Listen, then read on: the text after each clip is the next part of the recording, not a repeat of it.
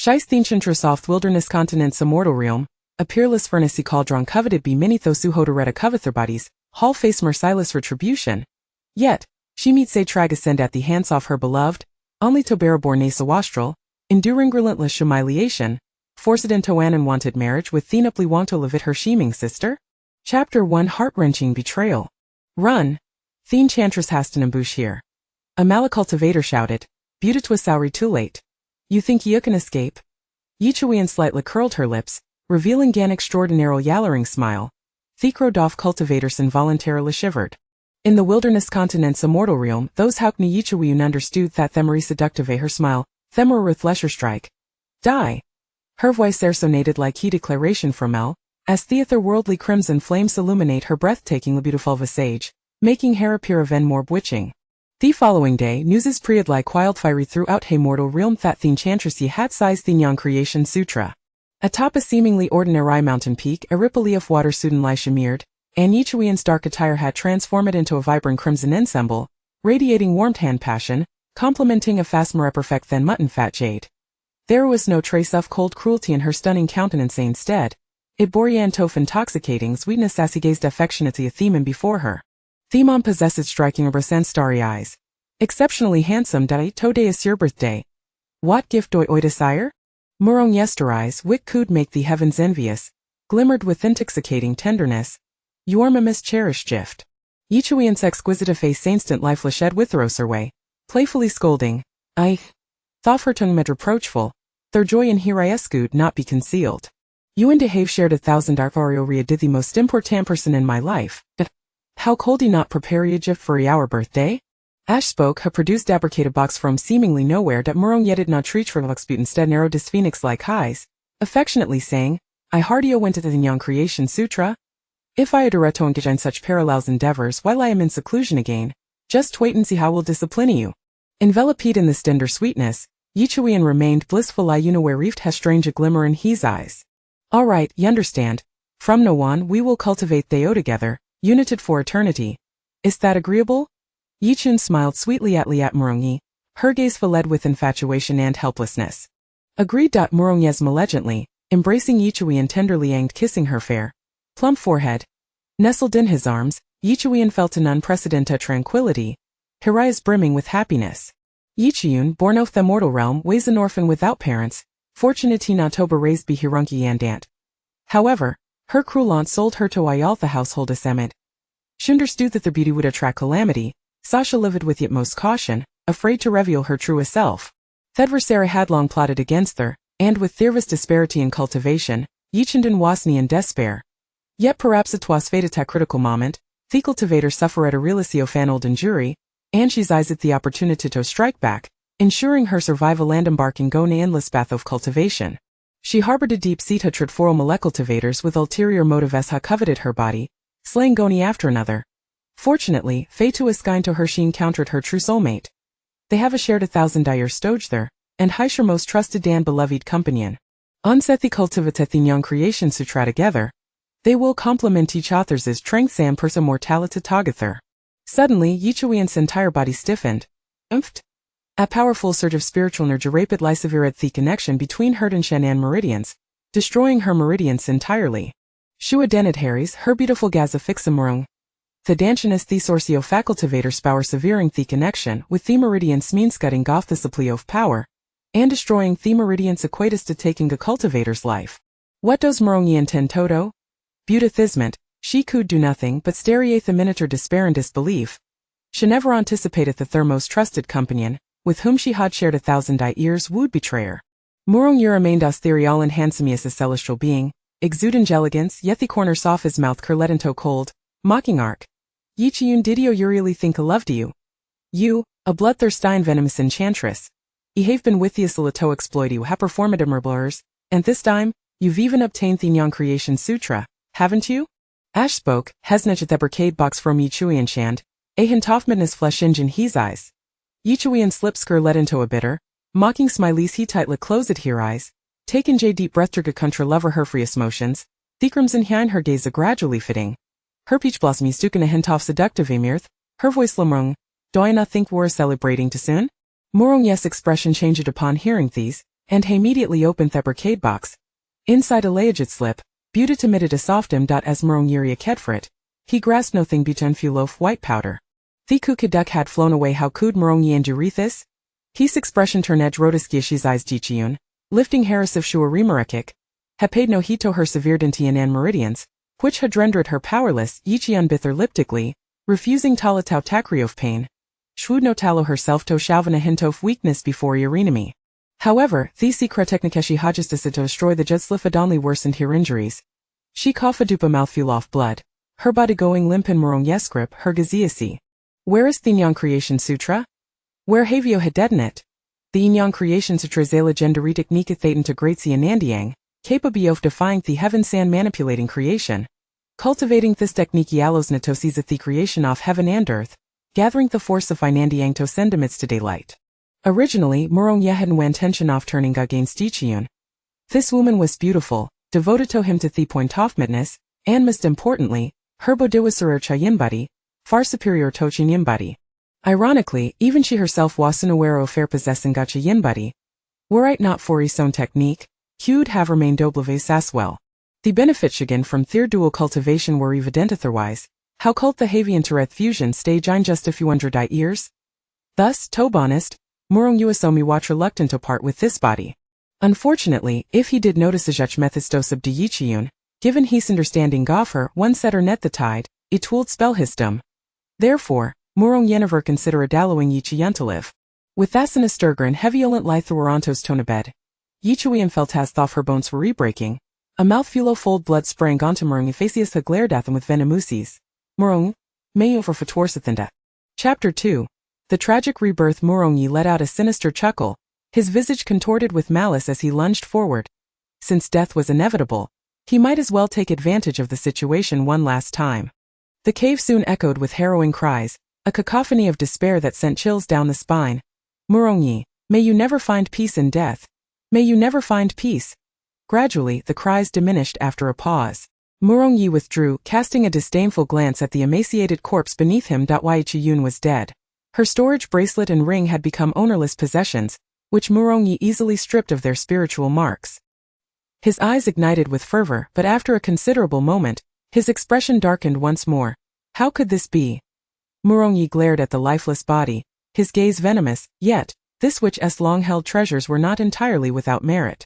At least killing her was worthwhile, her standards were exceedingly high, and she scorned the mundane, thus the contents of her storage items were all of considerable value, precious elixirs, spiritual herbs, and even materials for crafting.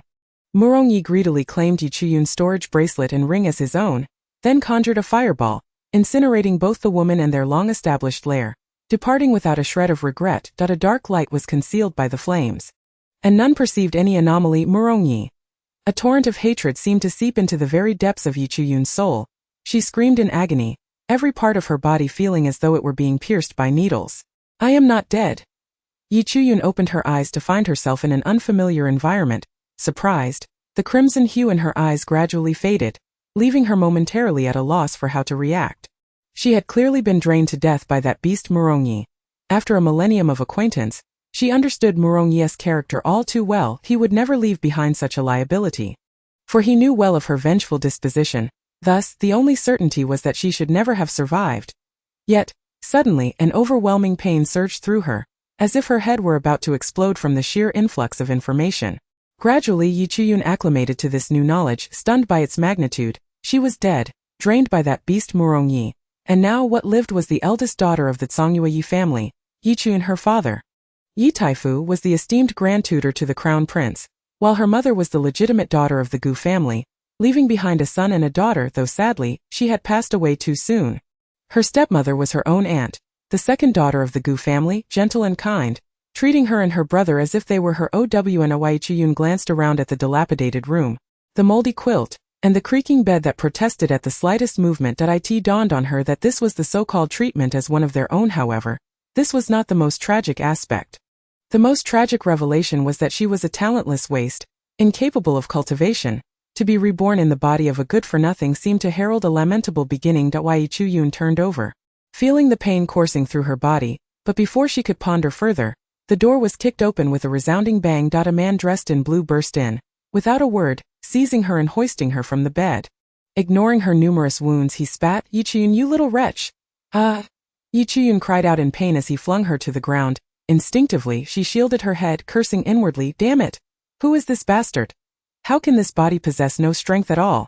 You little wretch, I hold no grudge against you for your lack of talent, but you were born a worthless life. Yet even upon learning of the Crown Prince's withdrawal from the engagement, you dare to cause a scene at the Crown Prince's residence and berate your second sister.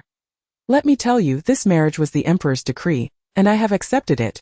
The decision to establish your second sister as the Crown Princess was also a direct order from the Emperor.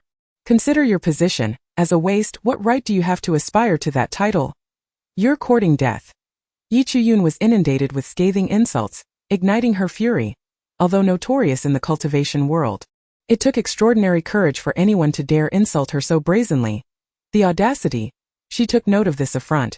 "Who are you calling a fool? You, a good-for-nothing, still refuse to repent." The man's anger flared, and he kicked out. Yichiyun's body felt as though it had been crushed by a boulder. She could not react in time. The kick landed, sending her sprawling like a fallen leaf, crashing into a rickety table that collapsed with a loud crash, stunning her momentarily. Yet her pitiful plight garnered no sympathy from the man. He approached and yanked her up once more, throwing her heavily onto the ground again. The repetition of this cruel action brought forth memories of the man she had once loved dearly, and yet despised with equal fervor. "Murongi!" Yichiyun's eyes flared with a blood-red hue, filled with venomous rage as she glared at the man before her, her expression reminiscent of a viper ready to strike. The man instinctively took a step back, though his bravado remained. "You little wretch! I care not for your tricks. You had better behave or don't blame me for disregarding our father-daughter bond." This voice was not Murongi's. As her reason gradually returned, Yichiyun recognized the man before her.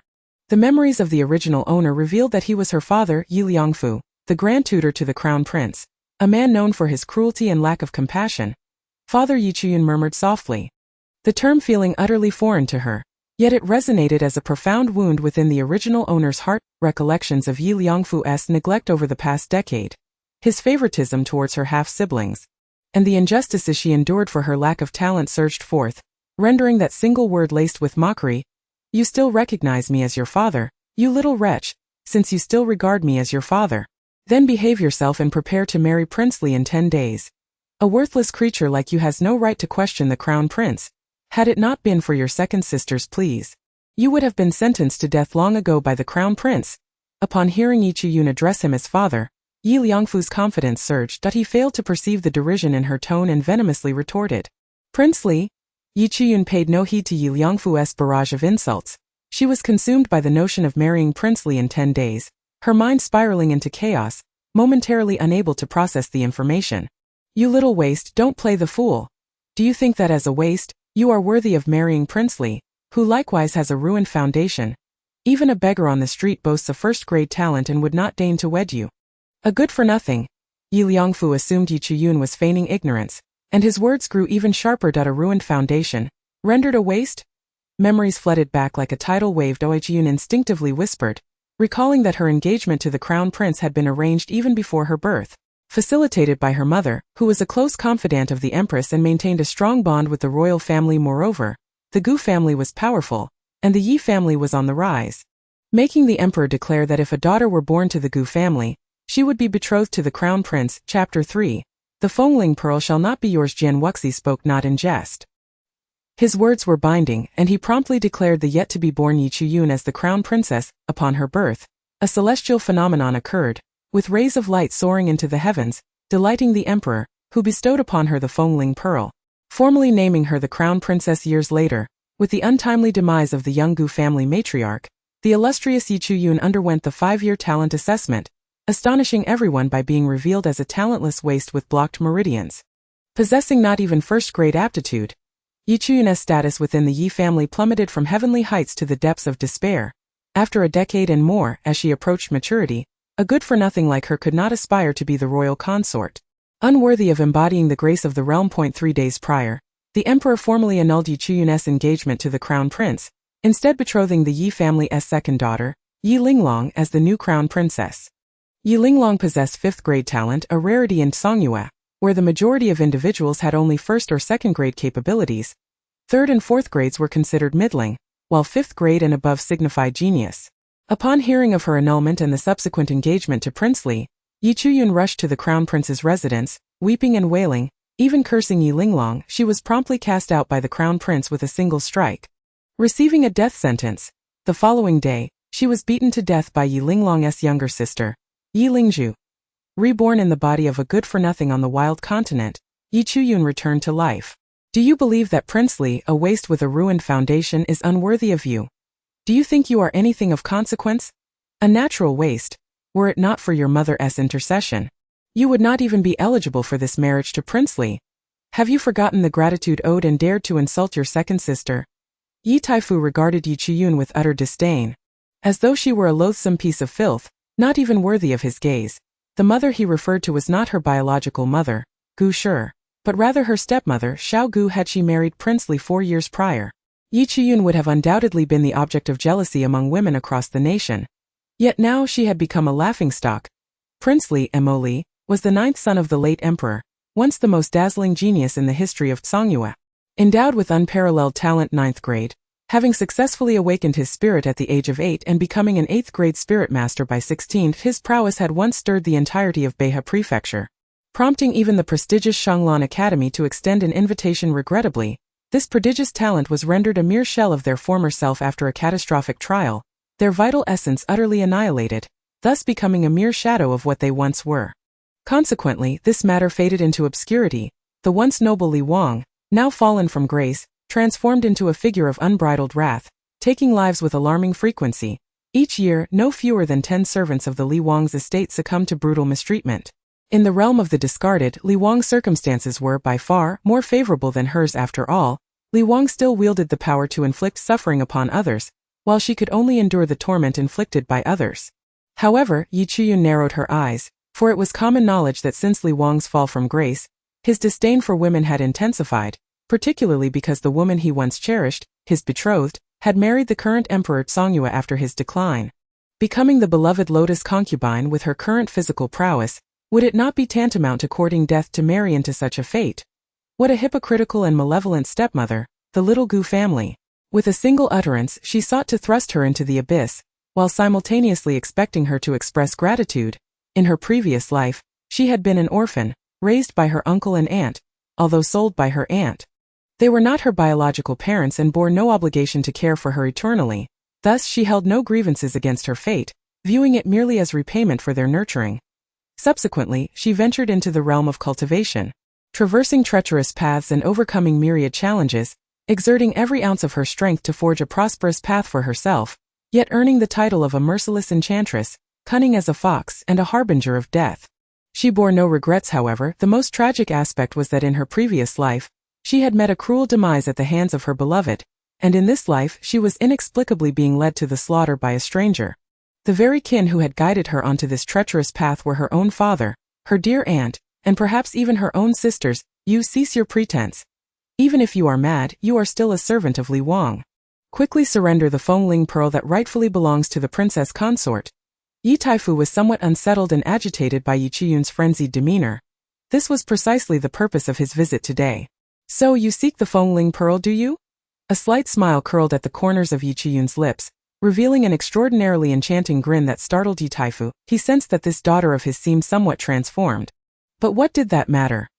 No amount of pretense could alter the fact that she was still a useless wretch, a disgrace to the family, a source of ridicule throughout the Songyue kingdom. Solely because this disgrace was his daughter. As he pondered this, Yi Taifu gritted his teeth in frustration towards Yi Chuyun. Had he known this would transpire, he should have disregarded Sierra's counsel and allowed Yi Chuyun to perish in the moat. Enough of your prattle, hand over the Fengling pearl at once, Yi Taifu commanded sternly. This Fengling pearl was not merely a royal betrothal token, it was a mark of the legitimate wife and a treasure of superior quality. It was therefore exceedingly precious. The Emperor Songyue had personally entrusted it to the Gu family, and upon Yi Chuyun's birth, it had been bestowed upon her by the Gu matriarch. Over time, it would recognize Yi Chuyun as its rightful master. Unless she willingly surrendered it, none would be able to take it away should one attempt to seize it by force. Only a cultivator of the 5th rank or higher could achieve such an endeavor. For the craftsman who forged this Fengling pearl was a 5th rank spirit king in the Kanglan continent. Martial prowess was the path to enlightenment, with innate cultivators categorized into 3 major realms: body refinement, bone tempering, and marrow cleansing, each of which was further divided into early, middle, and late stages. It was said that beyond the Spirit Emperor, even higher realms existed. Yet, in the Songyue Kingdom, the Spirit Emperor was already an undisputed sovereign. Yi Taifu was a first-rank Grand Spirit Master, still far from the 5th-rank Spirit King.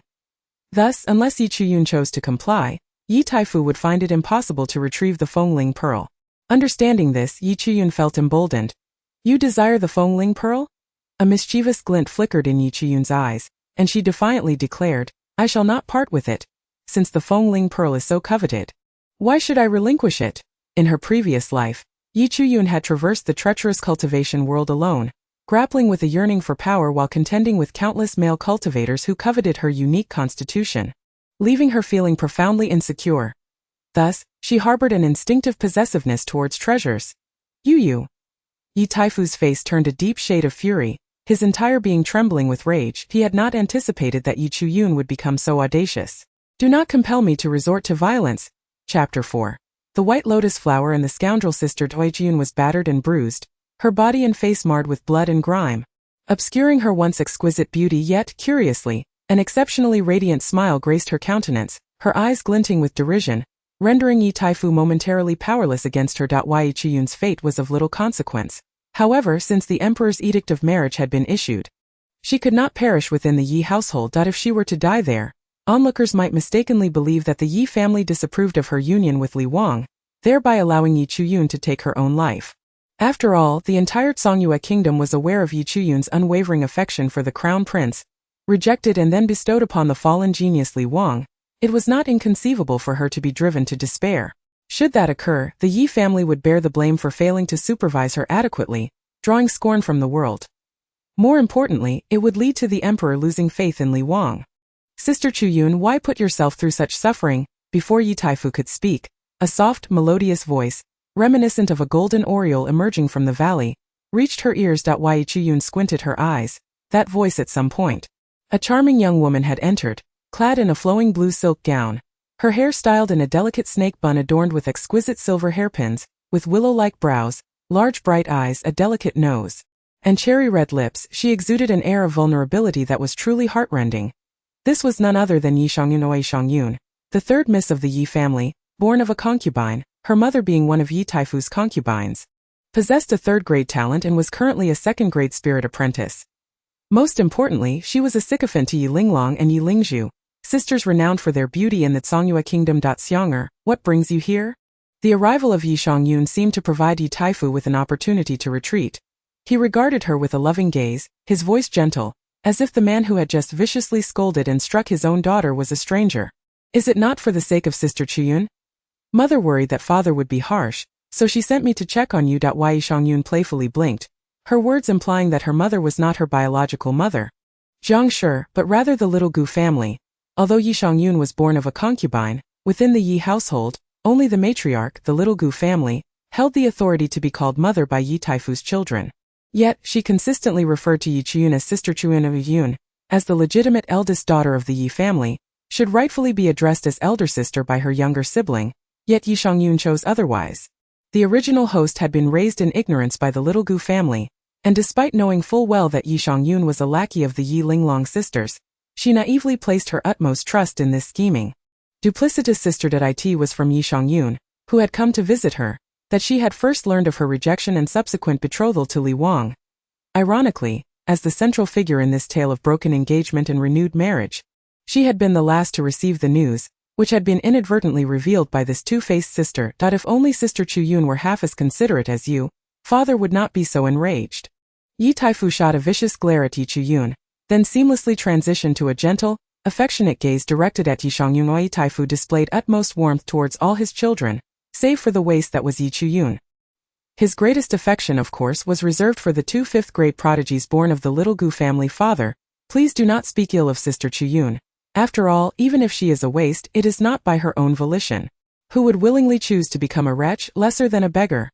Yi Xiangyun offered a defense for Yi Chuyun, yet her words dripped with malice. As she spoke, she furrowed her brow, her expression one of feigned concern and tenderness as she gazed at Yi Chuyun. Sister Chuyun, you have always been the most obedient to father, have you not? Why have you angered him today? Quickly apologize to father. He will surely forgive you. Observing Yi Chuyun's disheveled state yet radiant smile, Yi Xiangyun nearly faltered in her act. Was this fool Yi Chuyun really struck senseless? Nevertheless, Yi Xiangyun did not abandon her efforts to persuade Yi Chuyun, having employed similar tactics in the past. Yi Chuyun, this naive fool, had lost her biological mother at a young age, and Yi Xiangyun, keenly aware of how the little Gu family treated her, recognized the truth. Although her elder brother Yi Xiao was exceptionally gifted and highly regarded by the Yi family, he had been sent away to undergo trials as soon as the little Gu family entered the household. He had yet to return. A 9-year-old boy venturing into the world alone. One could easily surmise that the most vulnerable moments were when a genius was most likely to falter. What did it matter if he possessed a 6th-grade talent? In the entire Songyue kingdom, who could forget that Madame Yi, the little Gu family, had borne 3 children? 2 were prodigies of 5th-grade talent, while the third, though slightly lacking, still boasted a 4th-grade talent. Who still remembered the 2 children born of the first wife? No, who could recall the genius, the 6th-grade talent, the eldest son of the Yi family? Yi Xiao? He likely perished long ago. Yet, the most infamous of all remained the useless Yi Chuyun. She was indeed a household name. This notoriety brought shame upon the Yi family. Yet, what garnered the greatest admiration was the little Gu family, who, despite the disdain for the waste left behind by her elder sister, had insisted on raising her after nearly being thrown into the moat to drown. After her engagement was annulled, she even sought a new match for her, ensuring that she would not be left without a home after death. Although Li Wang was a waste, he was still a prince, and thus the little Gu family was praised for their benevolence, treating their stepdaughter and niece as their own. Meanwhile, none within the Yi family, not even Yi Taifu's other 7 children, nor the servants, held Yi Chuyun in any esteem. This situation afforded Yi Xiangyun an opportunity to manipulate Yi Chuyun, ensuring that the only one willing to acknowledge her, to converse with her, would be this sister, who was filled with gratitude and unwavering trust. Sister Chuyun, heed your younger sister's advice.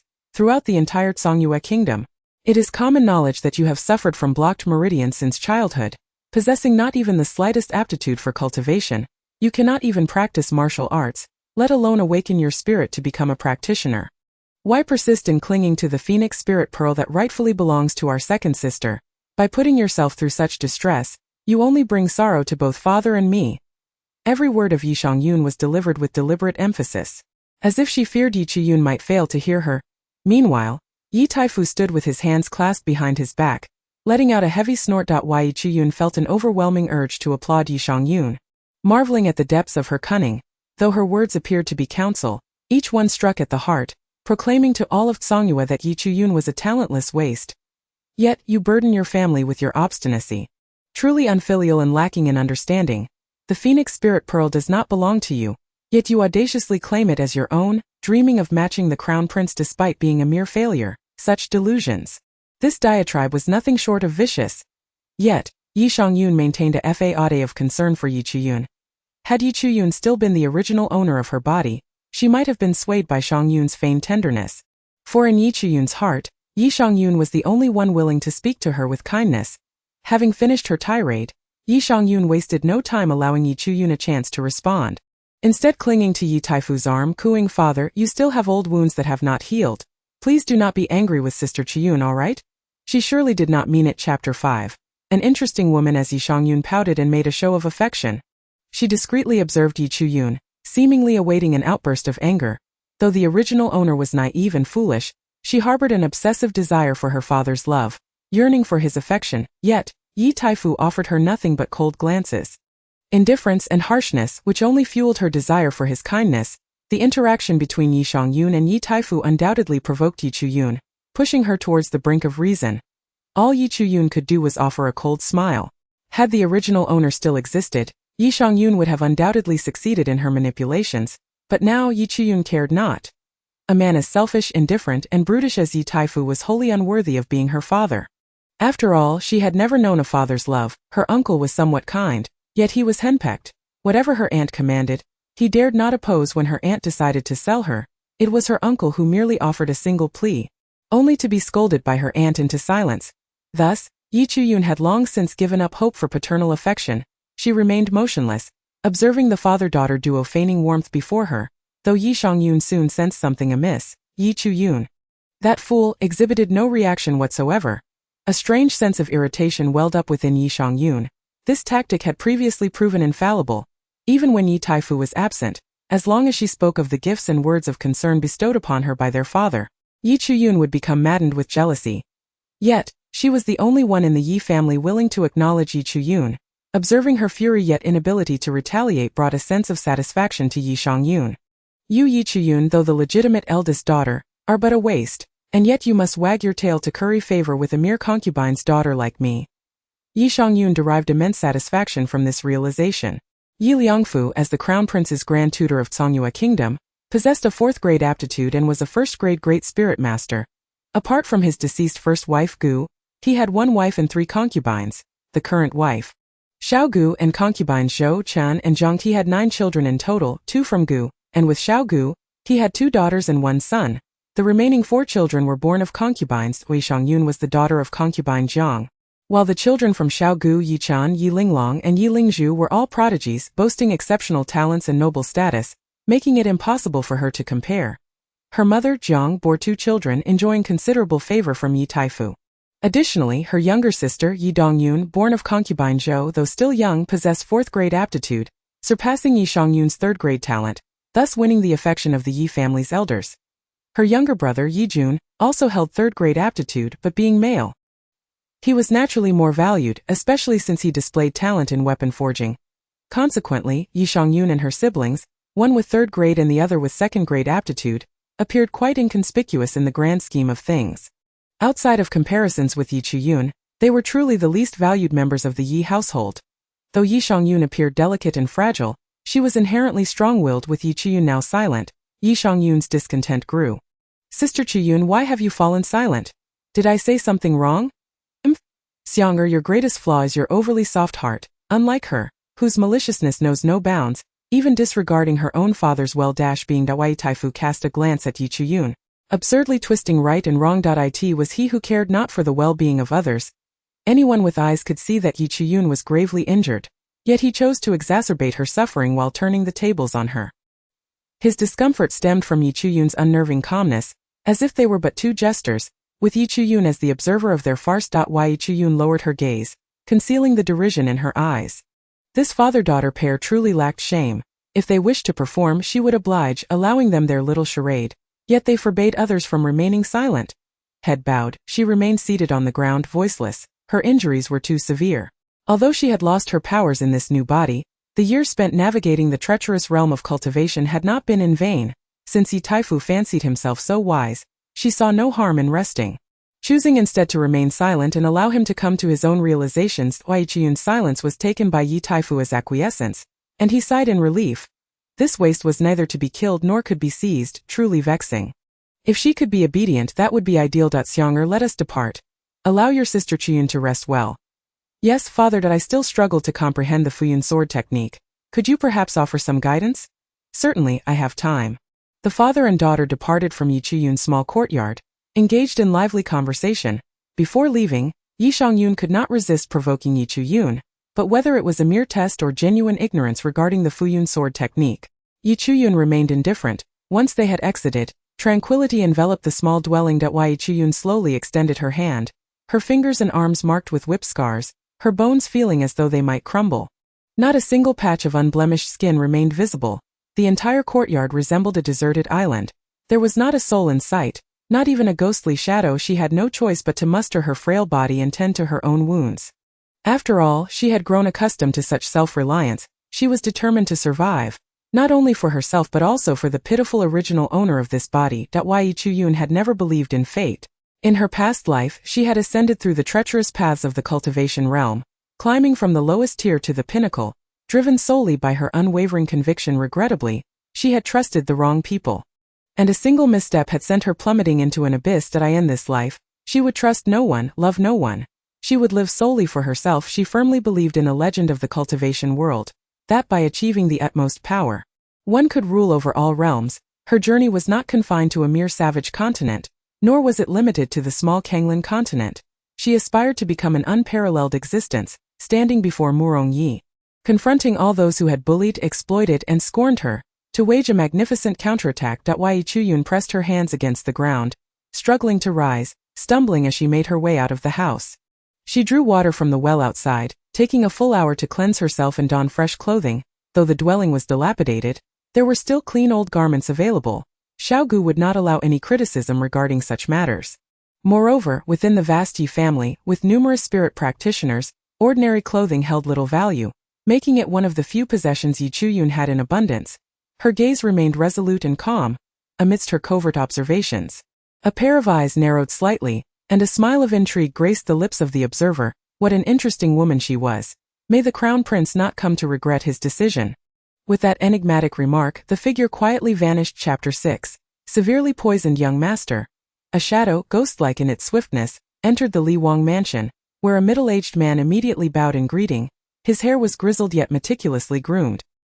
His voice resonating like thunder, his physique tall and robust, yet no trace of spiritual energy emanated from him, giving the appearance of an ordinary mortal. Madam wishes for you to visit as soon as possible.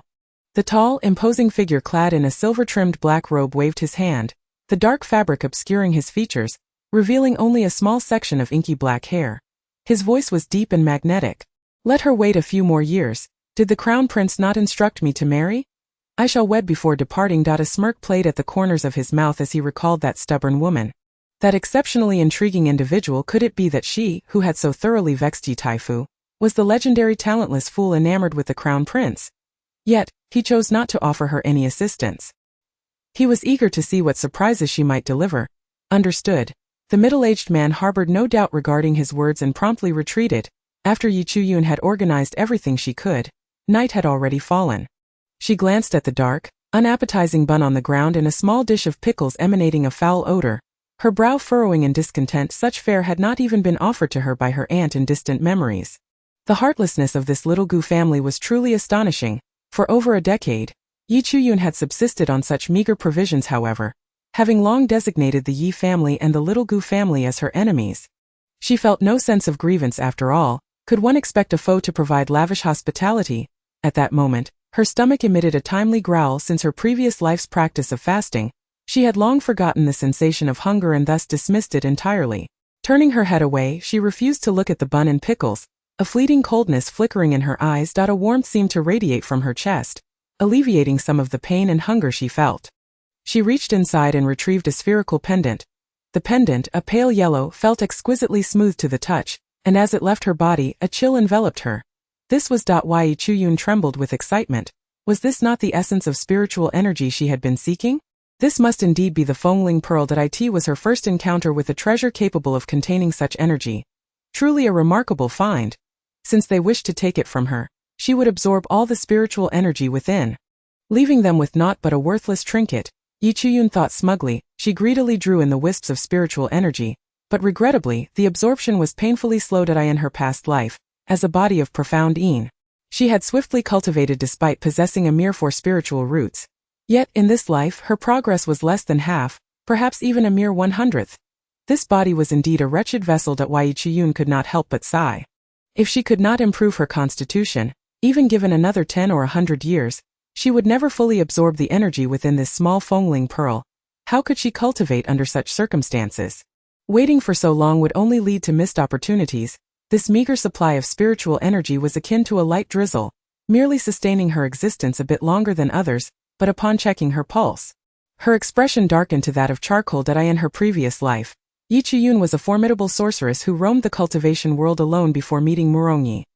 She had dabbled in alchemy, beast taming, talisman crafting, formation making, and weapon forging, not mastering them all but certainly touching upon each with finesse, her medical skills being quite commendable as well. A simple examination revealed her body's peculiarities. Someone had poisoned her with an odorless and colorless toxin that relentlessly corroded her health. Had it not been for the spiritual energy from the Fengling Pearl, she would have likely perished long ago, judging by the toxin's spread. It seemed to have been planted over a decade ago. This body was now 16 years old. Who could be so cruel as to target a mere 4 or 5-year-old child? Yet, given the disdain shown by the Yi family towards her, Yi Chuyun quickly deduced the answer. However, if this were indeed the doing of the little Gu family, why had they intervened to prevent the Yi family from disposing of her in the city moat? When Yi Chuyun's aptitude was assessed years ago, it was revealed that she possessed no more than a first-grade qualification as a waste. The Yi family, having harbored such high hopes, were met with equal disappointment. Desiring nothing more than to cast Yi Chuyun into the moat to drown, only to be thwarted by the Little Gu family. Because of this intervention, the Little Gu family earned a reputation for their virtue. In the eyes of the people of Kanglan continent, the only remedy for such toxins lay in the antidote. However, to Yi Chuyun, it was a trivial matter. She reached out and unexpectedly produced a jade vial. A bitter smile crossing her lips. In her past life, she had acquired a soul stone, akin to spatial materials like the mustard seed, capable of being refined into storage treasures. The difference lay in that the soul stone was manipulated through the power of the soul. As long as one's soul was strong, even a mortal could access the space within the soul stone. The greater the soul's strength, the more expansive the space could become, ultimately determined by the stone's size. The soul stone Yi Chuyun possessed was merely thumb-sized. Even so, it was far superior to ordinary materials that required only spiritual energy to access. She had originally intended to find more to craft a storage belt for Murongyi. But before she could complete the belt, she had fallen victim to his schemes. Now reborn in Kanglan continent, the soul stone had followed her, perhaps due to the nature of her rebirth, as her soul's power was exceptionally potent this time around. Thus, she inadvertently unlocked this space. Earlier, while changing clothes, she had spotted the soul stone. Fortunately, it resembled a common stone. Otherwise, it might have been seized by Yi Taifu or Yi Shangyun as she had intended to gift it to Murongyi. She had not stored many items within, only some of the most basic supplies, a nostalgic reminder of her past struggles. Originally, these were things she had wished to share with Murongyi, but fate had dictated otherwise. Aside from the cleansing pill, she had a few garments from her initial foray into the cultivation world: a small sword, a bell, a foundational cultivation pill, an elementary ice spike talisman, and a mid-level thunder talisman. Fortunately, these items proved to be just what she needed. Without hesitation, Yi Chuyun swallowed the cleansing pill, knowing it could alter her physique and expel the toxins and impurities within. Thus, the toxins would be no exception. However, the detoxification process would be excruciating. Having endured the pain of cleansing once before, even the thought of it brought her to despair. Yet she understood that this body was now 16.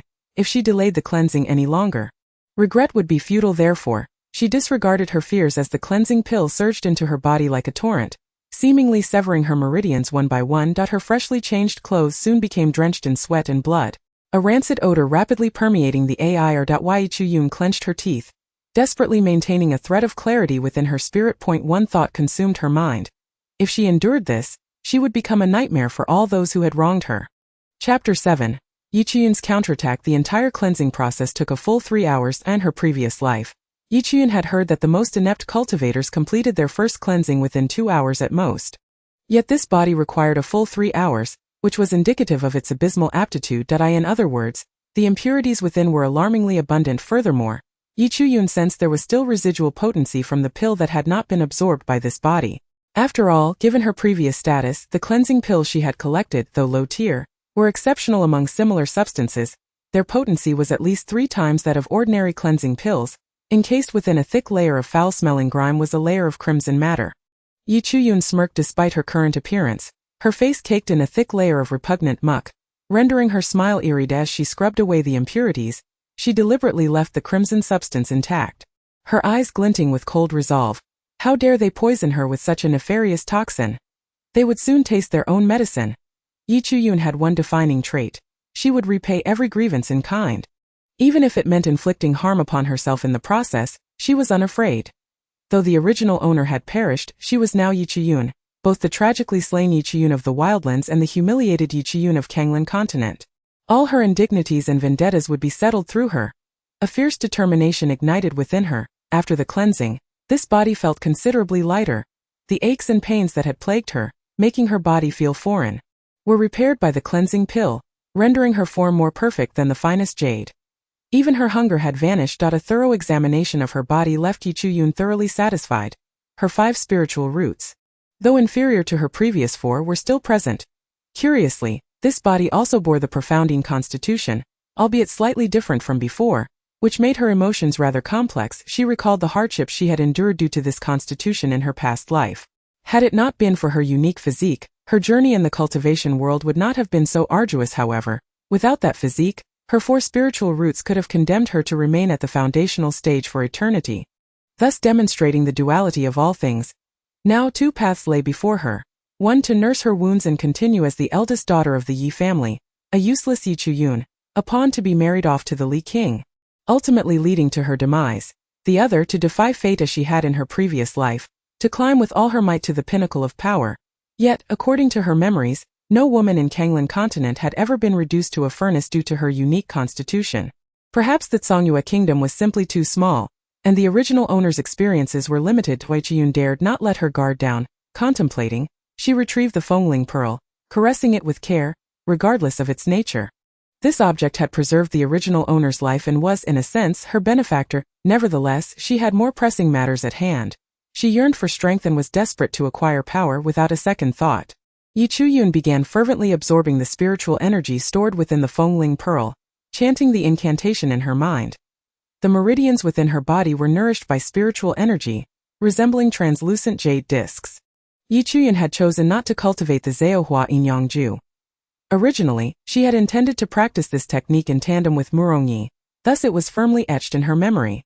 And the secret scroll she acquired had long been destroyed. As for the imprinted jade tablet, it too was obliterated in a moment of desperation due to Murongye's betrayal. Consequently, in the former wild continent, the Zaohua Inyangju was essentially rendered extinct. However, this technique was incomplete. The portion she possessed only allowed her to cultivate until the Great Ascension stage, regrettably lacking in power during the early phases, making it suitable only as a supplementary technique. Thus, Yichiyun opted to cultivate the Yuxian sword art, which she had obtained from the Yuxian palace in her previous life. This technique comprised 9 forms, and mastering each form unlocked a powerful array. The first form, upon reaching minor completion, was equivalent to the 3rd level of qi refinement, while major completion corresponded to the 6th level. Although Yichiyun retained the original owner's memories. Once the discussion turned to the continent's techniques and ranks, the memories became as vague as mush, indicating that the poison had not only reduced the original owner's aptitude to 0 but had also severely impaired her intellect. It was no wonder that the original owner at 16 was treated like a fool by the Yi family. Reflecting on it now, many aspects seem suspicious. For instance, how could a person who couldn't even practice martial arts make such a ruckus in the prince's estate, hurling insults at Yi Linglong? Clearly, this was a trap meticulously laid for Yichiyun. This grudge had escalated significantly. To Yichiyun's astonishment, she reached the 3rd level of qi refinement in less than the time it takes to brew a cup of tea. And within half an hour, she directly broke through to the 6th level. This unexpected delight was a pleasant surprise for her. However, she soon halted her progress. It was not that she was reluctant to advance her cultivation swiftly, but rather that the Fengling pearl had transformed into an unsightly piece of jade, indicating that the spiritual energy it stored had been nearly exhausted. If she continued to absorb more, the Fengling pearl would likely shatter into dust. This method of storing spiritual energy was novel to Yichiyun. The energy accumulated was roughly equivalent to that of a high-grade spirit stone. Otherwise, her cultivation would not have surged directly to the 6th level of qi refinement. It seemed she would need to learn the artifact refining techniques of this continent. Perhaps she could forge even more formidable treasures. That night, guided by the original owner's memories, Yichiyun made her way to the main courtyard of the Xiaogu clan in Yitaifu. The main courtyard was resplendent, starkly contrasting the desolate gloom of her own quarters. Yet, the defenses were lax. The couple, one a grand spirit master and the other possessing spirit master cultivation, were unperturbed by intrusions, and they preferred to be undisturbed in their intimacy. As they indulged in their pleasures, Yichiyun's peach blossom eyes narrowed slightly. She retrieved a small vial, silently recited incantations, and activated the flowing wind technique, allowing the powdered medicine within the vial to gently descend from the rooftop. Unbeknownst to them, both inhaled the powder. Yi Taifu, engaged in a fierce struggle, inhaled a concentrated dose, causing his eyes to instantly turn blood red. Seizing the rope that hung the drapes, he ruthlessly lashed at Xiaogu. Her delicate, snow-white skin swiftly turning crimson. Yi Taifu, increasingly exhilarated, grew dissatisfied with mere physicality and unleashed 70 to 80% of his spiritual power, inflicting grievous wounds upon Xiaogu. Yet, she seemed oblivious to the pain. Her gaze hazy, continuously uttering breathless moans that made one's heart race, punctuated by shrieks that ignited fury. Yichiyun's expression was icy, observing their fray as if it were a performance. The drug was colorless and tasteless, yet its effects were astonishing, capable of driving one to madness. It appeared Xiaogu intended to drive the original owner to insanity. Fortunately, the original owner had merely been rendered foolish and stripped of her aptitude. Chapter 8. Spreading rumors.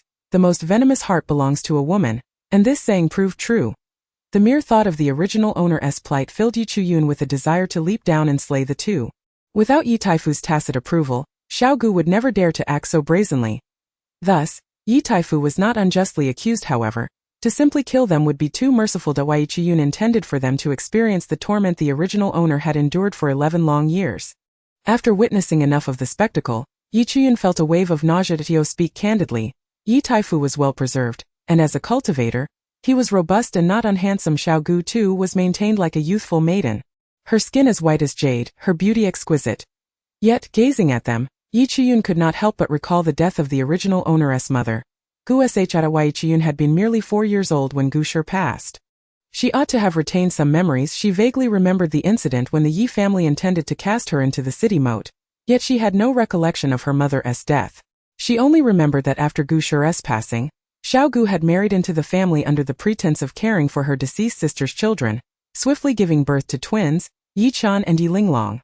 Within 7 months. In hindsight, this all seemed exceedingly suspicious, yet she lacked evidence at present, and no matter. She would compel this wretched pair to confess their misdeeds. For her biological mother Gu Shi, she would seek vengeance. Silently, Yi Chiyun leapt down from the rooftop.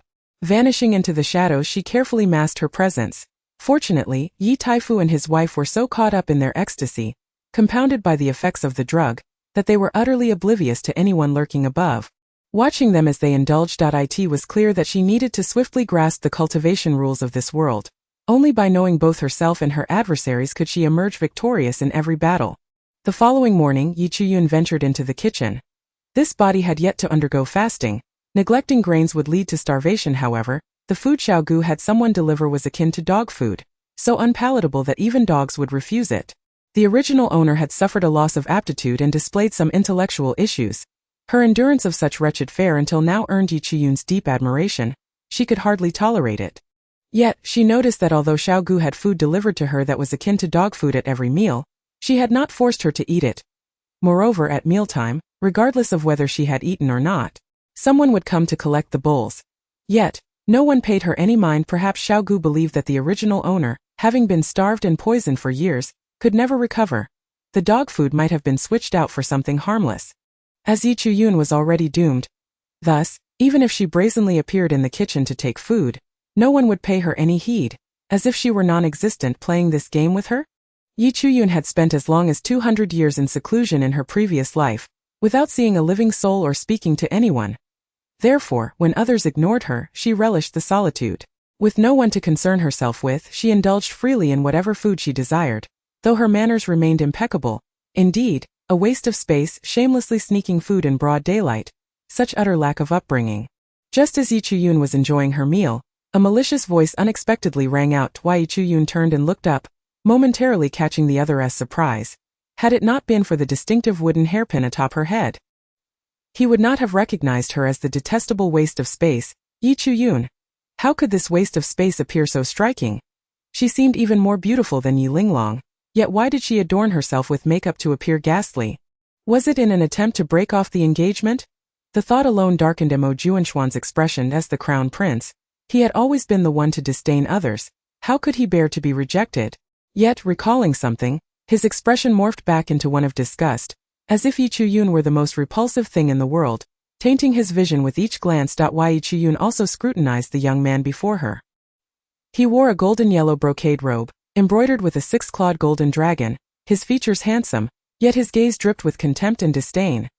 The original owner's memories informed Yi Chiyun that this man was none other than Mo Junxian, the crown prince who had severed their engagement and ordered her death. With a 6th-grade talent and 2nd-grade spirit master cultivation, he was exceedingly arrogant and loathed Yi Chiyun's relentless pursuit. What are you staring at? Even if you think this prince is handsome, you, a mere beautiful waste of space, are unworthy of me. He sneered. Your mother is ill, and you still have the gall to indulge in food here?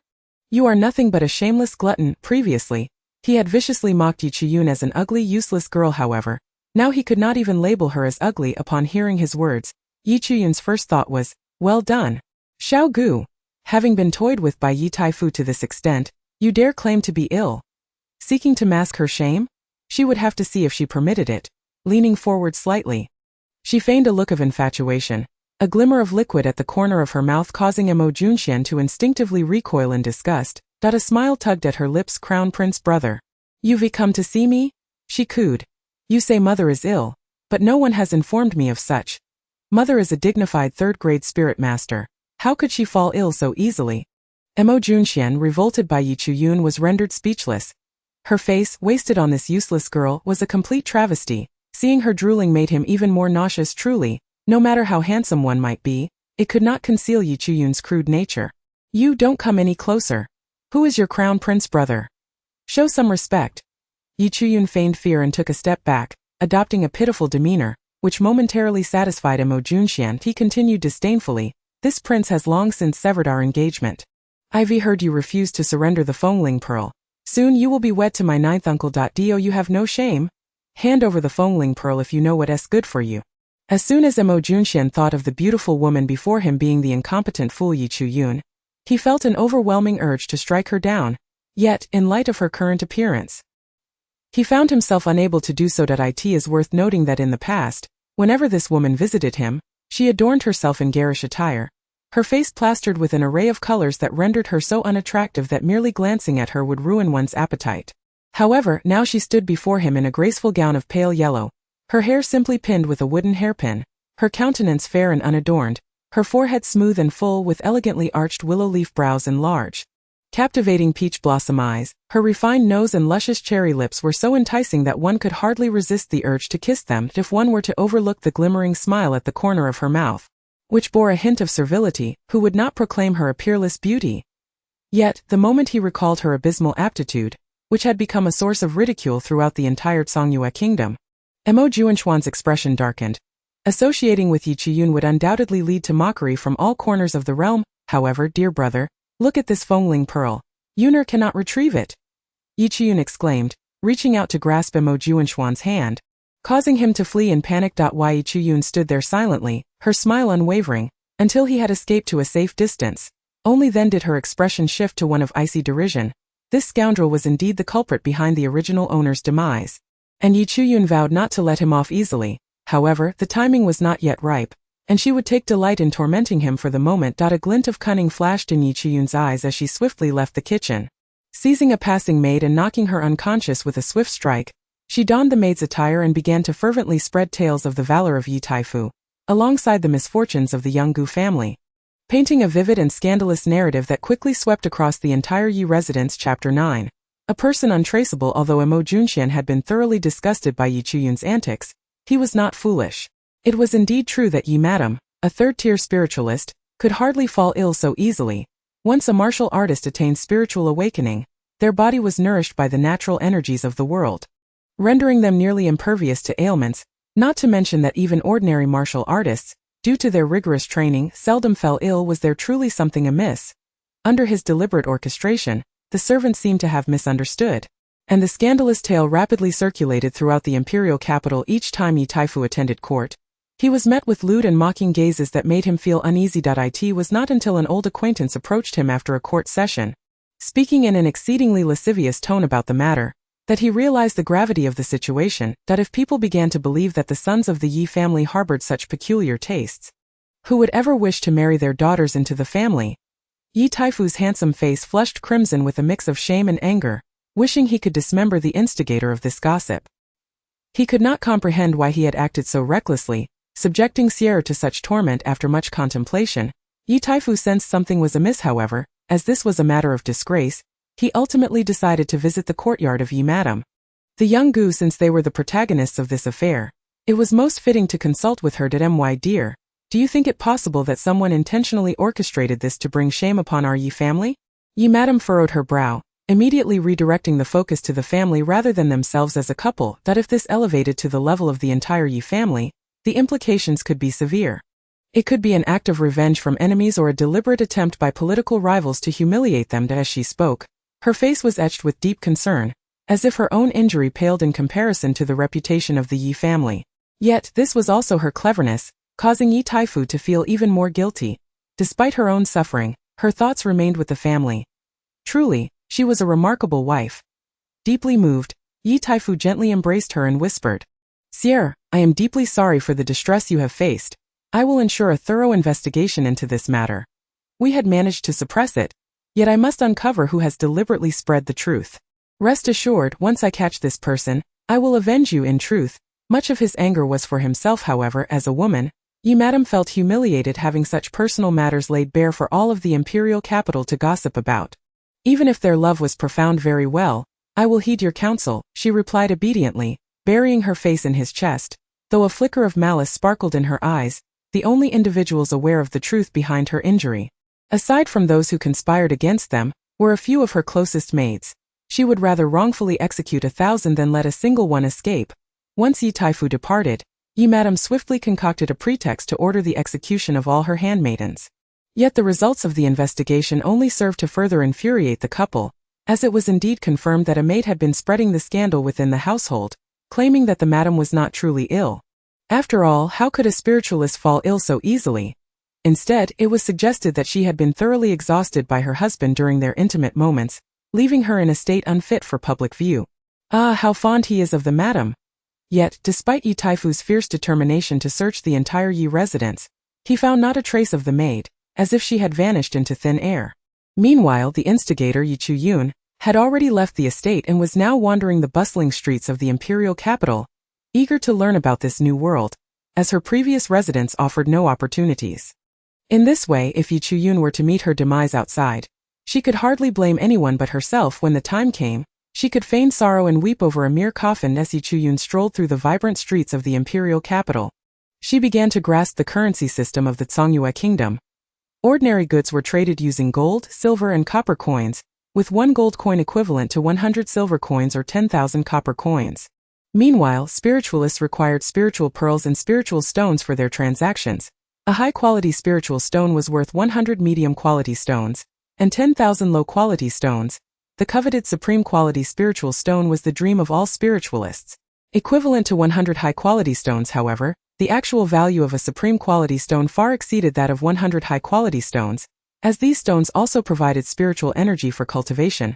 Spiritual pearls, on the other hand, were made from scraps that could not be fashioned into stones, containing varying degrees of spiritual energy, classified into low, medium and high grades, depending on the quality of the scrap. In equal conditions, 10 spiritual pearls were worth 1 spiritual stone, and 1 spiritual pearl equated to 10 gold coins, and so forth. Spiritual pearls and stones were precious currencies accessible only to royal and noble families, while ordinary spiritualists often relied on gold, silver or copper coins for transactions. At present, her cultivation at the 6th level of Qi training corresponded to the 1st-tier spiritualist level, as spiritualists could release spiritual energy to form attacks against their enemies, while the 6th level of Qi training also marked the beginning of energy release and the ability to wield magical tools.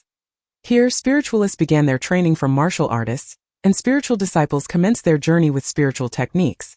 All gleaned through Yi Chuyun's indirect inquiries from others. To acquire more detailed information, she would need to purchase a Kanglin Chronicle from the Merchant Guild, which contained comprehensive introductions. Unfortunately, a single Kanglin Chronicle cost 3 silver coins, and she possessed a meager 1 silver coin. According to the original owner's memories, the Yi family distributed a certain number of spiritual pearls and silver coins to their family members each month. Given her lack of aptitude, she should have at least received silver coins. Regrettably, the coins she had either fell prey to deceit or were outright embezzled by the servants before ever reaching her hands, all of which was tacitly permitted by the young Gu. Thus, the esteemed daughter of the Yi family found herself with nothing but a solitary silver coin, a fact that would be met with disbelief were she to voice it. Yet, this was the undeniable truth. Desperate to acquire funds, Yi Chuyun sought a way to obtain money, yet her strikingly beautiful visage drew considerable attention from passers-by. Which noble lady is this? How have we never seen her before? Could she possibly be the renowned Fusu princess, the top beauty on the Zhongyue beauty list? Chapter 10. A rabid dog. The original Yi Chuyun was naive and gullible, believing Yi Shangyun's words that slathering her face with makeup equated to beauty. Compounded by a childhood ailment that led to long-term malnutrition, affecting her appearance. Thus, upon maturing, few were aware that this so-called waste of the Yi family possessed such astonishing beauty as the one privy to the truth. Yi Shangyun had further encouraged Yi Chuyun to render herself unrecognizable, eliciting disgust from all who beheld her. Now, with a new persona, she seemed to have shed all artifice, her beauty and poise incomparable. As soon as the words left her lips, Yi Chuyun collided with someone, who let out a shrill cry upon seeing Yi Chuyun's features. An unmistakable flicker of jealousy flashed in her eyes, followed by a haughty declaration. Who dares to bump into this young lady? Someone seize her. Strike her fiercely right in the face. The jealousy on the woman's face was evident. Around them whispers erupted. Oh no, this beauty has crossed paths with young Miss Gu. Young Miss Gu is among the top 10 beauties on the Tsangyue beauty list. It's said that she has a fiery temper and cannot tolerate anyone more beautiful than herself. Alas, this is dire. This young lady appears to be much more beautiful than young Miss Gu. It seems young Miss Gu will not let this go lightly. Hearing the crowd's murmurs only fueled Gu Lanshan's jealousy further. How dare they say this woman eclipsed her beauty? She would not hesitate to disfigure her face. What a rabid dog! Yi Chuyun had no intention of creating trouble, but the other woman's insolence left her no choice. With a cold glare, she retorted, causing the onlookers to collectively gasp. This beauty must surely be a lunatic. How dare she offend Gu Lanshan and the Gu family? Perhaps this enchanting lady is completely unaware of Gu Lanshan's formidable reputation. Having provoked her without knowledge of her terror, Yu Lanshan is the legitimate daughter of the esteemed Tsangyue Gu family, ranked prominently on the Tsangyue beauty list, possessing a 5th grade aptitude and currently cultivating as a 6th grade spiritual apprentice. Known for her jealousy, she detests women who are more beautiful and possess superior talents than herself. The Tsangyue beauty list is a symbol of honor. To be included, one must not only possess beauty but also exceptional aptitude, with candidates being women aged 10 to 20. Those who grace the list are all exceptional beauties. Constantly comparing themselves with one another, often in rivalry. Presently, the top spot is held by the eldest daughter of the King, Princess Fusu, a mere 18 years old, with 6th grade aptitude and 1st grade spiritual master cultivation, undeniably deserving of her title. As for Gu Lanshan, the eldest young lady of the Gu family, it would be wise to avoid provoking her. A well-meaning individual cautioned before hastily retreating, evidently fearful that their warning might incite Gu Lanshan's wrath. Gu Lanshan, upon hearing this, felt a surge of pride that as the legitimate granddaughter of the Gu family, she considered herself far superior to other noble ladies. Aside from Mofu, naturally, she regarded Yi Chuyun, who was simply dressed and strikingly beautiful yet lacking any attendance, with indifference. To her, Yi Chuyun was merely an ordinary woman fortunate enough to possess beauty, perfect for her to ruin that face, daring her to venture forth and ensnare others with it. So she is merely the mad dog of the Gu family. Yi Chuyun suddenly realized, recalling the Gu family in the imperial capital, which was not her maternal family. The Gu clan and the minor Gu family both belonged to the same lineage. A smirk crept onto her lips. Though her gaze turned increasingly frigid, due to her connection with the minor Gu family, Yi Chuyun harbored no affection for the Gu clan. The original owner's mother was also a daughter of the Gu family. Yet this granddaughter had endured a life worse than that of pigs and dogs under the minor Gu family's control all these years. Thus, Yi Chuyun found it hard to believe that the Gu family was not in cahoots with the minor Gu family. Consequently, she had also come to despise the Gu clan. She had yet to seek them out for retribution, and now Gu Lanshan had presented herself. Excellent! Gu Lanshan trembled with rage, her chest heaving as she shrieked madly, "Strike! Beat this wretch to death!" The towering guards surrounding Gu Lanshan closed in on Yi Chuyun, encasing her like a sturdy iron cage trapping a beleaguered beast. Yi Chuyun's breathtaking visage remained icy. This woman was indeed a rabid dog, and being a mad dog of the Gu family, she could not be blamed for her madness. A few burly men approached with sinister smiles, but Yi Chuyun's agile form merely sidestepped, causing them to collide with one another. Each of them possessed the cultivation of 7th grade spiritual apprentices, and they quickly regained their senses, snarling as they lunged toward Yi Chuyun. Yet, like a nimble monkey, Yi Chuyun deftly evaded their attacks each time. Seeing her subordinates failing to gain the upper hand, Gu Lanshan fumed. "You useless fools! You can't handle a mere commoner? Must I dirty my hands?" Yi Chuyun awaited Gu Lanshan to take matters into her own hands. As the red whip lashed toward Yi Chuyun's face, aiming to mar the visage she so despised, the fervor with which Gu Lanshan intended to ruin Yi Chuyun's beauty mirrored the intensity of the whip when it struck her own face. Gu Lanshan emitted a series of wails reminiscent of a slaughtered pig at that moment. Who among the onlookers dared to remain? They all hastily fled the scene, for the beauty was about to suffer dire consequences. Having destroyed Gu Lanshan's face, an act the Gu family would not take lightly, regardless of the fact that the whip was originally meant for Yi Chuyun. The Gu family's formidable influence meant they would focus solely on the outcome. Gu Lanshan's visage lay obliterated. Although Gu Lanshan was not as beautiful as Yi Chuyun, she was nonetheless a recognized beauty on the Tsangyue beauty list, and now her looks had been ruined, likely incurring a significant cost to restore them.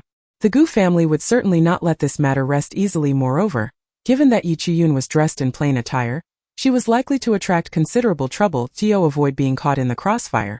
It would be prudent for them to leave swiftly. "What are you all dawdling for? Seize that wretch!" I want her to die without a grave. However, regardless of Gulanshan's shrieks, her 3 robust guards remained motionless. Though young and arrogant, they were fully aware of the arduous journey they had undertaken to attain the status of spiritual apprentices. They knew well the significance of mastering the flow of spiritual energy. A spiritual apprentice could not utilize their internal energy during this phase. They could only nourish their bodies through spiritual energy, while simultaneously cultivating spiritual techniques to have a fighting chance against any adversary. A spiritual apprentice without any spiritual techniques would find themselves outmatched by a warrior who had merely cultivated a low-grade martial technique. Despite having higher agility and strength, however, once one mastered spiritual techniques, the dynamic changed. Even a first-grade spiritual apprentice wielding low-grade spiritual techniques would surpass a warrior trained in high-grade martial techniques. The distinction between martial techniques and spiritual techniques lies in the application of spiritual energy. Hence, warriors cultivate martial techniques while spiritual practitioners hone spiritual techniques. Both categories are further divided into 4 tiers: heaven, earth, profound, and yellow, each with upper, middle, lower, and extreme grades. Chapter 11.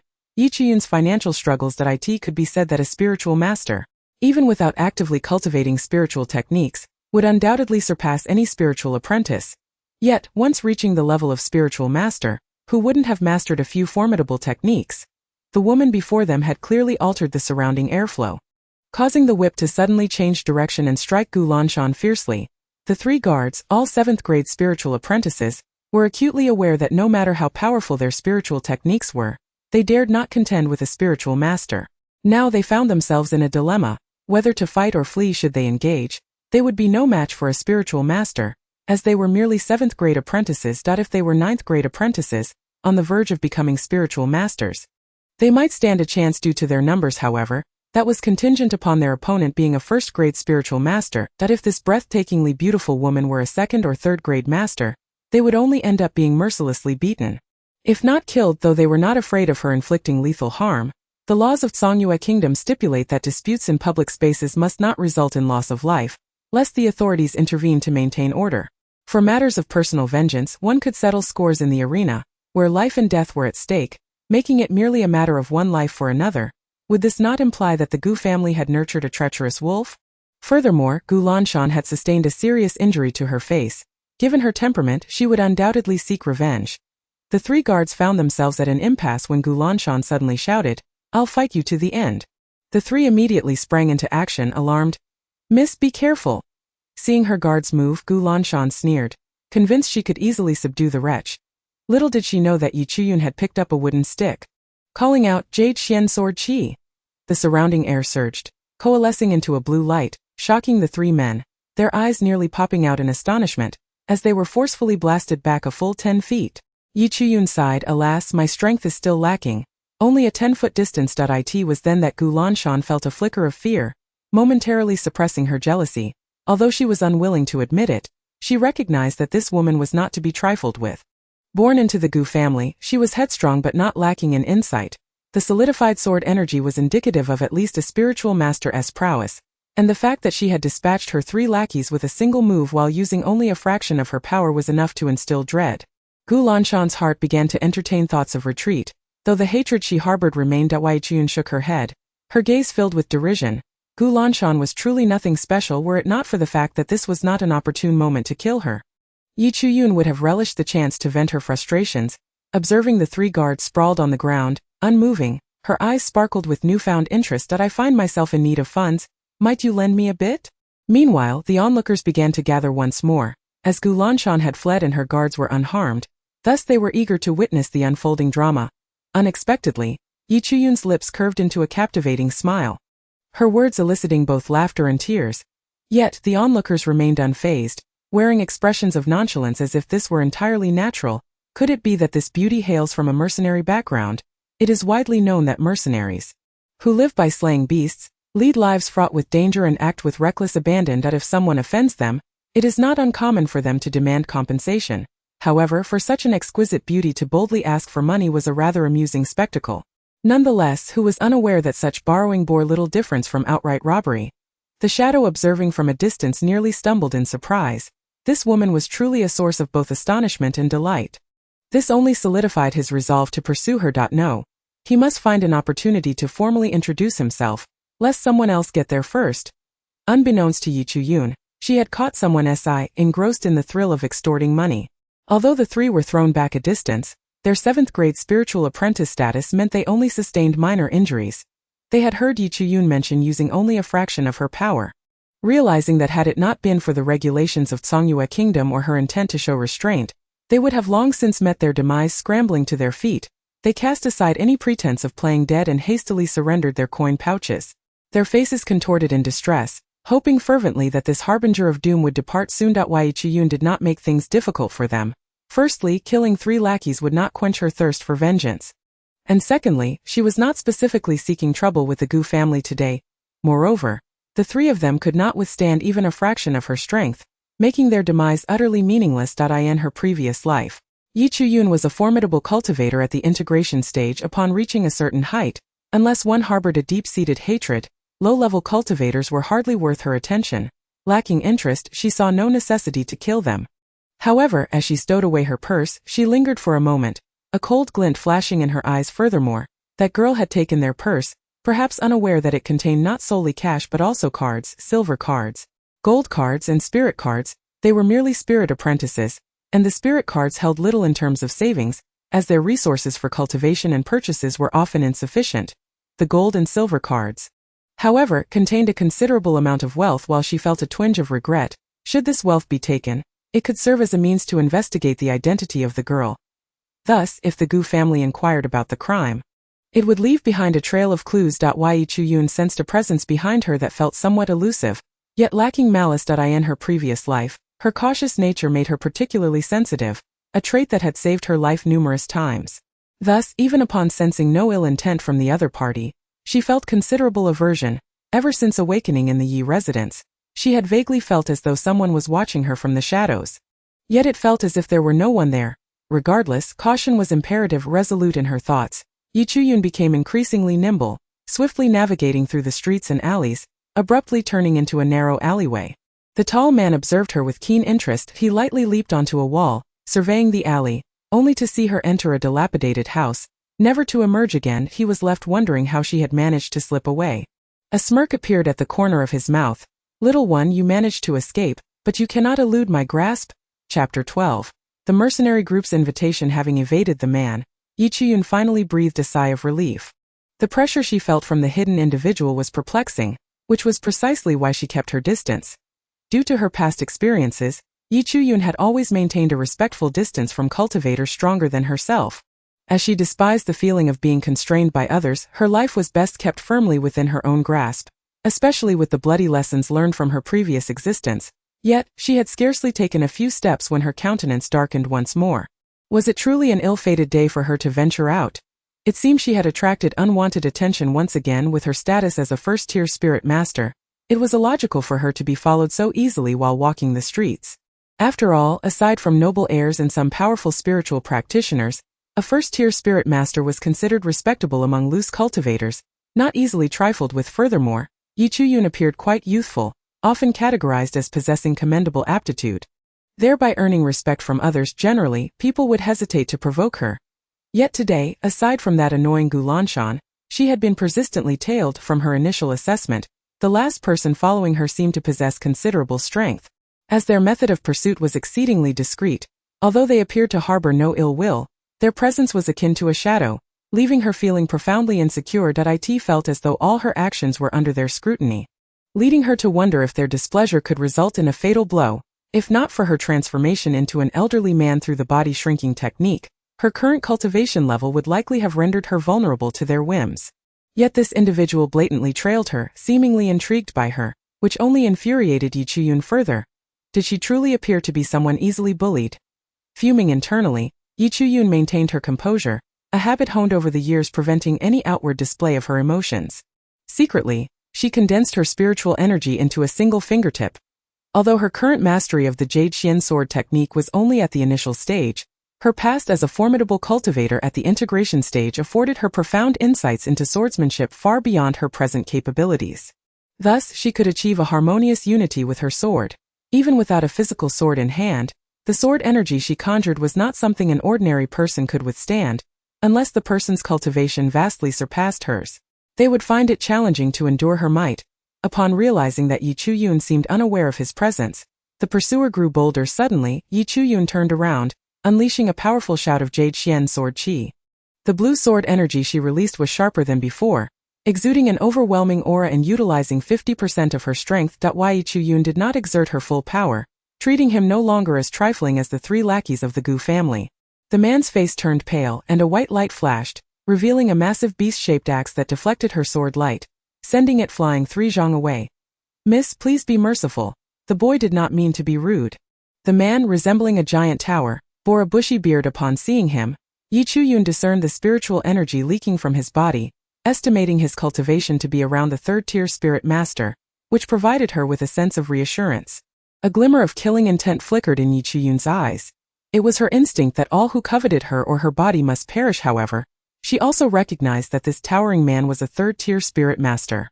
If she could avoid a confrontation, it would be best, as she did not wish to create animosity with them. Unlike the Gu family, who had already become her enemies, the relationship with this father-son duo was still uncertain. They had been silently trailing her, and Yi Chu-yun's tone turned sharply unfriendly. The man felt a chill run down his spine. This girl was clearly just a 1st-tier spirit master, yet her shout evoked a sense of danger within him. Despite being a 3rd-tier spirit master and the leader of the Lai Wind mercenary group, he had faced 2nd-tier magical beasts and emerged unscathed, yet he had never felt such peril before. Hastily, he offered a smile. "Miss, you worry too much. We mean no harm. We are from the Lai Wind mercenary group. My name is Cheng Lai and this is my son Cheng Feng. Just now we witnessed you effortlessly defeating Miss Gu and her 3 attendants. We were impressed by your straightforward demeanor and profound cultivation. If you do not mind, we would like to invite you to join our Lai Wind mercenary group." Cheng Lai's face glowed with enthusiasm as he spoke. In the Kanglan continent, strength commanded respect, even for women. Thus, it was not uncommon for women to join mercenary groups, but it was rare to encounter a strikingly beautiful girl with such an audacious spirit. Cheng Lai admired her boldness as she confidently sought financial assistance. Finding her quite appealing, the brothers of their mercenary group lived dangerous lives, constantly risking their lives for cultivation resources. Therefore, they were typically straightforward and fiercely loyal. If someone provoked them, they would not hesitate to resort to theft. Moreover, they observed that Yi Chu-yun's attire was unremarkable, leading them to assume she was not from a prominent family, which further fueled their desire to recruit her. An addition of a 1st-tier spirit master would undoubtedly enhance their group strength. However, Cheng Lai had not anticipated that his son, Cheng Feng, would be so foolish as to become infatuated with the girl. Losing himself in a daze, trailing her without the slightest attempt at concealment, which was why she was understandably irate. Initially, Cheng Lai had relied on his status as a 3rd-tier spirit master, believing that despite his son's shortcomings, as a father, he naturally saw his son as the best. He had noticed his son's infatuation with the girl and seeing her obliviousness, had not intervened. If the girl were to take a liking to his son, it would be a match made in heaven. Cheng Feng, though straightforward, was not foolish. Witnessing his father's admiration for the girl caused him to withdraw his covetous gaze and stand properly. Yi Chu-yun's expression softened slightly. However, the intentions of this father-son duo surprised her. She had initially thought they were here to provoke her, yet they were extending an invitation instead. Yi Chu-yun contemplated rejecting their offer, but then considered her reluctance to marry that so-called princely. If she refused him, she would need to possess leverage to resist. Should she find herself unwittingly wed to the princely, she could not allow herself to become a mere pawn, although it was said that princely was rendered impotent due to a damaged dantian. If the Songyue emperor and the Yi family conspired to eliminate her in order to please him, her life would indeed be in jeopardy unless she swiftly enhanced her cultivation. Yi Chu-yun despised the feeling of being led by the nose. The Yi family would certainly not provide her with any cultivation resources. She could only rely on herself. In the bustling market, she heard that for commoners to acquire cultivation resources, there are essentially 3 avenues. The first involves those of exceptional aptitude. Naturally, powers would be inclined to nurture them. Thus, one would join such a faction, contribute to its endeavors, and in return exchange those contributions for cultivation resources. This faction could be a family, an academy, a sect, or even royalty. The Yi family is but one such lineage, while the royal family of Songyue Kingdom currently reigns supreme, leading Yi Chu-yun to place her trust in no faction whatsoever, even in her past life. Yi Chu-yun had always been a solitary cultivator. Due to her unique constitution, she harbored deep-seated distrust towards others, save for Morongyi, which ultimately led to her downfall. The second option is to engage in battles at the gladiatorial arena, wagering against others to win gold, silver, or even spirit stones and pearls. This is indeed a viable method. However, the arena is rife with danger, and before she can safeguard herself, she is reluctant to reveal her capabilities too soon. Hence, she is left with no choice but to consider the third option. The third entails joining a mercenary group, which is essentially a secondary faction. Mercenaries are divided into full-time and part-time members. As the name suggests, full-time mercenaries are fixed members under the group's jurisdiction, receiving higher rewards for their missions compared to their part-time counterparts. Part-time mercenaries, on the other hand, are free agents who join for missions and receive compensation based on their contributions. With the option to leave at any time, ordinary mercenary groups are merely composed of cultivators with mediocre talent, frequently hunting low-tier beasts and selling their bones, flesh, eggs, and cubs, with the most valuable being beast crystals. Higher-tier mercenary groups can even serve factions in hunting formidable beasts in exchange for substantial rewards. Such an organization resembles the scattered cultivator alliance in her past life, consisting of permanent members as well as temporary collaborators when needed. Although this model has its drawbacks, it must be said that for Yi Chiyun at present, it represents the most prudent choice. Please tell me about your mercenary group, Yi Chiyun said casually. Cheng Lai couldn't help but feel a surge of joy. Yi Chiyun's demeanor undoubtedly gave him hope. Our Lifeng mercenary group was established 2 years ago. Although we are not large in scale, we possess several dozen fixed members and 2 spirit masters. Cheng Feng paused before continuing. Most of the remaining members are cultivators of the 5th rank or above, with the lowest being 4th rank.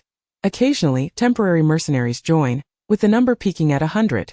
It appears that the Lifeng mercenary group is indeed a small outfit. Should she join them, she could acquire some resources in the short term, though it would not be a long-term solution. Yi Chiyun contemplated. What is the address of your mercenary group? Cheng Lai and Cheng Feng were elated and hurriedly provided the information. Just as they were about to speak further, they noticed that she had already vanished from sight. Leaving them even more astonished, when this young lady arrives at our Lifeng mercenary group, you must not harbor any inappropriate thoughts. Remember to treat her with the utmost respect, as if she were an elder. Cheng Lai said gravely as he turned to his son, Cheng Feng. Cheng Feng had long been astonished by Yi Chiyun's prowess. He understood that, at the same rank but different tiers, the contest among cultivators boils down to speed and spiritual techniques. Fundamentally, it is about the capacity for spirit energy storage in one's dantian. A superior spiritual technique can allow a cultivator's dantian to hold several times more energy than that of their peers. Hence, in combat, this can yield an overwhelming advantage. Activating such techniques requires the expenditure of spirit energy, and to achieve speed beyond that of an ordinary warrior demands even greater reserves. Yet, without a formidable technique, each tier's spirit energy capacity is limited. This speed is something even his father, Cheng Lai, cannot attain, yet this girl, a first-tier spirit master, effortlessly reached it. Could it be that she is concealing her true cultivation? Or does she possess a high-tier spiritual technique? Regardless of which scenario is true, it indicates that this girl is of extraordinary origin. With this thought, neither father nor son dared to harbor any covetous intentions. They both felt apprehensive, pondering that this girl had been personally recruited by them, rather than seeking them out herself. At the very least, she was not someone who initially approached their mercenary group with ulterior motives. Even if she indeed concealed her cultivation, given their prior respectfulness, it was unlikely she would direct her ire towards the Lifeng mercenary group. Moreover, considering her level of prowess, she would not regard a mere small group like theirs with any significance. This thought brought them some measure of relief. Father, has the courtyard of Sister Chiyun been searched? What if someone with ill intentions is hiding in her falling blossom courtyard? We must remember that Sister Chiyun is injured. What if something unfortunate occurs? In the front hall, Yi Taifu, Xiaogu, and several of their children gathered together, with only Yi Linglong and Yi Chan, the 2 prodigies, absent. Of course, the absence of Yi Xiao and Yi Chiyun seemed to have become a habit. As if they were not part of the Yi family at all. Yi Shangyun expressed her worries. This matter undoubtedly stems from someone harboring grievances against the Yi family, aiming to bring shame upon us. Furthermore, they seek to publicize this throughout the entire imperial capital, which suggests that it is not the act of an ordinary person. However, the Yi family is not a small household. After searching for so long without results, it is likely that the culprit has already fled. Yet, the wrath of Yi Taifu and his wife needs an outlet. Rather than allowing another to suffer misfortune, it is preferable for Yi Chiyun to bear the brunt of it. Yi Shangyun understood that as long as Yi Taifu went to the Falling Blossom courtyard, regardless of whether it involved Yi Chiyun, given Yi Taifu's attitude towards her, she would surely suffer some consequences.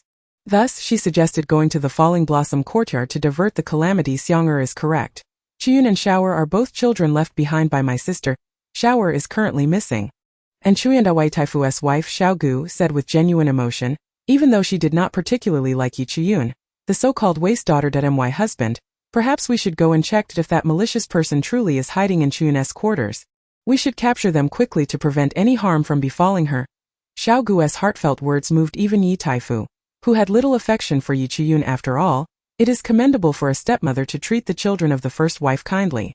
However, despite her words, Xiao Gu remained unhurried, showing no signs of urgency. If she genuinely cared for Yi Chuyun's safety, why would she have the leisure to speak in such a manner? She would have rushed to the Falling Blossom courtyard long ago. Chapter 14. Unintentionally spoken. Which of the several illegitimate children could not see through the faade of their legitimate mother?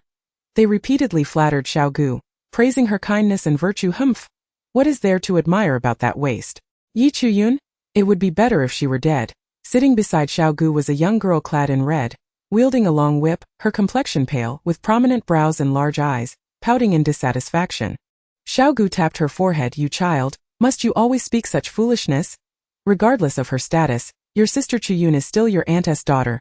Xiao Gu spoke gently, yet a flicker of jealousy flashed in her eyes. Humph! The girl, named Yi Lingzhu, let out an indignant huff, expressing her discontent. Logically, even if Xiao Gu were to perish, she would still be the true mother of Yi Taifu's many children. Xiao Gu, merely a stepmother, should have her 3 children address her as Mother Gu. Yet Xiao Gu insisted they all call her aunt. It was as if she had never married Yi Taifu at all. My husband. We should handle this matter ourselves. If that thief truly made their way to the Falling Blossom courtyard and harmed a few children, it would be disastrous. Xiao Gu spoke tenderly. In truth, she was primarily concerned about not wanting her biological daughter, Yi Lingzhu, to go. This girl's education had been her oversight. When she married into the Yi family, she immediately gave birth to twins, coupled with her insistence on raising Yi Chuyun, the so-called waste. The entire Yi family praised her for Itadawai Linglong, and Yi Chan became her pride. And after giving birth to her youngest daughter, Yi Lingzhu, she gradually established her position within the Yi family. Therefore, her approach to parenting inevitably became lax. She doted excessively on her youngest daughter, not realizing she had spoiled her into a headstrong and naive child. Otherwise, even the illegitimate children would discern her true intentions. While Lingzhu remained oblivious with this thought, Xiao Gu felt a twinge of worry. Yet, she reassured herself that her daughter was merely young and inexperienced, not as foolish as Yi Chuyun. With time, she would surely improve. Mother, we are all cultivators. What is there to fear?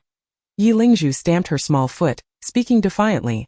This left Xiao Gu feeling helpless, but she did not afford Yi Lingzhu the chance to continue speaking. My husband, next month the clan competition will be held. It is said that by the end of the year, the emperor and empress intend to arrange marriages for the eligible young members of the royal family. Before Xiao Gu could finish her sentence, the eyes of all her children, including Yi Lingzhu, lit up. Although the Yi family was under Yi Taifu's leadership, he had 3 brothers, 1 elder brother and 2 younger brothers, along with other relatives from collateral branches. Therefore, aside from the prodigious Yi Linglong, who is now engaged to the crown prince, many young descendants have yet to secure suitable matches. This is indeed a golden opportunity. One must realize that the royal family boasts not only talented and handsome princes but also breathtakingly beautiful princesses like Princess Fusu. Thus, this upcoming clan competition would see everyone striving with all their might. Xiao Gu, true to her nature, stirred her children's thoughts with just one remark that no one had any inclination to visit the Falling Blossom courtyard to see Yi Chuyun. That waste. In comparison to their lifelong affairs, Yi Chuyun's existence was utterly inconsequential. The Kanglan continent is divided into 9 states: Dongyun, Shiyun, Nanhai, Beihai, Jiayu, Jialan, Difeng, Mani, and Jufeng.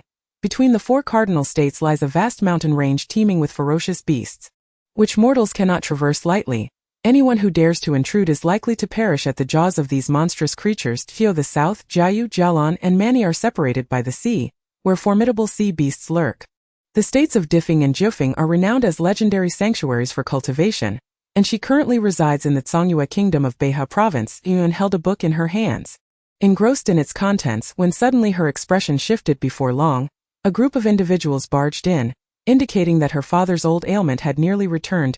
Yet, it seemed her presence had not provoked them. Clad in white, Yi Chuyun possessed a complexion as pale as jade, her beauty unparalleled, yet her words dripped with scorn. Daji Yuan, you are still alive. The young lady of the Gu family gazed at Yi Chuyun, her eyes betraying a mixture of terror, disgust, and jealousy. Yi Chuyun narrowed her eyes slightly. Gu Wan must have been the name of her biological mother. Gu. For years, the young Gu had played the role of a loving aunt and a benevolent stepmother. What was it that she envied? What did she despise? What was she afraid of? Was her mother, Gu Wan, truly the source of her fear? However, the young Gu was, after all, a cunning fox, and she quickly regained her composure. This young woman with her mocking demeanor could not possibly be Gu Wan.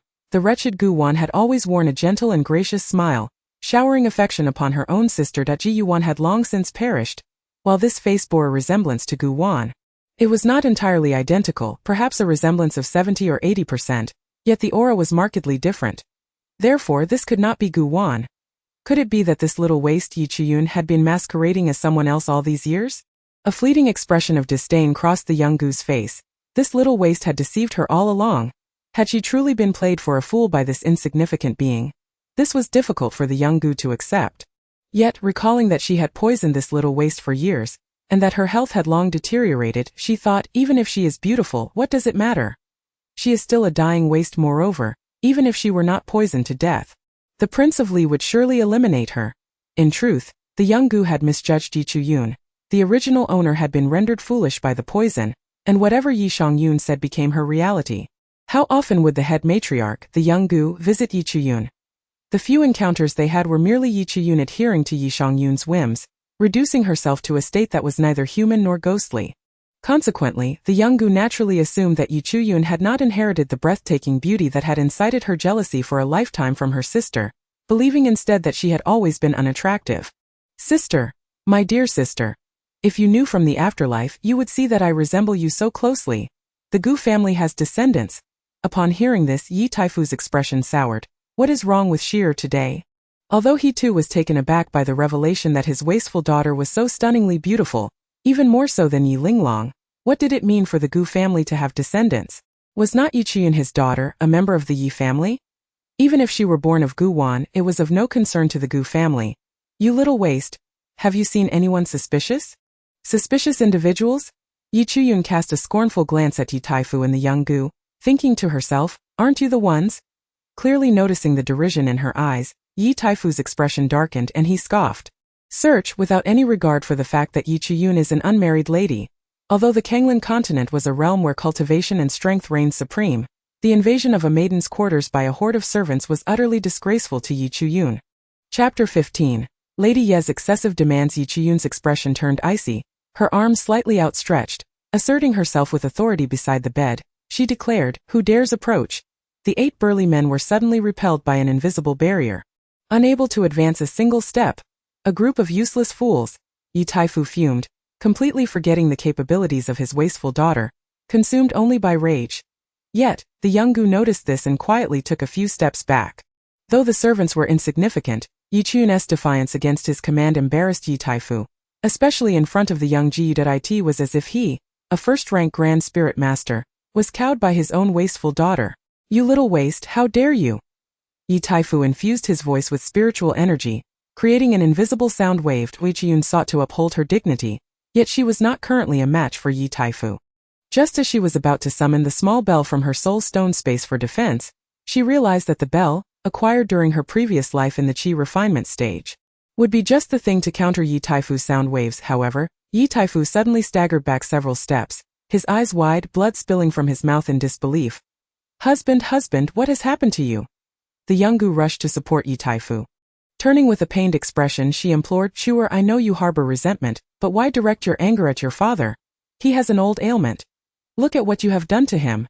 If Yi Taifu had indeed been suffering from an old ailment, then even if he bled from the mouth under Yi Chiyun's influence, it could be attributed to his illness, as he had been angered by this unfilial daughter, rather than being injured. Though both instances resulted in bloodshed, if it were the latter, Yi Chiyun would bear significant guilt. To have caused her biological father to bleed in anger would be a betrayal of filial piety. This way, Yi Taifu could preserve his dignity as a first-rank Grand Spirit Master while simultaneously lamenting Yi Chiyun's unfilial behavior. Yi Chiyun couldn't help but applaud lightly. Lady Yi truly deserved her reputation as a third-rank Spirit Master.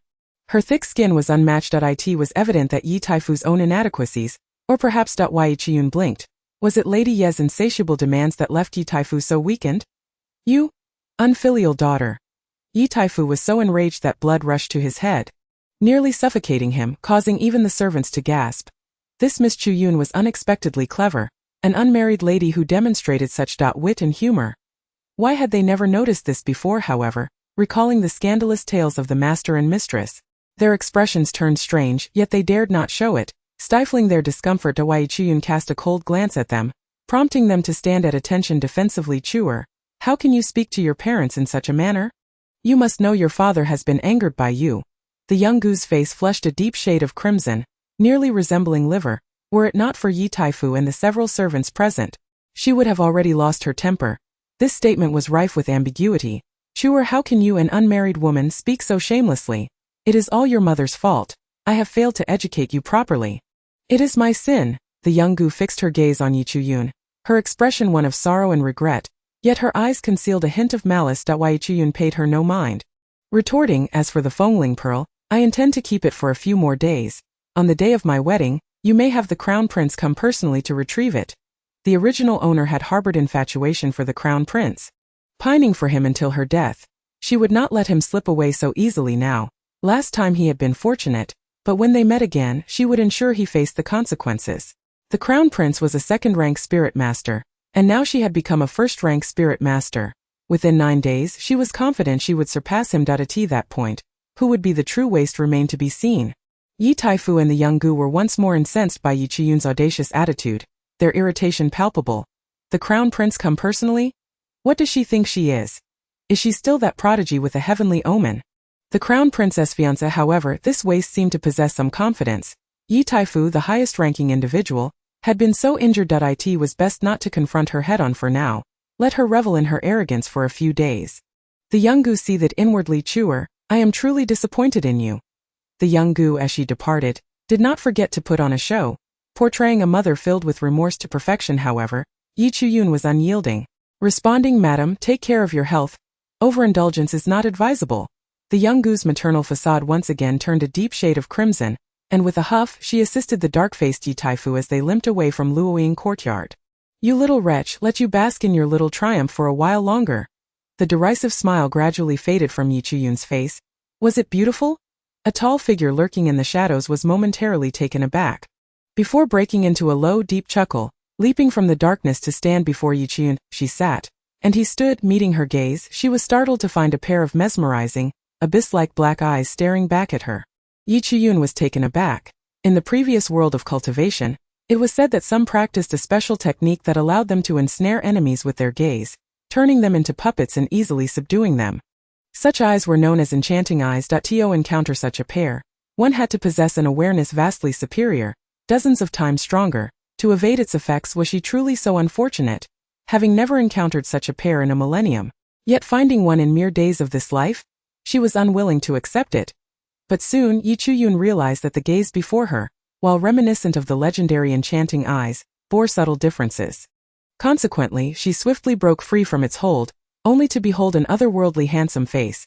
His long inky black hair fell languidly over his shoulders, his eyebrows elegantly arched, his eyes like blossoming peach flowers, shimmering with an extraordinary brilliance. This was undoubtedly the most enchanting man she had ever encountered across both her lives, surpassing even the captivating Murongyi, who had once captivated her heart. However, having learned from the lessons of her past life, Yi Chuyun instinctively recoiled from men, especially from one as enchanting as this.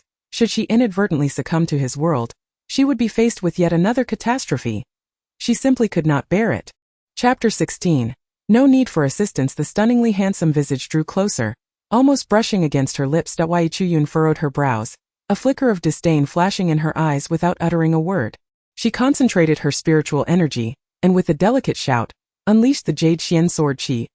A strand of blue sword energy transformed into a colossal net, propelling the man away while simultaneously allowing her to retreat from this perilous proximity. However, Yi Chuyun quickly realized that this man remained utterly unperturbed. It was she who had stumbled back several paces. Fortunately, she had not retreated towards the bed, lest her sword energy pierce through its worn surface. This left her feeling somewhat defeated. She was no longer the notorious Demoness feared throughout the cultivation realm, stripped of her profound abilities and unable to act at will. Yet, she vowed that one day, she would stand at a loftier height, surveying the world and all its inhabitants from above. Yi Chuyun's spirit soared. You truly are a disheartening little creature. Had this king not shielded you from your father's sound waves, you would have been in dire straits, the man remarked, his deep, beguiling eyes twinkling innocently. Yet, the more he spoke, the more Yi Chuyun sensed the profound danger he posed. What do you intend to do? Yi Chuyun's brief skirmish with this man, coupled with the aura he exuded, led her to surmise that he was the same enigmatic figure who had shadowed her in the streets. Moreover, he referred to himself as this king. Could he be affiliated with royalty?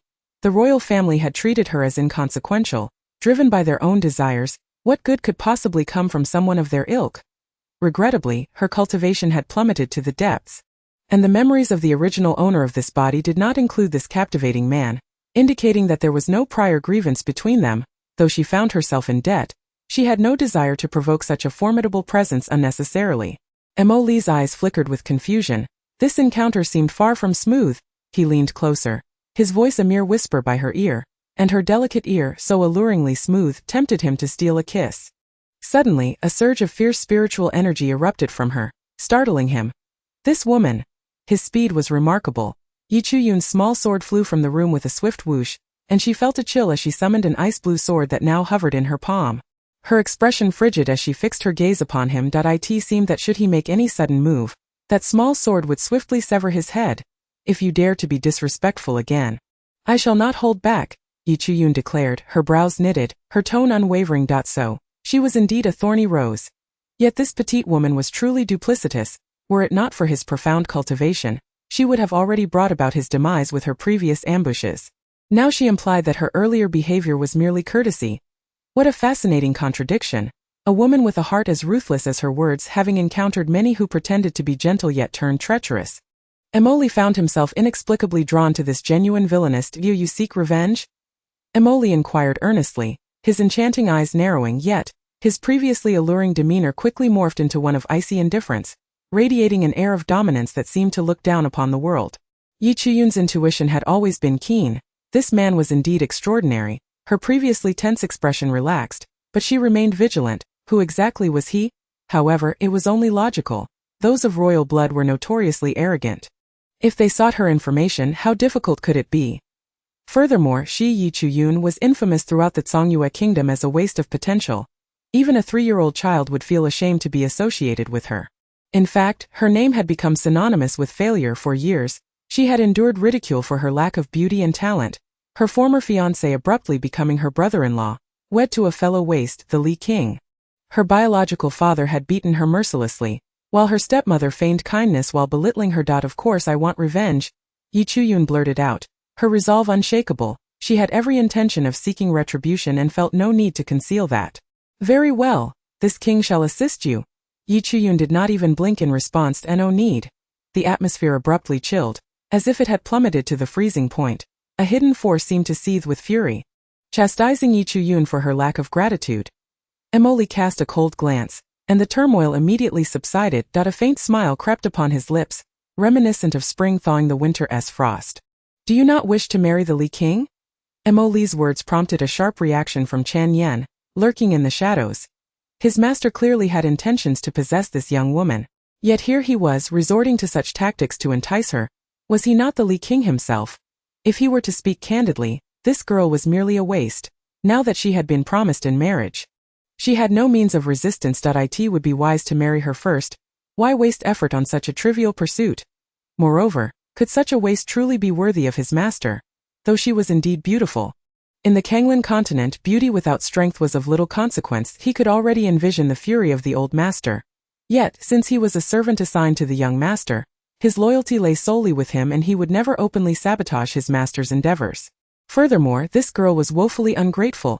Little did she know, if the current Zhongyue emperor were aware of her mother's identity, even if his son were a waste, he would gladly abdicate in favor of the young master. However, what sort of person was the young master? He was not one to be constrained by a mere Zhongyue kingdom. Now, he was wasting time for the sake of this insufferable girl. Yet Chan Yen dared not act against Mo Li's wishes by laying a hand on Yi Chuyun. Though his strength surpassed Mo Li's, he held the utmost respect and obedience toward him. Otherwise, he would not have followed him discreetly, intervening only in times of danger. This time, it was due to this girl's lack of appreciation that he had inadvertently revealed his position. Yi Chuyun's expression finally shifted, clearly indicating that this man was aware of what she desired. It was not just the royal family that possessed a spirit sovereign. The Yi family also had a spirit king among their ranks.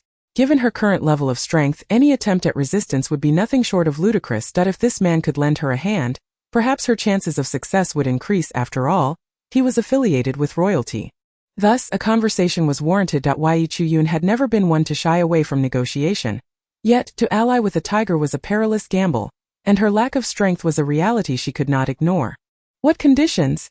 Mo Li's dark, captivating eyes seemed to harbor countless stars, each one shimmering brilliantly. Yi Chuyun felt a gentle starlight envelop her, momentarily stunning her, but her lovely face quickly hardened into a frosty mask. Leave! I do not require your assistance. Chapter 17. Next time, take his life. The atmosphere plummeted to another freezing point. Yet, Yi Chuyun felt no guilt whatsoever. There was never such a thing as a free favor in this world. If that were the case, should she express her unwillingness, would he dare to force her to accept his goodwill? Not a chance. Although she feared for her life, she remained unyielding, unwaveringly meeting his gaze. Yi Chuyun believed that this man, having gone to such lengths to entice her, would not easily relent. What could he possibly desire from her? Yet, to her surprise, the coldness in his eyes melted away more swiftly than she anticipated. So much so that she almost thought she was imagining things. You will need it, he asserted, his exquisitely handsome eyes reflecting a mixture of complexity and resignation, yet predominantly certainty. For reasons unknown, Yi Chuyun sensed a hint of cunning in him. Before she could voice her thoughts, she was met with a flash, and his figure had vanished from view. Yi Chuyun's expression darkened. This was the consequence of her inadequacy. Without strength, one was forever unable to dictate their own fate. Even in rejecting another's help, moreover, she was utterly oblivious to his true intentions. That gentle and intoxicating gaze earlier had pierced her heart, reminding her painfully of a figure from her past life. In the days that followed, Yi Chuyun wasted no time, diving headfirst into her cultivation. She could not afford to squander a single moment.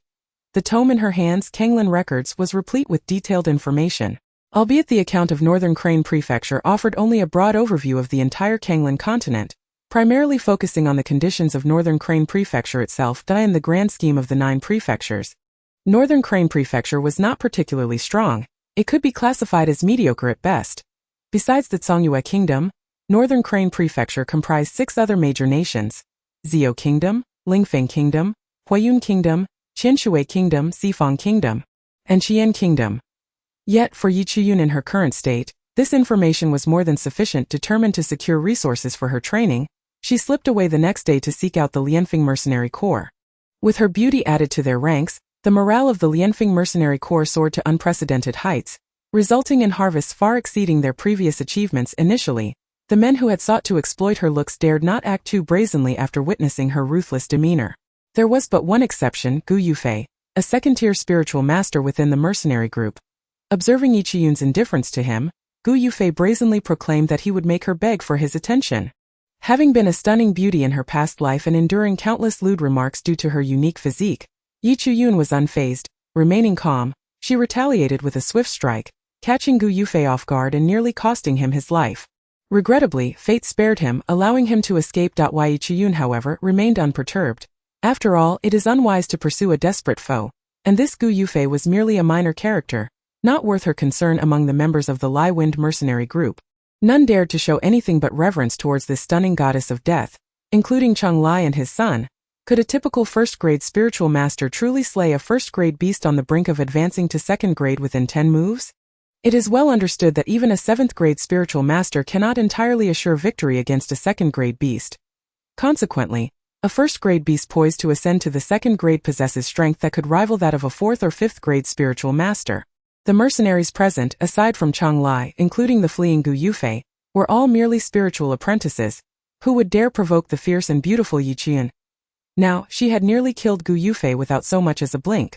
And given Gu Yufei's significant connections, Cheng Lai could not help but furrow his brow as he approached, noticing Yi Chuyun's impassive demeanor, which sent a chill of anxiety coursing through him. He feared inciting the wrath of this deadly beauty. My lady, while Gu Yufei may be deserving of death, he is backed by the Gu family. Which Gu family? The esteemed Gu family of the Prime Minister. Cheng Lai's typically stoic face contorted in disbelief. How could he not recognize the powerful Gu family of the imperial capital? It was no wonder she dared to act so decisively against Gu Yufei. Cheng Lai had assumed Yi Chuyun was unaware of the Gu family's influence, which emboldened her actions. However, since she had joined the Lai Wind mercenary group, albeit temporarily. Any injury inflicted upon their members could certainly provoke the Gu family's retribution, and they would not escape unscathed given their current strength. It could spell disaster for them. Contemplating this, his complexion paled. Clearly, many shared his thoughts, with some temporary members quietly relieved to be just that, temporary, and deciding to keep their distance from the Lai-Wind mercenary group in the future. Chung Lai felt a conflict within. On one hand, he was thoroughly impressed by Yi Chiyun's potential, sensing that she was no ordinary individual. On the other hand, compared to the Gu family, the Lai-Wind mercenary group was hardly more than an insect. Thus, he found himself inwardly lamenting. Meanwhile, Yi Chiyun let out a cold laugh, revealing her connection to the Gu family. After all, she was a descendant of the Gu family, though both the original owner and she now harbored only resentment towards them. She regretted underestimating Gu Yufei and allowing him to escape.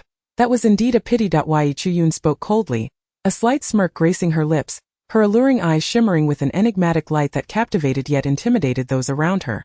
No one dared to meet her gaze, as if her beautiful eyes were laced with poison, capable of causing instant demise with a mere glance.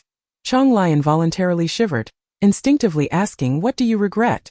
"Regret letting him escape. Should I see him again, I shall certainly take his life." Chung Lai, a robust man standing 8 feet tall, a third-grade spiritual master, and the leader of the Lai-Wind mercenary group, nearly stumbled, almost collapsing to his knees. He had unwittingly recruited a formidable force. If Gu Yufei incited the Gu family's vengeance, the Lai-Wind mercenary group would surely be outmatched. Chung Lai clenched his teeth. His own life was inconsequential, but the group he had founded meant everything to him. If it were to be destroyed, he would be betraying those loyal brothers and sisters who had trusted him. Thus, he reluctantly resolved to abandon Yi Chiyun, this dark horse. Chung Lai felt a twinge of regret, while the others collectively breathed a sigh of relief. Yi Chiyun remained impassive, casting a glance at Chung Lai, who promptly lowered his gaze, a towering man too intimidated to meet her eyes. "Rest assured, this will be our final collaboration," Yi Chiyun stated coldly, devoid of any emotion. She held no particular fondness for the members of the Lai-Wind mercenary group. But neither did she harbor animosity. It was merely a matter of mutual benefit. It was unreasonable to force her enemies upon them, for Yi Chiyun was not one to act without regard for reason. Chung Lai and his son were decent individuals, yet as Chung Lai felt a moment of relief, he also experienced a pang of regret. If only his strength were greater. Chapter 18. The palace houses such an ugly matron. Ultimately, a waste is still a waste. Surely someone must be aiding her from the shadows. It cannot be her own strength. After all, Yi Chiyun's engagement to the crown prince had yet to be annulled, and she had reached the age of maturity, so the young Gu family sought to avoid revealing any signs of trouble.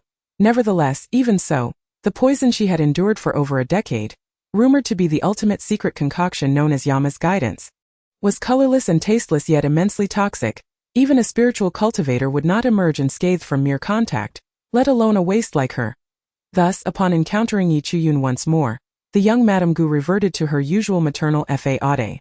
Ever since the couple had suspected that someone was covertly aiding Yi Chiyun, they had intensified their surveillance of the Yi residence, particularly focusing on the falling petal courtyard to ensure no one was lurking there to assist Yi Chiyun. Consequently, the young Madame Gu believed that with her third-grade spiritual master strength, she could easily manipulate a waste like Yi Chiyun. Therefore, she deliberately exerted a fraction of her spiritual power, firmly grasping Yi Chiyun's hand. Her expression radiating maternal warmth, resembling a genuine mother-daughter bond. "Sure, come to your mother." Yi Chiyun, unaccustomed to closeness, especially with someone as scheming as the young Madame Gu, immediately sensed the malice in her eyes and the binding power in her grip, prompting a derisive chuckle within her. Did she think such trivial tactics could subdue her? Instead of shaking off the young Madame Gu's hand, Yi Chiyun retaliated with a surge of even greater spiritual power, akin to a tempest, directed at the young Madame Gu. The latter was taken aback, but it was too late. Fortunately, Yi Chiyun withdrew her force in time, leaving the young Madame Gu to believe it had merely been an illusion. Hastily, she released Yi Chiyun's hand, regarding her with a half-smile, her heart racing as she swallowed hard, pushing a nearby maid in front of her as a shield against Yi Chiyun. Then, recalling her purpose for the day, she dared not approach Yi Chiyun again due to her previous lesson and thus maintained a stiff expression, stating, "Chewer, this is Chan Mama from the palace. Come and greet her." Chan Mama is renowned for her impeccable etiquette. Only then did Yi Chiyun notice the unfamiliar matron beside the young Madame Gu, a 7th-grade spiritual apprentice, with distinctively slanted eyes that immediately signaled she was no kind-hearted soul from the palace. Was she? Yi Chuyun frowned slightly, discreetly assessing the matron. Simultaneously, Chan Mama scrutinized Yi Chuyun, perhaps with disdain. Her large nostrils flared as her eyes revealed unmasked jealousy and contempt at why Yi Chuyun let out a cold laugh inwardly. In the brief time since she had acquired resources from the mercenary group, she had not wasted a single ounce. She had now attained the rank of third-grade spiritual master, having previously dispatched a beast on the verge of advancing to second grade with her first-grade prowess. Why would she fear a mere seventh-grade spiritual apprentice?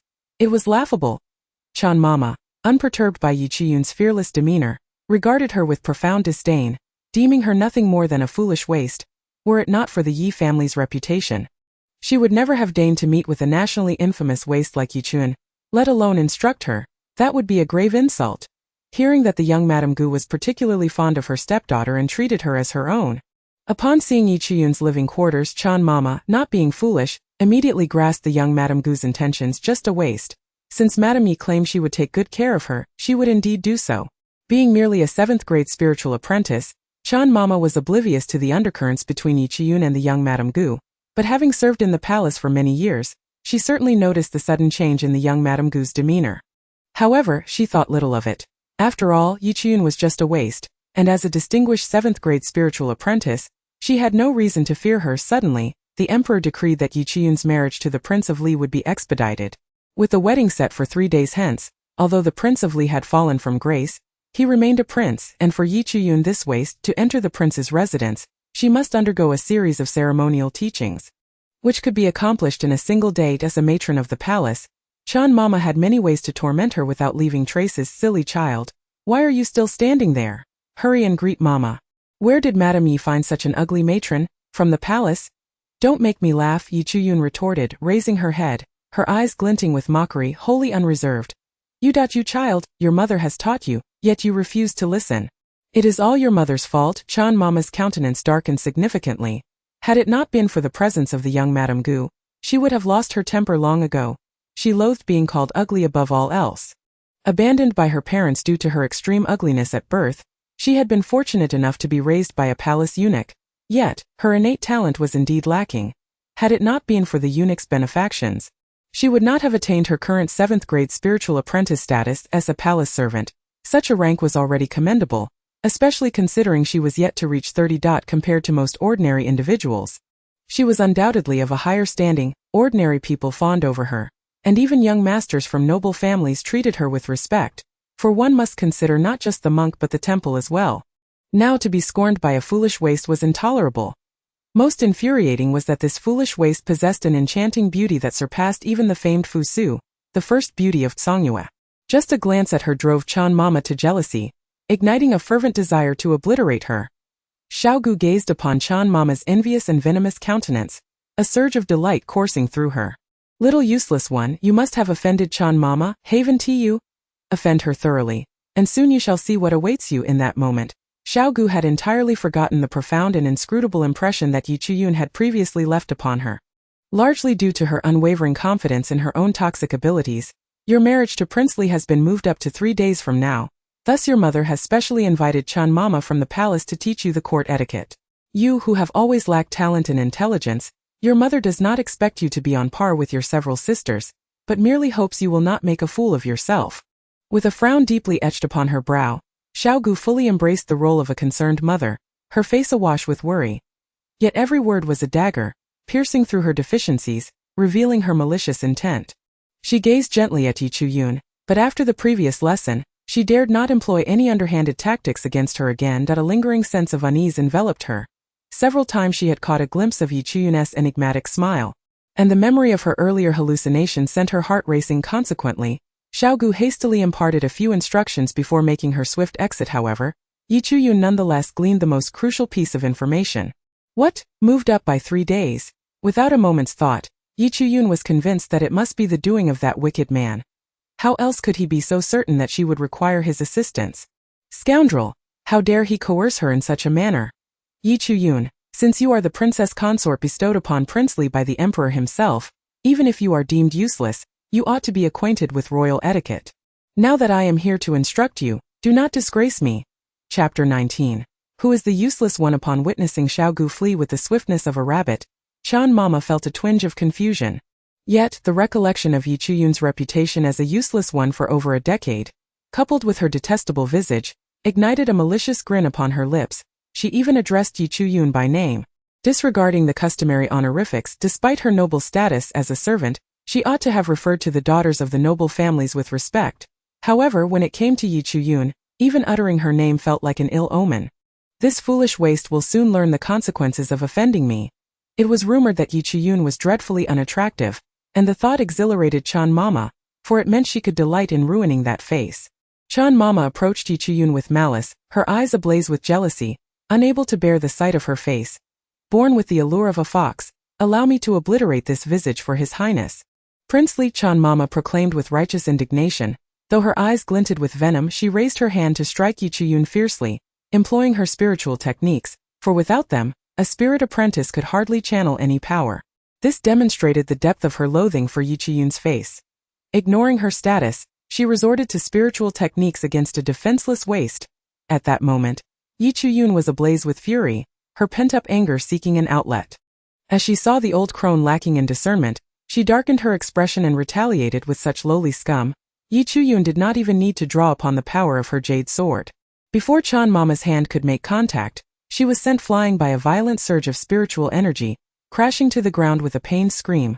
Her head spinning with stars, she lifted her gaze, only to discover her bones shattered and a coppery taste flooding her mouth. Waves of panic surged within her, as she had not even comprehended how Yi Chuyun had made her move. How is this possible? I am a 7th-rank spirit apprentice, and this waste has no martial prowess whatsoever. Chan Mama's grotesque face twisted in shock, contorted further by her fall. In that moment, Yi Chuyun had somehow appeared before her. Her expression cold, with an enigmatic smile that suggested both beauty and menace, akin to a devil from the underworld. Chan Mama was suddenly engulfed by an unprecedented terror, a sensation she had never experienced even in the presence of her foster father, the Grand Eunuch at court, a 5th-rank spirit master. Yet upon recalling her foster father, she regained some composure and spoke with a tremor. What do you want? You useless one. I am a mama of the palace. My foster father is the Grand Eunuch Chan Degui. He is a 5th-rank spirit master. If you dare to harm me, he will not let you off easily. You Yi Chuyun, I am a palace servant. How can you treat me this way? My foster father will not spare you. Chan Mama struggled to raise her head, her gaze filled with malice toward Yi Chuyun, yet Yi Chuyun paid her no mind.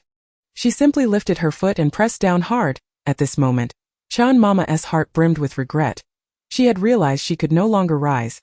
Had she known earlier that Yi Chuyun was such a formidable opponent, she would have never accepted the rich reward to come to the Yi residence to teach this notoriously useless Yi Chuyun, the future princess consort of Prince Li now, having put herself in jeopardy. She was acutely aware that even if her foster father sought vengeance for her, what would it matter? She was not yet 30. She did not wish to die, however, it was too late for regrets. Tell me, who is the waste? Yi Chuyun seized her clothing and effortlessly lifted her, relishing the sensation of holding someone who struggled like an ant, utterly unable to escape. She vowed that from this moment forward, she would trample all those who had bullied her underfoot like insects. Of course it is you, a waste without any talent. Chan Mama, hoisted high by Yi Chuyun, felt a surge of resentment and anger as she realized she was being bullied by someone deemed a waste. It seems you have yet to learn your lesson. Yi Chuyun scoffed, casting Chan Mama down violently onto the ground, her foot pressing upon her head. With just a slight exertion of spiritual power, she could crush Chan Mama's skull. It was then that Chan Mama felt genuine fear, for she could now ascertain that something was amiss. If Yi Chuyun was indeed a waste, then what did that make her? The one being crushed by a waste? Yi Chuyun, miss, ye spare me, spare me. I will not dare again. You are not a waste. Please show mercy and let this servant live. Chan Mama cried out pitifully, immediately switching her address from I to this servant. Very well, it seems a lesson has indeed been learned. Chan Mama, nearly 30, was so thoroughly taught a lesson by a mere girl in her teens, and yet she had no means to retaliate. Her heart burned with indignation, wishing to devour Yi Chuyun's flesh and drink her blood. Yet, she was truly frightened, terrified that Yi Chuyun might actually kill her, for she had come perilously close to death. Since you acknowledge your fault, I shall spare your life. You will inquire with Madame Yi regarding why the wedding, originally set for 6 days hence, has been moved up by 3 days. If it is the emperor's decree, why have I not received the edict? Yi Chuyun's position was indeed precarious, for even a waste should not have their personal edict intercepted if the edict was received by others in the Yi family without her knowledge.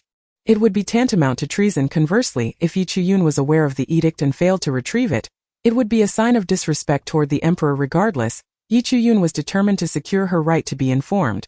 Otherwise, with her current lack of power, she might find herself sold out by the Yi family without warning. Had she been informed earlier, she would have at least had a strategy to counter the situation. Thus, she had to be vigilant. As for this Chan Mama, she would first ensure that she fulfilled this task, then seek an opportunity to eliminate her. Yu never underestimated the significance of eunuchs, especially one who was a 5th-rank spirit master, capable of leveraging their influence to accomplish various tasks. Initially, Chan Mama felt utterly despondent, but upon hearing Yi Chuyun's words, a glimmer of hope ignited within her. As long as Yi Chuyun did not kill her, there would be ample opportunities for revenge in the future. She would ensure that Yi Chuyun paid dearly. Yi Chuyun, of course, discerned the resentment flickering in Chan Mama's eyes. Yet she understood this woman was far from benign. If a mere scolding could render her submissive, she would be astonished. Moreover, Chan Mama still believed she held a trump card, her foster father Chan Degui. Unless Yi Chuyun killed him before her eyes, she would never truly submit. Nevertheless, Yi Chuyun was unconcerned. She had no intention of subduing this ugly woman. Having been thoroughly humiliated, Chan Mama could barely lift her head. Yet when Yi Chuyun finally released her, she inexplicably summoned the strength to scramble to her feet and fled the falling blossom courtyard as though she had seen a ghost. Chapter 20. Yi Chuyun's shamelessness. What? That little wretch dares to beat you to such a state. Yi Taifu gazed at Chan Mama, whose face was swollen to the size of a pig's head, initially failing to recognize her, and was filled with outrage. My husband, I mentioned that Chuyun has been acting strangely of late. Do you think she may have been possessed? I have heard that in the Zio kingdom, there exists a form of dark sorcery. Even those devoid of talent can gain momentary power at a certain cost. Before Xiaogu could finish her words, she suddenly appeared startled, covering her mouth in shock, her expression one of utter bewilderment. Akin to a frail little rabbit, upon witnessing this demeanor from his wife, Yi Taifu's heart softened. Recalling the missteps he had previously endured, he felt perplexed. However, if this matter truly involved the Zio kingdom, the implications would be grave. To understand the relationship between the kingdom of Zio and the kingdom of Songyue, one must recognize that these two neighboring nations possess nearly equal strength and have maintained a competitive rivalry for many years. If one were to claim that Yi Chuyun's transformation is linked to Zio, it might provoke suspicion that she has been manipulated by nefarious individuals, leading others to believe that the Yi family is colluding with the enemy. Yet, if that were not the case, how could Yi Chuyun, once deemed a useless individual, undergo such a remarkable change? It is essential to recall that the former Yi Chuyun, though naive and willful, lacks such formidable capabilities. Such matters are undeniably humiliating. After all, Yi Chuyun is his daughter. If Yi Taifu were to be defeated by his own seemingly worthless daughter, where would his honor lie? Regardless, this Chan Momo is the goddaughter of the esteemed eunuch Chan Degui, and her current state demands that Yi Taifu provide an explanation. Chan Momo, aware that Yi Taifu seeks to reclaim his dignity, disregards her own injuries and accompanies him and his wife to Luoying courtyard, eager to witness the spectacle of Yi Chuyun being chastised by her father. Upon their arrival at Yi Chuyun's modest abode, they find her comfortably lounging in a small chair. The audacity, to have so ruthlessly tormented Chan Momo, yet still lie there in ease. The sight of Yi Chuyun in such a relaxed state ignites Yi Taifu's fury, prompting him to unleash a torrent of reproaches. My dear husband, please calm your temper. Chuyun is currently beyond her control. It is not her fault. You must not let your anger harm your own health. Although Xiaogu's words are meant to soothe, her resentful gaze pierces through Yi Chuyun like a dagger, as if seeking to uncover her very essence. There are insinuations that Yi Chuyun has been corrupted by malevolent forces, lost to her true nature. However, this time Yi Taifu does not align with Xiaogu's perspective. While she may slander Yi Chuyun by implying a connection with Zio, he cannot afford such an accusation against his own daughter. After all, if Yi Chuyun were indeed involved with Zio, it would implicate him as her father. It is worth noting that Yi Chuyun is considered a waste, but is she truly so?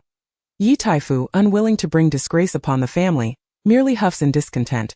Understanding his displeasure, Xiaogu promptly positions herself beside him, her eyes filled with a mix of disappointment and concern for Yi Chuyun. Why have father and mother come? Yi Chuyun glances up to see the enraged Yi Taifu, the feigned benevolence of Lady Yi, and the venomous glare of Chan Momo. Of course not. She is merely seeking an explanation for herself. How can you say that? Your mother kindly sought out Chan Momo from the palace for your sake, and you have treated her this way. Upon hearing this, Xiaogu feigns a look of grievance. Chuyun, If you are dissatisfied with Chan Momo, you may express your concerns to your mother. I will find you a better caretaker. Why must you treat Chan Momo in such a manner? Do you not realize her godfather is the esteemed eunuch Chan? If the emperor were to hold you accountable, you truly cause your mother endless worry. Yi Chuyun casts a glance at Chan Momo, whose previously unattractive visage is now grotesquely swollen, resembling a pig's head, with blood at the corners of her mouth and a pronounced limp. Yi Chuyun's expression remains unperturbed, ignoring Xiao Guo's attempts to provoke her, planning to deal with her later. Is that not Chan Momo? How did you come to look this way in such a short time? Last I heard, my father had struck my mother. Could it be that he has also? Yi Chuyun abruptly covers her mouth, her eyes widening in mock surprise, feigning a slip of the tongue. The outrage is palpable, causing not only Chan Momo but also Yi Taifu to tremble with fury. Yi Chuyun, you are shameless. Chan Momo glares at the strikingly beautiful Yi Chuyun, her initial feelings of disdain towards her beauty now transformed into a mixture of envy and hatred. Amplified by Yi Chuyun's audacity, the entire capital is aware of the rumors surrounding Yi Taifu and Lady Yi. Now, with Yi Chuyun audaciously insinuating an affair, it is a blatant affront. Xiao Gu, casting a wary glance at Chan Momo, contemplates the implications if her husband were indeed entangled with this unattractive woman. Death would be preferable to such humiliation. Yi Taifu, her husband, is her only refuge, while Chan Momo's connection to the powerful eunuch Chan places Xiao Gu in a precarious position. Thus, she directs her ire towards Yi Chuyun, a master of theatrics. Xiao Gu feigns tears, portraying a heartbroken mother, making it seem as though Yi Chuyun's disobedience has transformed her into a figure of sorrow. Yet, Yi Chuyun sees through the act and dismisses her entirely. Xiao Gu's only skill lies in her performance. Yi Chuyun's strength is earned through painstaking effort, honed from the ground up in the fiercely competitive realm of cultivation, where survival is a game of life and death. If mere theatrics could resolve issues, what need would there be for cultivation? Consequently, Yi Chuyun holds Xiao Gu in utter disregard. Upon noticing Yi Chuyun's indifference, Xiao Gu feels a surge of indignation. Chapter 21. The shameless and unrepentant Yi Chuyun. Gazing at the radiant and striking Yi Chuyun before her, Xiao Gu perceives a reflection of her sister Gu Wan, who once basked in the adoration of all. With Gu Wan present, she could only ever remain a supporting character. Though Gu Wan had always shown her sister kindness, they existed on entirely different planes. In her sister's world, Xiao Gu was perpetually invisible. She could never contend with her sister in beauty, talent, or cultivation. Even Yi Taifu had only become her husband after her sister's death. While she may have had a brief dalliance with him during her sister's life, it was ultimately Gu Wan who remained unperturbed by such trivialities. Now, in the presence of her so-called waste daughter, Xiao Gu is consumed by jealousy and fury. Her countenance hardens as she sharply addresses Yi Chuyun. Yi Chuyun, your mother is speaking to you. What manner of attitude is this? Others claim I have failed to raise you properly. They fail to consider that I am but a stepmother. How could you possibly heed my words? As she speaks, she feigns her own victimhood. Yi Taifu quickly embraces her, reassuring her in a manner that disregards all others. Do not be upset, my dear. I shall discipline Yi Chuyun for you, you ungrateful daughter. Do you not owe your mother an apology? Xiao Gu, nestled in Yi Taifu's embrace, allows her eyes to lose their feigned gentleness, transforming into the glare of a venomous snake as she fixates on Yi Chuyun. Naturally, Yi Taifu remains oblivious to her true intentions.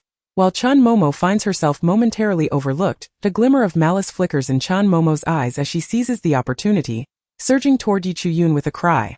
Earth shatter. A torrent of earthy spiritual energy surges forth, her eyes gleaming with malevolence. Yi Chuyun, perish. Yi Chuyun had anticipated that this old woman would not relent easily, yet she is surprised by her blatant disregard for her own safety. It seems she cannot contain her impatience. Yi Chuyun shakes her head, appearing unconcerned. As the earthy energy approaches, ready to penetrate her very being, she raises her hand. What is this foul substance? Focusing her spiritual energy. As the earthy force brushes against her finger, it dissipates like a mouse confronted by a cat. Yi Taifu and his wife are taken aback by the depths of Chan Momo's resentment toward Yi Chuyun.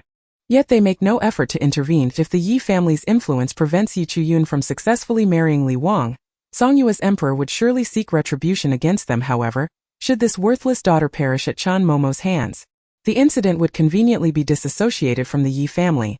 They could simply feign ignorance regarding the conflict between Chan Momo and Yi Chuyun, attributing the tragedy to Yi Chuyun's ineptitude. Chan Degue, a trusted eunuch of the Songyua emperor, would undoubtedly protect his goddaughter from any repercussions. As for Li Wang, he could always be offered another match. After all, marriage merely serves to prolong suffering. Yet, no one anticipated that Chan Momo would suddenly be hurled backward, the earthy energy penetrating her heart, twisting her already grotesque features into a visage of agony. Before a sound could escape her lips, she succumbed to death. "You Yi Chuyun, you have killed Chan Momo." Yi Chuyun's expression remains unchanged as she gazes at Xiao Gu, desperately attempting to suppress her mirth while feigning sorrow and disbelief, alongside the darkened countenance of Yi Taifu. "Father, mother, do you truly believe that anyone would accept that I am the one who killed Chan Momo? It is clearly you who did it. We can all attest to it." Xiao Gu let out a scream, seemingly realizing that her actions were hardly befitting of a loving mother. She quickly softened her tone and said earnestly, "Chiyun, my dear child, when did you learn to tell lies? Fear not. It is merely a maid. Even if you did kill her, you are the eldest daughter of the Yi family, the future princess consort of Li. Merely a servant. What's done is done. Yi Chuyun regarded Xiao Gu coldly, her eyes reflecting disdain. Even at this juncture, she still sought to deceive her, although the death of Granny Chan was of little consequence. Yi Chuyun had initially planned to deal with the old steward Chan before eliminating her. However, given that Granny Chan seemed eager to hasten her demise, Yi Chuyun felt compelled to act without remorse. Yet, if she were to confess now, she could not be certain that the old steward Chan would not lay traps for her. Of course, Yi Chuyun had no intention of admitting to the matter. After all, was she not labeled a waste? Haha. How amusing, mother. Chua has been unable to cultivate since childhood due to blocked meridians, while Granny Chan is a 7th-tier spiritual apprentice. She, relying on her superior cultivation, bullied my daughter, and it was only because of Mother's discontent that she assisted in her demise. You? Xiao Gu trembled with rage, astonished that Yi Chuyun, this wretched girl, could react so swiftly. Indeed, who would believe that a waste could kill a 7th-tier spiritual practitioner like Granny Chan? If such a tale were to circulate, they would think the Yi family had gone mad. Yet, if one were to claim that Yi Chuyun was not a waste, it would require substantial proof, given that her reputation as such had persisted for over a decade, known throughout the entirety of Songyue Kingdom. Now, to suddenly assert that Yi Chuyun was not a waste would necessitate evidence. Moreover, Xiao Gu was acutely aware that even if Yi Chuyun possessed talent, the effects of her own Yin Luo guidance over the years rendered it impossible for her to recover her potential. Not even divine intervention could restore it. Conversely, since she could not possess talent, her alleged killing of Granny Chan simply could not hold water. Was she truly to shoulder this blame? Xiao Gu's complexion turned pale. Not from fear but from indignation. She could only cast a pitiful glance at her husband, Yi Taifu. However, this time, Yi Taifu found himself at a loss. As Yun had pointed out, if she truly had talent, how could she be branded a waste for over a decade? Would this not imply that the Yi family had deliberately spread such rumors, neglecting the legitimate daughter left by the deceased wife? Not only would the Yi family face public scorn, but the Gu family, upon learning the truth, would not let the matter rest. Everyone believed that the Gu family cared only for the living Gu Shi, indifferent to the deceased Gu Wan, thus neglecting her children. Yet, Yi Taifu understood there was a reason behind this. Therefore, Yi Chuyun could not possess talent should it be revealed that she had been overlooked all this time. The Gu family would undoubtedly intervene. Yet, if it were to be asserted that Yi Chuyun had no potential, then she could not have killed a 7th-tier spiritual practitioner like Granny Chan. This wretched girl was not only shameless but also audacious. This little waste. Indeed, Yi Chuyun was not mistaken, but you have misjudged her. Granny Chan, relying on her status as a palace maid and supported by Steward Chan, treated the eldest daughter of the Yi family with disrespect. And I personally dealt with her. Let this matter rest here. Yi Taifu declared. His expression grim. Husband Xiao Gu was taken aback but recognized this as the best course of action. Chapter 22. The blame. Yi Chuyun wished for her to bear the blame. And her husband indeed cared for her. Otherwise, he would not have shielded her from the accusations. Xiao Gu's face shifted through various emotions as she suppressed her anger and muttered, Granny Chan was audacious. Yet the master is wise. Having been married for many years, Yi Taifu and Xiao Gu knew each other well. Xiao Gu would call him husband when she was happy, and master during her displeasure. Yet this time she had truly miscalculated. Nevertheless, it made Yi Taifu realize that Yi Chuyun, this little waste, was indeed different. She had managed to kill Granny Chan right before their eyes, and they had barely noticed. Yet, Yi Chuyun's talent had been tested and deemed zero. This had been witnessed by everyone in the Yi family and even the royal family. When Yi Chuyun was born, a celestial phenomenon occurred, and she was engaged to the crown prince, leading to a grand talent assessment ceremony that included not just the Yi family but also the Gu family and various influential factions from the capital. This was a gesture of respect from the royal family towards both the Yi and Gu families. However, Yi Chuyun had unexpectedly slapped both families in the face, revealing herself to be a complete waste despite her auspicious birth. Could it be that Yi Chuyun had indeed forged a connection with those from Zhou Kingdom, and resorted to sinister means to temporarily gain power? Yi Taifu's expression darkened as he glared at Yi Chuyun. In contrast, Yi Chuyun appeared indifferent, though perhaps she had been angered too much. Yi Taifu was no longer concerned about her attitude. He should have married her off tomorrow. It was not that Xiao Gu could not hear what Yi Taifu said to Yi Chuyun. But with Yi Chuyun's current disposition, Yi Taifu felt she was repeatedly embarrassing him in front of his wife. Gazing at his gentle and tender wife, Yi Taifu felt quite at ease. Although Gu Wan was a natural beauty with exceptional talent, she had been cold and unresponsive towards him, which was why he favored Xiao Gu. She might not possess Gu Wan's beauty, but she was still a stunning woman. Moreover, every man has a heroic complex. A delicate woman appearing helpless in his embrace easily arouses a man's protective instincts, and Yi Taifu was no exception.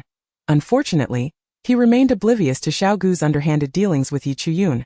After all, Yi Chuyun was his daughter. Should she be branded a waste, bringing shame to the Yi family? And if Xiao Gu were to eliminate her, few would care. At most, it would be a matter of a coffin. However, if it were revealed that Yi Chuyun was not a waste but had been made one by Xiao Gu, the situation would become dire. The Yi family was not solely Yi Taifu's. It included elders and ancestors of spiritual king cultivation. If the truth emerged, even Yi Taifu could not protect Xiao Gu. Thus, Xiao Gu was wise enough not to disclose this matter to Yi Taifu. She was no longer the naive girl she once was. She understood Yi Taifu well. This man valued reputation above all and regarded the Yi family as more important than his own life. If he were to discover that she had acted against the family's interests, he would unhesitatingly abandon her. At this moment, he remained unaware, and she had to maintain a facade of weakness and tenderness before him. Of course, it was also possible that Xiao Gu simply did not wish to see her. She had only suggested staying behind to play the compassionate mother, and was now seeking an exit. In any case, Yi Chuyun could only scoff at this. After Xiao Gu departed, Yi Taifu immediately ordered the removal of Granny Chen's corpse and instructed that it be dealt with. He then sent a message to the palace, stating that Granny Chen had offended the eldest daughter of the Yi family, and had been personally dealt with by the head of the Yi family. Yi Jun looked at Yi Taifu with a half-smile. Observing him feigning deep paternal affection while feeling utterly disgusted inside, however, she quickly recalled her objective. May I ask, father, was the decree regarding my marriage in 9 days issued personally by the emperor? Yi Taifu, taken aback by Yi Chuyun's intent, grew wary after numerous unsuccessful negotiations and replied, naturally, it is the emperor's decree. Yi Jun extended her hand. Then where is the decree? Since it is meant for me, why have I not received it? You are the daughter of the Yi family. The decree would naturally be received by the Yi family on your behalf. In truth, Yi Taifu had not informed Yi Chuyun that she was considered a waste by the entire Songyue kingdom.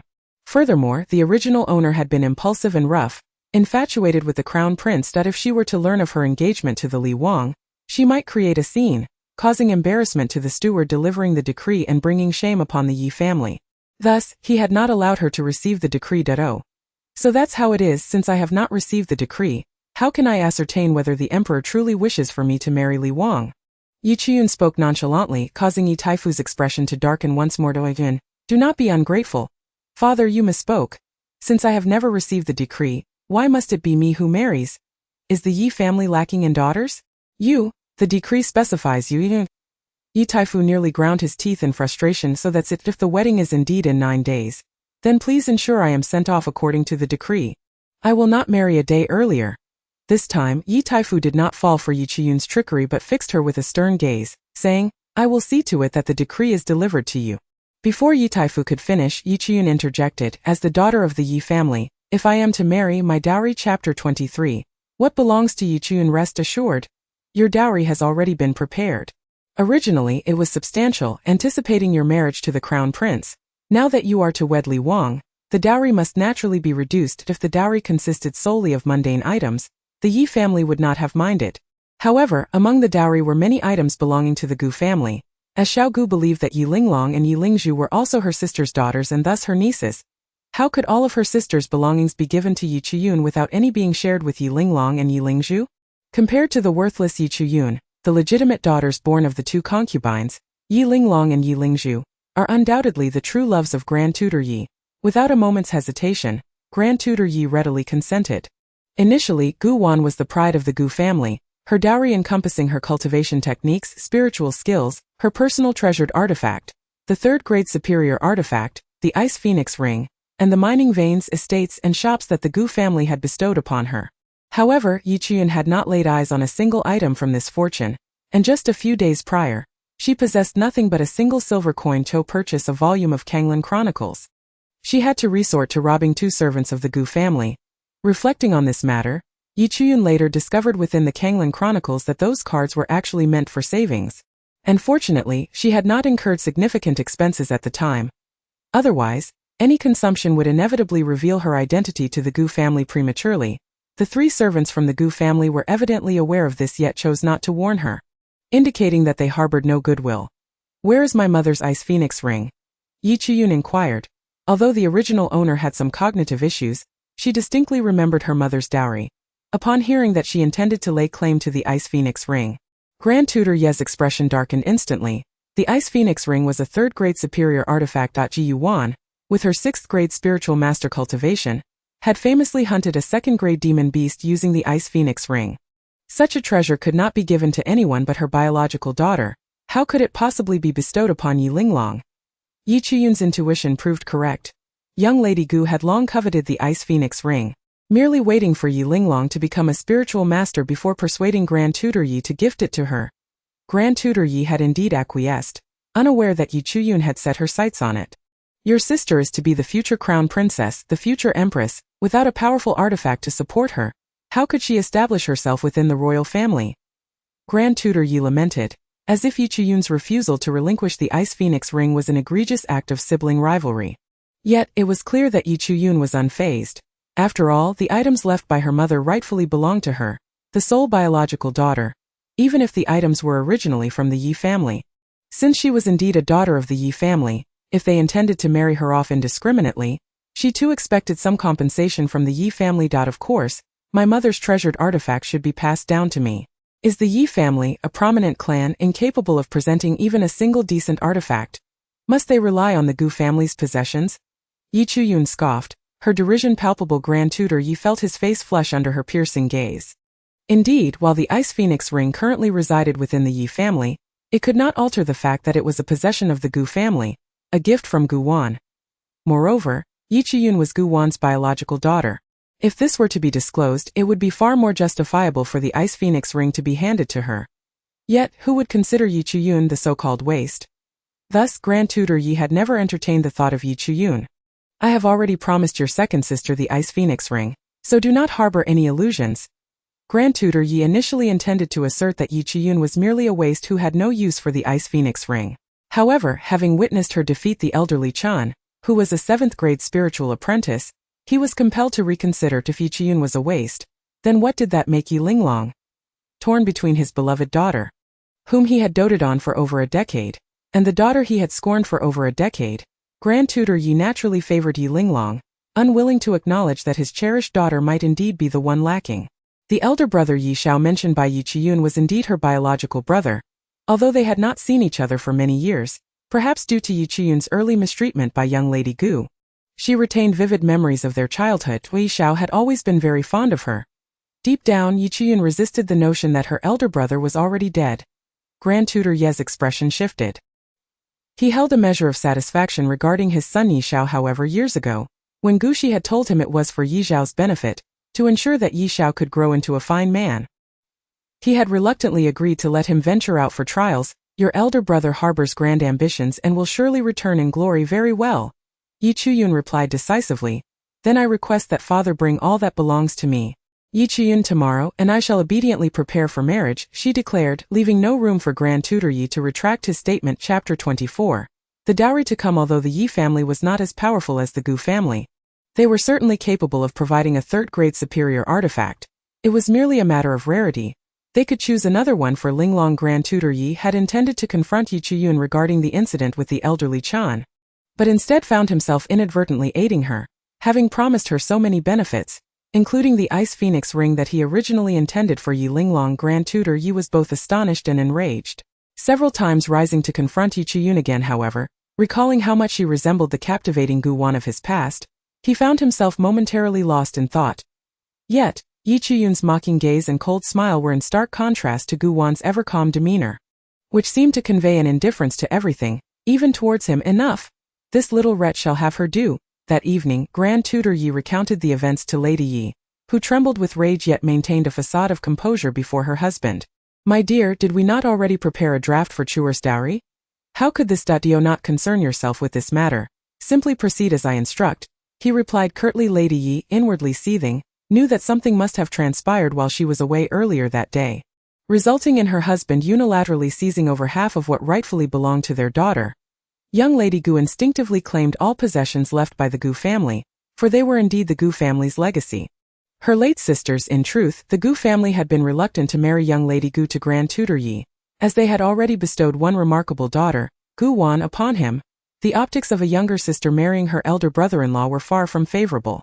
Yet, young Lady Gu had insisted on the union. Consequently, the connections between the Gu and Yi families had gradually diminished after young Lady Gu's arrival, a situation that only improved with the births of Yi Chan and Yi Linglong.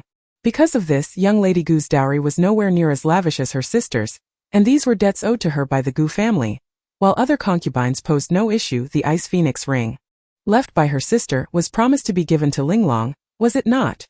Young Lady Gu spoke with as much gentleness as she could muster, though after enduring numerous provocations from Yi Chuyun over the past few days, her composure began to crack.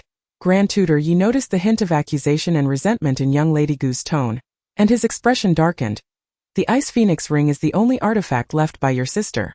It is more fitting for Chuer as she is her biological daughter. With that, he turned away, refusing to meet her gaze. Standing behind Grand Tutor Yi, young Lady Gu's face darkened like ink, her hands clenched tightly in her sleeves, her eyes flashing with intense resentment. Had Grand Tutor Yi articulated this from the beginning, she might have pretended to be gracious, yet he had clearly promised to reserve the ice phoenix ring for her daughter, Yi Linglong. How could he so easily change his mind over a single word from the little wretch? Yi Chun, however, young Lady Gu was no stranger to Grand Tutor Yi, even in her extreme jealousy. She quickly donned a facade of submissiveness, her large almond-shaped eyes shimmering with unshed tears. Yes, I must have been deluding myself, thinking that Linglong was our most exceptional child, the one most deserving of the ice phoenix ring left by my sister. You are right, my dear. After all, Chuer is indeed the biological daughter of my sister, even if her temperament is less than desirable. Young Lady Gu hesitated to label her a waste, but recalling Yi Chuyun's decisive strike against the elderly Chan, she could no longer be certain that Yi Chuyun had truly become a waste under her manipulation. Regret washed over her. She should have acted herself from the very beginning, otherwise, such unforeseen circumstances would never have arisen. After all, for the sake of the Yi family, Grand Tutor Yi could not allow her to claim that she had been entangled with the Zio kingdom. Thus, the only explanation could be that her poison had somehow failed. She had already ordered the execution of the old woman who had been delivering meals to Yi Chuyun over the past 11 years, a means of avenging herself. Grand Tutor Yi's heart softened as he observed her. Look at you, you are already a mother of 3, yet you weep so pitifully. Are you not afraid the children will mock you? Upon hearing this, young Lady Gu truly broke down, sobbing against Grand Tutor Yi's chest. He, feeling quite pleased, held her close. How could I not cherish our Linglong? She is our pride. Once she becomes a spiritual master, I will personally petition my father for a 4th-grade artifact. What do you think? Grand Tutor Yi forcefully pulled young Lady Gu from his embrace, compelling her to meet his gaze. Are you speaking the truth? Of course I am. When have I ever deceived you? As he watched her smile through her tears. Grand Tutor Yi's laughter grew deep. Young Lady Gu hurriedly sought refuge in his arms, only to find his hands growing increasingly bold. The following day, Grand Tutor Yi indeed dispatched someone to deliver her dowry. Yi Chuyun glanced around, her gaze fixating on the most significant artifact left behind by the Gu family. The ice phoenix ring, a small azure band intricately carved with a lifelike phoenix. Upon closer inspection, it seemed to emit a faint melodic sound. Yi Chuyun's eyes sparkled with delight as she sensed a profound aura emanating from this treasure. She immediately tucked it into her bosom. Recognizing its immense value, she possessed a subconscious desire to claim treasures as her OWNTO illustrate. In her previous life on the Savage Continent, a cultivation technique encompassed both mental and offensive skills. However, on the Kanglan continent, these were distinctly separated. This distinction had its merits and drawbacks, but based on Yi Chuyun's recollections of her mother, Gu Shi, if these items had indeed been used by her, they must undoubtedly be of great worth, at least to her current self. Chapter 25. This prince is Emily silently gathering these items. Yi Chiyun was not genuinely contemplating marriage. Rather, given Yi Taifu's eagerness to see her wed, she wondered if she might seize the opportunity to secure a substantial dowry. After all, these possessions were rightfully hers. Compared to her previous state of having merely a single silver coin, her current wealth could easily qualify her as a wealthy heiress. Not to mention the Gu family's shops, estates and mines, her dowry included hundreds of thousands in gold and silver coins, 10,000 low-grade spirit stones, 100 medium-grade spirit stones, and 100,000 low-grade spirit pearls. Of course, Yi Chiyun was acutely aware that these treasures represented less than 1/10 of the total income that Gu Wan had brought to the Yi family. Moreover, the wealth she had been deprived of over the past decade was also considerable. Yet, she had not accounted for these losses with him. Nevertheless, Yi Chiyun understood that this was already Yi Taifu's limit, that if truly provoked, he might shamelessly withhold even more treasures from her mother. These items, in addition to the gold and silver coins acquired from the Gu family's servants, amounted to tens of thousands in value, along with several cards. Do Yun finally felt a surge of confidence. With these resources, she could obtain more cultivation materials and expedite her advancement. Thanks to her previous life's insights, she had no reason to fear a shaky foundation. What? Changed your mind and willing to marry? Suddenly, a handsome face loomed before her, with long brows and eyes like black obsidian, sparkling with a hint of mischief, his visage as meticulously crafted as a work of art. Instinctively, Yi Chiyun recoiled, but he did not grant her the chance to escape. He reached out, enveloping her in his embrace, one hand firmly grasping her delicate wrist, leaving her no avenue for retreat. A flicker of panic coursed through Yi Chiyun's heart. When had this man arrived? She hadn't detected his presence at all. Perceiving her alarm, Emily's eyes gleamed with a hint of triumph that if, at his level of a first-grade spirit king, he could be outsmarted by this little one, it would be a source of immense shame. In previous encounters, he had underestimated her, leading to his blunders. Noticing her furrowed brow and prolonged silence, a gentle smile flickered in Emily's gaze. Didn't you claim not to wish to marry the Li prince? Why are you so eager to request a dowry from your father, Now bound by circumstance, Yi Chiyun recognized the disparity between them, yet she sensed no malice from this man. However, being restrained in such a manner by a stranger was far from pleasant. With a frosty demeanor she retorted, "What business is it of yours? Do you truly wish to marry the Li prince? He is nothing but a waste, with his dantian destroyed." Emily appeared nonchalant, yet his heart raced with tension. He both desired this rebellious little wildcat to defy him and longed for her to affirm her indifference. Yet, Emily's hopes were dashed. Caught off guard, he found Yi Chiyun had wriggled free. Truly, she was a sharp-tongued little wildcat. But this prince found her intriguing. Before he could fully react, an icy blue flash darted towards him. The ice phoenix ring. He hadn't anticipated that Yi Taifu would gift this treasure to her. With Xiao Zhong and Xiao Jian in the soul stone space, Yi Chiyun had no choice but to summon the newly acquired ice phoenix ring. Unfortunately, her initial use of this artifact was rather clumsy. However, the essence of the ice phoenix ring seemed to resonate perfectly with her. After a few awkward attempts, she quickly found her rhythm. The ring transformed from a modest circlet around her wrist into a colossal hoop, radiating an enchanting azure light accompanied by the melodious sound of birdsong. As it launched itself unhesitatingly towards Emily, a flicker of darkness crossed Emily's eyes. This woman was not to be underestimated. They had shared intimate moments, yet she showed no hesitation in unleashing deadly force. Had he truly misjudged her? For reasons unknown, a fierce sense of unwillingness surged within Emily, igniting a strong desire to conquer. Throughout his life, no woman had ever captivated him so intensely. This woman, he would claim for himself. However, he had no time to dwell on that. With one hand braced against his back and the other raised, he unleashed a wave of black energy towards the azure attack, only to find it pushed back a step by the ice phoenix ring. Remarkably, in a mere few days, she had advanced from lacking any spiritual energy to becoming a third-grade spirit master. If such a Yi Chiyun were deemed a waste, then no genius could exist in the entire Songyue kingdom. With a single move, Emily discerned Yi Chiyun's current cultivation level, yet regrettably, she was still no match for him. His future wife was quite formidable. He would need to step up his game. After all, he was renowned as the greatest genius in Songyue Kingdom's history. Being overshadowed by his own wife was simply unacceptable. A wave of concern washed over Emily. Suddenly, Yi Chiyun felt an overwhelming surge of spiritual pressure that immobilized her own energy, leaving her powerless. She turned to face the enigmatic man, whose expression was a mix of amusement and gravity, yet his eyes bore an icy, defiant glint. In that moment, Emily captured the scene perfectly. His expression darkened slightly while Yi Chuyun felt a wave of heat wash over her. A potent masculine scent filling her senses. Although this body had yet to experience intimacy, in her previous life, Yi Chuyun was the dreaded sorceress of the cultivation world, and having spent many years with Murong Yi, she was no stranger to the affairs of love. Yet, this youthful form was even more sensitive than her previous one, and her body's natural reactions painted her cheeks with a deep crimson, rendering her as radiant as a blooming flower, strikingly beautiful. In a daze, her body was suddenly turned, and before she could comprehend, a searing warmth descended upon her. Remember, this prince is Emoli. Chapter 26. She is the woman I acknowledge. His kiss began hesitantly. Yet the man seemed to possess an innate talent for such endeavors, swiftly escalating into a fervent assault. Yi Chuyun found her mind blank and her body involuntarily heating up.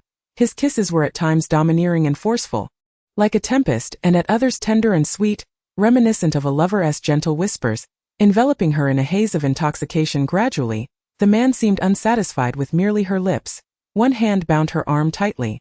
While a surge of potent spiritual energy erupted from his fingertips with a grunt, he was caught off guard once more by Yi Chuyun's fierce counterattack, this time rendering him completely still.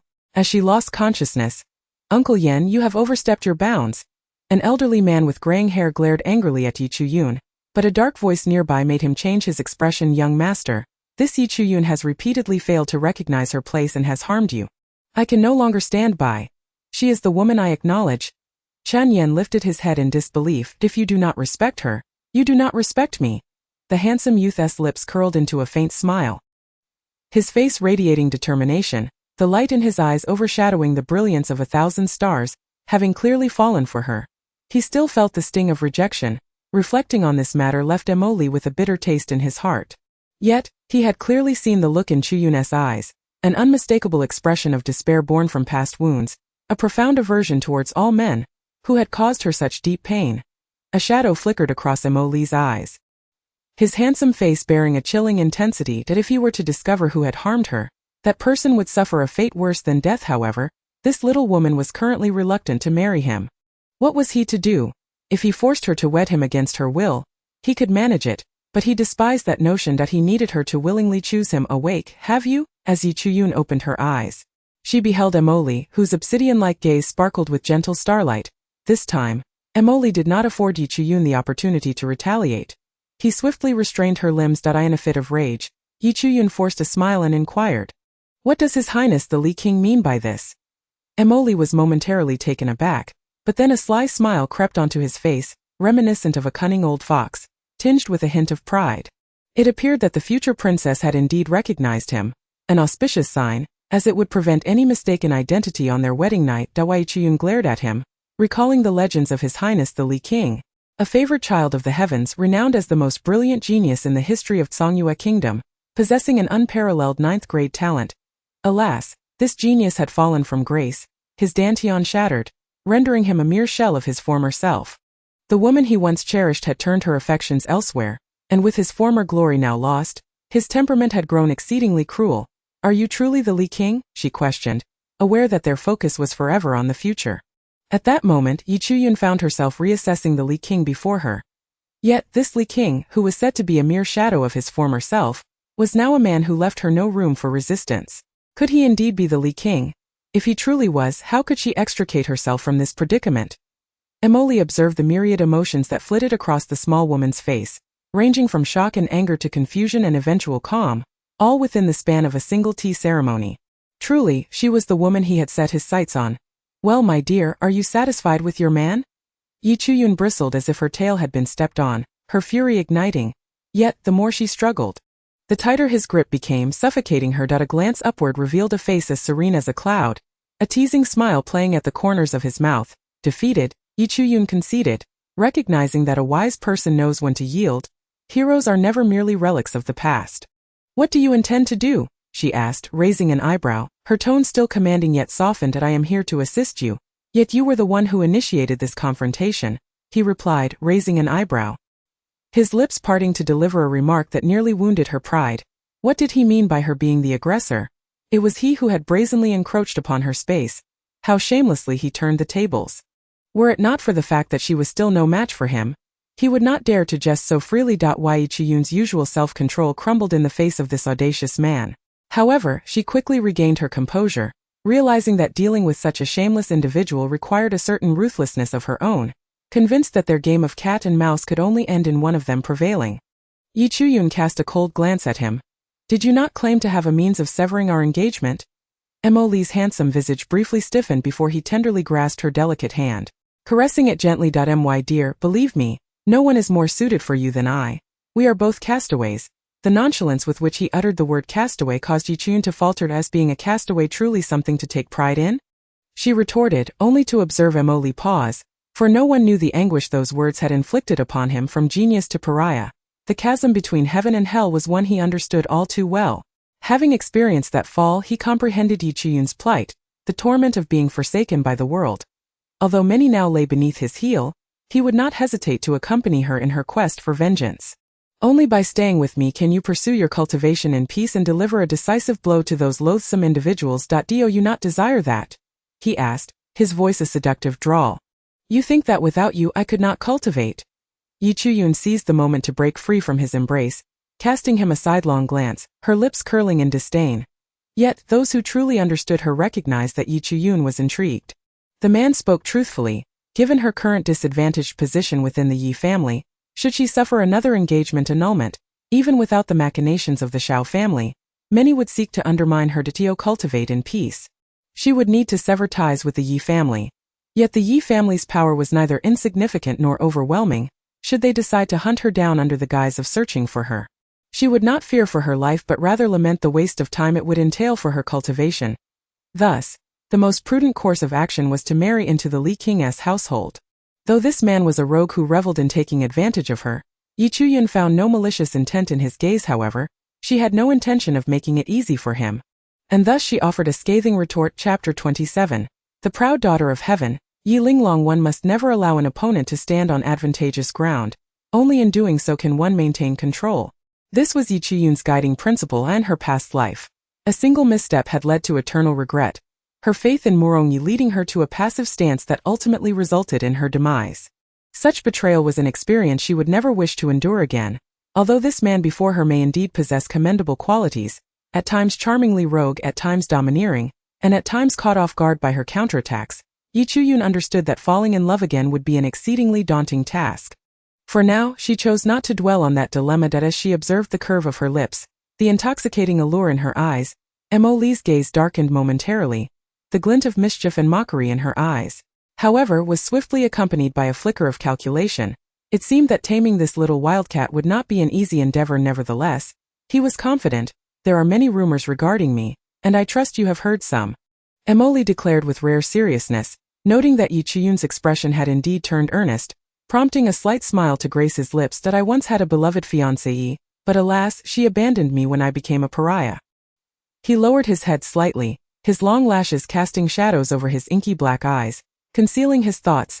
Thus, I believe our circumstances are remarkably similar, making you the one who can understand my heart best. Our union is truly destiny. Mo Li raised his head, his handsome face imbued with conviction and sincerity. I can protect your growth, and your presence will shield me from those with ill intentions. His tone turned stern, his tall figure standing resolutely, exuding an inexplicable melancholy. Both having been betrayed and wounded by those they cherished, it must be said that Mo Li had deftly struck at Yi Chuyun's most vulnerable point. Very well. I shall agree to your terms. Your wisdom is commendable, my princess. You shall not regret today's decision. Once Mo Li departed, Yi Chuyun suddenly realized something amiss. She had resolved to stand firm, to seize the initiative and maintain control. Yet that man's pitiable demeanor had led her to compromise. Furthermore, she seemed to have been taken advantage of throughout. She was not yet married, yet already addressed as the princess. However, in Yi Chuyun's heart, Mo Li had become a pitiful figure, a man broken by the one he loved. Should that woman, who had cast him aside, learn of his restored powers, she would surely regret her choices. It was rumored that she had become the favored consort of the Songyue emperor. Coupled with Mo Li's earlier remarks about her presence shielding him from nefarious individuals, it was evident that in positions of power, struggles and intrigues abound. Being born into royalty was not necessarily a blessing. Reflecting upon it, Yi Chuyun found herself genuinely sympathizing with the Li King. At such a tender age, he had shone brightly, only to fall into obscurity. His fiancée stolen by his own brother, and his reputation now tarnished. None of this was mere coincidence. His plight was far more tragic than that of the original Yi Chuyun. Yet, they were alike, both marionettes of fate, deserving of no sympathy from one another. Since their union was mutually beneficial, it was undoubtedly the best choice. For Yi Chuyun, it was certainly preferable to being schemed against by the Shao family or being casually betrothed to another by the esteemed Yi Taifu.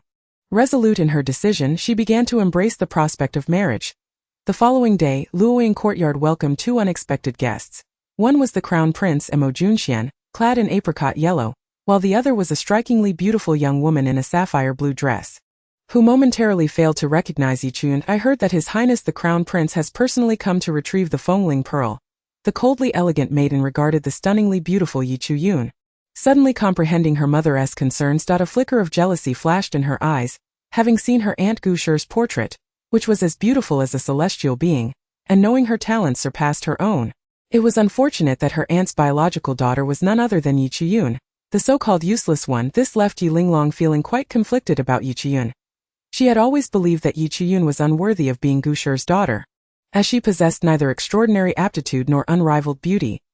Yet, upon witnessing Yi Chuyun's true form, Yi Linglong could not deny that if Yi Chuyun considered herself the second most beautiful woman in Songyue Kingdom, none would dare claim the first. Fortunately, the criteria for the beauty rankings in Songyue Kingdom encompassed not only appearance but also talent and cultivation. Thus, even if Yi Chuyun were stunning, she would still lack the qualifications to be listed. Yi Linglong discreetly scrutinized Yi Chuyun, who was likewise appraising her. Yi Linglong was indeed the pride of the Shao family and Yi Taifu, her beauty a harmonious blend of both parents' attributes, surpassing them in brilliance. With long brows and large eyes, a delicate nose and cherry lips, she stands gracefully, exuding an air of detachment and pride. Adorned in blue garments, she resembles the most enchanting ice fairy. Her gaze towards others cold and disdainful, as if Yi Chuyun is utterly unworthy of her acknowledgement. Standing beside the crown prince Mo Junxian, they present a strikingly beautiful pair, akin to celestial beings. Perfectly matched. So it is, Linglong. I have heard, dear sister, that you are quite busy. What brings you to my humble abode? Yi Chuyun shows no intention of rising to greet her, lounging indifferently on the couch.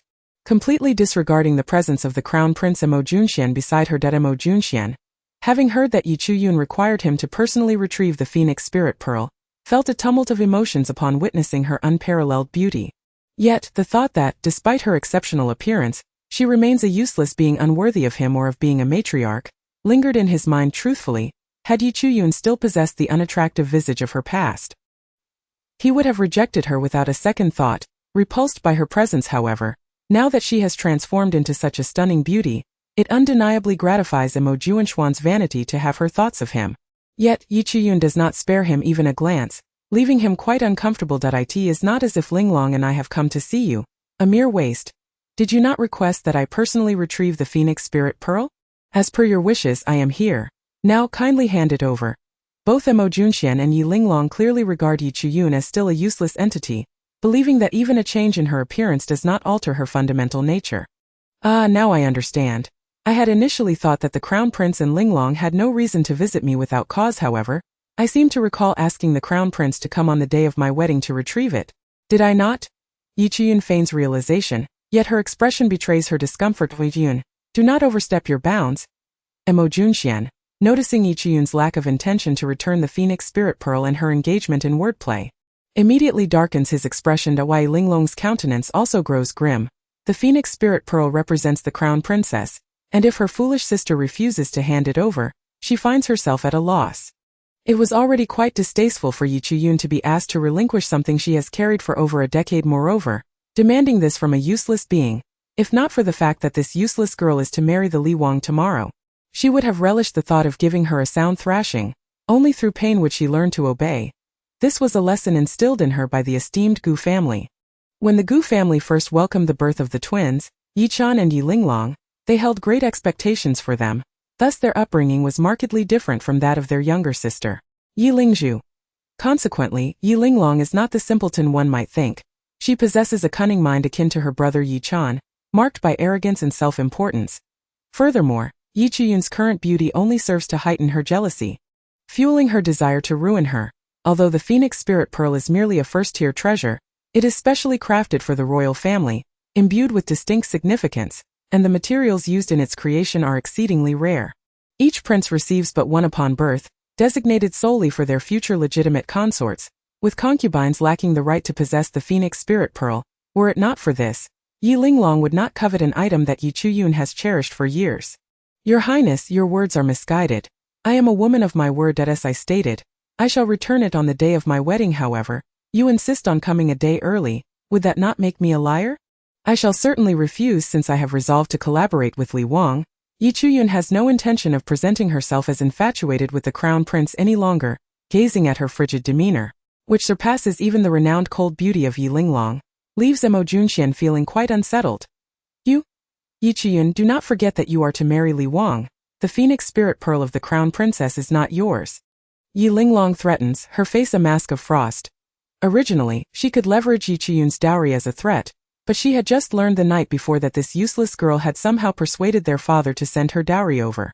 Amongst it is the ice phoenix ring that she has long coveted, a treasured item from her late mother, were it not for her mother promising that once she successfully advanced to spirit master, her father would seek a fourth-tier treasure from her grandfather.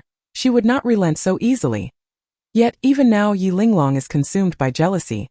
The esteemed Gu family, in her eyes, resembles an unattainable goddess. On one hand, the esteemed Gu is her biological mother, who has cared for her deeply, and Yi Linglong has idolized her. The existence of Yi Chuyun, the daughter of the esteemed Gu, has been nothing more than a stepping stone for her.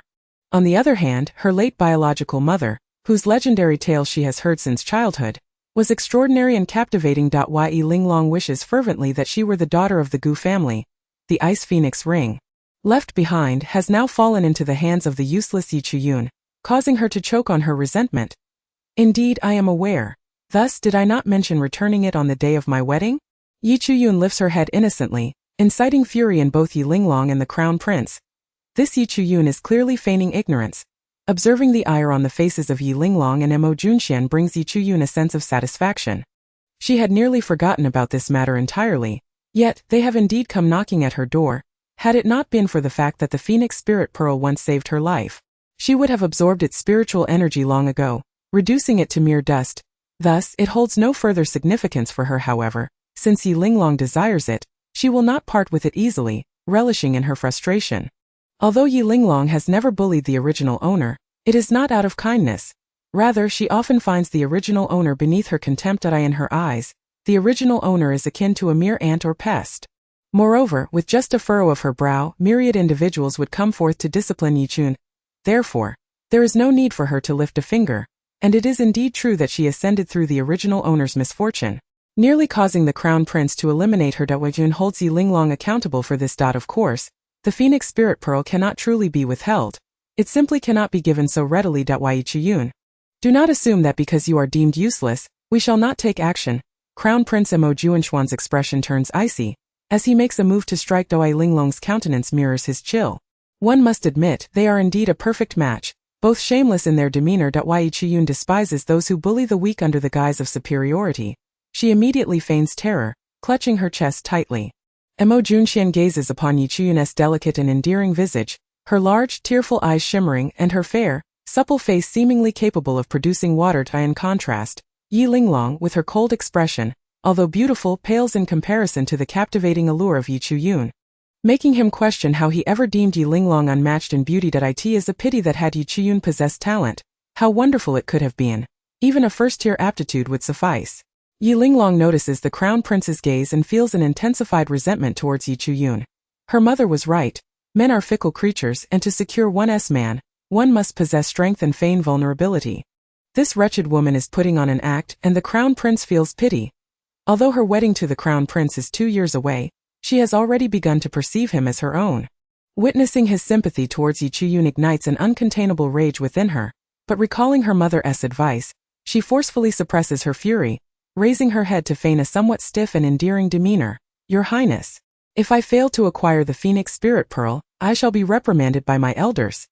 Yi Linglong, typically known for her icy demeanor, resorts to this display of charm, greatly satisfying the crown prince's vanity. One is a genius destined to become the crown princess, while the other is merely a pretty face devoid of worth. Which is of greater importance? The answer is evident. The crown prince's expression darkens immediately. Yi Chuyun, hand over the phoenix spirit pearl without delay, lest you compel us to resort to violence. Yi Chuyun feigned surprise, hastily retrieving the phoenix spirit pearl from her chest. Both the crown prince and Yi Linglong's eyes brighten. Though a hint of suspicion lingers, why is this useless girl so compliant? Yet, as she readily hands it over, Yi Linglong swiftly snatches the pearl. However, the moment it is in her grasp, the spiritual energy within it begins to dissipate rapidly, transforming into an ordinary jade bead. A flicker of disappointment crosses Yi Chuyun's eyes, while Yi Linglong gasps in shock. Yi Chuyun, what have you done to the phoenix spirit pearl? How could it have changed so drastically? Unexpectedly, Yi Chuyun shriek surpasses Yi Linglong's in volume. Linglong, what has happened? The phoenix spirit pearl was perfectly fine when I held it. Yi Linglong had intended to accuse Yi Chuyun, however, upon hearing her words. Her expression darkens. She had hoped to blame Yi Chuyun for the pearl's condition, but now finds herself on the defensive. It is clear to all that the phoenix spirit pearl was once resplendent in her possession. Yet upon passing to Yi Linglong, its spiritual energy visibly wanes, soon revealing itself as nothing more than a simple stone. Do not speak nonsense. It is plainly your negligence that has rendered the phoenix spirit pearl into this state. Yi Linglong could not fathom why this was happening, yet she was unwilling to easily bear this blame. Yi Chuyun's face was as pale as a ghost. But I possess not a shred of cultivation. This phoenix spirit pearl is indeed a treasured artifact. Before Yi Chuyun could finish her words, Crown Prince Mo Junxian evidently believed her. Indeed, Yi Chuyun was a good-for-nothing. This phoenix spirit pearl was crafted by the royal family's spirit king himself. How could a useless person possibly damage the phoenix spirit pearl? This meant that the changes in the pearl were indeed related to Yi Linglong. Upon witnessing Mo Junxian's expression, Yi Linglong was instantly flustered. Your Highness, I have never committed any act of destruction against the phoenix spirit pearl. You must believe me. Damaging a royal family token was a grave offense, even as the future crown princess. The royal family would undoubtedly pursue this matter. Perhaps she would even lose her identity as crown princess. This position was coveted by many, were it not for Yi Chuyun being the originally designated crown princess. She would not have taken advantage of the situation to replace her. If this incident with the phoenix spirit pearl aroused the royal family's displeasure, it would truly be a case of losing much for a trivial matter. That wretched Yi Chuyun had always been her adversary. At that moment, Yi Linglong wished fervently for Yi Chuyun's demise. In a fit of rage, she drew her sword and lunged at Yi Chuyun. Yi Chuyun's expression turned cold. Could she not endure such a minor grievance? The original owner had suffered years of grievances under her mother's rule, pretending to be frightened, just as Yi Linglong's sword was about to pierce her heart. She furrowed her brow, and an invisible barrier appeared between her and Yi Linglong. The sword, glowing with a green light, merely grazed the barrier before being repelled back. Yi Linglong, being in direct contact, was fully aware of the formidable power behind it. Her eyes widened in disbelief that such power could be associated with the so-called useless Yi Chuyun. Yi Chuyun wore a beguiling smile, shaping her lips into the word useless, infuriating Yi Linglong to the point that her delicate face twisted in rage. However, once Yi Linglong was sent flying, Yi Chuyun feigned terror, resembling a frightened little rabbit, tightly closing her eyes. Thus, when the crown prince saw Yi Linglong flying away instead of catching her, he gazed at Yi Chuyun with a complex expression. This was a case of using one's own methods against them. Wasn't he the little Gu family adept at feigning weakness and playing the virtuous? Now she intended to use their own tactics to vex their daughter. Yet, as she observed Mo Junxian's expression, a trace of mockery flickered in Yi Chuyun's eyes. If the Gu mother and daughter deserved punishment, then the crown prince was no paragon of virtue either. He should not think that just because he showed her a modicum of pity, she would spare him. If not for his appearance, would he even glance her way? Yi Chuyun felt a sense of indignation for the original owner and was relieved that the original owner had not been seen by this shallow, selfish man in her true form, for such an encounter would have led to a far more tragic outcome. Consequently, Yi Chuyun swiftly lunged at Mo Junxian, exclaiming, Your Highness, Linglong is trying to kill me. Even a fool could see that Yi Linglong had already been sent sprawling. Even if she had genuinely intended to kill Yi Chuyun moments ago, it was clear that Yi Chuyun was now safe. Yi Chuyun perceived the sinister intent in Mo Junxian's eyes, her disdain for him deepening. This hypocritical scoundrel! How foolish of the original owner to risk her life for him.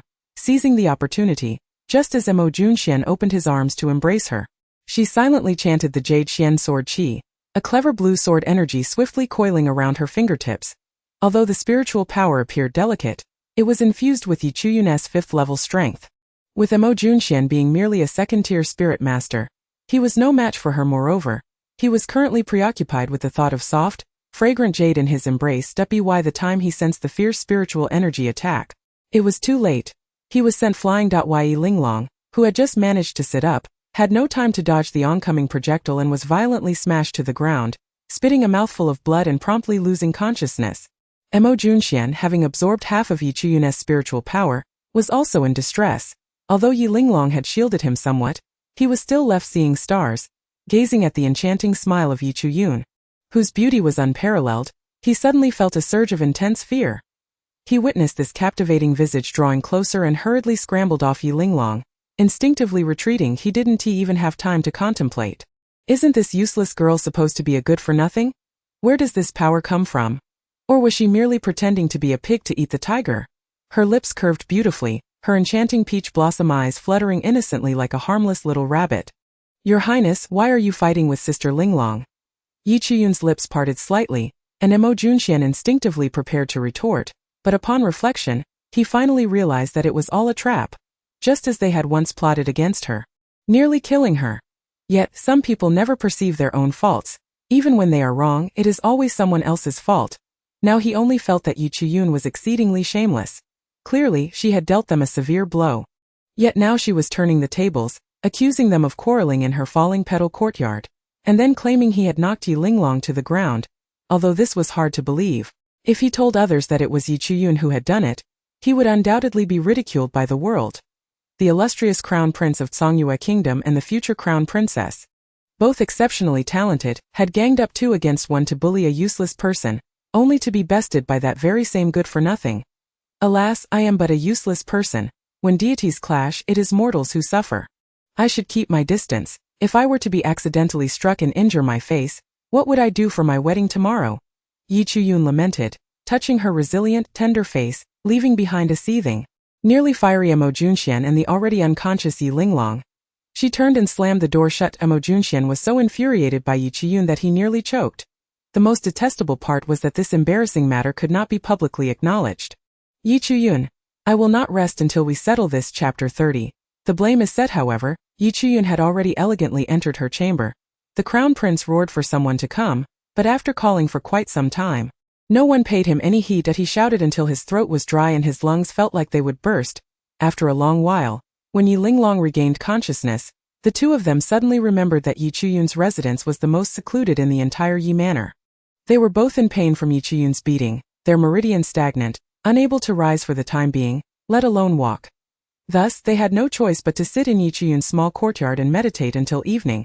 When a maid came to deliver food to Yi Chuyun and discovered them, summoning others to carry them away, having suffered such humiliation, both the crown prince and Yi Linglong gritted their teeth at Yi Chuyun, wishing they could drain her blood and feast on her flesh. Yet, they did not consider that had Yi Chuyun truly wished them dead, they would have long since ceased to exist. However, some people are like this.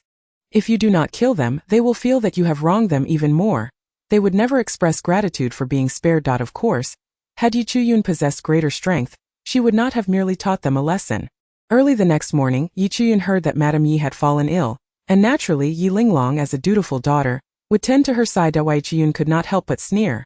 Who was truly ill remained to be seen. Yet today was supposed to be her day of great joy, and she did not wish to expose the Yi Taifu couple's veil of shame. However, on the day of Yi Chuyun's wedding, Madame Yi, as the matriarch, was unable to manage the affairs due to her illness. Those unaware of the situation felt that Yi Chuyun, as the legitimate daughter, was indeed unfortunate and pitiable, especially with Madame Yi falling ill at such a critical moment. Leaving the wedding cold and desolate, those in the know understood that Madame Yi was in a state of agitation over the incident involving the second young lady, thus naturally placing less emphasis on Yi Chuyun's wedding. Consequently, on the day of the wedding, servants only leisurely began to prepare her small courtyard. It was said that the arrangements had been entrusted to concubine Jiang. Had it not been for Madame Ye's orders, would a mere concubine dare to treat her so slowly? Yi Chuyun sneered. Although she was not truly getting married, if they wished to see her make a fool of herself, they would need to have the fortune to witness it. Concubine Jiang's daughter Yi Shangyun was a lackey of Yi Linglong and her sisters, and naturally concubine Jiang had long been tamed by Madame Yi. By the time the small courtyard was arranged, half an hour had already passed before a maid leisurely brought Yi Chuyun her bridal attire and a chest full of gold and silver. The gold and silver were abundant, yet there was not a single spirit pearl, let alone a spirit jade for cultivators. No amount of worldly gold and silver could compare to a single piece of spirit jade. Of course, gold and silver mines were another matter. Although these items were not as practical as spirit pearls and spirit jades, they were not entirely without value. Moreover, since they were given, Yichiyun naturally had no reason to refuse them. However, they thought to dismiss her with such trifles. They must be dreaming. Yichiyun was not greedy for wealth, but spirit pearls and spirit jades were the currency of exchange among cultivators as a daughter of the Yi family. How could she marry without spirit jades and spirit pearls? What nonsense was this? Yichiyun was determined to obtain every last bit that belonged to her. Madame Yi was like a miser. And she intended to pluck her feathers. It was also a way of avenging the original owner. As Yichiyun thought, Madame Yi was indeed in Yi Linglong's room, anxiously wishing to eliminate Yichiyun. While Yi Taifu's expression was equally grim. Linglong, do not worry. I have procured 2 bone-nourishing pills for you and even requested a jade beauty pill from your grandfather. It will ensure that your beauty remains intact. Yi Linglong was exceptionally beautiful and possessed remarkable talent. Lacking in either aspect would no longer make her the favored daughter of heaven. Yi Linglong, adding to the distress, she had just become engaged to the crown prince when her beauty was marred. Which is certainly no trivial matter. Yi Taifu, being a man himself, understands the sentiments of men. Thus, he is determined to assist his daughter in restoring her appearance, which is why he sought out his father to procure a Yuyong Dan.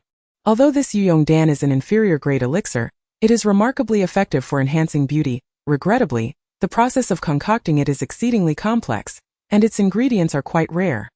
This scarcity is precisely why, despite being a subpar potion, it is deemed highly valuable. In contrast, the Shangu Dan, classified as a first-grade elixir, is a miraculous remedy for wounds, easily crafted by the alchemists serving the Yi family. Not only does Yi Taifu possess a stock of it, but even Yi Linglong herself has a few in reserve. 3 Shingu Dan are more than sufficient to heal Yi Linglong's injuries. Thus, her condition is of little concern. What is troubling, however, is Yi Linglong's appearance. Linglong is indeed the most exceptional daughter of our clan, and to have her harmed in such a manner by that good-for-nothing is simply intolerable. Madame Gu cast an irate glance at Yi Taifu, who was coaxing Yi Linglong to take her medicine. Why not take this opportunity to properly discipline his beloved daughter? The thought of her own daughter being so grievously injured by that wretched individual, while she herself must feign illness and remain hidden, only adds to her ire. Not only must she maintain the necessary decorum, but she also must ensure her daughter is presented intact to the Yi family. Madame Gu was nearly driven to the brink of murder by her fury. Thus, she could not help but vent her frustrations upon Yi Taifu. Upon hearing Madame Gu's reproach, Yi Taifu's temper flared as well. How dare you speak so? Do you truly believe anyone would take it seriously that Linglong was harmed by a mere good-for-nothing? The priority now is Linglong's injuries and her visage. Everything else can wait. Madame Gu, stung by his retort, felt even more enraged but found herself momentarily speechless. Indeed, her daughter is a prodigy of the Yi family. If it were to be said that she was bested by that insignificant Leaf Chuyun, it would imply that her daughter is even inferior to a worthless fool. Yet, how can this be allowed to stand? That scoundrel even dared to injure the crown prince. If the royal family learns that our Linglong caused such harm to the crown prince, how can this marriage possibly be preserved? Madame Gu surveyed her daughter's once beautiful face, now swollen and bruised, resembling that of a pig. There was no trace of her former beauty left. If the crown prince were to see her in such a state, the marriage would surely be jeopardized. Moreover, Linglong would be unjustly blamed for the misdeeds of that scoundrel. Would the royal family permit someone who so gravely injured the crown prince to become his consort? As these thoughts crossed her mind, Yi Taifu's expression darkened. Yes, how could he have overlooked such a crucial detail? Ultimately, it is all the fault of that rebellious daughter Leaf Chuyun who has stirred this trouble. Today that little scoundrel must be expelled from the Yi family. Once she is wed, she will naturally seek our favor, and at that time we can compel that rebellious daughter to reveal the truth. Our Linglong and the crown prince are a match made in heaven, perfectly suited for one another. Surely the crown prince himself understands this. Yi Taifu subtly remarked. Madame Gu scoffed inwardly, understanding nothing of the sort. Her Linglong is also injured, and her wounds are more severe than those of the crown prince. Rather than being harmed by Leaf Chuyun, it would be more accurate to say she was wounded by Linglong herself. If the crown prince were to admit that he was bested by Leaf Chuyun, would it not imply that he, the crown prince, a second-tier spiritual master, could not overpower a mere good-for-nothing? Surely, the crown prince wishes for this truth to remain concealed more than anyone else. Thus, they must not only refrain from revealing the truth but also assist in its concealment. Linglong has already been marked with blame. The very thought of it is suffocating. Chapter 31. A blatant threat. Listening to her parents, Yi Linglong sat quietly, her eyes half-lidded. Concealing the deep resentment and humiliation within, Leaf Chuyun, one day I Yi Linglong shall surely trample you beneath my feet. I will make you wish you were never born. Yi Linglong still could not believe that she had fallen to the hands of the sister she had scorned since childhood.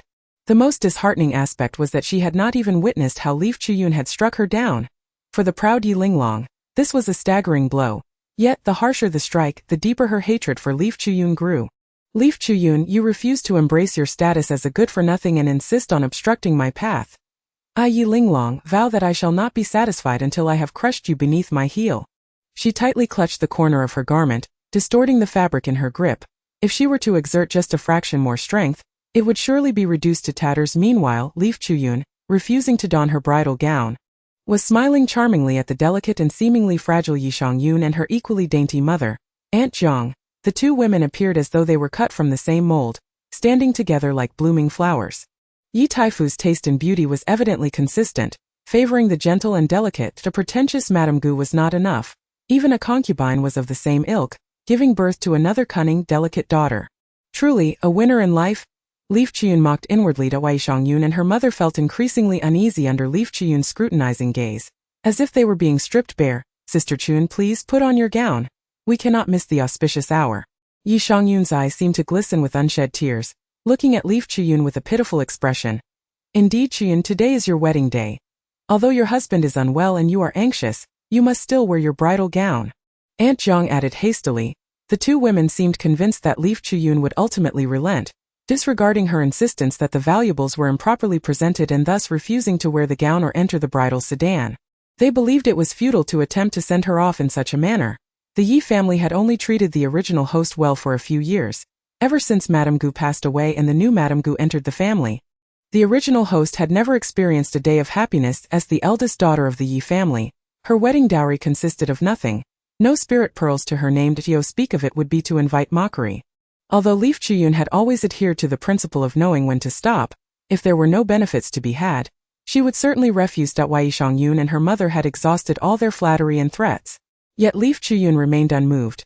Aunt Jiang's expression grew increasingly grim, while Yi Xiangyun's typically sweet and delicate visage darkened with displeasure. Sister Chuyun, if you do not don your gown soon, you may miss your auspicious moment. Then if father lays the blame upon us, she fixed her gaze on Leaf Chuyun, seemingly intent on capturing every nuance of her expression. Yet, Leaf Chuyun continued to smile enchantingly. Sister Xiang, do you and Aunt Jiang have trouble hearing? I am marrying the esteemed Prince Li. As the eldest daughter of the Yi family, should not my dowry include spirit pearls and spirit stones? Why not hurry and inquire with Madame Yi? Yi Xiangyun felt as if her lungs were about to burst with rage. Was Leaf Chuyun truly out of her mind?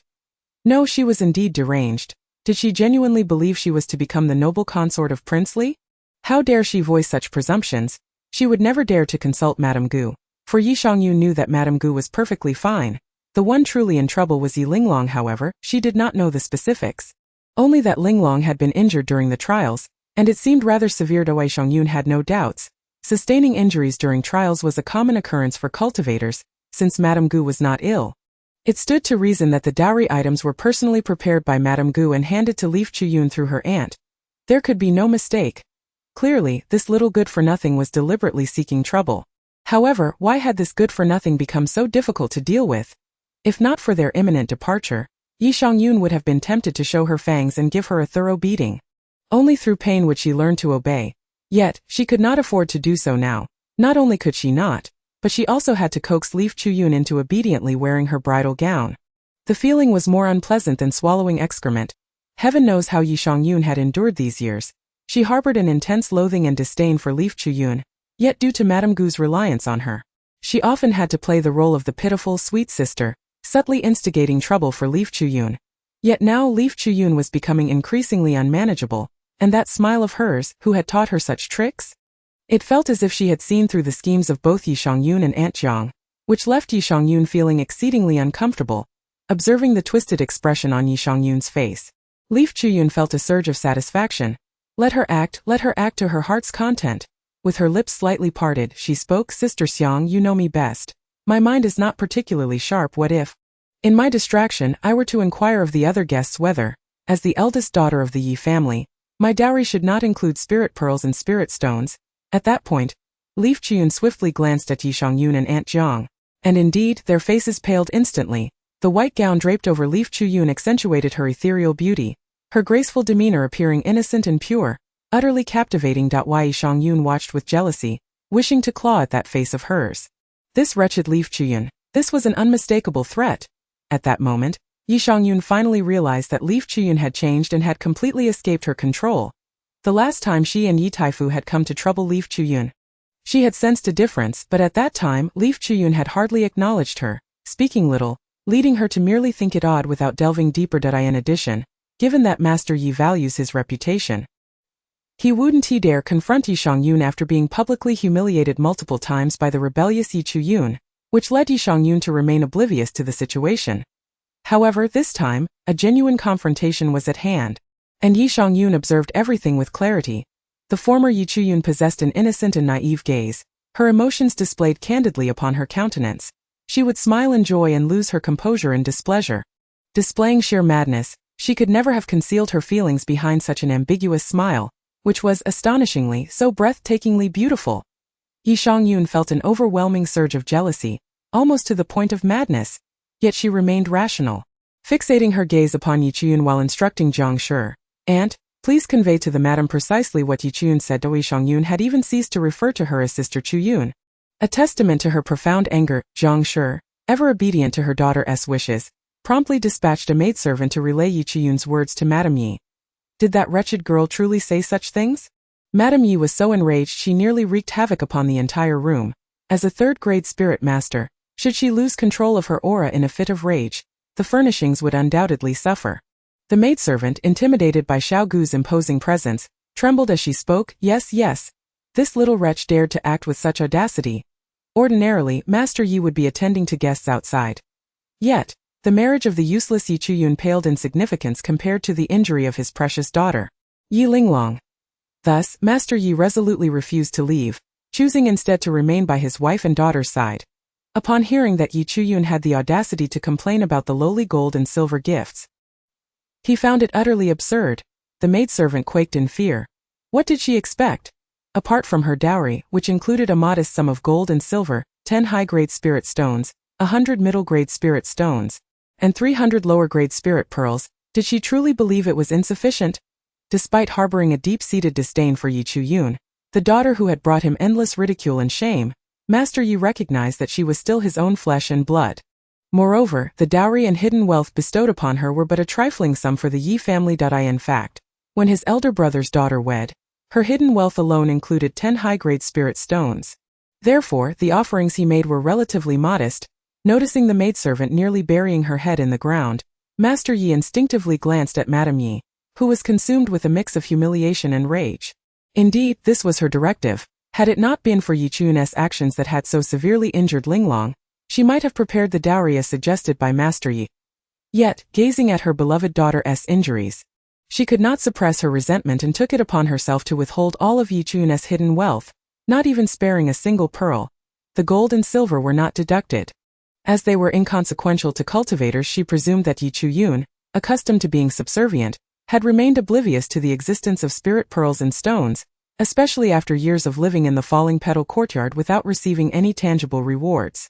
Each month, when the allowances were distributed, Yi Chuyun's small courtyard received nothing but gold and silver, which were quickly pilfered by layers of servants before they even reached her, under her tacit approval. Yi Chuyun had not seen a single coin in over a decade. How else could she have fallen to the point of starvation if not for dog food? Therefore, she naturally assumed that even if Yi Chuyun had inexplicably regained her awareness, she remained unaware of the existence of spirit pearls and stones.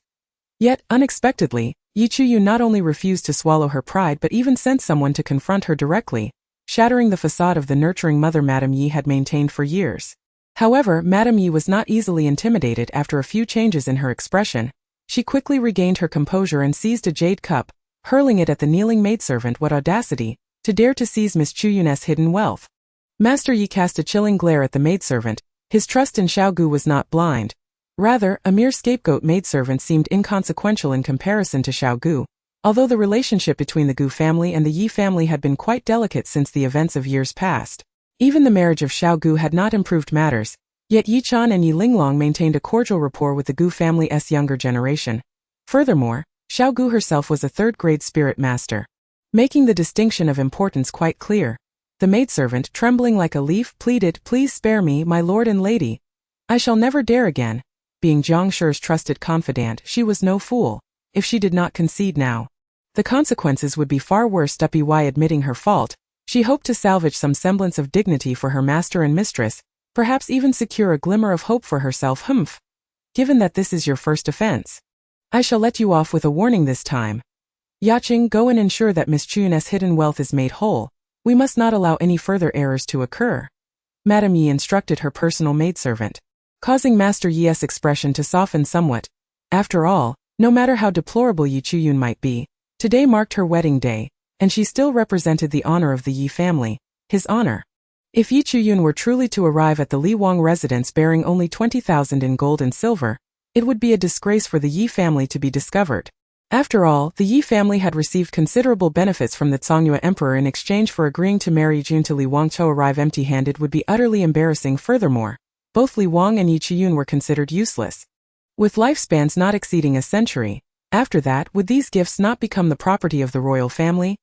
Thus, the dowry presented to Yi Chuyun was essentially a gift to the royal family. It should not be too scant, yet it need not be excessive either. Master Yi understood this principle, while Madame Yi, being merely a woman, had limited foresight upon hearing the amounts Master Yi intended to allocate for Yi Chun's hidden wealth. She had no choice but to grit her teeth and comply. This grievance would have to be settled at a later date.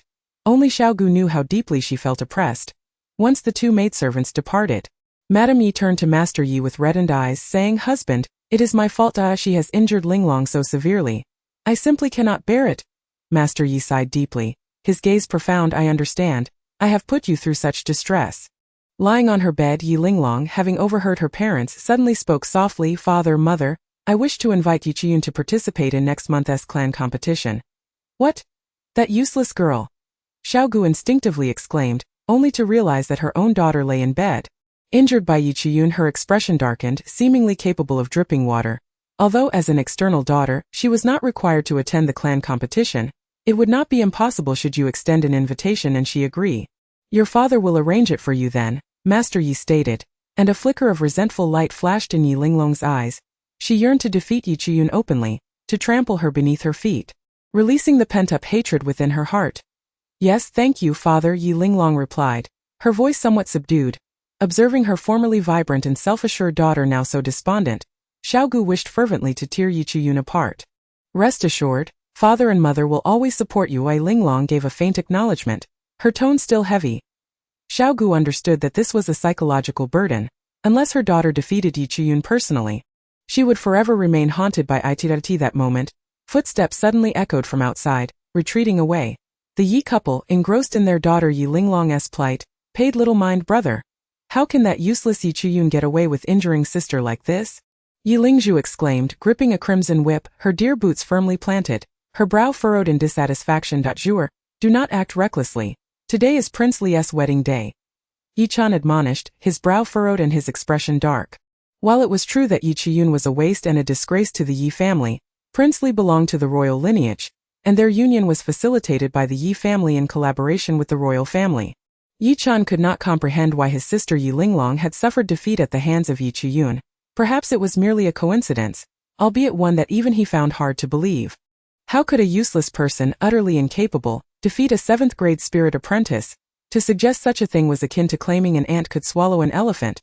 Absurd. Yet, the very absurdity led Yi Chan to suspect that the situation was far more complex than it appeared. However, given Yi Chuyun's notorious reputation, if she were not truly useless, why would she willingly bear such a stigma? This conundrum perplexed Yi Chan. His scheming mind surpassed that of Yi Linglong. He would not act hastily until he fully understood the situation. At the very least, the marriage should not be disrupted by the Yi family. Yi Chan understood this principle, while Yi Lingzhu, the fiery girl, had not considered it. Infuriated by her brother's calm demeanor, she stomped her foot and declared, "Brother, you may not care, but I will." With that, she dashed towards the front courtyard, determined to sabotage that useless Yi Chuyun's wedding and prevent her from marrying. How dare she bully her sister? Stop. Yi Chen's expression darkened as he shouted. But Yi Lingzhu had already run far ahead. He had no choice but to follow, lest his reckless sister attract trouble. Yi Chuyun gazed contentedly at the hidden treasures before her, the ethereal Ling Bai Lingzhu radiating a captivating aura that brought her immense comfort. She nodded lightly, gathering these items, which she discreetly stored within her soul stone space.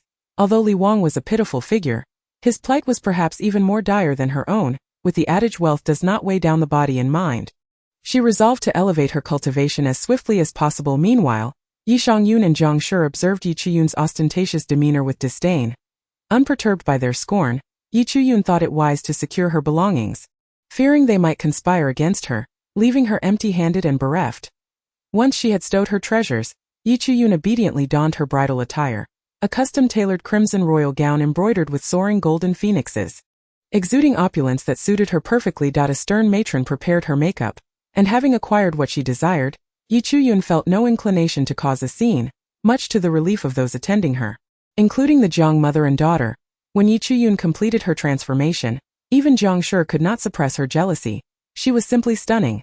The matron's skilled hands had not over-applied her makeup, yet Yi Chuyun's complexion resembled that of a freshly shelled egg, smooth, pale and radiant. Her features were picturesque, with naturally rosy lips, a slender figure, and an elegance that could easily be likened to a celestial maiden from the heavens. Yi Chuyun's striking beauty inevitably evoked thoughts of Gu Wan, the former first beauty of Songyue Kingdom, whose allure was simply unmatched. Zhang Shi could not help but muse that if Gu Wan were alive today, even a mere glance in her direction would leave her feeling utterly ashamed.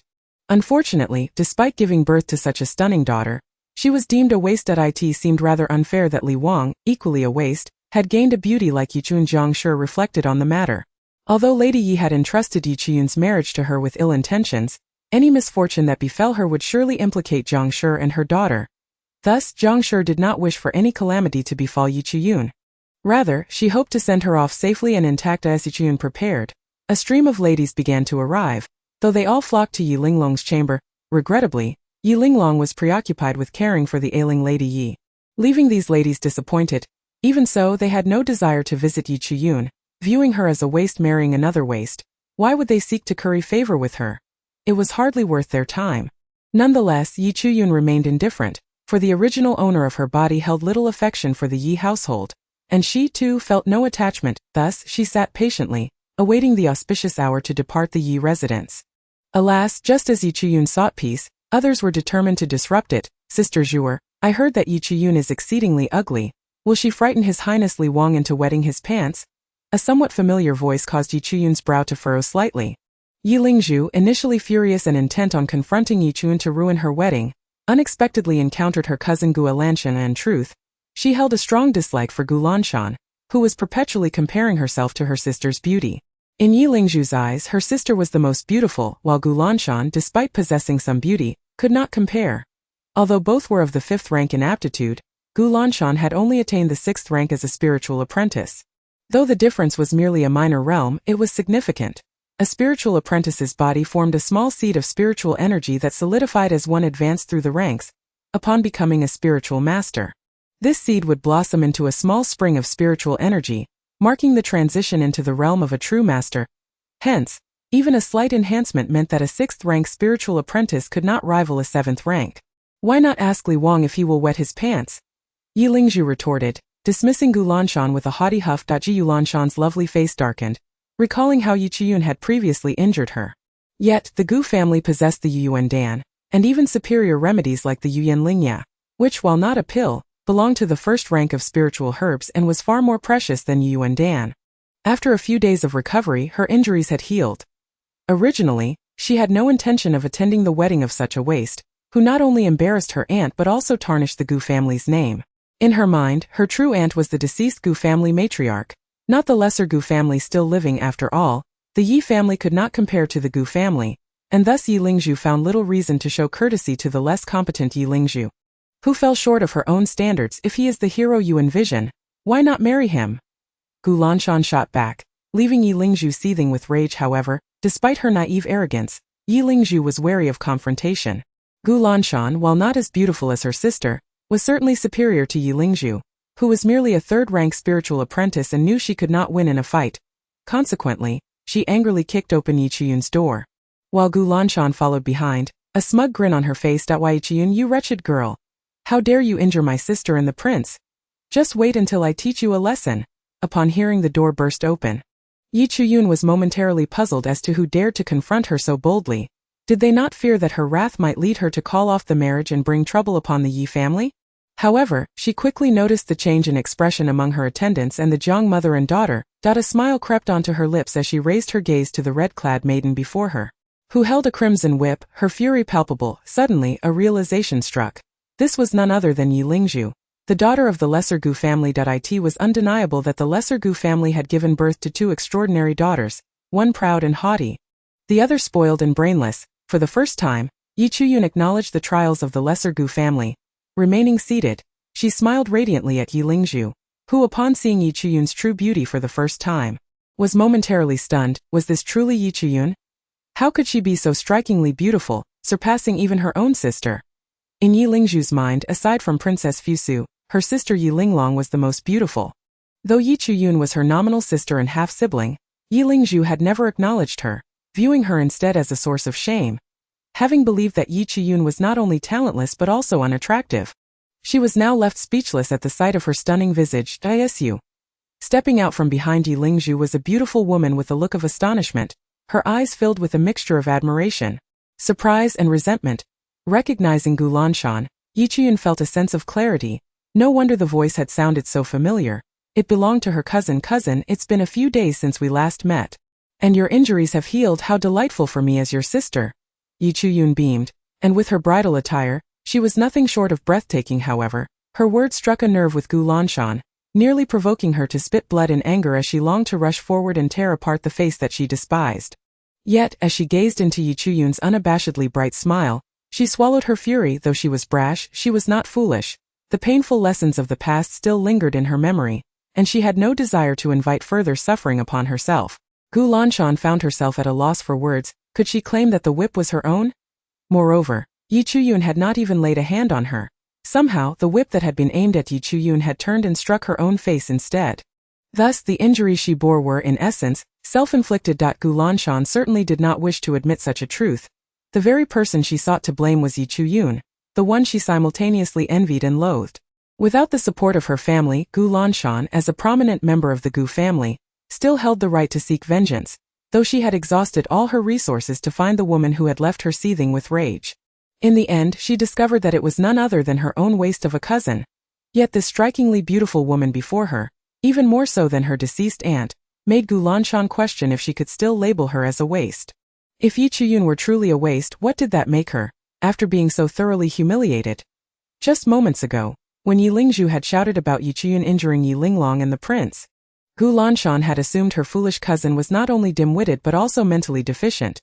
Yet if this stunning woman truly was Yi Chuyun, then perhaps Yi Linglong and the prince had indeed fallen victim to her wrath. The memory of that long whip aimed at her face, only to have it unexpectedly turn on her instead, was still fresh in her mind, though she harbored a deep-seated hatred for Yi Chuyun. Within the recesses of her heart, she could not help but feel a tinge of apprehension towards her adversary of equal prowess, one with whom the intricacies of their backgrounds were known. Was not truly formidable. What instilled fear was the likes of Yi Chuyun, whose depths remained an enigma. It was genuinely terrifying that a person deemed a worthless wretch could possess the capability to bring one to their knees. However, upon witnessing the astonished expression of Yi Lingzhu, Gu Lanshan, having suffered a setback before, suddenly had a stroke of inspiration. Zhuer, so it turns out Linglong was defeated by Chuyun. Did you say Chuyun even struck the crown prince? As she spoke, her astonishment caused her to cover her mouth. Yi Lingzhu, lacking the cunning of Gu Lanshan, although she loathed her, despised the worthless Yi Chuyun even more, a disgrace to the Yi family. With that, she brandished her crimson whip, aiming to strike at Yi Chuyun. Yi Chuyun could hardly contain her laughter at Yi Lingzhu's foolishness. Seizing the whip, she raised an eyebrow, neither affirming nor denying. When did you see me strike your sister and the crown prince? Stunned by the retort, Yi Lingzhu found her whip immobilized in Yi Chuyun's grasp. Panic and disbelief surged within her. Though the whip was a mundane object, it had been specially crafted for her by her mother. Combined with the whip technique known as winding finger whip, even a fifth-tier spiritual apprentice would be hard-pressed to evade its edge. Yet, here was Yi Chuyun effortlessly holding it, rendering her powerless. Could it be that this supposed waste was now a spiritual apprentice above the fifth tier? Yi Lingzhu could hardly believe it, for Yi Chuyun had once lain on the ground, utterly defenseless against her strikes. As this thought crossed her mind, Her expression shifted back to arrogance that I distinctly heard my parents discussing it in my sister's room. My sister is still recovering and will not attempt to quibble. Oh, so it turns out Lady Yi is not ill, but rather the second Miss Yi has been injured. Thus, to care for the wounded second Miss. Lady Yi hastily entrusted my marriage to the Prince of Li to a concubine, who, lacking discernment, mismanaged my dowry, not even providing half a spirit pearl. What a tragic fate for this worthless one. Yi Chuyun exclaimed with a sudden realization, subtly channeling a bit of spiritual power, ensuring her words, though not loud, resonated far and wide. Why, Yi Chuyun, you slanderous wretch? Did my mother not compensate you later? Yi Chuyun regarded Yi Lingzhu with a cold smile.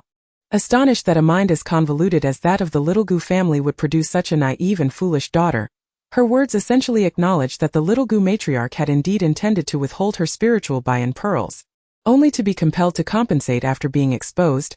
The little Gu matriarch had meticulously crafted the image of a perfect stepmother, yet all her efforts had been laid bare by her own flesh and blood.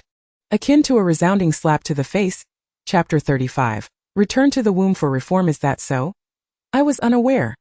Yi Chuyun feigned innocence. Wai Lingzhu stamped her small foot. Yi Chuyun, not only are you a waste, but you are also shameless. Thank you for the compliment. I am not only shameless, but I am also unrepentant. Yi Chuyun pulled Yi Lingzhu close, whispering in her ear, inciting a furious reaction from Yi Lingzhu. Suddenly Yi Chuyun relaxed her grip, allowing herself to topple backward. Jure, I did not. The exclamation was almost a cry of desperation. When the little Gu matriarch and Yi Taifu arrived, they were met with a curious scene. In truth, Yi Chuyun was now a third-tier spiritual master, equivalent to the 9th layer of qi cultivation in the realm of cultivation, her spiritual awareness having reached a considerable extent, allowing her to foresee all happenings within a mile radius of the room. Once she successfully established her foundation and became a 6th-tier spiritual master, her awareness would extend to 10 miles. Thus, as the little Gu matriarch and Yi Taifu approached with darkened expressions, Yi Chuyun had already anticipated their arrival. She deliberately loosened her hold on Yi Lingzhu's whip, calling out as she fell backward, feigning being struck by Yi Lingzhu, landing squarely against Yi Shangyun. Unaware of Yi Chuyun's sudden scheme, Yi Shangyun was caught off guard and, with great effort, managed to catch Yi Chuyun, feeling as if she were lifting a mountain. The discomfort was akin to swallowing something repugnant, especially with Lady Ye's venomous gaze fixed upon her. Yi Shangyun shuddered and promptly shoved Yi Chuyun aside. With her objective achieved, Yi Chuyun had no desire to maintain such an ambiguous position with Yi Shangyun. She stood up, spotting Yi Taifu and his wife, her eyes glinting with mischief as she rushed towards them. Mother, today is my wedding day. Fourth sister has brought her cousin to cause trouble, claiming I injured second sister. Mother, father, please adjudicate. As a worthless one, how could I possibly harm second sister? Lady Ye's lips twitched uncontrollably. Astonished by the audacity of Yi Chuyun. Yi Taifu's expression was equally stiff, for anyone with a modicum of insight could see that he was unaccustomed to being close to Yi Chuyun. However, given that today was Yi Chuyun's wedding to the Prince of Li, the royal status could not be tarnished, no matter the mockery behind the scenes. Though Yi Chuyun was deemed insignificant, the Prince of Li, under royal protection, could not be subjected to such injustice, at least not in public. Guests flocked to comfort Yi Chuyun, while also offering words in favor of Yi Lingzhu, asserting that at merely 11 years of age, she was too young to comprehend her actions. Chuer dear, do not fear. Your father and mother are here, and we shall not allow you to be wronged. Your sister is simply too young to understand. Do not take it to heart, but she slandered my daughter, claiming she harmed second sister. Yi Chuyun would not relent. Lady Ye's complexion darkened. To be so shameless was beyond comprehension. Having evaded this topic, Yi Chuyun insisted on forcing her to declare that it was not Yi Chuyun who had harmed Yi Linglong. While such a statement would hardly be believed, its significance lay in the fact that if uttered by Lady Yi, it would signify her genuine affection for her stepdaughter and dismiss the absurdity of Yi Chuyun attacking Yi Linglong. Indeed, your fourth sister is too young to understand. How could she possibly harm her second sister? Lady Yi nearly ground her teeth in frustration. And she just struck me, Yi Chuyun declared, feigning innocence. Lady Yi was already numb to the situation, her heart aching for her youngest daughter, whose tearful visage caused her heart to wrench painfully. She closed her eyes, took a deep breath and commanded, Jure, apologize to your elder sister. Mother, why should I? Why must I apologize to this waste? Yet Yi Lingzhu, being young and headstrong, viewed an apology as a concession and admission of wrongdoing. And she could not bear the thought of conceding to Yi Chuyun, whom she deemed worthless. Seeing the stubbornness in Yi Lingzhu's eyes, Lady Yi felt her heart shatter. yet was compelled to signal to Yi Taifu. You must apologize to your elder sister. Yi Taifu grit his teeth, issuing the command. You're all bullying me. Upon hearing her parents support this worthless one, Yi Lingzhu, who had merely sought to defend her sister, found her eyes brimming with tears, stomping her foot in frustration, she turned and fled, crying. Lady Yi reached out, but was firmly grasped by Yi Chuyun, wishing she could strike her stepdaughter dead in that moment. Satisfied, Yi Chuyun nestled closer to Lady Yi, nearly causing her to regurgitate her previous meal, all while maintaining the facade of a dutiful stepdaughter. Such was her delight that Yi Taifu's expression was even more telling. A kaleidoscope of emotions. He and Lady Yi had been in Yi Linglong's chamber when they received word that the fourth miss had caused a ruckus, revealing that Lady Yi was not ill and that second miss had been injured. Fourth miss had even claimed that the eldest miss had harmed the second miss, and the crown prince Yi Linglong's countenance was terrifyingly dark as Yi Taifu and Lady Yi hurried to Yi Chuyun's quarters. They had not anticipated that it would be their most pampered daughter who would instigate trouble. Once Yi Lingzhu departed, Gu Lanshan fell silent, fully aware that her cousin, who had often flaunted her status outside, was not oblivious to the dynamics within the Yi household. She had come to witness the spectacle since her marriage into the Yi family. Her parents had refused to forgive her, resulting in minimal contact with the Gu family. With the opportunity for interaction with the children, she had seized this moment to invite members of the Gu family to Yi Chuyun's wedding. That on one hand, the little Gu matriarch hoped for their presence. On the other, she wished to keep them away. They had never attended unless it was a matter concerning Yi Chuyun or the late Yi Shao. Did they hold her in such low regard? Only to be overshadowed by the deceased Gu Wan. The little Gu matriarch was driven to madness, consumed by jealousy, wishing to confront her parents. Was she not their flesh and blood simply because Gu Wan had passed? If Xiao Gu knew that Gu Lanshan had deliberately manipulated Yi Lingzhu, leading to her embarrassment, I wonder if it would infuriate him to death. Chapter 36. Yi Chuyun, do not be too pleased with yourself. This farce ultimately concluded with Yi Chuyun emerging victorious, and with the urgency of Yi Taifu and Madame Yi to smooth over the situation, they were keen to resolve the troublesome presence of Yi Chuyun to avoid further complications. Yi Chuyun maintained that she merely sat there, having done nothing, while others approached her of their own accord. Consequently, the subsequent events unfolded in a manner that brought her considerable ease as the auspicious hour approached. Even among cultivators, weddings were celebrated with the same fervor as in the secular world, complete with firecrackers, horns, and a lively atmosphere. Yi Chuyun's dilapidated little abode gradually became bustling with activity, as ladies who had previously shunned her began to surround her. Exchanging auspicious words now adorned with a red veil, Yi Chuyun could hardly discern who was who. The original owner's personality was far from endearing, compounded by her innate inability, thus she had no friends. Even though Yi Chuyun's consciousness could perceive others, she was unable to recognize anyone. Yet, the disdain in the eyes of those ladies was unmistakable to her. Such is the nature of this world. A waste who dares to aspire to brilliance will be scorned by all, much like the original owner, who was infatuated with the crown prince to the point of recklessness, valuing her life less than her obsession. Ultimately, she was schemed against, losing her life and being belittled as a fool with no self-awareness, consumed by delusions. Now, as she weds the equally inept Li Wang, no one would offer her sympathy, only increased contempt. Look, a waste deserves a waste. What a perfect match. Yi Chuyun could not help but scoff. This world was no different from her past life and her previous existence, when she was still a weakling. All the powerful beings who captured her believed she was destined to become a cauldron, unworthy of being a strong individual. Yet, once she became powerful, everyone condemned her as a ruthless, cunning witch. Yi Chuyun could not suppress her sneer. Such is the fickle nature of human hearts, an eternally uncontrollable entity. However, Yi Chuyun was indifferent to these matters. She had always maintained a low profile. Once she escaped the confines of the Yi family, the sky would be her limit, and she was destined not to remain in the small realm of Songyue Kingdom. In this life, her sole ambition was strength, for only supreme power would suffice. At that moment, Yi Chuyun felt a nudge, and a voice leaned close to her ear, saying, Yi Chuyun, do not be too pleased. I, along with your father, have doubled the amount of gold and silver spirit pearls and spirit jades for you. Behave yourself and do not cause any more trouble. Despite the hushed tone, Yi Chuyun did not need to use her consciousness to know who it was. She merely nodded.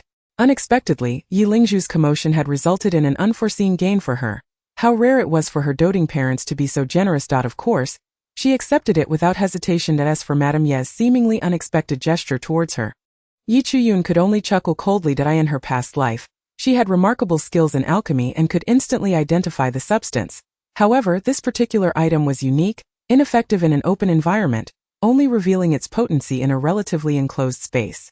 Did they really think they could take her and Li Wang down together? Wasn't that a touch too hasty? Since Madame Yi wished to watch the spectacle, Yi Chuyun was more than willing to oblige. As Madame Yi watched Yi Chuyun being led away by the matchmaker, her gaze darkened. This Yi Chuyun was truly unruly. Keeping her around would ultimately lead to disaster, given that Li Wang was also a waste. It would be a twofold benefit to send them both to the underworld, providing companionship in death. That time, the blame could easily be placed on Yi Chun. After all, she had once been infatuated with the crown prince to the point of madness.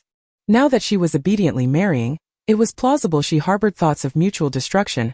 Madame Yi fancied her scheme to be flawless. However, having learned from her previous failed poisoning attempt, she was exceedingly cautious this time. She beckoned the maidservant prepared for Yi Chuyun, whispering a command in her ear, to which the maid quickly nodded in compliance. Madame Ye's gaze was resolute. This time it must be foolproof, perhaps due to the preceding farce. Yi Chuyun's subsequent journey was remarkably smooth, with Yi Chan carrying her out instead of her elder brother Yi Xiao, which was somewhat regrettable. Like the original Yi Chuyun, she firmly believed that her elder brother was still alive and thriving in some hidden corner. Immersed in the world of the original Yi Chuyun followed the matchmaker's instructions throughout the proceedings, until she finally bid farewell to her parents and left the Yi residence. It dawned on her that she had truly married and departed from the Yi family. Although she recognized this was a ruse, merely a temporary measure, the original owner's sentiments seemed tinged with melancholy until a pale hand tugged at her from across the red silk. It was then that Yi Chuyun took notice. Emoli, clad in a fiery red wedding attire, wore a somewhat ashen expression, yet his strikingly handsome features remained captivating. Before his dantian was damaged, Emoli had been renowned for his ethereal beauty. Often likened to an immortal, Yi Chuyun overheard several young ladies murmuring, if only His Highness Li Wang had not suffered dantian damage. Indeed, if only His Highness Li Wang had not suffered dantian damage, I would willingly become his concubine. Me too. Stop dreaming. Dantian damage is irreparable. Even the renowned pill king Fong Qing of Artsangyue Kingdom cannot restore him. Fong Qing is a 5th-grade alchemist. If even he cannot help, then Li Wang has no hope of recovery. A knowledgeable young lady could not help but pour cold water on their fantasies. Since Li Wang was already ruined and irreparable, he was naturally unworthy of them.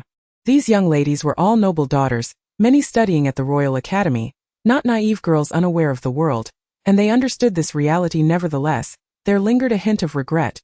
The greatest pity was that he had to marry Yi Chuyun.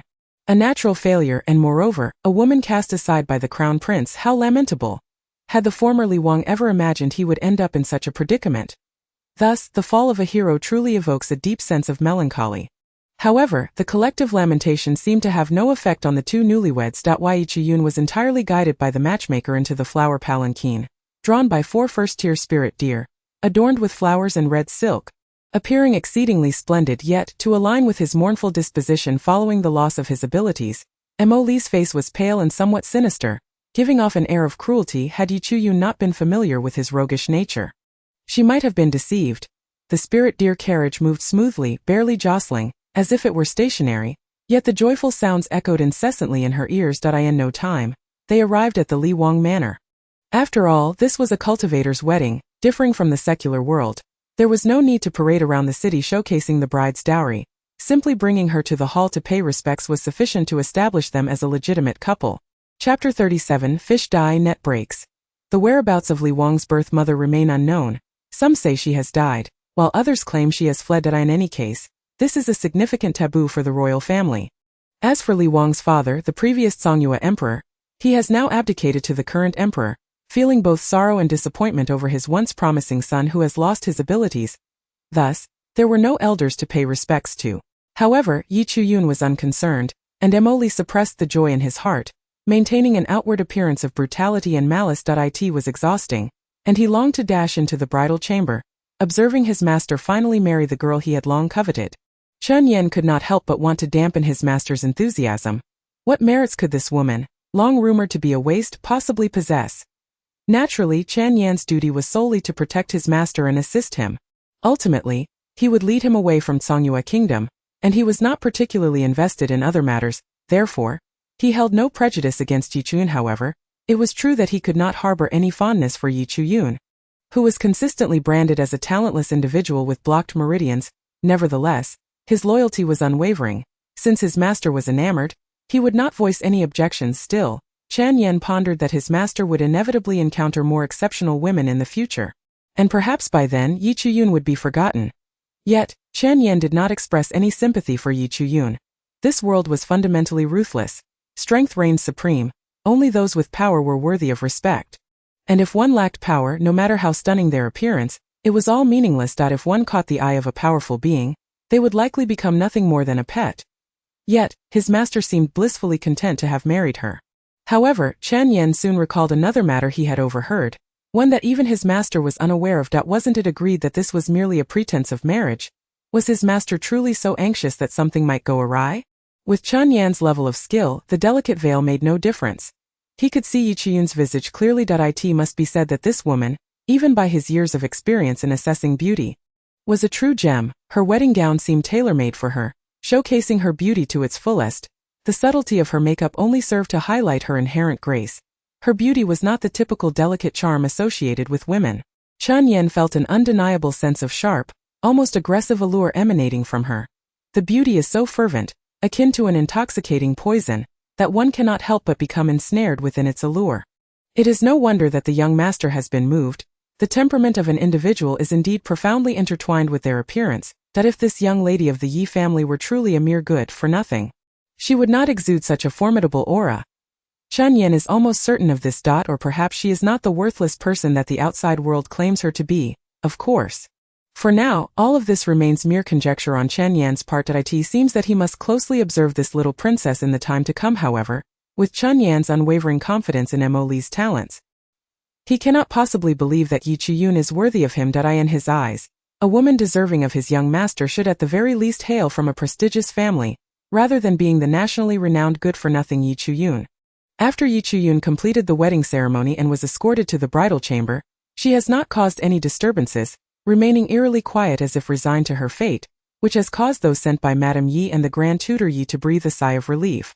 Regardless, Yi Chuyun is now officially married, thereby distancing herself from the Yi family, although the status of women in the Kanglan continent is on par with men, as long as one possesses strength. They can earn the recognition and respect of all. However, once a woman is married, she is expected to stand by her husband's side, even severing ties with her natal family, to the extent of never interacting with them again. Clearly, the Yi family is orchestrating such a scenario upon her marriage. Yi Chuyun has demolished her small courtyard, leveling it to the ground, as if she had never existed in the Yi residence at all.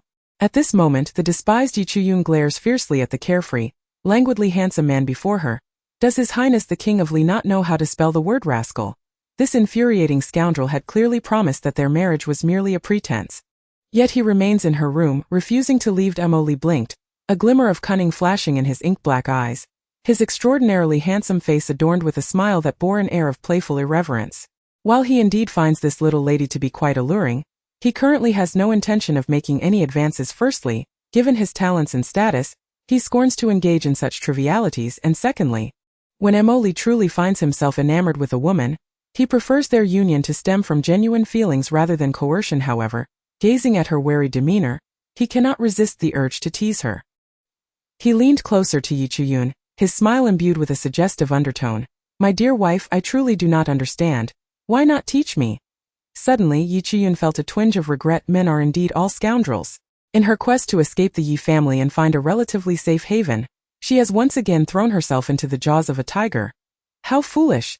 Yet, Yi Chuyun did not enter the door unprepared. She should have anticipated that this king of Li, who had mysteriously lost his talents 4 years ago and has now regained them, would not be without support despite publicly declaring himself a waste. It is truly unfortunate that she has stumbled twice in the same gutter. Therefore, Yi Chuyun is not angry with Mo Li's roguish behavior. Rather, she is incensed by her own arrogance and overestimation of her abilities. Undeniably, her cultivation in her past life was exceptionally high, leading her to often overlook the capabilities of her current body when assessing situations. This is an utterly dreadful flaw that must be corrected. Yi Chuyun gritted her teeth. However, the worst-case scenario would merely be the loss of her virtue. Based on Mo Li's current attitude towards her, her life should not be endangered in her previous life. She valued her chastity significantly before she entered the realm of cultivation. After all, she hailed from a mundane background, where the societal status of women was drastically unequal to that of men. In this regard, the Kanglan continent is far superior. Even many commoners with first-rate talents might only practice martial arts to make a living. Without the prevailing notion of male superiority, women can work just as men do. And even taken husbands moreover, it is not uncommon for women to remain unmarried for life without facing societal scorn. Of course, the prerequisite is that one must possess formidable strength. However, Yi Chu-yun no longer concerns herself with such matters. Yet, she is apprehensive that the circumstances of this body may bear an unsettling resemblance to her own original situation. Will this man uncover the secret she harbors within, thus turning her once again into a mere vessel? Chapter 38. My dear wife, I am wronged. He suddenly leaned closer to Yi Chu-yun, who was about to take action, only to hear him exclaim, "My dear wife, there are people outside." Yi Chu-yun immediately became alert. It was only then that she noticed there were not just one, but several individuals outside. They appeared to belong to different factions. Mo Li, however, wore an unconcerned smile, while Yi Chu-yun felt a sense of camaraderie with those who share a similar plight. It is surprising that even though Mo Li has fallen from grace, those behind him still refuse to let him go. However, it cannot be ruled out that among these groups, there are those sent by the Yi family to spy on her. Yi Chu-yun is not naive enough to believe that the Yi family is merely checking on her well-being. She still remembers the gifts given to her by Xiao Gu. Yet, Xiao Gu is destined to be disappointed, likely hoping to witness whether she would be ruthlessly tormented by the ferocious King of Li on her wedding night, or perhaps to see if the King of Li and his bride would meet a tragic end in the bridal chamber. After all, the rumors of the King of Li's penchant for tormenting his maid spread like wildfire. Furthermore, after discussing matters with Yi Chu-yun, Mo Li had continuously worn a dark expression during the wedding procession. This inevitably raises suspicions about his dissatisfaction with the marriage. One cannot blame him. A once illustrious genius whose fiancée was taken by his own brother, only to be paired with a natural-born waste, is indeed a profound humiliation. It would be strange for his demeanor to be anything but morose. Therefore, it would be remarkable if Yi Chu-yun were to enjoy a peaceful life after entering the household. It is not inconceivable that she could be tormented to death on her very first day. A sinister smile graced Yi Chu-yun's face, icy and alluring, which stirred a wave of sympathy within Mo Li. For those who share similar experiences yet refuse to bow to fate, an unspoken bond of attraction inevitably forms, which is why Mo Li was captivated by Yi Chu-yun from the moment he laid eyes on her. Though Yi Chu-yun is not one to easily succumb to romantic feelings, she cannot deny that her heart harbors a peculiar sentiment towards Mo Li, akin to recognizing a kindred spirit.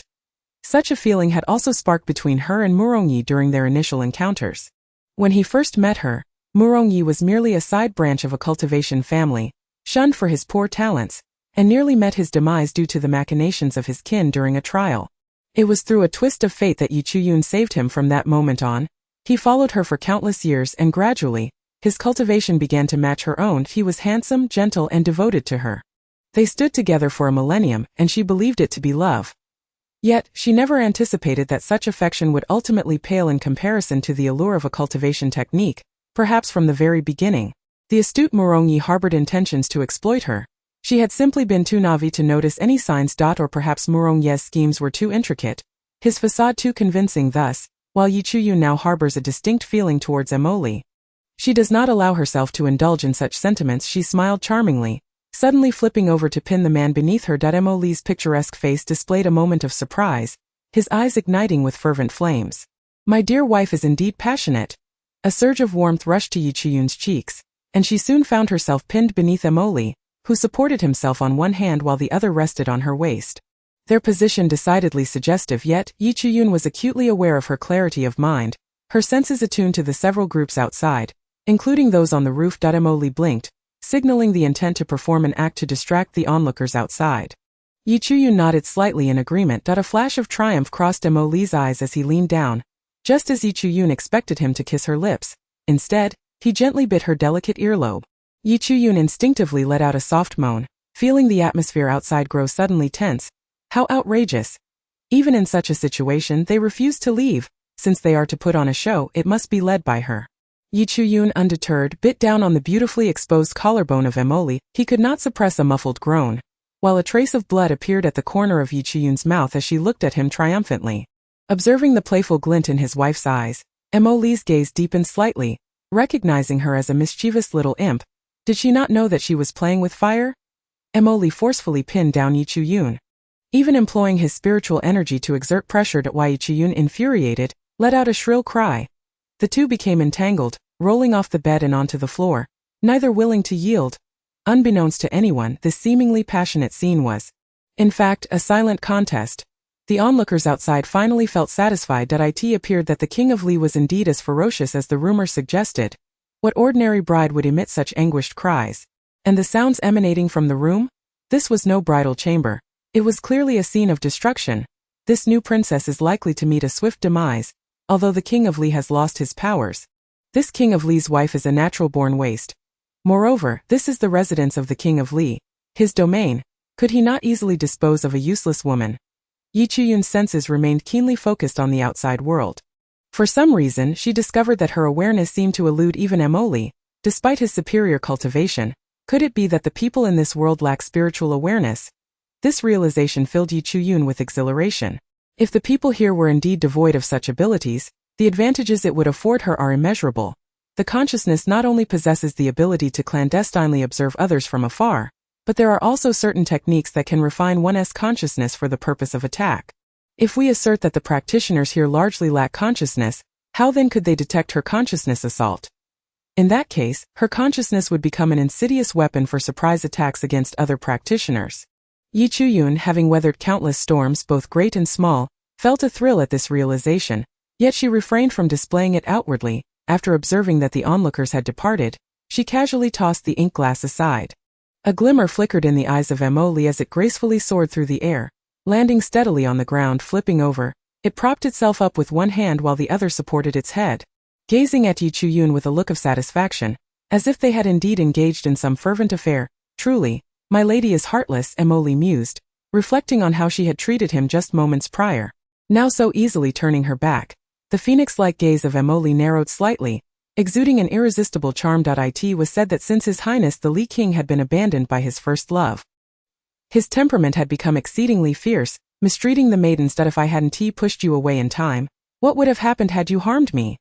Yi Chuyun continued to smile alluringly. Clearly, Emoli had discerned that this woman had been pretending all along, revealing her true nature, a blade concealed within laughter, a needle hidden within silk, radiating confidence. Although Emoli was unaware of where her newfound confidence stemmed from in such a short span, he found this feeling quite displeasing. He preferred to see her in a state of anger and helplessness. How utterly vexing! How could he possibly be enamored with a woman who glared at him so fiercely? What a wretched predicament! Yet while he harbored such thoughts, Emoli's lips betrayed him. I am wronged, my lady. It is those shameless women who sought to seduce your husband that I remain steadfast and true. This was purely an act of self-defense. Chapter 39. My lady, you have my heart. Is it you who intentionally entices them, only to deal with them under the guise of self-defense? Yi Chuyun cast a sidelong glance. Emoli's eyes darkened slightly. Not denying that some ill-intentioned maidens had indeed been dealt with in such a manner initially, that he had underestimated the cleverness of this little lady. His peach blossom eyes narrowed, sparkling as they fixed upon Yi Chuyun, a devilishly enchanting smile curling his lips. Indeed, they were well matched, as she had captured his heart. Yet, it was not entirely so. Some truly coveted the beauty of your husband. Yi Chuyun shot him an admonishing glare. Emoli's words were not entirely false. Most of these maidens hailed from impoverished families, their horizons limited. Even if Emoli had fallen from grace, he had once been a legend in the entire Songyue kingdom. The Songyue emperor would not neglect his own brother, knowing full well that his talents were irreparably damaged. Yet, the resources of the Li King's estate remained abundant year after year. As a concubine of the Li King, they could certainly partake in the benefits. Moreover, some unscrupulous women believed that once they had leveraged the Li King's talents to cultivate their own abilities, they could simply discard him afterwards. After all, in this world, strength reigns supreme. No matter how noble the Li King's lineage or how formidable his past qualifications, he was now but a waste. Furthermore, Emoli's handsome visage, with his alluring peach blossom eyes, could captivate even with a hint of shadow. Thus, those Navi maidens fell victim to his charm. Yet, they failed to realize that despite having become a mere shadow of his former self, the Li King could still easily eliminate them with a single strike. Though the Li King had fallen from favor, the lifeless bodies of the deceased maidens would not be allowed to rot within the Li King's estate. In truth, the Li King's household had suffered considerable financial losses.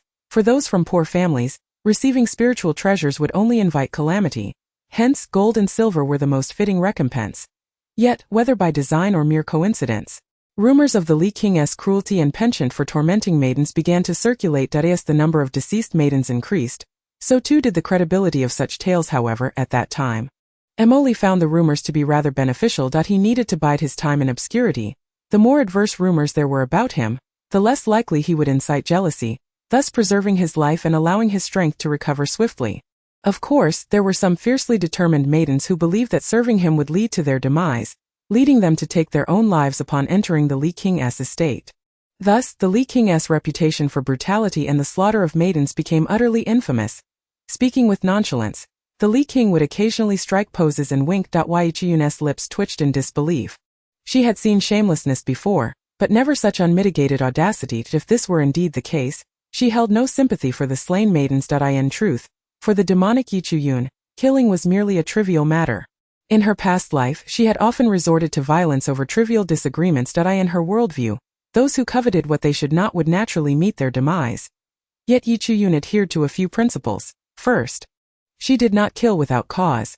Second, she did not harm her benefactors. However, she upheld a strict rule: those who covet her body would be met with merciless retribution, regardless of whether they were benefactors or foes. Anyone wishing to use her as a vessel for their own ends was her enemy. There would be no mercy. Because of this ironclad rule, Yi Chiyun's hands were stained with blood, unlike the original Yi Chiyun, who had never harmed even an ants for the man before her. With his eyes gleaming with ambition, Emoli remained within the bounds of her tolerance, for he bore no frenzied desire to seize her. His fervor differed greatly from those who wished to possess her body. It resembled something altogether different, something Yi Chiyun was currently unwilling to confront. Moreover, Emoli could be considered a benefactor, having extricated her from the clutches of the Yi family. So she refrained from contesting his verbal claims. After all, the truth of the matter was of little concern to Yi Chiyun. Her relationship with Emoli was one of mutual understanding, a shared plight among the fallen. Yet, Yi Chiyun also recognized Emoli as a profoundly dangerous individual. It was merely that seeing him so flamboyant stirred within her an irresistible urge to strike back. However, there was a measure of truth to Emoli's assertions. After all, it seemed that his talents had been restored without her knowledge. A genius who would seek to torment those without the strength to resist must either be a demonic cultivator or a pervert. Should those women seek him out, it was indeed plausible that he might retaliate. Furthermore, he had no need to fabricate such lies to deceive himself. Yi Chiyun shot Emoli a frosty glance, a slight smile gracing her lips. If you intend to lie there indefinitely, I have no objections. Emoli's eyes brightened at this, replying, if my lady invites me, I shall not allow you to keep the bed warm alone. Yi Chiyun had initially turned away from him, but at this moment she slowly turned back, once more donning a captivating smile. Emoli, undaunted by the potential peril, gradually leaned closer. To this toxic rose in his eyes. Indeed, Yi Chiyun's beauty was striking, not merely in appearance but imbued with a potent temperament, an essence unique to her. Though Emoli had not encountered many women, he was not naive. Su Qinglian had barely counted as one, while countless others had admired him. Yet, only Su Qinglian had successfully approached him. However, his feelings for Su Qinglian were not as profound as the outside world believed. In his heyday, he was solely focused on enhancing his abilities, a true cultivation fanatic, devoid of feelings for women. Su Qinglian was beautiful, yet too scheming. Moreover, he had yet to settle the score with her regarding that incident. Reflecting on that matter, Emoli's eyes revealed no hint of emotion. Su Qinglian was merely a stranger in his eyes. The appearance of Yan Shu had unveiled his lineage, enabling him to leave Songyue Kingdom. But first, he needed to restore his strength, otherwise, he would surely be devoured alive upon arrival. However, just as he was nearing the point of recovery, even surpassing his previous capabilities, the new Songyue Emperor, his third brother, unexpectedly arranged a marriage for him. He had long heard of Yi Chiyun's reputation, but at that time it had no bearing on him, and he had little interest in a natural waste. Yet, the situation had changed now that this waste had become his fiancée. Thus, he was uncertain what feelings compelled him to seek out this betrothed one in advance. Upon laying eyes on her, he felt completely entranced. In the past, when he had abruptly lost his talents and had yet to unravel the intricacies of that incident, he had yearned for Su Qinglian's comfort and companionship. Yet, she had chosen his third brother, abandoning him entirely. Su Qinglian's departure marked her complete exit from his world. Therefore, it could be said that Yi Chiyun was the only woman to ever stir his heart. Yi Chiyun was ruthless and cunning, yet her ambition was not for power or supremacy, it mirrored his own thirst for strength. This had transformed Emoli's initial interest into an unwavering determination. Even if he had to be shameless, he would pursue her to the ends of the earth. Chapter 40. Helplessness. Get lost. You might as well sleep in the study. Yi Chuyun retorted unceremoniously to Emoli's shamelessness and audacity. However, Emoli was unwilling to relent. With a swift motion, he pulled Yi Chuyun into his embrace. Gazing into her predatory eyes, he restrained her hands behind her back, his gaze lingering on her ample figure. Deeply captivated indeed, this angle was far more alluring. As the young lady was on the verge of a furious outburst, Emoli finally settled down, speaking with a hint of seriousness. If my husband were to retire to the study on our wedding night, I wonder if tomorrow there would be whispers suggesting that the Princess of Li is unloved by the prince, or perhaps that she has been mistreated to the point of demise. Is that why the prince refuses to remain in the bridal chamber? Yi Chuyun pondered this and realized that she indeed needed to maintain a low profile. From what she understood, the highest-ranked individual in the royal family was a first-rank spirit emperor.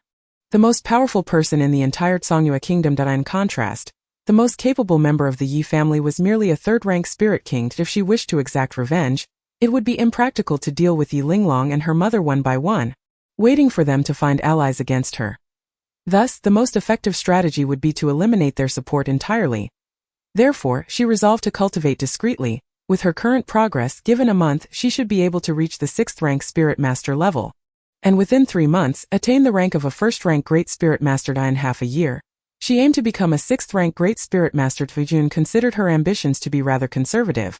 Yet such progress would astonish many so-called geniuses. Take Yi Linglong, for instance, who was deemed a genius with 5th rank potential. She had been cultivating since the age of 5 and, after 8 years, had only achieved the rank of 7th rank Spirit Apprentice. Moreover, as one advances, the path to improvement becomes increasingly arduous. Relying on the techniques from her past life, Yi Chuyun found advancement relatively straightforward, leaving her uncertain whether this was due to the techniques or her innate talent. Logically, one with 5 spirit roots shouldn't progress so swiftly, which even left her puzzled as Emoli observed Yi Chuyun hesitating. He seized the moment to lift her effortlessly into his arms. Instinctively, she struggled. But her strength was no match for his. The more she fought, the tighter his grip became, like iron pincers encircling her. Yi Chuyun's train of thought was abruptly interrupted. Frustrated, she found herself at a complete disadvantage. Even harboring murderous intent towards him, however, it seemed that after having sparred with her multiple times, he had come to understand her moves, even predicting her intentions. Yi Chuyun felt as though she had encountered her nemesis. Even Mu Rongya, it appeared, did not know her as well. The sight of this person and his actions often filled her with a mix of anger and helplessness, leaving her with no choice but to glare at him in exasperation. She did not regard this as a favorable situation. It was akin to the betrayal of Mu Rongya. The more one cares for someone, the deeper one can fall into an irretrievable abyss. "Let me go," Yi Chuyun exclaimed, exasperated. "Not a chance. Unless you kiss me first." Emoli's eyes sparkled with anticipation as he gazed at her. "Oh, you believe that if you don't release me, I will bite you to death?" Yi Chuyun gritted her teeth. "Please, my lady, how can I face others like this?" Emoli lamented, his enchanting peach blossom eyes blinking mischievously. Following his gaze, Yi Chuyun instinctively glanced at his collarbone, where a row of tiny, charming bite marks was evident, clearly the handiwork of a woman. To an outsider, it might suggest that their wedding night was intensely passionate. Yi Chuyun's face flushed, shifting through shades of red, blue, white, and back again. Ultimately, she decided to concede, softly saying, "Could you let me down? I've had a long day." Emoli paused for a moment, then gently placed her on the bed as if she were a treasured jewel. Lying on the outer side, propping his legs up and resting his hands behind his head, turning to watch her, his eyes seemed to sparkle with countless stars, glimmering enticingly. Yi Chuyun turned away awkwardly. The night passed in silence. Yi Chuyun was uncertain of her emotions. A single crystalline tear slipped down her cheek. The wounds from her past life were too numerous, compounded by Mu Rongya's betrayal, plunging her into an abyss of despair. She had learned to protect herself, and what if Emoli's interest in her was merely fleeting? The following day, she received a decree summoning her to the palace to meet the emperor. Yi Chuyun noticed the expression of astonishment and a hint of barely concealed resentment in the eyes of the eunuch delivering the message upon seeing her alive and well. Although he concealed it well, she nonetheless detected that slight anomaly. Thus, she understood that this individual was likely connected to those who had monitored them the previous night. This implied that someone within the palace remained wary of Prince Li. Concerned about his potential resurgence, Yi Chuyun had discreetly probed Emoli's condition with her spiritual sense. Unsure if he could truly sense her presence, she dared not be too overt. However, she did manage to uncover some clues indicating that his dantian showed signs of damage. And it was evident that the injury had been quite severe. The perpetrator was ruthless and malicious, even surpassing Yi Chuyun, the so-called Demoness, in malevolence. Fortunately, Emoli appeared to have been lucky. It seemed he had utilized some kind of treasure. As he had nearly recovered, this was sufficient proof that he must have benefactors aiding him. However, this recovery was merely superficial. While he could still advance more rapidly than others, he would reach a plateau beyond which he could not progress further unless his dantian was truly restored or rebuilt. Coincidentally, in her past life, Yi Chuyun had obtained a recipe for a vital elixir from a high-ranking rogue, one that played a crucial role in reconstructing the dantian. Even if the dantian were shattered into fragments, there remained a significant chance of restoration. At an opportune moment, Yi Chuyun resolved to exchange this knowledge with Emoli as leverage to obtain what she desired. Yet, every time she recalled the look in Emoli's eyes, this notion made her feel uneasy. What was the source of her discomfort? She could no longer trust men, nor could she allow herself to fall in love with one. What she needed was supreme cultivation. Power. The mere thought of Mu Rongye's merciless gaze brought her back to a state of calm. It was said that the former emperor wished to meet Yi Chuyun, although Emoli had been rendered a waste. He was, after all, the beloved son of the former emperor and a beacon of hope for the Songyue kingdom. The events of that time had left the old emperor's feelings towards Emoli quite complex. Now that he had married, he still wished to meet the couple. He understood that the current emperor's suspicions had not entirely dissipated. Chapter 41. The origin of uncertainty. The old emperor felt a deep bitterness regarding his son's ruthless competition for power, even at the cost of the most outstanding young ninth prince. Yet, if not for the support of the ancestors, the other powerful families in the capital would have grown increasingly dominant, and the Songyue kingdom would likely have already ceased to belong to the Mo family. The old emperor was also acutely aware that the ninth prince's extraordinary talent was intolerable to many. It was not just his brothers who resented him. Even those from neighboring families such as the Mu, Xiao, Gu and Yun families would hardly rejoice at the emergence of such a remarkable genius from the Mo family. As the Mo family's strength grew, it implied the weakening of their rivals. These four families were the most powerful in the Songyue kingdom. Alongside the royal Mo family, jointly controlling the political and economic lifeblood of the realm, the previous dynasty's ruler bore the surname Lan, and including the Mo family, the Gu, Mu, Xiao, and Yun families constituted the five most powerful clans in the kingdom. The Lan royal family became corrupt over time, with the emperor indulging in pleasures while being repeatedly bullied by the neighboring Zhou kingdom, forced to cede land and pay reparations, unable to endure any longer. The five families conspired to overthrow the Lan family and expel its descendants from the Songyue kingdom. At that time, the other four families had considered seizing the throne for themselves. However, due to the Mo family's ancestor breaking through to the spirit emperor realm first, the Songyue kingdom fell into the Mo family's possession. Although the four families had supported the Mo family, they had originally stood on equal footing. After years of recuperation, their foundation was likely not inferior to that of the royal family, and they may have already made secret preparations, unwilling to see the Mo family grow ever stronger. Thus, while the four families currently showed no intentions of rebellion, they would certainly not remain content beneath another's heel.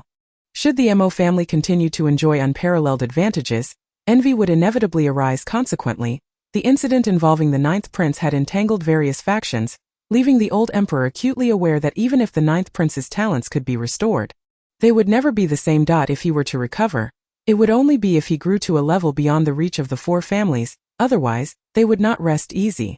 Moreover, his short-sighted brothers might conspire against their own sibling. This thought made the old emperor seethe with rage. Thus, upon seeing the expression on the current emperor Mu Ling's face, the old emperor Mu Zhai was far from pleased. "Father, the ninth prince and his wife have entered the palace," the current emperor stated respectfully, his head bowed, yet a flicker of coldness flashed in his eyes. Had it not been for Emoli, with his seventh-rank talent, he would have undoubtedly been recognized as the kingdom's genius back then.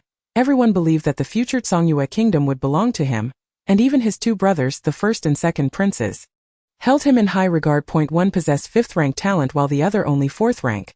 In a common family, such talent would be celebrated, but in royal circles and among the four great families, it was hardly remarkable. As for him, since being tested at 5 years old and revealing his seventh-rank potential, he had astonished the entire royal family, thus becoming their favored child, believing he would forever remain the pride of the heavens and the royal family. Eventually, he indeed ascended to the throne as the emperor of Songyue. However, the identity of the favored one was irrevocably altered after Emoli participated in the test. To his astonishment, he possessed the unparalleled aptitude of a ninth rank.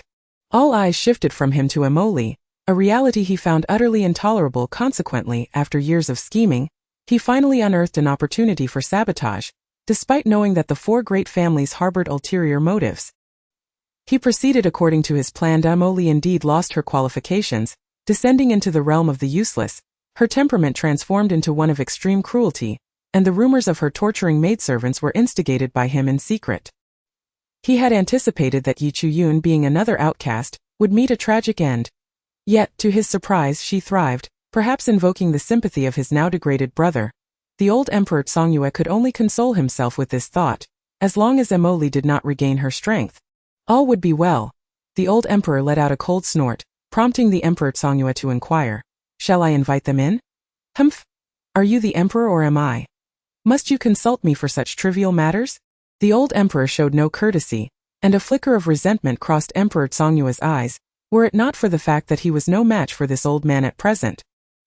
He would not allow such insolence to persist. He was well aware of the old man's intentions from years past, to force him to abdicate in favor of MOLS cultivators ascend in their abilities.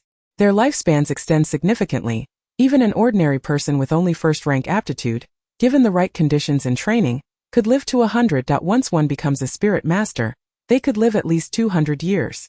The old Emperor Songyue, being a third-rank spirit king, had a lifespan of at least 600 years, thus wielding absolute authority over the throne, should he insist on having Emperor Songyue yield to Emoli. The latter would find himself powerless to resist. Consequently, Emperor Songyue harbored deep-seated jealousy towards Emoli, remaining ever vigilant against him, and naturally did not harbor fond feelings for his father. "Father, please do not be angry. I shall have my 9th brother and sister-in-law come in to pay their respects." Yi Chu-yun entered the imperial palace for the first time, but having once been a formidable being during her previous life, she had encountered myriad wonders and thus did not find the opulence of the palace particularly impressive. Those who had long desired to hear of Yi Chu-yun's demise were now disappointed, as were those who sought to witness her disgrace throughout.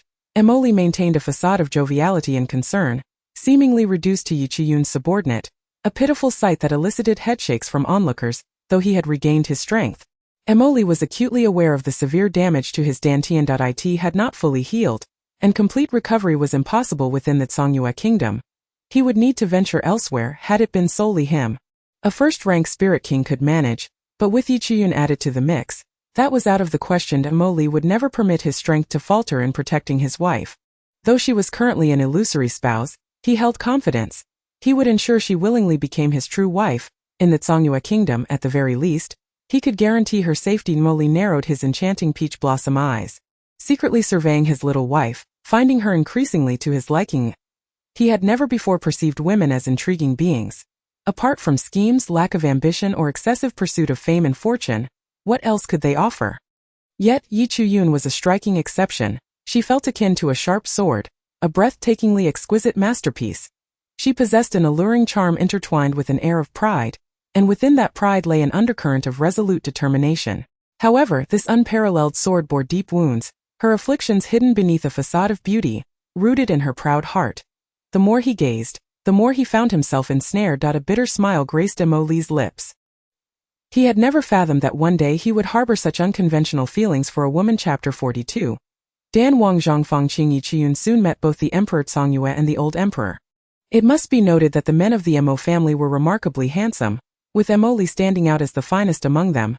The old emperor appeared to be in his 40s or 50s, a stern middle-aged man radiating an innate aura of dominance, and he was quite tall. In contrast, Emperor Songyue seemed more youthful.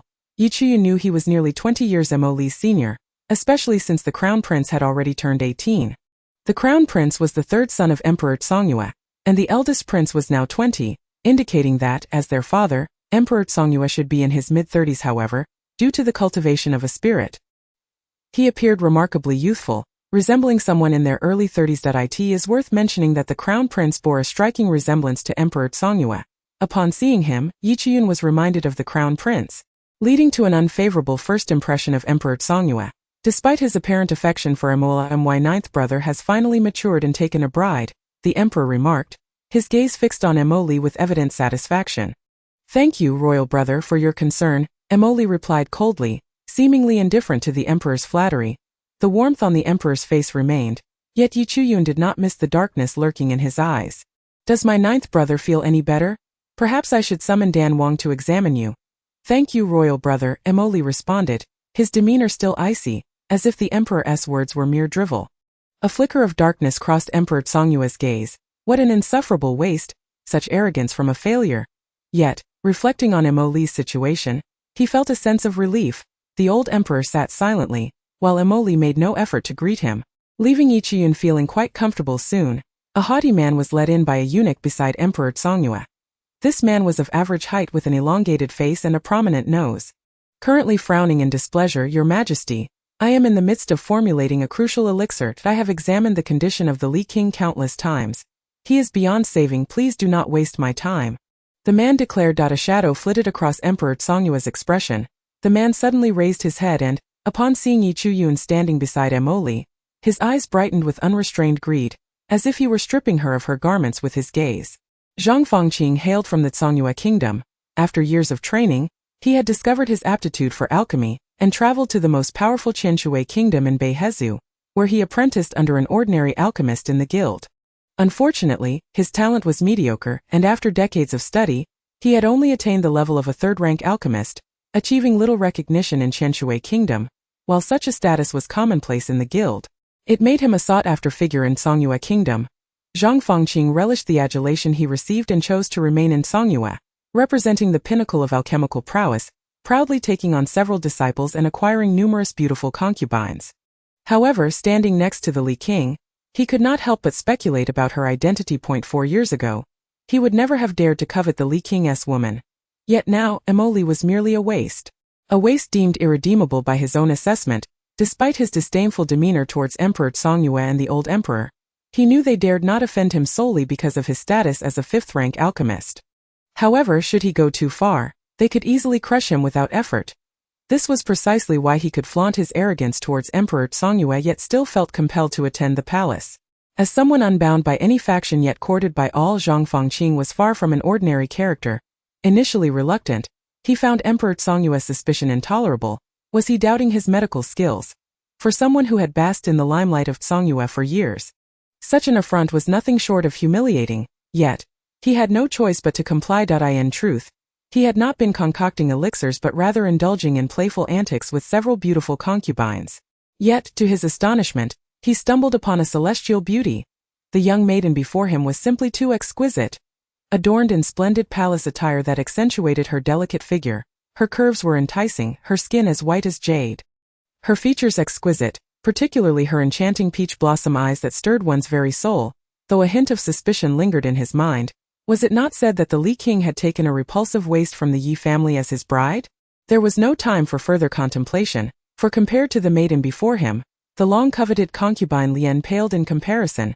Even during his time in the Alchemist Guild, he had never encountered such beauty.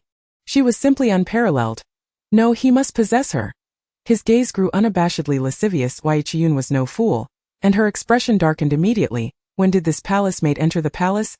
Zhang Fangqing was no simpleton. Although the Li King was currently a waste, the old emperor cherished this son dearly. Furthermore, Emperor Songyue outwardly protected his brother as well. Thus, he intentionally referred to Yichiyun as a palace maid to create confusion.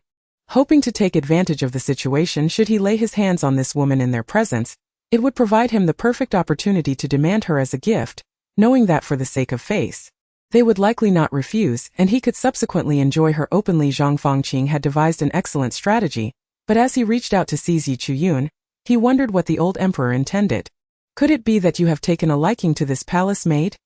You, the old emperor of Songyue was infuriated, his face turning a deep shade of iron, yet upon considering Zhang Fangqing's status, he forcibly suppressed his anger. This old scoundrel truly has no shame.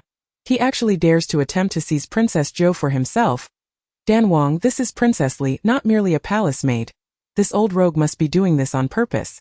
The old emperor of Songyue thought resentfully. His beloved Zhou has already endured such tribulations. He absolutely cannot allow this old fool to snatch away his woman. Chapter 43. Prepared in advance, Yichiyun's identity was unveiled. And though Zhang Fangqing was exceedingly reluctant, he had no choice but to relent for the time being. After all, both the Songyue emperor and the old emperor of Songyue were present. He had no capacity to act forcefully. It seems he would have to plot for another day. Nevertheless, his gaze remained fixated on Yichiyun, and with a strange tone he remarked, "So it is Princess Li, Did I have heard that His Highness the Li Prince married the wasteful and ugly Yi Chiyun from the Yi family? It appears the Yi family has been concealing a stunning beauty while falsely claiming her to be a waste. At this moment, the gazes of both the Songyue Emperor and the old Emperor of Songyue inadvertently turned toward Yi Chiyun. The old Emperor of Songyue was relatively composed. Although he gazed at Yi Chiyun with astonishment, it was still the manner of a senior observing a junior. After all, Yi Chiyun's current status was that of his daughter-in-law.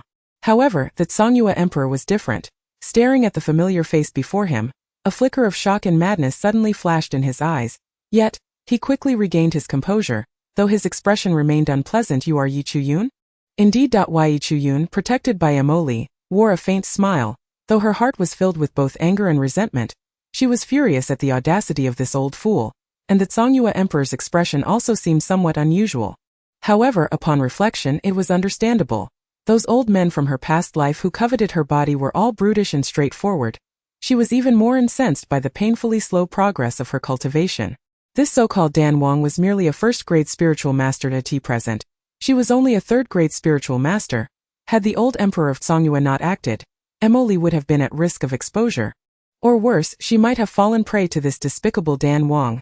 She would remember this debt. She was never one to be bullied without retaliation.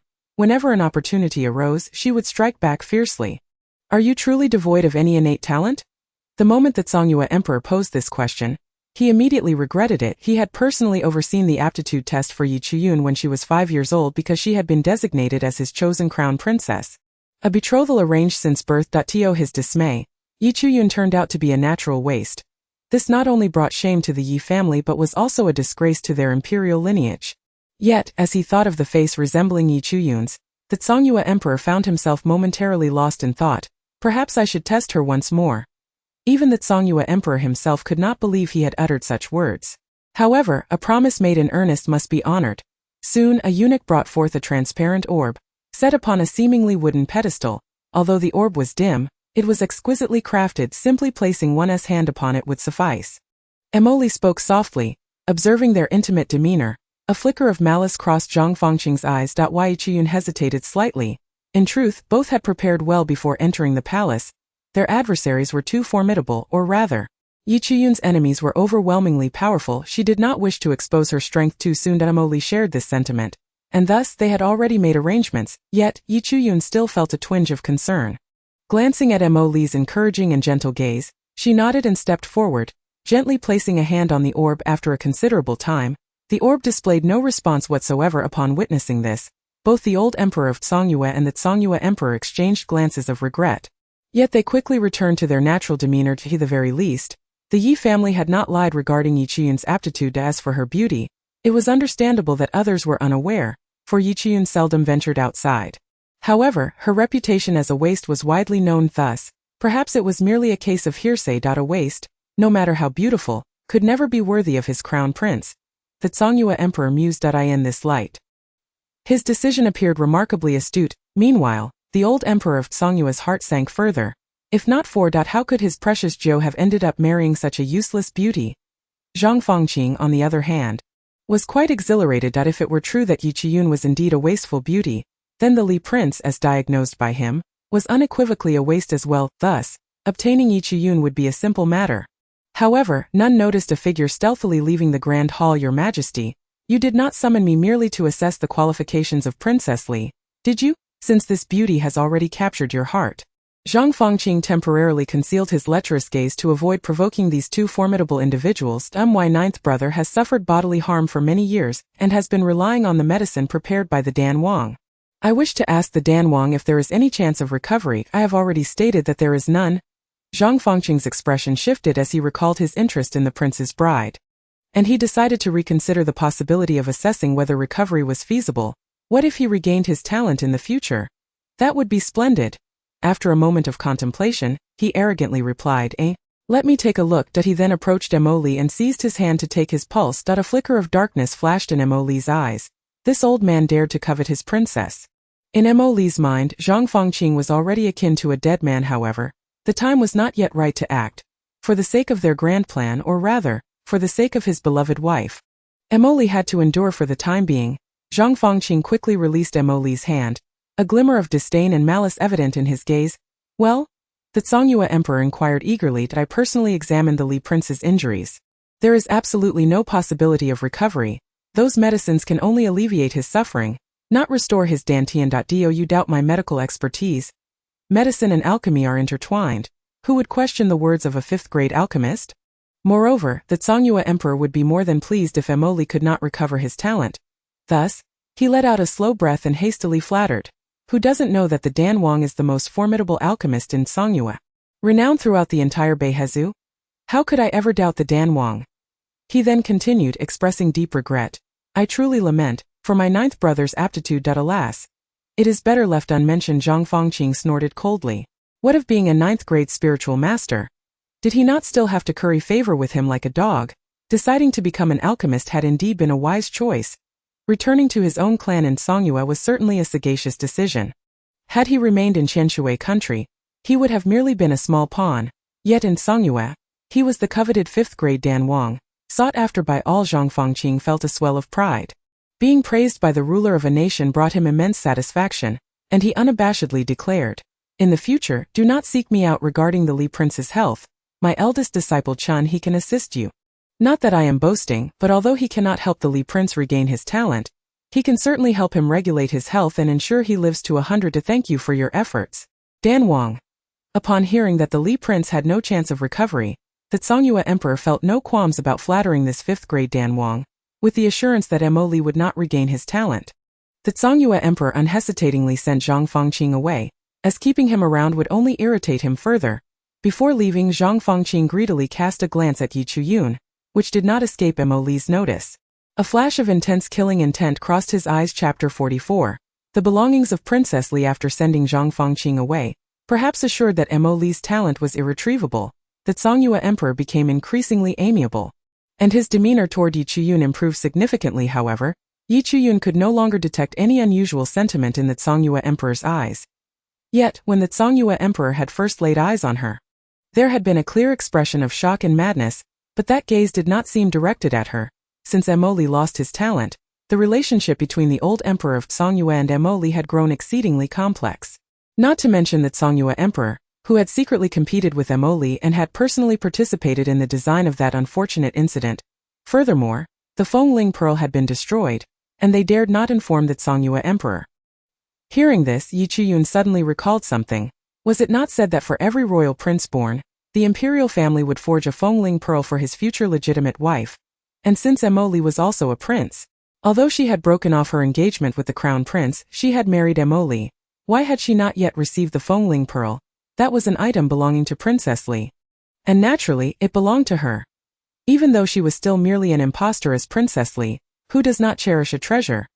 The one belonging to the crown princess had, of course, been drained of its spiritual energy and returned to Yi Linglong. With the blame for the destruction of the Fengling Pearl conveniently placed upon Yi Linglong, Your Majesty, I had not considered it until now, since every royal prince's legitimate wife possesses a Fengling Pearl. Why, now that I am Princess Li, do I not have one? The Songyue Emperor's expression darkened momentarily. The Fengling Pearl of Emoli's former fiancé, Su Qinglian, now the favored consort Lian, was undoubtedly in her possession. In the beginning, when Emoli sustained severe injuries and Su Qinglian had entered the palace, naturally, the matter of the Fengling Pearl was never mentioned. Later, after it was confirmed that Emoli had lost his aptitude, the topic of the Fengling Pearl was even more taboo. Although everyone in the Songyue Empire was well aware that Su Qinglian was once Emoli's betrothed, who would dare to speak such a truth? Would it not imply that the Emperor of Songyue had stolen the fiancée of his once genius younger brother? Regardless of the circumstances, such a reputation would not be pleasant. The item that rightfully belongs to my Princess Li. I kindly request the Emperor to return it to me at the earliest convenience. Hui Jiyun's demeanor was calm, yet her words were unapologetically forthright in this matter. The Emperor of Songyue was undoubtedly feeling uneasy. Moreover, in the presence of the old Emperor and Emoli, it was likely that even if the Emperor of Songyue was infuriated, he would not dare to confront her directly. Daisijun had anticipated. The expression on the Emperor's face darkened, yet he still managed to say, that is only natural. And what of the Fengling Pearl belonging to the crown princess? The Emperor had not forgotten his objective. Although the Fengling Pearl was merely a first-tier high-grade artifact and of little value, its significance was different.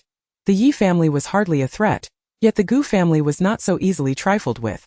If Yi Linglong, as the crown princess, were to be without the Fengling pearl, it would be difficult to explain, given that she was also the granddaughter of the Gu family. Wei Jiyun did not even blink as she replied.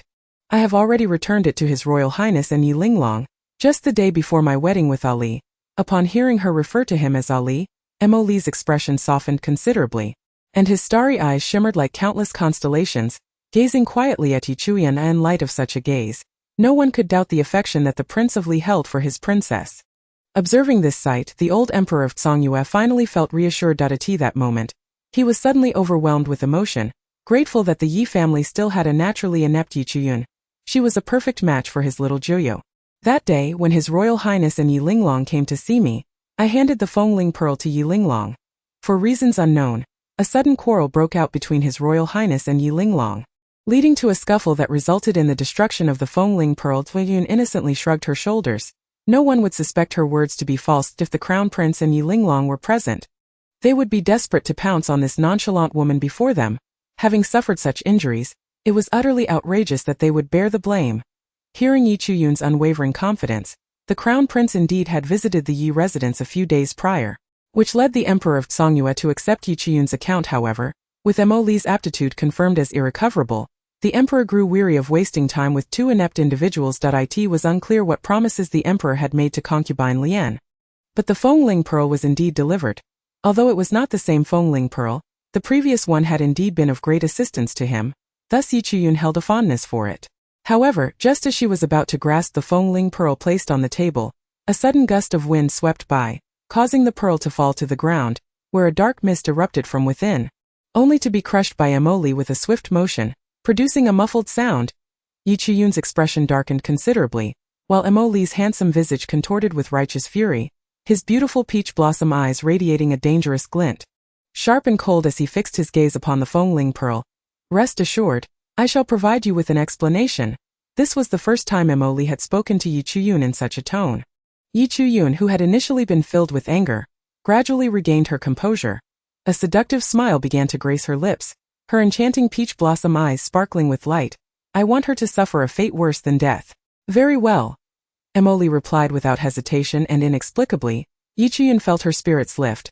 Although their relationship was merely one of collaboration and his past with Su Qinglian was behind him, the fact that Su Qinglian had now become concubine Lian and still sought to plot against her was intolerable, even for someone as easygoing as Yi Chuyun. Not to mention, she was a person who sought revenge and would never suffer in silence. Mo Li's unwavering attitude was immensely gratifying to her. Unbeknownst to her, Mo Li had already moved closer, his long fair fingers suddenly grasping her delicate hand, caressing it gently, turning away awkwardly. The posture was indeed peculiar.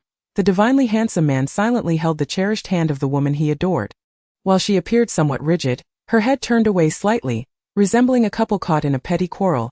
This realization brought Mo Li an inexplicable sense of joy, making even the incessant probing he had endured in the palace and that wretched Zhang Fengqing seem less intolerable. Chapter 45, A Fortuitous Mistake. What? You say that wretched woman is not dead? She has even entered the palace. How is that possible? Xiao Gu's face twisted in disbelief. The repeated failures had been quite disheartening. After the plan to lead her to the underworld had failed, she had resorted to an even more potent poison, intending to inflict it in a confined space, causing Yi Chuyun, that little wench, to succumb to passion alongside the Prince of Li, ultimately draining their life essence. Hyo put it plainly, it was a spring drug. Could it be that they had not consummated their union last night? No, that was impossible. Even if that little wench were a paragon of virtue, she would undoubtedly become an utterly depraved individual under such an influence. Xiao Gu could not believe that there was a man in this world who could remain unperturbed in such a situation. Something must have gone awry. A mishap. That word mishap was now the bane of Xiao Gu's existence. With Yi Chun now out of the Yi residence, it would not be so easy to strike against her. At this moment, there was no trace of maternal affection left in Xiao Gu.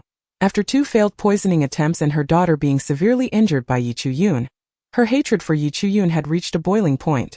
She wished to devour her flesh and drink her blood. Regret flooded her mind, wishing she had eliminated that wretched girl earlier. Had she known, she would not have tried to win the favor of others by playing the good person. That wretched girl would be better off dead. Moreover, she had the audacity to possess such a detestable face. Just then, news arrived that Eunuch Chan had come to the palace, tasked with delivering the Fengling pearl to Yi Linglong. Xiao Gu's expression softened slightly. The Emperor of Songyue had inquired with the Crown Prince that evening. Despite the embarrassment, the Crown Prince recounted the events as they had transpired, coupled with Yi Chiyun's behavior in the palace today. The father and son duo had firmly believed that there must be a powerful figure aiding Yi Chiyun, making it unwise to act hastily. However, as the future Crown Princess, Yi Linglong could not be without a Fengling pearl representing her status. A tradition upheld by the royal family for many years. If this were to be disrupted, it would benefit neither Yi Linglong nor the royal family. Furthermore, should this occur, the royal family's attempts to curry favor with the Yi family would be rendered meaningless. Thus, the emperor specifically procured a new Fengling pearl and instructed the capable eunuch Chan Degui to deliver it to Yi Linglong. This Fengling pearl, though merely a first-tier high-grade artifact, was made from rare materials, and the royal family certainly had the financial resources to forge several more. However, this remained an open secret. If every individual who lost their Fengling pearl or had it taken from them sought a replacement from the royal family, it would create chaos. Thus, unless absolutely necessary, the Fengling pearl was indeed unique to each royal prince and princess. Xiao Gu, without suspicion, felt her hatred towards Yi Chiyun intensify. That little wench had vehemently refused to part with the Fengling pearl when they had sought it. Now that she had entered the palace, it was given to her without a second thought, truly showing a lack of regard for them. She had assumed this Fengling pearl to be the same one that Yi Chiyun had previously possessed. However, Yi Linglong was well aware that Yi Chiyun had indeed presented a pearl that resembled the Fengling pearl, albeit in poor condition.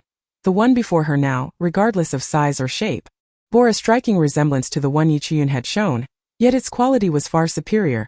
"Thank you, Eunuch Chan," she said, handing him a medium-grade spirit stone, which brought a noticeable smile to Chan Degui's face. However, the fact that his adopted daughter had perished at the Yi family's hands remained a bitter reality. Thus, every time he visited the Yi residence, his expression soured. According to previous accounts, Chan Momo had been killed by Yi Taifu for disrespecting Yi Chiyun. Chan Degui was well aware of his daughter's character. Yet, this was a life lost, and he could not help but harbor resentment that he had entered the palace at a young age, lost the ability to bear children. And though he had managed to cultivate to the level of a fifth-tier spiritual master within the palace, the affairs of men could only be restored to life after reaching the level of a spiritual king. Thus, unless he attained the rank of spiritual king, he would never regain his fertility. Of course, if he were to reach the level of a spiritual king, he would not remain a eunuch in the palace. Even the royal family would be willing to support him as a guest scholar. However, Chan Degui understood that with his third-tier aptitude, it would be extremely challenging to reach the level of a spiritual king. This meant that he would only have Chan Momo as his adoptive daughter, whom he had raised himself, a bond that was naturally different. Yet, with Chan Momo's death, he could not seek vengeance for her. This predicament illustrated the suffocating frustration he felt. Now that the Yi family held significant power, he could only redirect his hatred towards Yi Chiyun. If it weren't for that useless Yi Chiyun, his daughter would still be alive. If Xiao Gu had known Chan Degui's thoughts, she would have been eager to inform him that it was that little wench Yi Chiyun who had caused Chan Momo's demise. Chan Degui's eyes glinted as he smiled, though his expression bore a hint of malice, as he seemingly complimented, "Congratulations, Madam Yi, your daughter, Miss Chiyun, has captured the heart of the Prince of Li, and both the Emperor and the former Emperor hold her in high regard. Who would have thought that you raised such a beautiful daughter?" The term beautiful daughter was almost spat out through gritted teeth. Hearing Chan Degui's words, Xiao Gu's face stiffened, yet she had no choice but to feign humility. "You flatter me, eunuch, wherever you go. It is said that even Dan Wang has expressed his admiration for Miss Chu Yun." As he spoke, his gaze lingered on the young Gu, whose expression initially soured but soon brightened. "Dan Wang Zhangfangqing, a notorious libertine, has taken an interest in that useless Yi Chu Yun. How splendid! I was just lamenting the lack of an opportunity to eliminate her. If I were to offer her as a concubine to Zhang Fangqing, surely he would not decline." Observing the change in Gu's demeanor, Chan Degui departed in satisfaction. "Yi Chu Yun, your only fault is being a worthless wretch. Moreover, you are wed to Li Wang as a trusted aide of the Emperor of Songyu." Chan Degui is acutely aware of the Emperor's wariness, even resentment towards Li Wang. However, now that Li Wang has fallen into a state of incompetence, unless he regains his strength, the Emperor will refrain from taking action against him, at least publicly, in order to protect his worthless brother. Naturally, Yi Chu Yun as his sister-in-law is included in this protection. Thus, he cannot make a move. Yet, just because he is restrained does not mean others cannot act. A life for a life, this could serve as revenge for his pitiful daughter. A glint of malice flickered in Chan Degui's eyes as he emitted a peculiar cold snort. His already unappealing eyes seemed to turn green with envy, yearning to seize that enchanting beauty and ravish her. Moreover, confident in his own abilities, he had not brought a henchman, believing that subduing two worthless individuals would be a mere trifle. Though Yi Chu-yun and Emily had not anticipated that this old wretch would arrive so swiftly. The two found themselves in an awkward moment due to their previous flirtation, though it was only Yi Chu-yun who felt out of sorts. However, upon realizing there were guests, her face instantly animated. Chapter 46. My dear, let us continue. Yi Chu-yun's lips curled into a smile as she suddenly leaped into Emily's embrace. Emily had already sensed Zhang Fengqing's presence, his expression darkening to the point of seeming to drip with malice. The alluring depths of his peach blossom eyes appeared to be brewing a tempest, his handsome visage radiating an aura of violence and lethal intent. But now, with the beautiful maiden willingly throwing herself at him, the storm cleared, and his eyes sparkled like stars, gazing tenderly at Yi Chu-yun as if he had 1,000 sweet nothings to whisper. Why Yi Chu-yun felt disdainful. This fellow was truly skilled at changing his demeanor. Yet, her lips curled into an enchanting smile, her small hands playfully toying with the strands of hair that fell across Emily's forehead, her entire being seemingly suspended in his embrace. In her past life, she had been a breathtaking seductress, a witch that instilled fear in all who heard of her, and due to her unique constitution, her allure to men was nearly lethal. Whenever she desired, no man could resist her seductions, even surpassing those who specialized in the art of charm. It was merely that she chose not to, not that she lacked the ability to entice. This position caused the luxurious palace gown before her to shift slightly, revealing a small portion of her snow-white bosom. With her head slightly raised, her luscious cherry lips parted ever so slightly, her sweet pink tongue barely visible. Emily swallowed hard. His gaze deepened, akin to an ancient well, rendering his expression inscrutable. His voice, hoarse yet magnetic, resonated. Little one, you have presented yourself willingly this time. Yi Chu-yun flashed a bewitching smile. Husband, do not be impatient. The very utterance of husband seemed to act as the most potent aphrodisiac, causing Emily's large hand to grip her nape tightly as he fervently leaned in towards her longed-for scarlet lips, finding them fragrant and smooth. A delightful encounter indeed. Emily's kiss was both fervent and tender, sometimes gentle as a spring breeze, and at other moments, passionate as a raging storm. Yi Chu-yun felt the astonishing warmth of his tall frame, breathless from the kiss, sensing something amiss. Suddenly, she regained her composure.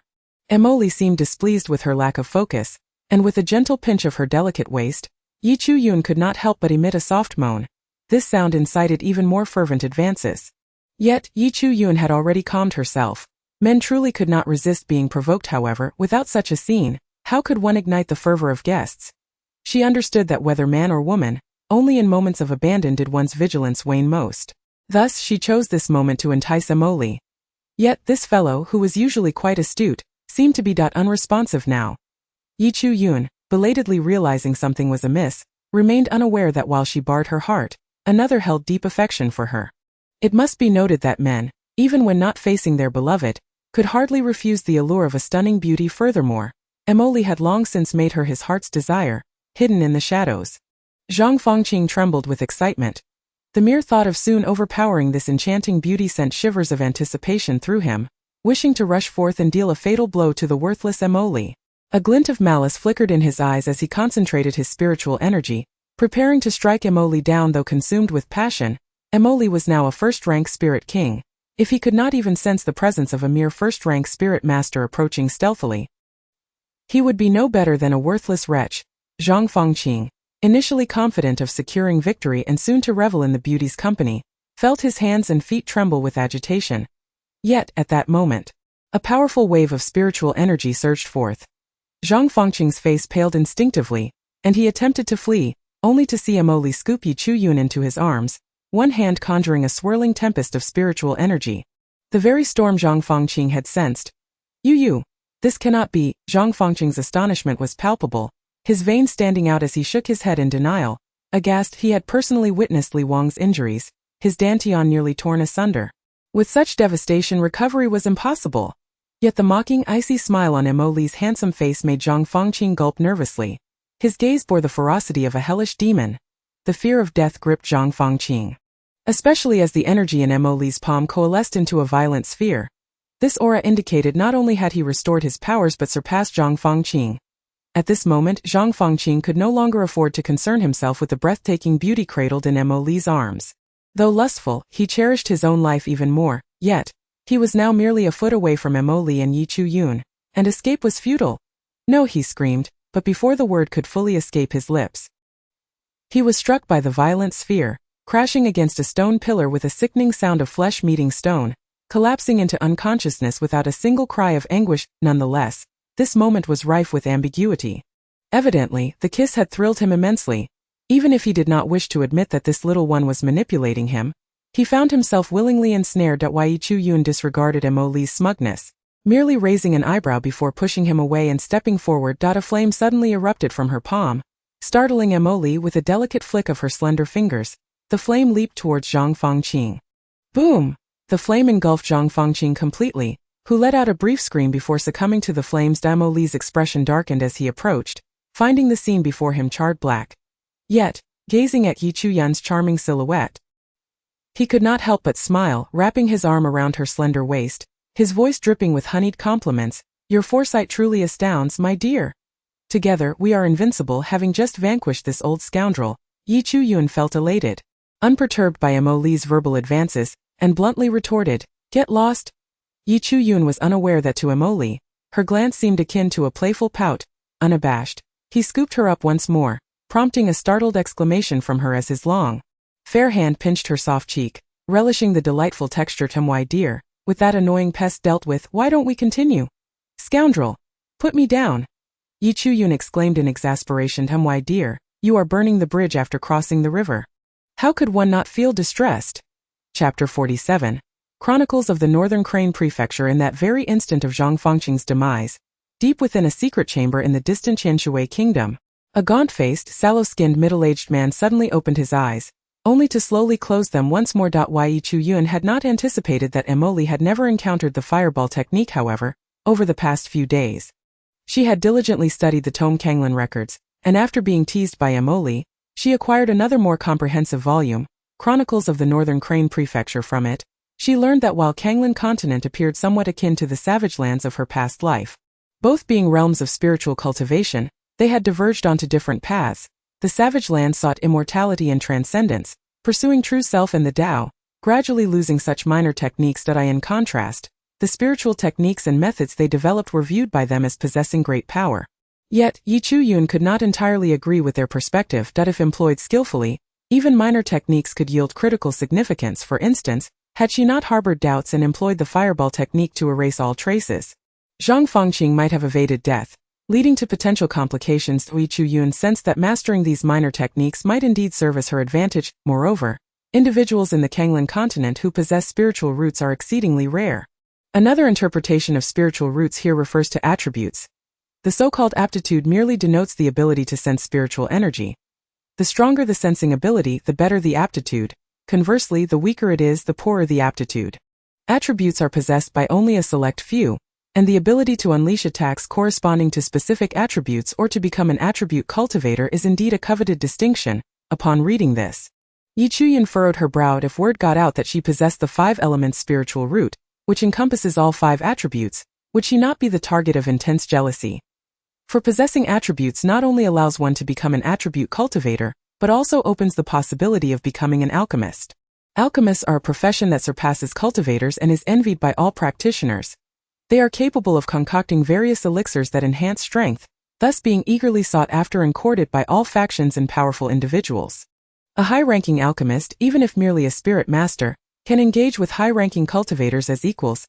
Naturally, the cultivation level of a high-ranking alchemist must not be too low, as alchemy requires a substantial expenditure of spiritual energy.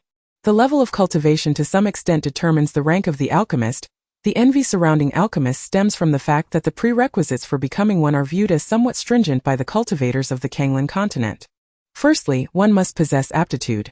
Secondly, one must have both fire and wood attributes. Finally, the power of the soul must be exceptionally strong.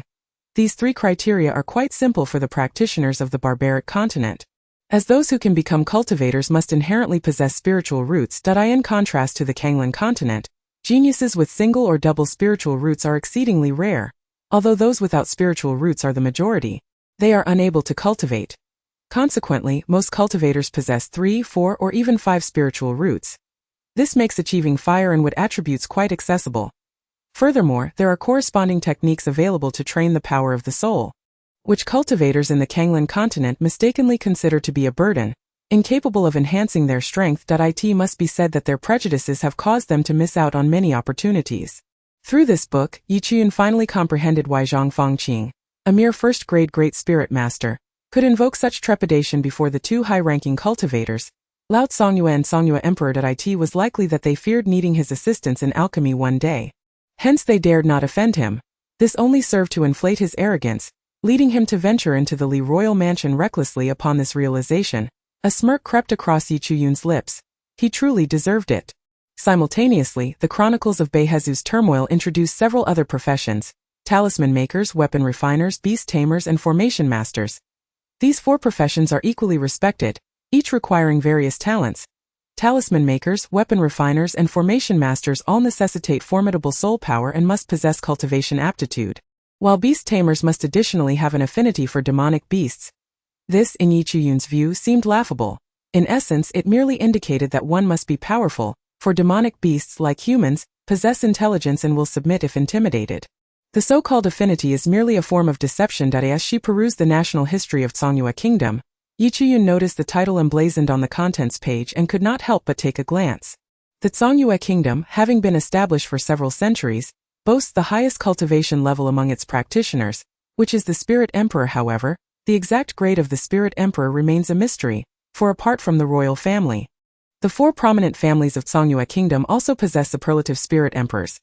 These four families, Gu, Mu, Yun, and Shao, alongside the royal family, control the entirety of the Songyue Kingdom, including the gladiatorial arena, black market, shops, and auctions. Upon seeing the Gu family, Yi Chuyun's expression darkened slightly. It seemed that dealing with the Gu family would not be a simple task.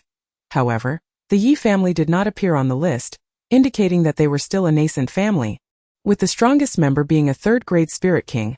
Aside from introducing these powerful figures, the chronicles also contained biographical sketches of various characters, but Yi Chuyun found her interest primarily in the notable figures of Songyue Kingdom. A cursory glance at the accounts revealed them to be nothing more than flattery from the author, replete with sycophantic praise, thus lacking authenticity. Consequently, Yi Chuyun cast the chronicles aside. "What, are you dissatisfied with this book?" "I have more," Emoli remarked. Having entered the room unnoticed, he wore a warm smile, his peach blossom eyes sparkling with affection as he gazed at Yi Chuyun. "It's nothing. Once I've finished, I'll throw it away." Yi Chuyun replied nonchalantly. Emoli paid it no mind and handed her another book, watching her intently as she immersed herself in reading, her delicate face radiating a healthy pink hue, her demeanor gentle. His heart ached for her. This girl had endured isolation in the Yi family for far too long, and it was a wonder she had grown up without losing her mind, instead emerging so endearing. This time Emoli had expended considerable effort to win over a servant from the Yi family, specifically a maid close to the young Gu. He learned of Yi Chuyun's hardships throughout her life. The thought of the little girl suffering so much made him wish he could strike down the young Gu with a single blow. What a hypocritical maternal figure, and the indifference of the Yi family, entirely neglecting her compared to her plight. His own 4 years of being deemed a waste were trivial. At least his father harbored guilt towards him, and his good older brother did not dare to make things difficult for him. Moreover, he did not reside in the palace, and although the Li royal mansion had its share of insiders, they did not dare to trouble him, fearing his resurgence. Chapter 48. The waste is an unparalleled genius, yet the seemingly stubborn and peculiarly temperamental young lady before him was different. She was born amidst celestial phenomena, destined for greatness, yet she had fallen short of expectations, emerging as a talentless waste, leading to her rejection by the Yi family. She was nearly cast into the city moat to drown.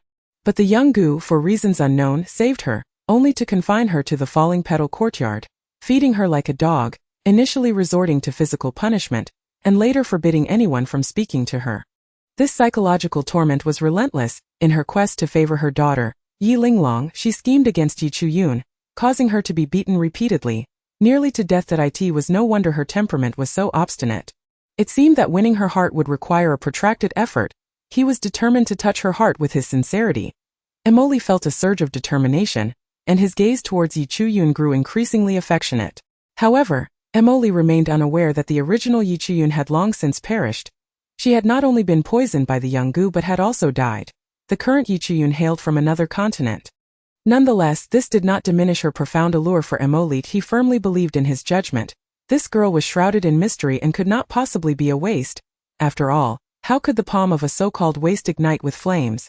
Having personally sensed the heat of that flame, Emily understood it was anything but ordinary. Why Chiyun felt uncomfortable under Emily's intense gaze, lifting her head to shoot him a fierce glare. Emily chuckled softly, his smile deep yet gentle. Why, dear? Would you like to enhance your strength?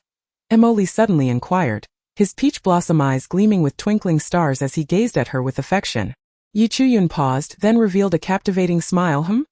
Emily knew immediately that she was intrigued, but her wariness ran deep. She had grown accustomed to masking her inner thoughts with such smiles that it seemed he would need to invest time and effort to win her over. He had all the time in the world.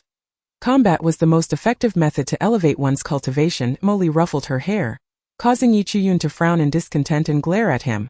She was neither a puppy nor any other pet. Are you interested in venturing to the Falling Phoenix mountain range? Yi Chiyun's eyes brightened involuntarily. The demonic beast mountain range was a collective term for all regions uninhabited by humans, where demonic beasts resided. The mountain range within the Songyue kingdom was called the Falling Phoenix mountain range, named after the legendary nine-colored heavenly phoenix that once roosted there in ancient times. This Falling Phoenix mountain range connected the entire demonic beast mountain range, and did not belong to the outskirts. At least second-grade demonic beasts could be found on the periphery of the Falling Phoenix mountain range. During her previous participation in trials with the mercenary group, Yi Chiyun had not even ventured into the outskirts of the Falling Phoenix mountain range. Even so, she had encountered second-grade demonic beasts twice, showcasing the inherent dangers of the Falling Phoenix mountain range. However, before that, you must heed my words and undergo another aptitude test, Emily stated upon seeing the sarcasm in Yi Chiyun's eyes. He realized she had misunderstood. How much suffering had she endured to reach a point where her trust in others was nearly non-existent? Nevertheless, they were now married, whether she acknowledged it or not. They had already exchanged vows. Albeit without consummation, Emily felt a surge of joy in his heart. If you truly possess no aptitude, I would prefer you not to venture to such perilous places. However, whatever you desire, even if it costs my life, I shall procure it for you. Emily gazed earnestly into Yi Chiyun's eyes, speaking with gravity and sincerity. Why Yi Chiyun remained unmoved. Sweet nothings. Had she not heard enough of those in her past life? And what had come of it? Thus, she merely folded her arms across her chest, her gaze indifferent as she regarded him, as if he were merely commenting on the pleasantness of the weather. Failed, Emily lamented, thumping his chest in frustration. What happened to the promised emotional connection? This girl. Very well, he had failed. He would take his time. Emily could not help but feel a tinge of gloom. Then let us proceed with the test. Although Yi Chiyun was aware of her 5-element spiritual root, commonly referred to as the 5 elements waste root in her previous life, her current cultivation speed was astonishingly swift.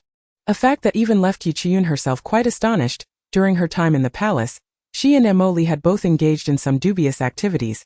Now, with only Emily by her side, Yi Chiyun felt a sense of camaraderie, recognizing them as fellow travelers in misfortune. She found Emily to be trustworthy. It was beneficial to gauge her own heart. Once again, she witnessed Emily producing a spherical object from seemingly nowhere. Without hesitation, Yi Chiyun placed her hand upon it, this time without any reservations. As her hand rested upon the sphere, it emitted a blinding red light, followed by orange, then yellow when the radiance transformed into blue and continued to shift. Emily could no longer maintain his composure. The blue light indicated a 6th grade talent, while the subsequent pale purple signified 7th grade, and the dark purple represented 8th grade. The 9th grade was denoted by white light. Yet, the sphere showed no signs of halting even as it reached purple. Emily was utterly flabbergasted. In his youth, he had shone with white light, albeit not an exceptionally intense one, yet it was still a 9th grade talent. A rare and unparalleled genius. Many believed that the appearance of specific colors denoted identical potential. However, Emily understood that the intensity of the glow also reflected the strength of a cultivator's aptitude. For instance, among those with 6th grade blue talent, a deep blue cultivator would undoubtedly achieve greater heights than one with a lighter shade. Of course, should a deep blue cultivator choose to squander their gifts, that would be an entirely different matter. This was merely a metaphor. If a person's aptitude was akin to deep blue, the pinnacle of the 6th grade, and they still chose to waste it, countless individuals would long to chastise such a fool for their lack of appreciation for their talent. Yet, as Emily gazed at the serene young woman before him, her long lustrous black hair flowing like the finest silk, her skin as fair as jade, and her exquisitely chiseled features, he noted a hint of puzzlement etched upon her face, her brows slightly furrowed. This lent her an inexplicable, enchanting beauty that rendered her utterly captivating. Yi Chuyun was merely curious about the significance of these colors. She recalled that in her previous life, various spiritual roots were indeed associated with colors, but the 5 elemental roots only bore 5 shades. Why did she possess 7, no 10 colors? Red, orange, yellow, green, cyan, blue, purple, along with dark purple, milky white, and dazzling snow white. What could this possibly signify? Thus, she remained oblivious to the fact that Emily had been rendered utterly speechless. Such an extraordinary aptitude had been dismissed as that of a waste for over a decade. Were the Yi family truly incompetent? Or was it a deliberate act? At this moment, Emily completely overlooked the fact that Yi Chuyun's testing had been conducted under the auspices of the royal family, witnessed by various powerful factions. Even if the Yi family wished to manipulate the results, they would need to weigh the consequences. Moreover, Yi Chuyun was the daughter of the Yi family, and such actions would yield no benefit for them. The only plausible explanation was that at the time, Yi Chuyun's physical condition had indeed been compromised, leading others to mistakenly label her as a waste. Yet, for reasons unknown, she had now recovered, thus the so-called waste. Yi Chuyun was in reality an unparalleled genius. Chapter 49.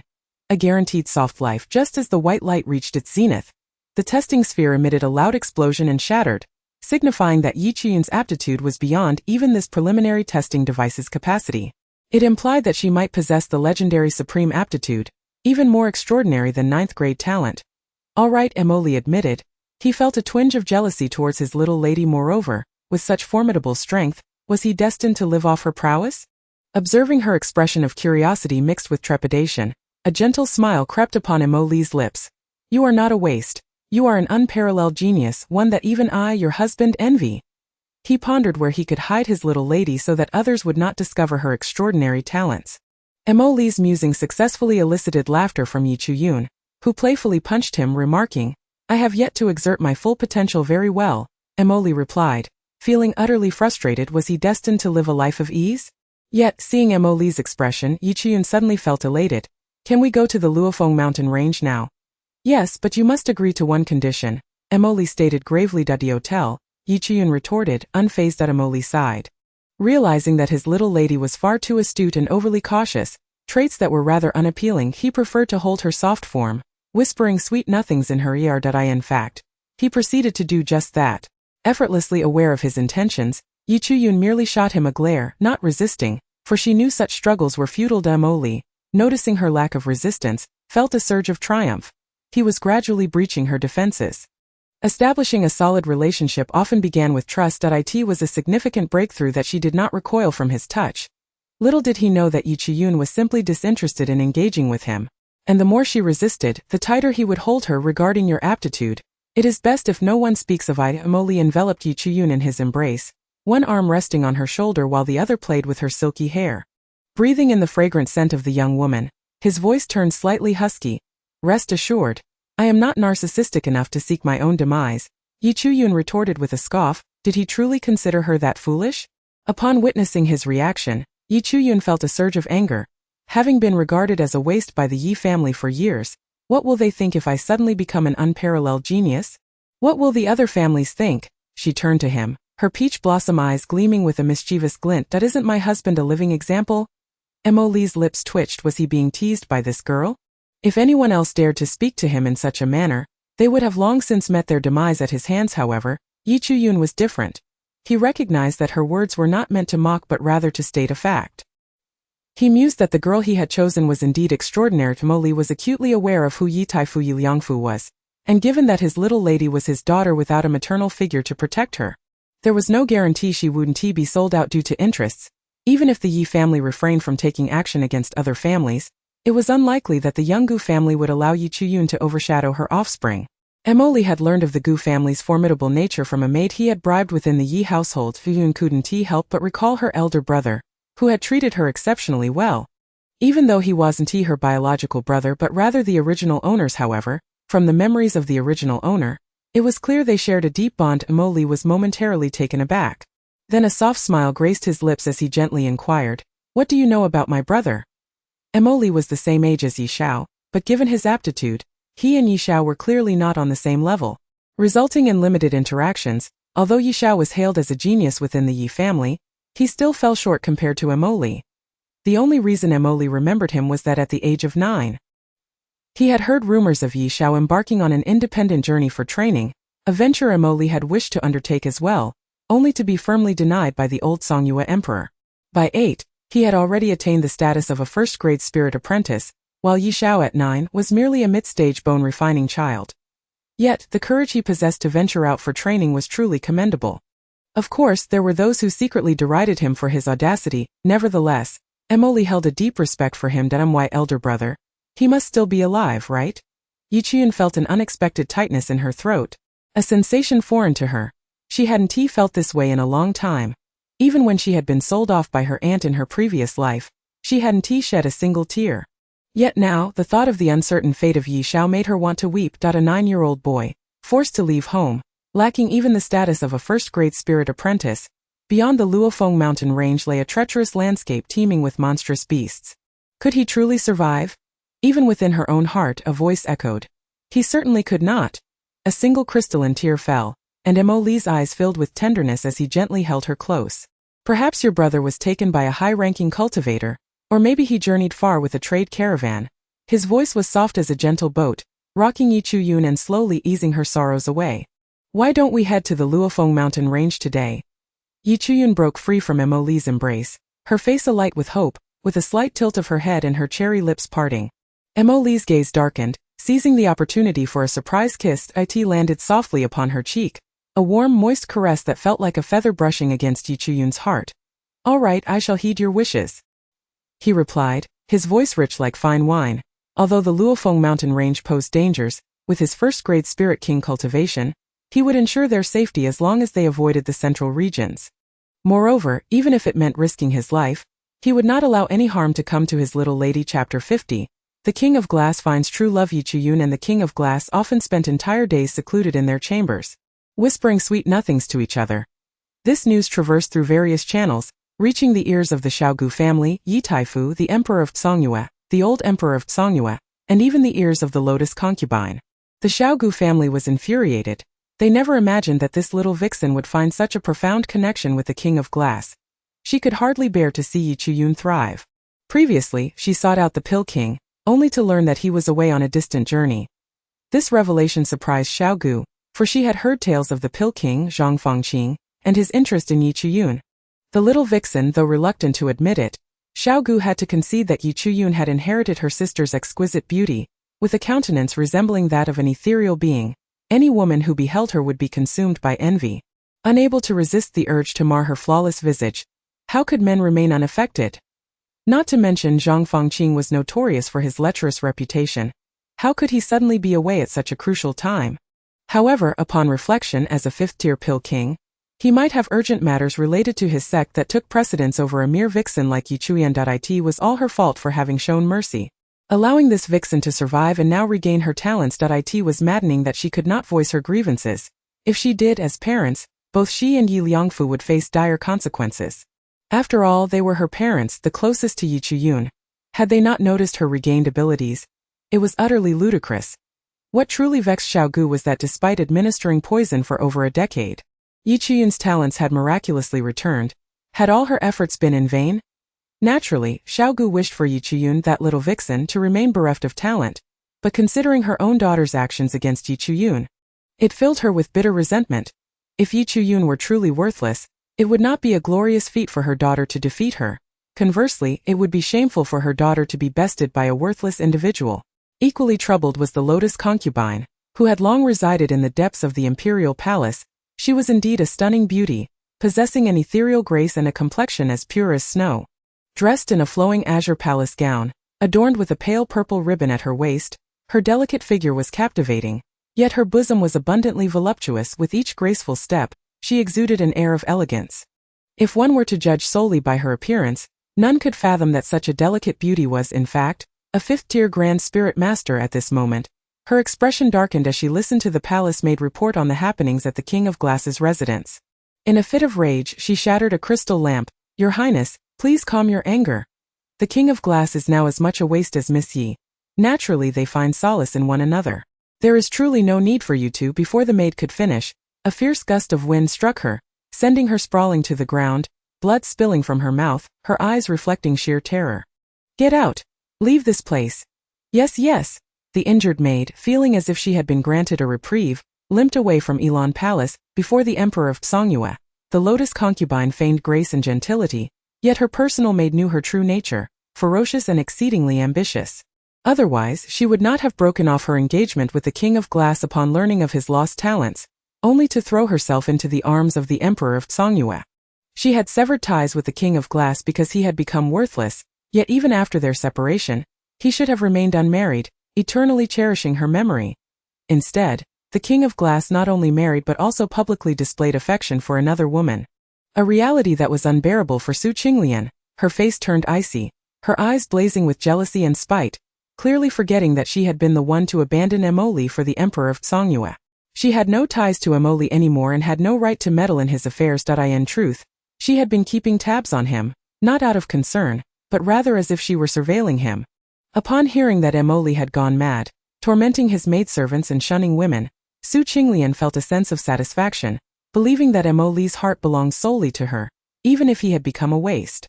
However, he was once a peerless genius, and being remembered by a former prodigy brought her a sense of gratification. Yet, she had never entertained the notion of rekindling any relationship with Emoli. Given her current status, unless the emperor of Songyue were to perish and Emoli inherited the throne, there would be no possibility of them ever being together, but it was evident that with Emoli's talents utterly ruined, he could never ascend to the throne of Songyue. Yet, she had not anticipated being discovered. Nevertheless, she would not relent. Su Qinglian's exquisite visage contorted in fury. Though named Su Qinglian, her beauty resembled that of an alluring mandrake. Even if she pretended to be as elegant as a lotus flower, she could never truly embody it. Upon learning that Emoli had found true love, the old emperor of Songyue felt a mix of guilt and relief. He felt guilty because Emoli had once been his most exceptional son, yet now he had devolved into this state. He felt relief that Emoli had found someone who loved him without disdain. Of course, Yi Qiyun was also a waste. The two were indeed a match made in heaven. The old emperor sighed in resignation once more. As for the current emperor of Songyue, upon realizing that Emoli's talents could never be restored, he gradually let go of his suspicions after hearing Zhang Fangqing affirm this repeatedly. A cultivator who could no longer cultivate would inevitably become engrossed in romantic affairs. His ninth brother would no longer be a hindrance. The Mu, Xiao, and Yun families showed little interest in Yi Qiyun, but they certainly welcomed the prospect of Emoli immersing himself in love. Only the Gu family remained unconvinced. What did you say? Yi Qiyun is not a waste? She's the one who struck you? Gu Qingcheng exclaimed incredulously. Ji Yulanshan's eyes widened in disbelief, her cheeks puffed in indignation. Brother, what do you mean by that expression? Do you suspect that I am lying? Brother, even if I once admired the King of Glass, he is now a waste. Does he deserve me? Would I need to slander Yi Qiyun? Gu Lanshan's almond-shaped eyes flared wide, her voice tinged with frustration. Since being humiliated at Yi Qiyun's wedding, Gu Lanshan had sensed that there was more to Yi Qiyun than met the eye. Having learned her lesson from her previous encounter, she dared not act rashly this time. Hearing the news of the King of Glass and Yi Qiyun's affection, she could not help but share it with her elder brother, Gu Qingcheng, only to find him wholly disbelieving. Yet, it was understandable. Even she struggled to accept that the woman who had bested her so effortlessly was indeed the so-called waste, Yi Qiyun. Yet the truth was undeniable. Yi Qiyun possessed a beauty unmatched throughout the entirety of Songyue. Let alone North Crane Prefecture, that maddening beauty, which fueled her jealousy, was unmistakable. Gu Lanshan was brazen and overbearing outside, yet before her elder brother, she resembled a child who had yet to mature.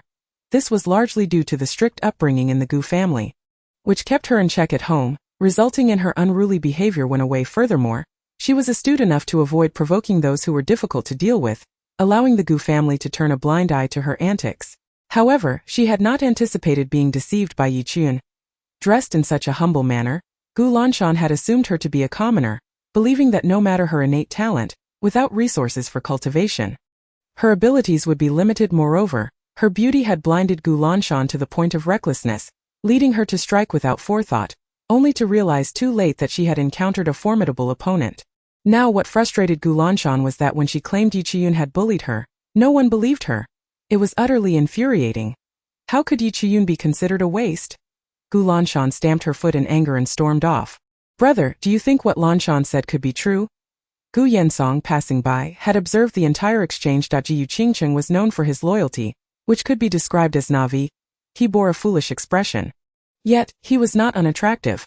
The Gu family was indeed blessed with good looks. Otherwise, how could they have produced a stunning beauty like Gu Wan? Gu Qingqing had thick brows and bright eyes, exuding an honest demeanor. In contrast, Gu Yensong was exceptionally handsome, with sharp brows and bright eyes that commanded attention. However, Yi Chiyun, her wasteful talents not only brought shame upon the Yi family but also garnered little favor from the majority of the Gu family. Nevertheless, Gu Qingqing held no animosity towards this cousin he had never met. After all, he believed that lacking talent was not her fault. They had never interacted, so there was no emotional connection. Hence, his expression remained neutral when discussing Yi Chiyun. Gu Yensong, possessing a hint of arrogance, likely due to his status as a favored child of heaven, felt a slight aversion towards his wasteful cousin, yet he did not harbor any dislike due to their lack of interaction. "Why don't we go and see for ourselves if she truly is a waste?" Gu Yensong suggested, his eyes sparkling with intrigue. Yu Qingqing pondered for a moment. Given his sister's grievances, it might be worth investigating. However, at that moment, Yi Chiyun and Emoli, the subjects of much speculation, had quietly departed from the King of Glass's residence, making their way towards the Falling Phoenix Mountains. Yi Chiyun had intended to visit the Falling Phoenix Mountains that day. Yet the throngs of onlookers at the King of Glass's residence had made it impossible. This time, however, after Zhang Fangqing had once again confirmed that the King of Glass could never recover. The number of onlookers had indeed diminished significantly. Yet, Yi Chiyun sensed that among those remaining, several factions were targeting her. Thus, she and Emoli performed together for several days. Gradually, everyone grew accustomed to their display of affection. Those busy spreading their gossip likely did not even notice that the two had long since left the estate. Yi Chiyun's guess was indeed accurate, apart from those who harbored malicious intent towards her. Other factions were indifferent to their whereabouts and naturally would not keep a close watch on their quarters. After all, Emoli was no longer the unparalleled genius capable of influencing the entire Songyue kingdom, but rather a worthless individual, no more significant than Yi Chiyun herself. The private lives of two such inconsequential beings were hardly worthy of scrutiny, merely serving as fodder for idle chatter. Leaning slightly in the carriage, Yi Chiyun reflected that had she retained her previous disposition, she would have long since activated her magical artifact to fly away, rather than sit languidly in this slow-moving vehicle. It was a miscalculation. Yet, given her current cultivation level, she could only manage to control a magical tool, and in the Songyue kingdom, high-grade treasures were exceedingly rare, let alone magical artifacts. Speaking of this, Yi Chiyun felt quite vexed. The Kanglan continent was vastly different from the barbarian continent of her past life. For instance, the density of spiritual energy here was comparable, if not superior, to that of the barbarian continent. However, regardless of alchemy, artifact forging, talisman crafting, array formation, or beast taming, the techniques here lagged far behind those of the barbarian continent. The practitioners here were excessively focused on raw power, neglecting other crucial aspects, which ultimately led to this lamentable state. Although the carriage was indeed pulled by an extraordinary steed, a first-tier demon beast known as the Cloud Steed, this creature, despite its classification, was remarkably docile and not particularly swift. Forgive Yi Chiyun, in her previous life, she had reached the stage of integration, capable of effortlessly tearing through space with a mere thought. Now, to find herself confined within such a modest carriage was decidedly uncomfortable.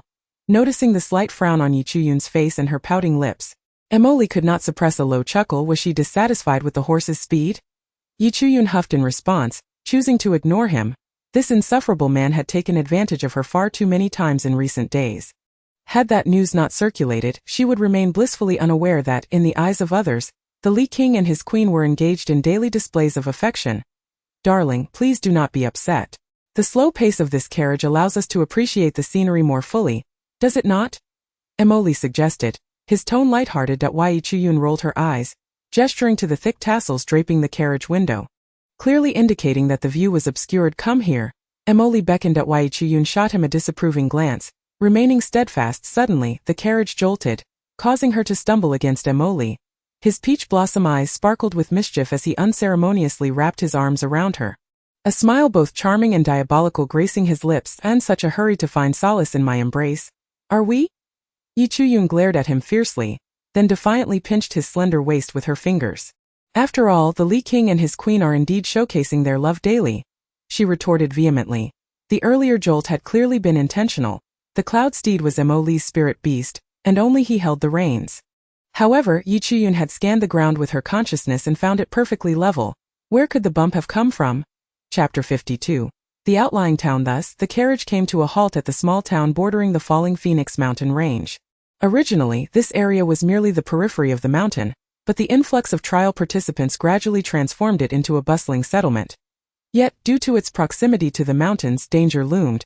Not only could one encounter demon beasts at night, but by day, the various individuals daring to venture into the falling Phoenix mountain range were far from timid. Among them were nefarious rogues, unable to find a place in society, who roamed the vicinity as outlaws. A myriad of characters hurried past, and the striking presence of Yi Chu-yun and Emily immediately captured the attention of many. The man was tall and robust, clad in a dark robe adorned with gold trim and cloud patterns. His handsome features accentuated by a pair of peach blossom eyes brimming with gentle warmth as they gazed at the woman beside him. She wore a simple, pale yellow gown, cinched at the waist with a pink ribbon. Her skin as fair as snow, and her long hair casually draped over her shoulder. Her eyes, mirroring the man's, held a hint of aloofness, framed by long delicate lashes that resembled butterfly wings, had it not been for the man's long, elegant hand resting possessively on her waist. They could easily be mistaken for siblings embarking on a journey. Admiration arose among the onlookers, wondering who these remarkable youths were. However, had it not been for the unmistakable aura of a spirit king radiating from Emily upon disembarking, they might have already attracted the unwelcome attention of ill-intentioned individuals. Suddenly, a sharp voice pierced through the crowd. "That is clearly my kill, the lie-winged leopard." The proclamation stood out amid the hurried throng. Yi Chu-yun turned to investigate the source of the commotion, her expression shifting slightly to reveal a tall, gaunt man embroiled in a dispute with a burly fellow, each clutching a paw of the lie-winged leopard. Unable to reach a consensus, the lie-winged leopard, a common first-tier demon beast found at the edges of the falling Phoenix mountain range, possessed the wind attribute. Despite being a first-tier creature, its incredible speed and razor-sharp teeth made it a challenging quarry. Successfully hunting a lie-winged leopard indicated that the practitioner possessed remarkable speed and extensive combat experience. The most valuable parts of the beast, aside from its exquisite flesh, were the thumb-sized demon crystal and its bones and hide, which could fetch a handsome sum. Thus, capturing a lie-winged leopard represented a significant fortune for any practitioner. "This is indisputably my kill. How dare you make such baseless accusations?" the burly man retorted defiantly. His voice laden with menace. The lean man, visibly agitated, turned pale. Alas, the townsfolk were not the type to meddle in others' disputes. Such brazen acts of seizing prey are not uncommon, yet I never anticipated encountering one myself today. Truly unfortunate. Gazing at the other's audacious expression, it was evident that he had some backing. Chung Lai gritted his teeth in anger, and indeed, he heard the burly man whisper in his ear, "I am from the Gao family. If you know what's good for you, hand over the lie-winged leopard." The forcefulness of his shout was unmistakable, thus drawing the attention of others nearby. Chapter 53. A hand to rescue. Upon hearing the name of the Gao family, those who had originally passed by immediately took a wider detour. It was clear that the Gao family wielded considerable power in this borderland. Oijian furrowed his brow slightly. Wasn't Chung Lai supposed to be doing well with his son in the Lie-Wind mercenary corps? How could he be here in such a predicament? And in just a few days, how had he suddenly become so disheveled? With Yi Chu-yun's discerning eye, it was apparent that Chung Lai bore numerous hidden injuries. Otherwise, as a third-grade spiritual master, he would not have fallen to a state where even a first-grade spiritual master could intimidate him. What had transpired? Yi Chu-yun had mixed feelings about Chung Lai and his son. Throughout their brief acquaintance, they had treated him with both reverence and care. Even after he had nearly killed Gu Yufei, they had not hastily severed ties with him, merely expressing the plight of the Lie-Wind mercenary corps. Thus Yi Chu-yun held a favorable impression of him. At that moment, a sudden exclamation pierced the air. "Gao Feng, what are you doing here? I instructed you to hunt magical beasts, not to loiter around. Are you tired of living?" A girl clad in a purple outfit, wielding a long sword and flanked by a group of formidable men, cast a sharp gaze at Chung Lai and the burly man. Upon hearing her voice, the imposing man's demeanor immediately faltered. "Miss, I was just out hunting magical beasts." He glanced at Chung Lai, a flicker of calculation crossing his eyes, before his expression shifted dramatically. "Miss, you must stand up for me. This man has stolen the Lie-Wind leopard that I hunted." "You lie. I clearly hunted that Lie-Wind leopard." Chung Lai, seeing the girl with prominent brows and bright eyes, initially thought he might escape the clutches of the Gao family rogue, but upon hearing his accusation, he was seething with rage. His veins bulging. It was said that the Gao family originated from bandits, later submitting to a general, yet their wild nature remained. Hence they were tasked with guarding this perilous border town. Ironically, the Gao family had thrived, establishing themselves as local tyrants, with no one daring to intervene when they bullied others. The girl in purple scrutinized Chung Lai, noticing the freshly skinned Lai-wind leopard he carried, and her eyes gleamed. The Lai-wind leopard was notoriously difficult to hunt, although Gao Feng belonged to her family. She was acutely aware that with his abilities, he likely could not have captured the Lai-wind leopard. However, as a member of the Gao family, if they were to forcibly seize another's quarry, their reputation would suffer.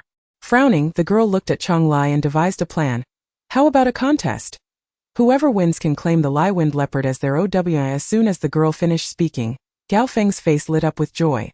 Miss, you are wise. He then cast a challenging glance at Chung Lai, whose expression darkened further. Had he known that greed for a little gold and silver would lead to this predicament, he would not have pursued it.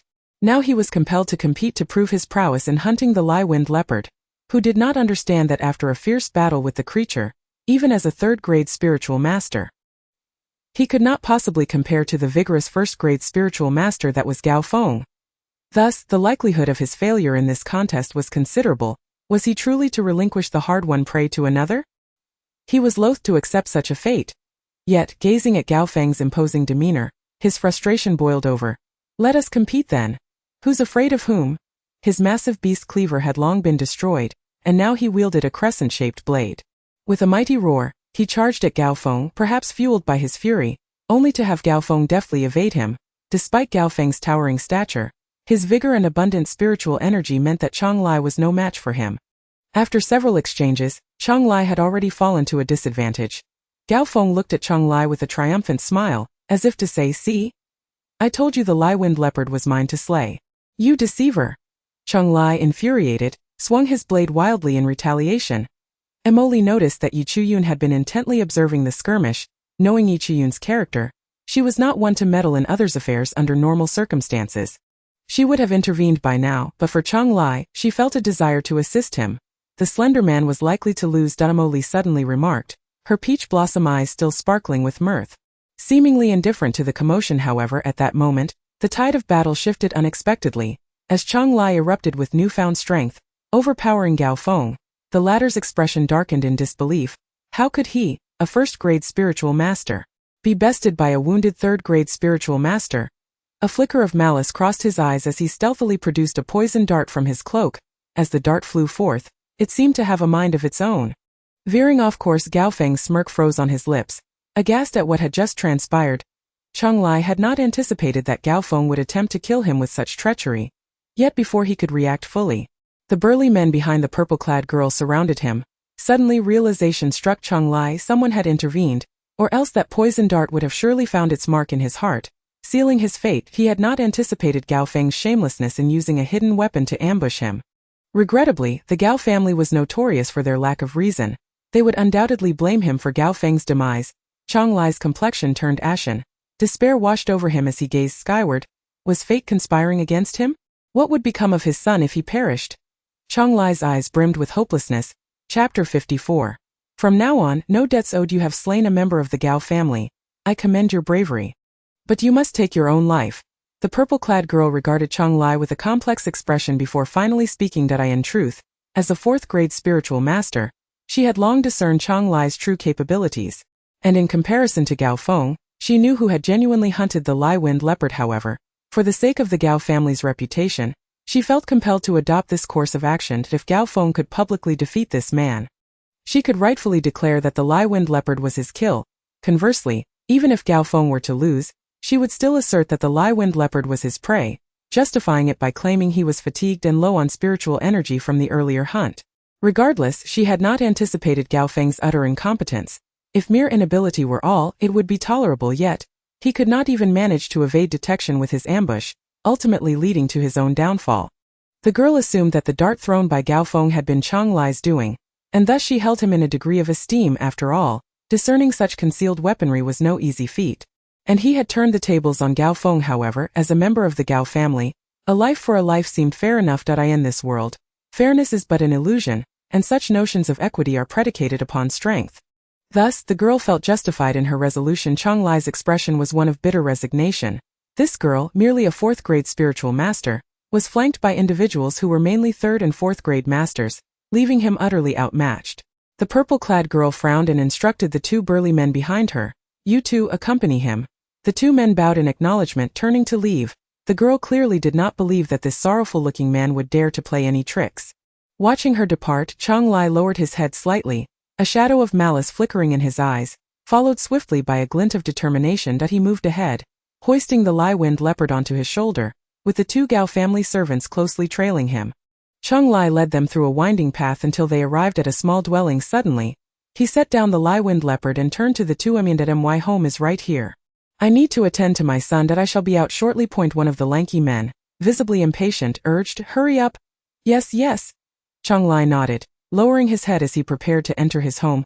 Abruptly, he turned around, conjuring a blade of wind and launching it fiercely at one of the men who had just turned his back.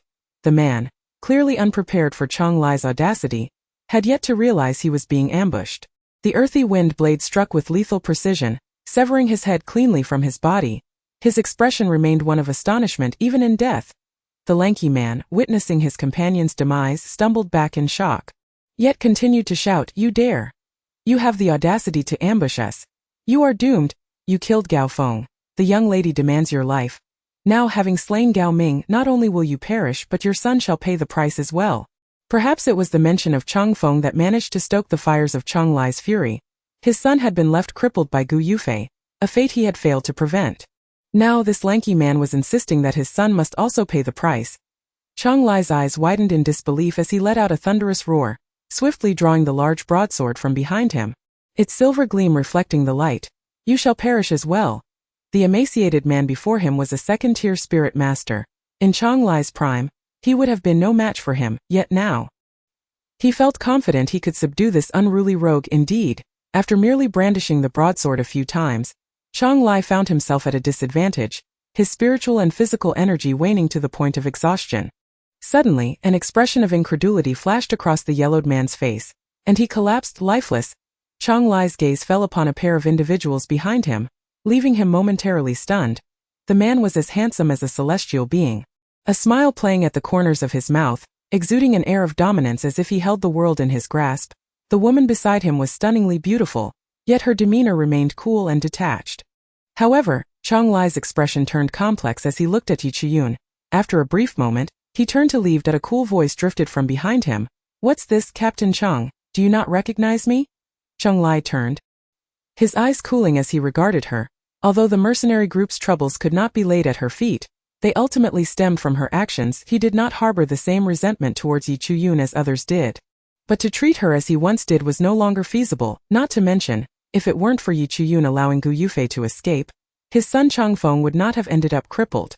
"Thank you for saving my life, miss," Chang Lai said coldly, bowing slightly. Yi Chiyun sighed, her heart filled with unspoken thoughts. Had she not departed back then, perhaps the Lai Feng mercenary group would not have met such misfortune, and Chang Lai would not have fallen to his current state of despair, alone and battered in the vicinity of the Luofeng Mountains. Yi Chiyun, ever clear about grievances, asked, "Has Gu Yufei been causing you trouble?" Upon hearing Gu Yufei's name, Chang Lai's eyes filled with resentment, a mixture also directed towards Yi Chiyun. "Though I know I should not blame you, Gu Yufei provoked you and we have no right to intervene. Yet this matter originated with you. You have aided me twice today. From now on, we are even," Chang Lai declared before turning to leave. Yi Chiyun couldn't help but feel a twinge of admiration for him. He was a rare individual who clearly distinguished between gratitude and grievance, a person worth befriending. She cast a complicated glance at Yi Chiyun and the striking man who stood protectively beside her. Given her talents and beauty, even when her son was well, it was merely a fanciful notion. Now, it was better for him not to see her at all. Deep down, he did not believe Yi Chiyun could heal his son's injuries. Even Emily, who stood beside her, shuddered at her words. Could she truly heal a damaged dantian caused by a beast? His own dantian had been nearly shattered by such a creature. Could his little lady really possess the ability to mend a dantian? Yet, he had never heard her mention such a thing. It seemed she only spoke of it due to external pressure. Emily felt a surge of displeasure. Chapter 55. Chang Lai and his son Yi Chiyun noticed a marked decrease in the aura of the dashing man beside her. A wave of unease washing over her, a feeling she despised. Although she possessed a formula for a pill, finding the requisite spiritual herbs was another matter entirely. Thus, merely having a formula was of little use. In her mind, she had yet to regard Emily as a beloved or a kin. Since they were not intimately connected, every action required careful consideration.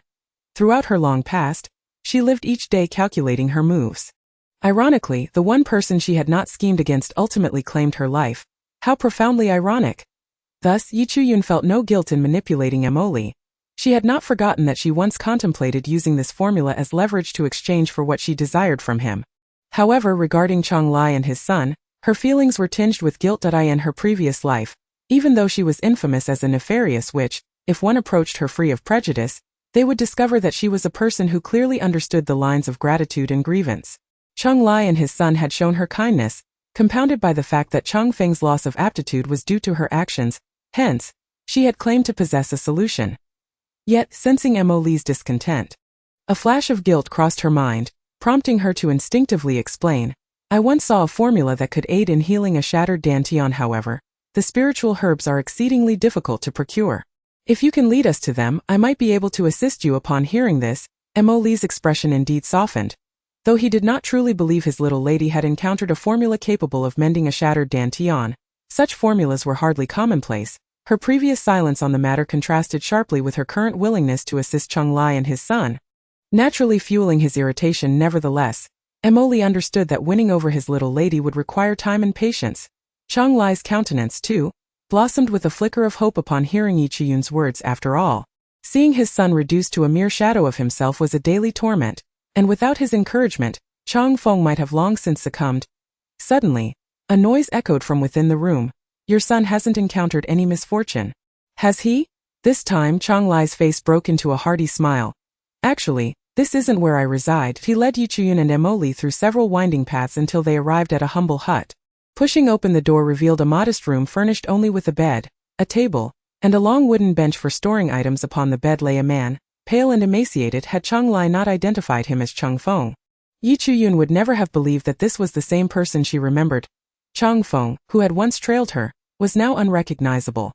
Both father and son possessed strong, square faces and well-defined features. Yet now Chang Lai appeared gaunt, while Chang Feng was reduced to skin and bones, revealing the hardships they had endured. Chang Lai, once a boisterous man, had transformed into a figure of tenderness, his heart softened by the sight of his son's suffering.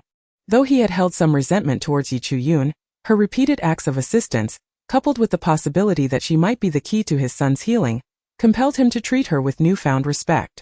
They lacked her contact information, yet Gu Yufei was unconvinced. After all, it had been evident to all that Yi Chu-yun had maintained a frigid demeanor towards everyone, save for Chang Lai and his son, which only served to stoke Gu Yufei's jealousy. His feelings towards Yi Chu-yun were a tumultuous blend of admiration and resentment. He was enamored by her talents and beauty, yet despised her ruthlessness. In a fit of rage, he had attacked Chang Lai and his son, who were no match for him. Chang Lai was severely injured, and to his astonishment, his son Chang Feng had leaped to defend Yi Chu-yun, challenging Gu Yufei despite being a mere novice spirit master at the time. The outcome was inevitable. Chang Feng was left gravely wounded, and even worse, Gu Yufei had unleashed a beast to ravage his dantian, rendering him a crippled. Chang Feng, Yi Chu-yun had always been his celestial being. Though he felt inadequate, he could not tolerate any slander against her. Previously, he had believed himself unworthy of her, content to admire her from afar. But now, with his aptitude destroyed, despair consumed him. Yet, his father Chang Lai wept and forbade him from taking his own life, compelling Chang Feng to endure. Even as his vitality waned, the father and son had offended the Gu family, making it impossible for them to remain in the imperial capital. Thus, they fled to the Luofeng Mountains, taking refuge in this dilapidated Huvy day. Chang Lai hunted beasts and undertook perilous tasks to survive, while Chang Feng lay at home, a mere shadow of his former self. Weakly, Chang Feng opened his eyes to see a blurry figure before him. He couldn't help but shake his head in self-mockery. How could Yi Gunyang be here? Blinking away the dryness, he recognized his father's haggard form. He weakly called out, "Father." Chang Lai, once a stern parent, had morphed into a tender father figure since his son's plight. He wondered how much longer he could still be called father as tears welled in his eyes. "My son, how do you feel?" "Father, I am well. I just saw Yi Gunyang. She is as beautiful as ever. Like a fairy. If only I could sleep forever, dreaming of her." A faint blush crept across Chang Feng's gaunt cheeks, prompting Chang Lai to break down in tears. "Winder, do not leave me." With his dantian shattered and lacking timely treatment, even with Yen Shu's method, recovery seemed nearly impossible. Emoli's brow furrowed as he finally spoke. "Prepare for the worst." Chang Feng's dry, pale lips barely moved, yet no sound emerged. His gaze grew distant as if Emoli's diagnosis had granted him release. Chang Lai, a man of considerable stature, collapsed in despair onto the ground. Chapter 56. The Luofeng Mountains. Meanwhile, within a grand estate, even the furniture was crafted from precious purple crystal wood, a testament to the wealth of its owner. Due to the fact that amethyst wood only grows deep within the heart of the Luofeng mountain range, one must venture far into the mountains to procure it. However, within this central and deeper region of the range, one often encounters high-tier demonic beasts of at least the third-ranked. To hunt a third-rank beast, one must possess the cultivation level of at least a 7th-grade spirit master, let alone contend with even higher-tier beasts. In the Kanglin continent, wealth is invariably tied to power. And the living room. A man clad in azure attire knelt on one knee, respectfully addressing a young lady seated before him, who was adorned in a violet dress. Upon hearing his words, the violet-clad maiden slightly furrowed her brows. She was Gao Ningzi, the eldest daughter of the Gao family. The reason she had sent 2 subordinates to follow Cheng Lai and directly escort him away was that she had never anticipated Cheng Lai would dare to flee, let alone resort to violence against members of the Gao family and the border town.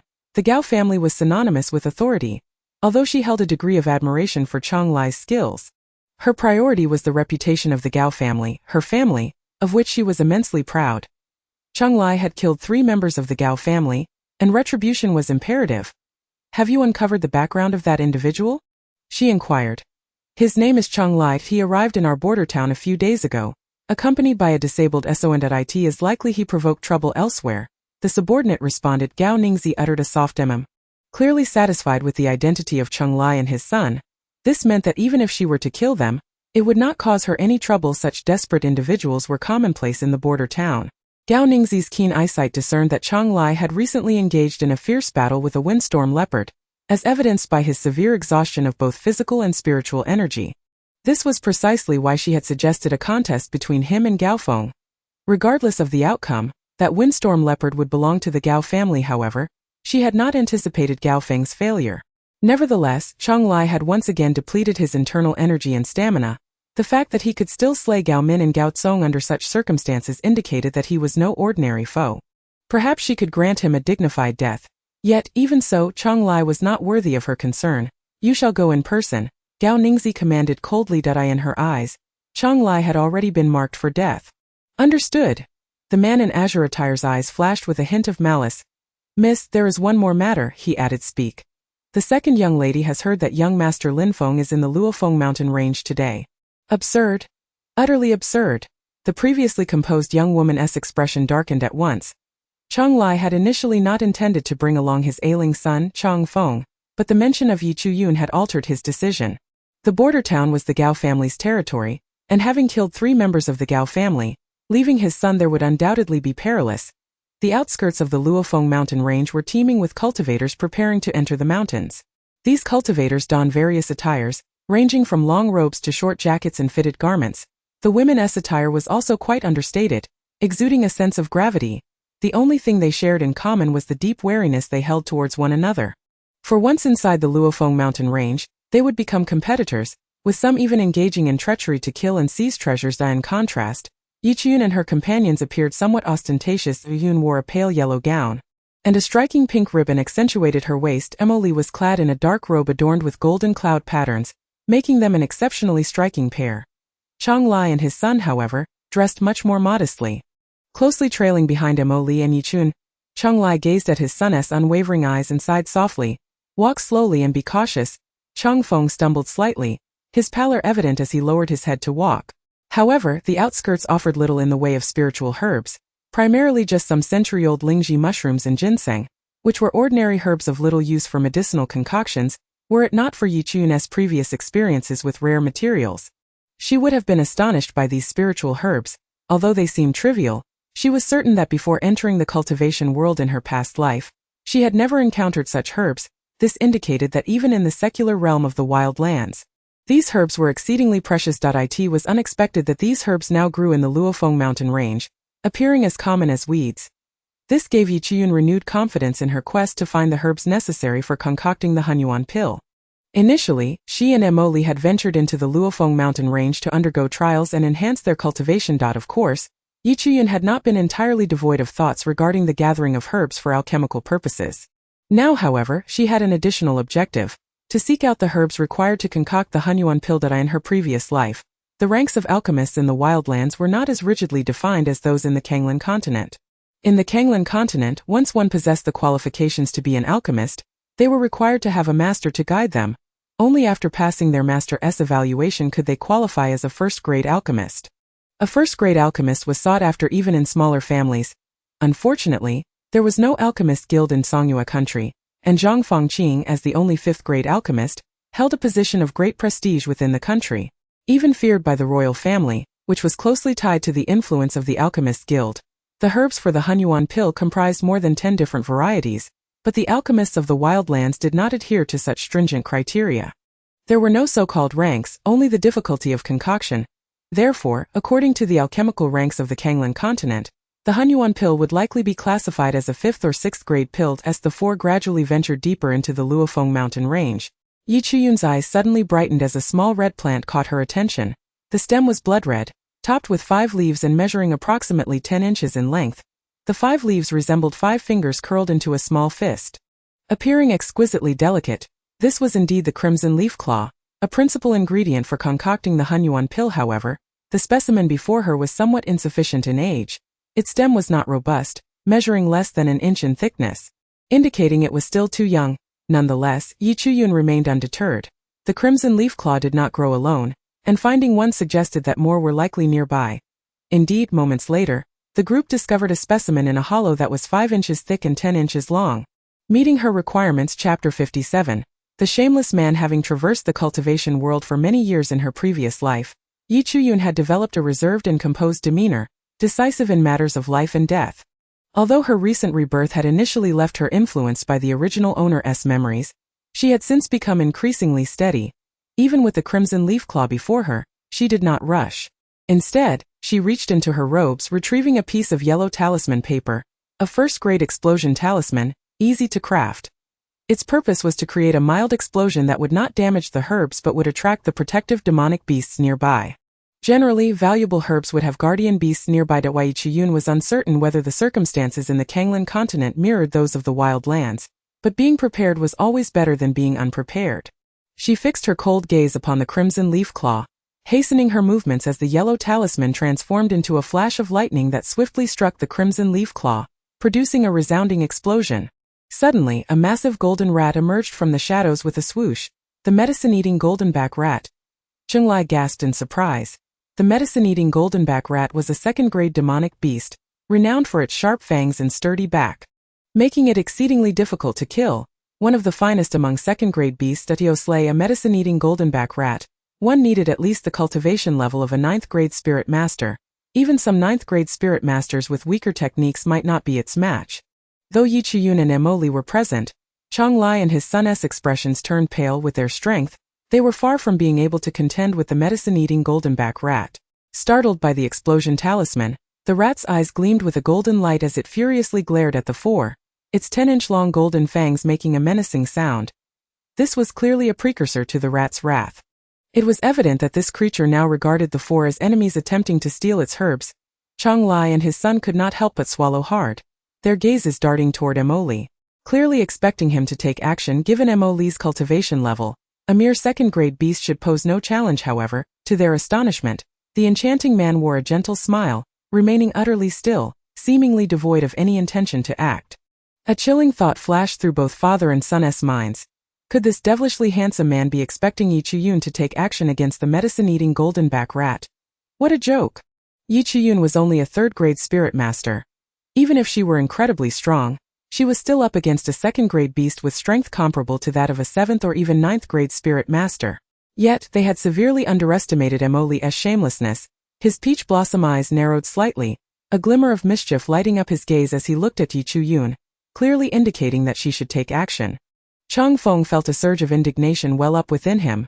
This feeling sparked an intense desire to survive. After his dantian shattered, he had contemplated self-destruction, but now surviving was for his father. Yet, he suddenly felt an overwhelming urge to live on. He had never encountered a man so shameless in the face of danger. He did not act but instead expected a woman to do so. Moreover, this woman was the very goddess he admired. Chung Feng could hardly contain his disdain for Emoli Chunglai. Possessing slightly keener insight than his son, was also curious as to why this man would not act but rather send Yi Chuyun to her doom. Indeed, he believed that if Yi Chuyun were to engage, it would surely lead to her demise. One was a third-grade spirit master, while the other was a demonic beast on par with a ninth-grade spirit master. The outcome of such a confrontation was virtually predetermined. However, Chang Lai did not believe this male cultivator would allow Yi Chuyun to face danger. Throughout the journey, he could keenly perceive the tender care this male cultivator bestowed upon Miss Yi. In his enchanting peach blossom eyes, there resided a gentleness understood only by men, a gaze that involuntarily reveals itself solely in the presence of one's beloved. Such a look is unmistakable. However, it seemed that Miss Yi was rather unappreciative of it. Turning to observe the unwavering desire for survival reflected in her son's eyes, even tinged with disdain towards the male cultivator, Chang Lai could not help but sigh at Yi Chuyun, catching the encouraging glimmer in Mo Li's gaze. Nodded. They had originally intended to undergo trials in the Luofeng mountain range. If she were to depend on Mo Li's protection against a mere second-tier beast, what then would be the purpose of the trials? Thus, she calmly summoned her ice phoenix ring, which transformed into a delicate blue halo, tightly encircling her for protection. The spiritual pressure emanating from the third-tier treasure caused the tuft of golden fur atop the head of the food and medicine golden-backed rat to turn a crimson hue. Yet, it grew more fervent, recklessly charging against the blue barrier. The difficulty in dealing with the food and medicine golden-backed rat stemmed not only from its inherent strength but also from its relentless tenacity. As long as one could endure, unless it was defeated, the rat demon's acute sense of smell would allow it to track its target wherever it fled, presenting an enormous dilemma. Thus, when confronting the golden-backed rat, unless one possessed absolute confidence in victory, it was wiser to forego the herbs than to provoke such a troublesome effort. At that moment, the rat demon's back appeared to be adorned with a strip of gold. Dazzling in the heat of battle, after launching a barrage of attacks, the food and medicine golden-backed rat displayed signs of fatigue. Most cultivators, lacking ample spiritual energy, would be utterly exhausted after such an onslaught. Unfortunately, this rat demon faced Yi Chuyun, currently practicing the Jade Xian sword technique, a supreme method from the Jade Xian palace of the wild continent. Yi Chuyun excelled in speed, precision, and ferocity. Moreover, the Jade Xian sword technique was renowned for its superior capacity for spiritual energy accumulation, yielding 3 to 5 times the condensed energy compared to ordinary methods. Yi Chuyun gazed upon the once fearsome rat demon. A subtle smile of mockery graced her lips. Even with her current cultivation at merely a third-tier spiritual master, she found it more than sufficient to deal with this creature. Perish, she exclaimed, and as a blue flash surged forth, the golden-backed rat barely had time to emit a scream before its body was cleaved in twain from crown to tail. Cheng Lai and Cheng Feng stood in sheer astonishment. They had never imagined that hunting beasts could be executed in such a manner.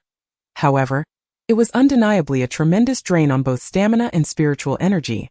Of course, if one were in a position of ample resources or accompanied by powerful allies, such a method could indeed prove feasible without fear of exhausting oneself and facing danger. Nevertheless, the price paid was not insignificant. After this battle, the cultivators found their stamina and energy nearly depleted, an unwise choice in the perilous Luofeng mountain range, rife with beasts. Yet, Yi Chuyun's subsequent actions left Cheng Lai and Cheng Feng wide-eyed. She effortlessly collected the bisected golden-backed rat, wielding a small blue sword with remarkable skill to carve out a piece of spiritual flesh, extract the demon crystal, and meticulously skin and debone the creature. Reducing it to several portions, she stored the vital and ordinary parts with such composed ease that it was hard to believe she had just undergone a taxing battle. It seemed as if she had merely lifted a hand. The two men felt utterly disheartened. Meanwhile, Mo Li, as if having anticipated the scenario, observed Yi Chuyun with his starry peach blossom eyes, reflecting her calm demeanor. The father and son duo felt as though they had become invisible. Just as Yi Chuyun reached to pluck a red-leafed claw, a sudden flash of green light startled her, causing her hand to retract instinctively. The crimson shadow descended, and Yi Chuyun's gaze turned icy. The intentions of this individual were all too clear. They had set their sights on her red-leafed claw. Was there truly such a thing as an easy acquisition in this world? After she had dealt with the guardian beast, they intended to seize her spiritual herb. Yi Chuyun had never been one to be easily trifled with. Just as the crimson shadow was about to seize her red-leafed claw, a cold smile graced her lips as an ice-blue silhouette intercepted the red shadow, producing a resounding clang, clearly sending the latter reeling back. The crimson figure flashed, revealing a young girl whose slender waisted encircled Yi Chuyun's eyes brightened. It was a soft red silk sword, a truly exquisite weapon. Yet, compared to the delicate instruments favored by women, such as whips and flutes, Yi Chuyun preferred more imposing weaponry like broadswords and long swords, for the thrill of battle was her true delight. Impudent! How dare you attempt to seize my five-clawed red leaf? Before Yi Chuyun could speak, an indignant voice rang out. How dare they turn the tables on her? Yi Chuyun was almost amused by the absurdity of it. For this was her specialty. A petite girl clad in red appeared before her, her delicate features twisted in rage, as if she wished to devour Yi Chuyun whole. Following closely behind were several cultivators. Their expressions respectful, clearly serving as the girl's attendants to be. Why, what right do you claim this as yours? Yi Chuyun pointed at the red-leafed claw, likely known as the five-clawed red leaf in the Kanglan continent. Upon hearing this, the girl stomped her foot, fuming with rage. If I say it is mine, then it is mine. Do you not understand the rules? Someone smash her face. Gao Ningyan was furious. As the most favored second daughter of the Gao family, she had always commanded authority in the vicinity of the Luofeng mountain range. Now not only had she been publicly humiliated, but the most irritating part was that this woman was even more beautiful than she. She had always believed that aside from her sister, she was the fairest in the area. Yet this girl stood before her, calm and composed, infuriatingly adorned with a mocking smile. How could she tolerate it? If young Master Linfeng were to behold this woman, her plans would be utterly thwarted. Jealousy twisted Gao Ningyan's pretty face into a grimace, while her attendants, wary of Mo Li's cultivation, hesitated to act. Appearing exceedingly uncomfortable, useless, Gao Ningyan cried, and the crimson shadow lunged at Yi Chuyun as a second-tier spiritual master. She was nearly on par with Yi Chuyun, confident that her advanced spiritual technique would surely obliterate this wretched woman. You dare to destroy the soft silk sword my sister gifted me? I command you to kneel and apologize, and return the five-clawed red leaf to me. I might consider sparing your life. Yi Chuyun regarded the girl with the same expression one might reserve for a fool. Gao Ningyan, catching a glimpse of the smile on Yi Chuyun's face, suddenly felt a twinge of insecurity. The soft silk sword was no match for this woman, and she realized she had bitten off more than she could chew. However, admitting defeat did not suit her status as the second daughter of the Gao family. Moreover, this was her territory. What was there to fear? This woman would not dare take her life. Thus, she straightened her back, adopting an air of arrogant superiority as she addressed Yi Chuyun. May I inquire if your mind is quite sound? Yi Chuyun was utterly speechless. Could it be that the women of the Kanglan continent were all simpletons? How could one still utter such words in such a situation, knowing full well that one was outmatched? Should she not seek a way to retreat instead? This woman had repeatedly faced setbacks yet still had the audacity to demand an apology. Was it not a sign of mental instability? Or did she believe herself to be well protected? A smile tugged at the corners of Yi Chuyun's lips, though it did not reach her eyes. Gao Ningyan trembled with rage, but the attendants she had brought were all ineffectual. No matter how she gestured, they refused to act. How could she be accused of having a faulty mind? Her voice became low and ominous, her expression darkening. Do you know who I am? I have no interest in knowing who you are. Is your identity truly of such significance? Yi Chuyun retorted, her lips curved in a smile that seemed to dance with charm, a display of exquisite allure. That damned woman dared to smile so seductively in front of others. Such a smile should be exclusively his to enjoy. Mo Li, who had been silent until now, stepped forward to shield Yi Chuyun from the fervent gazes of all the men present, signaling his displeasure. Upon seeing Mo Li, the red-clad girl's eyes brightened, her demeanor shifting dramatically. Greetings, young sir, I am Gao Ningyan, the second daughter of the Gao family. This woman has audaciously attempted to seize my five-clawed red leaf, which I have awaited for several months. She cast a pitiful glance at Mo Li, her expression one of utter helplessness, as if the arrogant persona she had just exhibited was but a distant memory. Before Mo Li could respond, she continued, and she has claimed that I am of unsound mind. Indeed, women are born actresses, and Yi Chuyun could not help but applaud, for she too belonged to the fairer sex. However, Mo Li's few words nearly caused her to burst into laughter. Indeed, dressed in a long robe of dark hue adorned with golden patterns, Mo Li gazed deeply into Yi Chuyun's eyes, as if nothing else could possibly hold his attention. Although this man, more handsome than young Master Linfeng, did not direct his gaze towards Gao Ningyan, she could not suppress her elation at his affirmation. She looked triumphantly at Yi Chuyun, as if to say, look. He is on my side. Even if you are more beautiful than I, what does it matter? Gazing at Mo Li with hopeful eyes, Gao Ningyan, wishing for Mo Li to speak on her behalf, was seething with anger, her face resembling a palette of vibrant colors. Yi Chuyun shot a reproachful glance at Mo Li, deliberately adopting a voice as enchanting as a siren's, and said, Husband, how can you tease this poor girl so? It is not her fault if she is unwell. That blame lies with the Gao family for not providing treatment for the second young lady. The term husband made Mo Li's heart flutter with joy. His handsome visage radiating like a blooming rose in April, splendid and alluring. Why, dear, do keep this safe. This is a prize from your hard-fought victory over the medicinal rat. Do not let any petty miscreant snatch it away and tarnish our reputation. As he spoke, he winked at Yi Chu-yun, who felt a pang of frustration at Mo Li's mischievous demeanor. So this fellow was a hidden tease. Young master. In a moment of disbelief, Gao Ningyan rushed forward. Initially indifferent, Yi Chu-yun suddenly caught a whiff of a peculiar scent, her eyes flashing with a glimmer of menace. This vile woman, if she sought her own demise, then let her face the consequences. Gao Ningyan felt a surge of triumph. How could this exquisite woman not be chosen, and instead, he chose to humiliate her with that detestable woman. She would not hold back. After all, she still had Lin Feng, renowned throughout Songyu for his alchemical talents and remarkable beauty. Though the man before her was exceptionally handsome, his blatant disregard for her dignity, aligning himself with that insufferable woman, ignited her hatred towards Mo Li as well. What was the worth of mere looks? He could not even concoct elixirs. Gao Ningyan conveniently forgot that she herself lacked any alchemical talent, yet she idolized Yun Lin Feng from the Yun family, the greatest young prodigy of alchemy in Songyu. Lacking the gift for alchemy, she chose to become a poison master instead.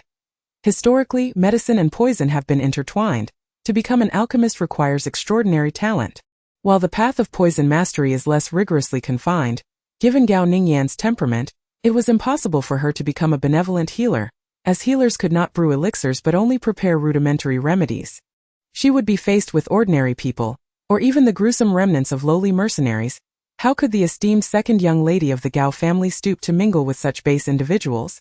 Therefore, she opted for the path of poison mastery, and her talent was commendable. However, even high-level poison masters require a certain aptitude and often expose themselves to their own toxins, risking their very appearance.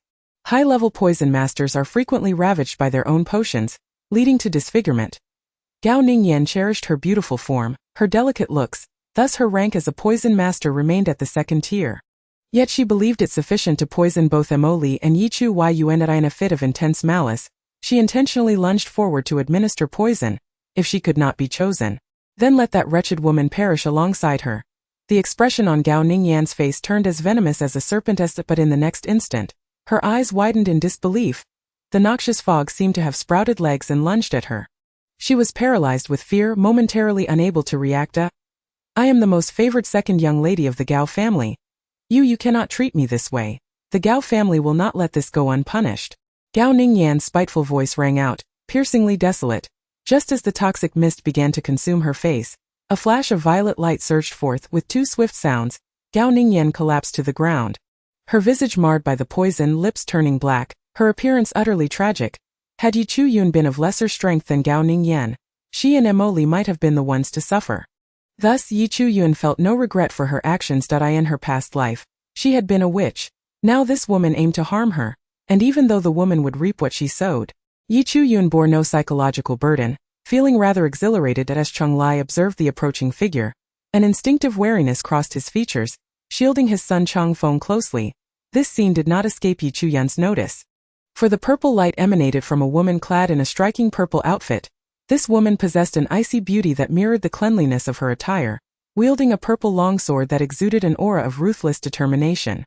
After rescuing Gao Ningyan, she swiftly retrieved a crimson pill from her bosom, forcing it into Gao Ningyan's mouth, and handed her over to her subordinates without casting a glance at Yi Chu-yun and the others.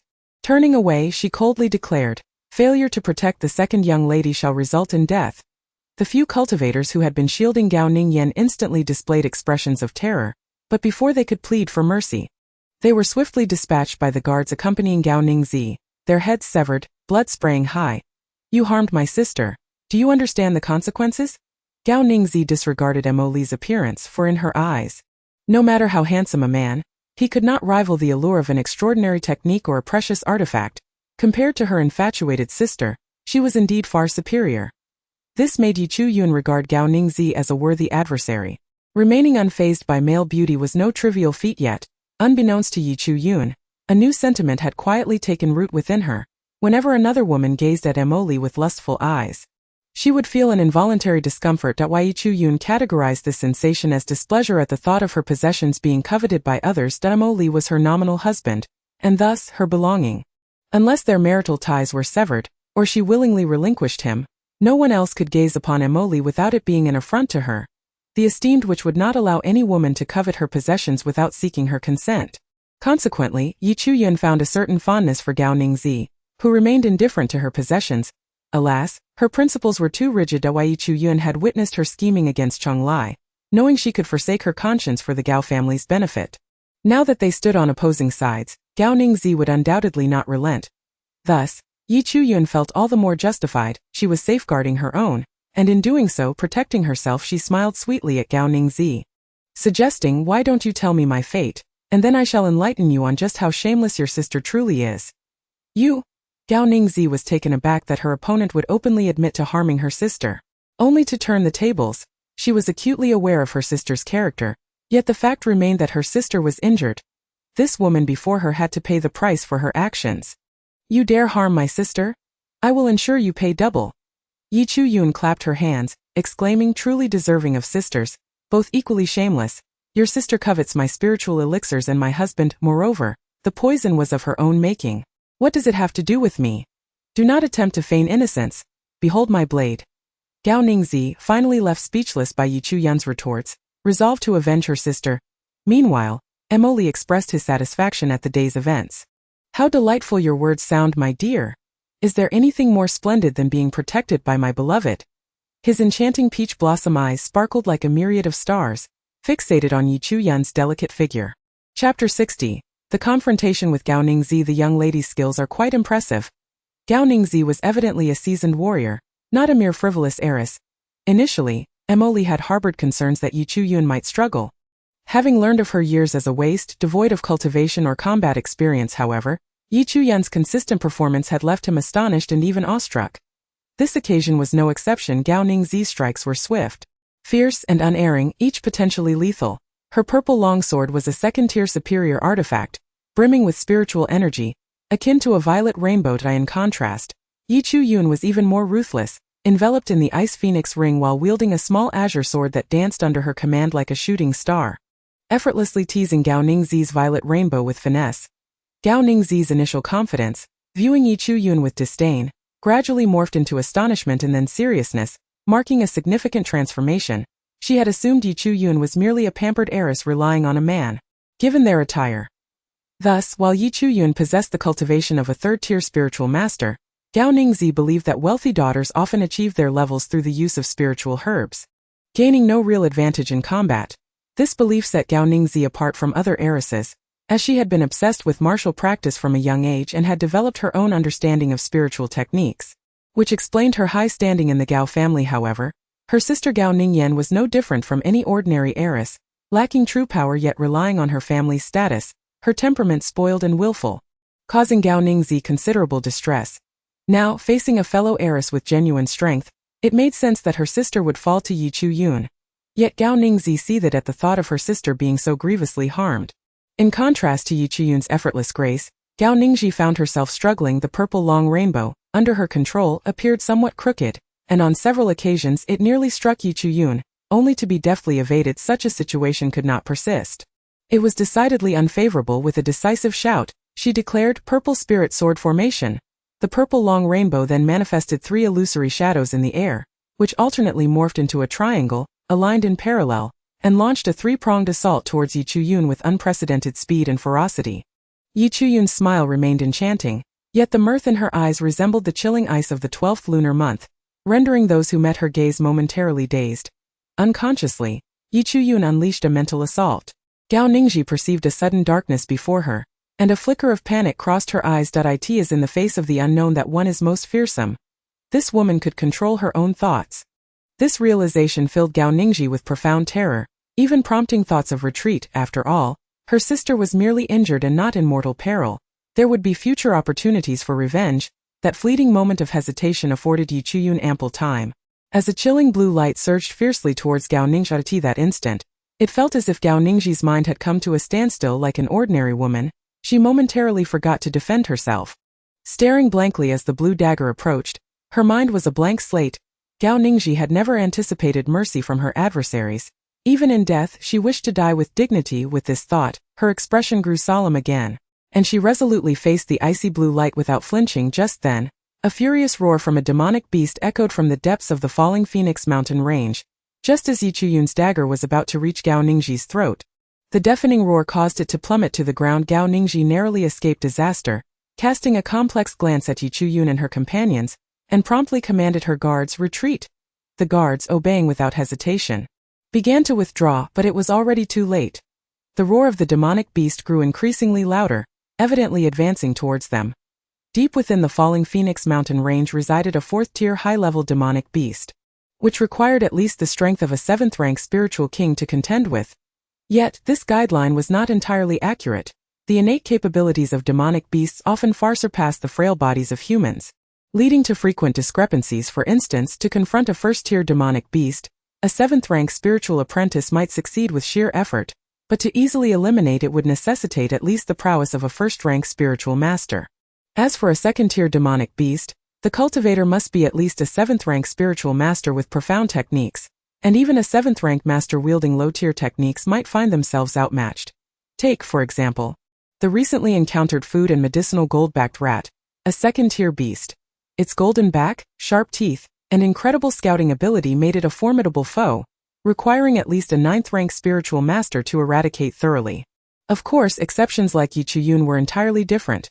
Now, facing a possibly fourth-tier high-level demonic beast, none had seen it and thus were unaware of its innate gifts. Should it be exceptionally gifted, even a ninth-rank spiritual king might not stand a chance.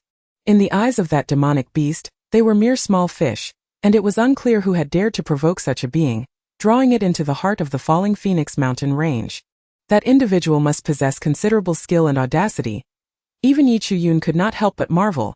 After becoming acquainted with the basic realities of Songyue Kingdom and the Kanglan continent, Yi Chuyun realized that the demonic beasts here were significantly more powerful than those of her previous life's wasteland.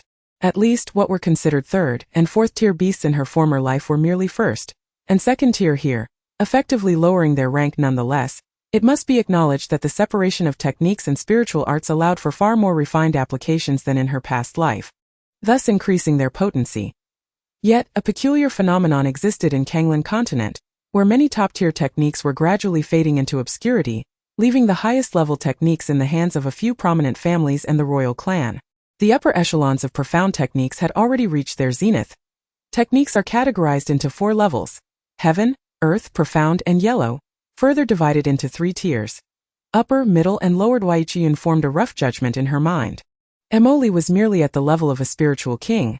She was unaware of his exact tier but was unwilling to take any risks. At this moment, ensuring her own survival took precedence.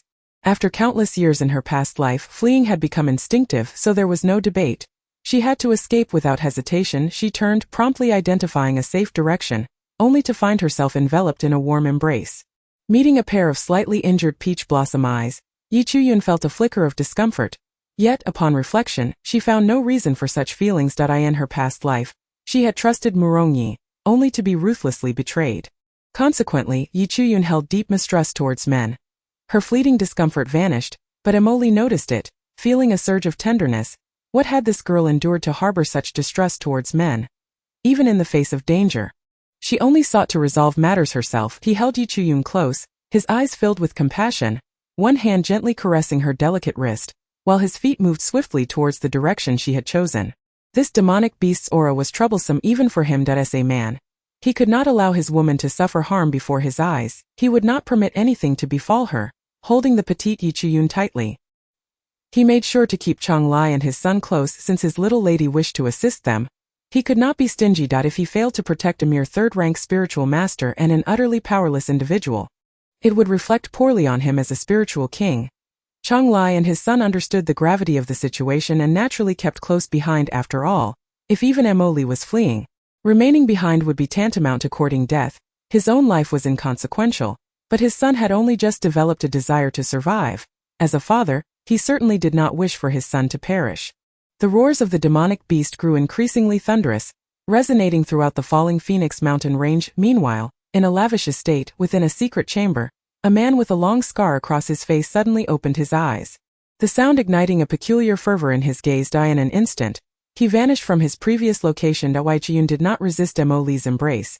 After all, his strength far surpassed her own, and his protection offered far greater safety than her frantic flight. Leaning against his firm chest, she suddenly felt a sense of stability, abruptly shattered by the piercing cry of the demonic beast. Looking up, she was confronted by a massive creature, towering like a small mountain. This beast, neither entirely bird nor entirely tiger, bore a colossal serpent-like tail, its eyes like massive copper bells, glowing with a crimson hue. Its body was encased in a shell resembling black armor, adorned with long golden fur on its back and chest. Presenting the appearance of a gigantic tiger-like beast, it emanated an aura of regal dominance, so potent that even an observer like Yi Chuyun could sense its wrath. Golden eagle tiger! Someone screamed in terror. The emergence of this creature sent shockwaves through the entire Falling Phoenix mountain range. The golden eagle tiger was a fourth-tier demonic beast, yet its true power exceeded that tier, with its sharp beak akin to a hawk's. Razor-sharp tiger claws and massive serpent tail serving as formidable weapons. A mere sweep of its tail could claim the life of a spiritual king. Most terrifying was its exceptionally powerful innate skill, the golden tiger roar. A tremendous bellow capable of shattering eardrums, a sound wave attack. Furthermore, the golden eagle tiger was a fire attribute beast, innately possessing demonic fire. A single breath of its flames could incite piercing screams. The cultivator who had provoked the golden eagle tiger found himself once again thrust into the spotlight of blame. Clearly, that individual was no match for the beast. Otherwise, he would not have been chased out. The mere act of drawing the golden eagle tiger's claws indicated his significant prowess. However, he should not have led such a calamity towards other cultivators. In an instant, cries of despair and condemnation filled the air. Who had angered the golden eagle tiger? The creature was notoriously proud. It would not unleash its fury unless its interests were threatened at this juncture. Discussing the matter was futile. It would be wiser to conserve their strength and flee. Could it be that someone coveted the eagle-tiger grass near the golden eagle tiger's lair? That was the beast's favorite food and the best feed for nurturing its young. A collective gasp echoed among the crowd. What? The eagle-tiger grass near the golden eagle tiger's lair? Is there truly someone daring enough to venture into the tiger's den? Clearly, some were skeptical. For them, the golden eagle tiger was a legendary existence. Even if they possessed the talent of an alchemist, they would never dare provoke such a being before their own strength had sufficiently risen. The golden eagle tiger is not only exceedingly proud but also remarkably domineering. Within its territory, it permits no one to lay a finger on its possessions unless it is utterly indifferent to them. Should anyone dare to touch what belongs to it, they shall surely face annihilation. A fourth-tier beast possesses an intelligence that rivals that of humans, with only the inability to speak setting them apart. Upon reaching the fifth tier, they can break through this barrier and articulate human language. This illustrates the considerable intellect of the golden eagle tiger. However, given that eagle grass is a sustenance of the golden eagle tiger, what utility could it possibly hold for us cultivators? Perhaps you are unaware that eagle grass is the principal ingredient in the concoction of the Spirit Emperor pill. It is rumored that the young master of the Yun family is currently seeking spiritual herbs in the vicinity of the Falling Phoenix mountain range. Do you think it could be his doing? The crowd suddenly understood. The cultivators who ventured into the Falling Phoenix mountain range came from diverse backgrounds, including desperate and malevolent individuals, as well as powerful family sections. Among them were the esteemed forces of the imperial capital of the Zhongyue kingdom, alongside others from neighboring nations. If it were indeed the Yun family, it is certainly plausible that they would provoke the golden eagle tiger for the sake of eagle grass. However, the Yun family's scheme to divert blame is rather unscrupulous. Could it be that the young master Linfeng has already mastered the art of crafting fifth-tier Spirit Emperor pills? Truly, heroes emerge from the youth. The crowd gasped once more, this time predominantly out of envy and jealousy. Should the Yun family gain another Spirit Emperor, the power dynamics of the Zhongyue kingdom would inevitably shift. Yet would the other three prominent families, including the royal family, allow the Yun family to achieve such triumph so easily? Clearly not. Thus, the emergence of the golden eagle tiger may not be a mere coincidence. It could very well be a grand conspiracy. The discussions of these cultivators did not escape Yi Chuyun's ears. However, if this matter were indeed instigated by the Yun family, she could not help but harbor immense disdain for such individuals. Lacking the ability to confront the golden eagle tiger, they had the audacity to lure it into the heart of the Falling Phoenix mountain range. Oblivious to the fact that the cultivators in the center are not particularly strong, should they encounter the golden eagle tiger, they would surely find themselves in peril. Yi Chuyun has never been known for her mercy. Yet she adheres to a principle of not wantonly slaughtering the innocent. The actions of this linfeng are no different from using a knife to kill. To flaunt one's strength while lacking the capability, thereby endangering innocence, is something she utterly scorns. Chapter 62. The world awaits my exploration indeed. Before the golden eagle tiger, several cultivators riding magical artifacts incessantly provoked the beast. Yichiyun quickly discerned that something was amiss.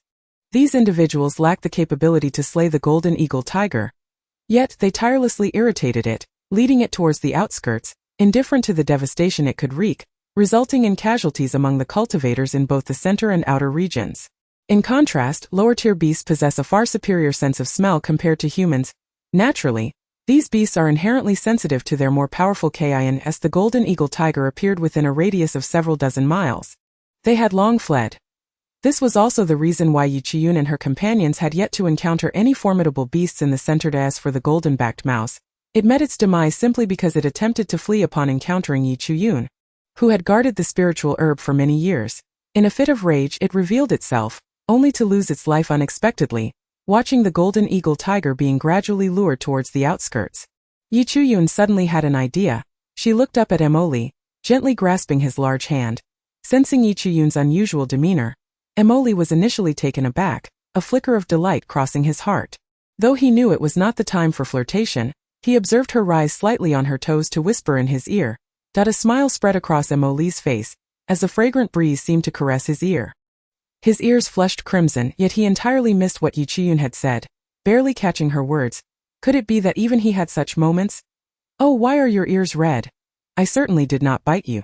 Yichiyun looked up at him. Although she was tall, she appeared petite beside Moisu. You little vixen. You did bite. Emoli's voice grew slightly husky, as if he were suppressing something. This left Yichiyun utterly speechless. Hey, we are currently escaping from danger, and there is a fourth-tier beast ahead. Can we focus?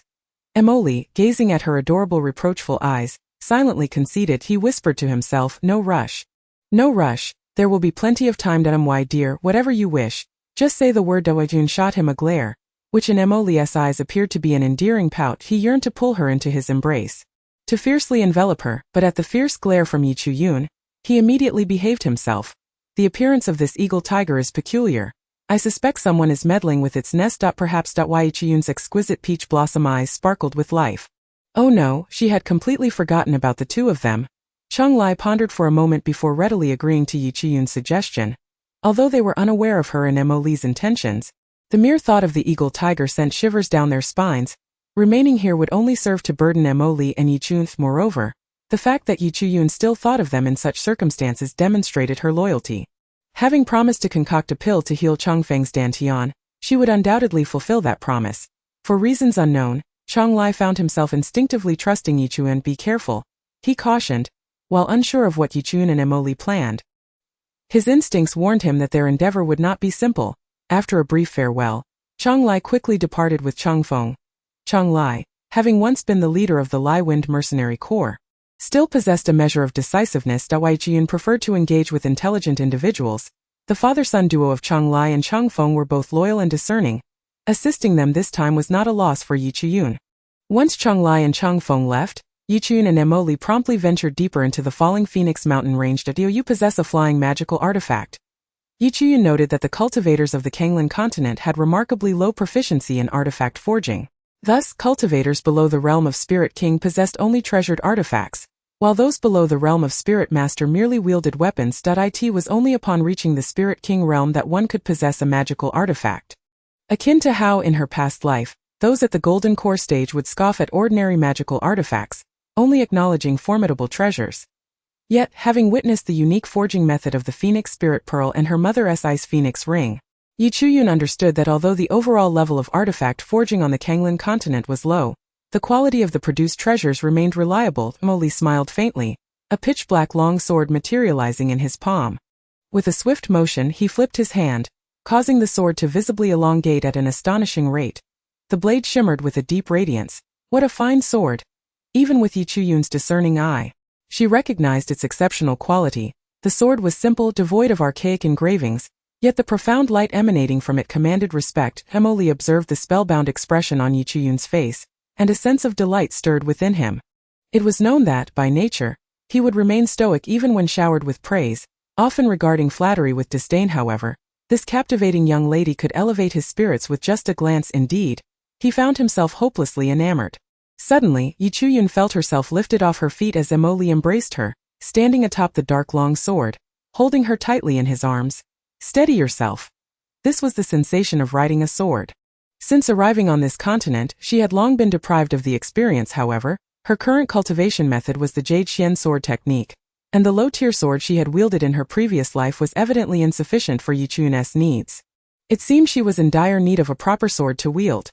The jet-black long sword transformed into a streak of light, gliding through the air at an exhilarating speed, eliciting an authentic smile from Yi Chuyun. Aren't you afraid? No, I find this exhilarating. That I adore this feeling of boundless freedom, where the world is mine to explore. The sword did not soar particularly high, but it was undoubtedly not low either. With the golden eagle tiger having been lured away, they were no longer apprehensive about encountering sudden beastly ambushes. With the enhancement of the long sword, the two swiftly reached the depths of the falling Phoenix mountain range. What a world to roam freely, my dear. You truly know how to capture my heart. Emoli's eyes sparkled as he embraced her tighter, his enchanting peach blossom eyes gleaming with brilliance. Indeed, the depths of the falling Phoenix mountain range were extraordinary. Typically guarded by fourth-tier beasts, ordinary cultivators would never dare to enter. As a result, this area was rife with high-tier spiritual herbs. Upon a cursory glance, Yi Chuyun identified several ingredients suitable for concocting the Hunyuan pill. Chapter 63. He does not wish to live off others. Once confronted with first- and second-tier demon beasts, Yi Chuyun effortlessly dispatched countless foes as if slicing through vegetables, although these were merely minor characters. It must be acknowledged that her decision to venture deeper into the wilderness yielded considerable rewards. What delighted Yi Chuyun most was her unexpected breakthrough to the 5th rank of Spirit Master during the trial. This was a remarkable 2-tier advancement. While Emoli remained outwardly silent, he was profoundly astonished. Even though cultivators may experience breakthroughs in critical situations, none had done so as seamlessly as Yi Chuyun. As if the notion of a bottleneck did not exist at all. The more Emoli recognized this, the more he felt as though he had stumbled upon a treasure. Alas, he truly did not wish to rely on others. Thus, he resolved to become even more exceptional. Yi Chuyun, drenched in sweat from vanquishing demon beasts, exclaimed her exhilaration. She remained unaware of the leisurely, handsome man beside her, whose thoughts were so markedly different. Nevertheless, Yi Chuyun harbored considerable resentment from being humiliated by the Yi family upon her arrival in the Kanglin continent, as well as frustration stemming from her insufficient cultivation that forced her into subservience. At that moment, her heart felt significantly lighter. Simultaneously, what brought Yi Chuyun the greatest joy was that she had nearly gathered all the herbs necessary for concocting the Hunyuan pill. Moreover, she had also collected a plethora of herbs for crafting other elixirs, including those that would expedite her cultivation, such as the gathering spirit pill and the harmonizing energy pill. However, danger lurked alongside opportunity. Just as they had procured several essential spiritual herbs, they encountered a towering, pitch-black giant python. This serpent measured several zhang in length and 2 zhang in girth, its raised head displaying a diamond shape, with 2 crimson eyes fixated on Yi Chuyun and Emoli. A foul dark liquid oozed from its mouth. The mere sight of its monstrous form instilled a profound dread. Deep within the Luofeng mountain range, there was no doubt that this creature was at least a 3rd-tier demon beast. Indeed, this demon python proved to be a 3rd-tier beast, and given Yi Chuyun's current strength, she was no match for it, not even affording herself the opportunity to engage. However, with Emoli by her side, Yi Chuyun felt no inclination to flee. A glimmer sparked in her eyes as she recalled that within her soul stone lay a basic ice spike talisman and an intermediate thunder talisman. Even if she could not slay the demon beast, she absolutely refused to surrender her life to another. Despite her current alliance with Emoli, before Emoli could act, Yi Chuyun swiftly retrieved the ice spike talisman from her soul stone using her spiritual sense. She recited the incantation with remarkable speed, causing the talisman to seemingly come to life. Standing before her and emanating an icy blue ripple, the giant python, sensing the approaching chill from the icy blue talisman, instinctively recoiled regardless of its high cultivation level. As a serpent, it could not escape its innate nature, hibernation. The moment the ice spike talisman manifested, the overwhelming cold caused the python to hesitate before its 2 potential prey. Yet, serpents are inherently cunning. As a 3rd-tier demon beast, it possessed considerable intelligence and recognized that the icy blue rune before this female cultivator was evidently something that countered it. However, its power appeared rather limited. Thus, the giant python remained wary but did not retreat entirely. Go, Yi Chuyun commanded, and from the icy blue ripples, A multitude of ice spikes suddenly shot forth regrettably, being merely a basic ice spike talisman. These spikes lacked the force necessary to penetrate the python's thick hide, akin to scratching the surface of a boot. The giant python, enraged, let out a furious roar. Yi Chuyun's peach blossom eyes narrowed slightly. Seizing the moment as the python raised its massive head in confusion, she produced another thunder talisman, shouting, "Go!" The talisman transformed into a purple bolt of lightning, striking the python's vital point with a resounding thud. The intermediate thunder talisman showcased its distinct power. The python, experiencing intense pain, emitted a howl, and the foul venom it spewed released a noxious odor. Li's eyes lit up initially. He had been uncertain of his little lady's intentions. But with his confidence in his ability to protect her, he allowed her to act freely. However, Yi Qian's two talismans truly astonished Moa in the Zhongyue kingdom. The most sought-after profession was undoubtedly that of an alchemist. This did not imply that talisman makers, formation masters, beast tamers, and equipment refiners were any less valued. While these four professions did not impose as stringent requirements on cultivators, they still demanded innate talent. He recognized that given Yi Qian's extensive knowledge of herbs, even if she could not concoct pills, she would undoubtedly make an exceptional physician. However, he had not anticipated her skill in talisman crafting. From Li's perspective, those two talismans, if not the thunder talisman, were certainly of superior quality. After all, based on his understanding of Yi Qian, unless she possessed the ability to craft talismans herself, there was no way she could have acquired them otherwise. Her life in the Yi family had been nothing short of dire. With even the most menial servant living more comfortably than she had, where would she have found the means to purchase talismans? Since marrying into the Li royal family, he had spent every day by her side, so the only plausible explanation was that she was indeed a talisman maker herself. However, what Li did not realize was that he had only guessed half correct. These two talismans were not crafted by Yi Qian but were part of her collection from her past life. Nevertheless, she could indeed create talismans, although at her previous level of cultivation, she had deemed such low-level talismans beneath her. It was unexpected that she now found herself in a position where she had to rely on these two talismans. Regardless of Li's musings, the time had come for him to take action. A third-tier demon beast posed no threat to Li, who was a first-tier spirit king. Moreover, this giant python had already been injured by his little lady's attack. Should he fail to slay it with a single strike, his reputation would suffer immensely. With this thought in mind, Li's peach blossom eyes took on an unusual seriousness, momentarily transforming him into a different person, clad in a dark robe adorned with golden cloud patterns. He stood tall and elegant, his demeanor regal and extraordinary. Every gesture seemed to possess the power to annihilate the heavens and earth. Gathering a dark lightning bolt within his palm, Li's cold gaze sent a tremor of fear through the once crimson-eyed giant python.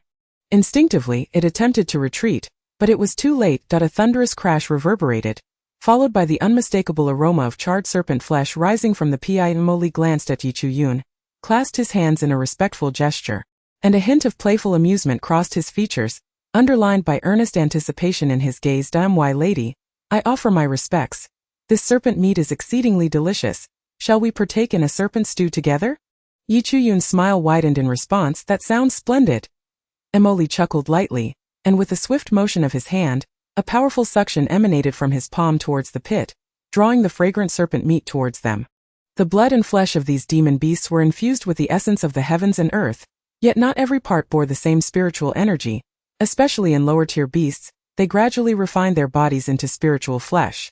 For instance, the second-tier beasts Yi Qian had previously slain had a mere 2 or 3 tails of spiritual flesh, while this third-tier giant python boasted a substantial pound of it, the ordinary flesh.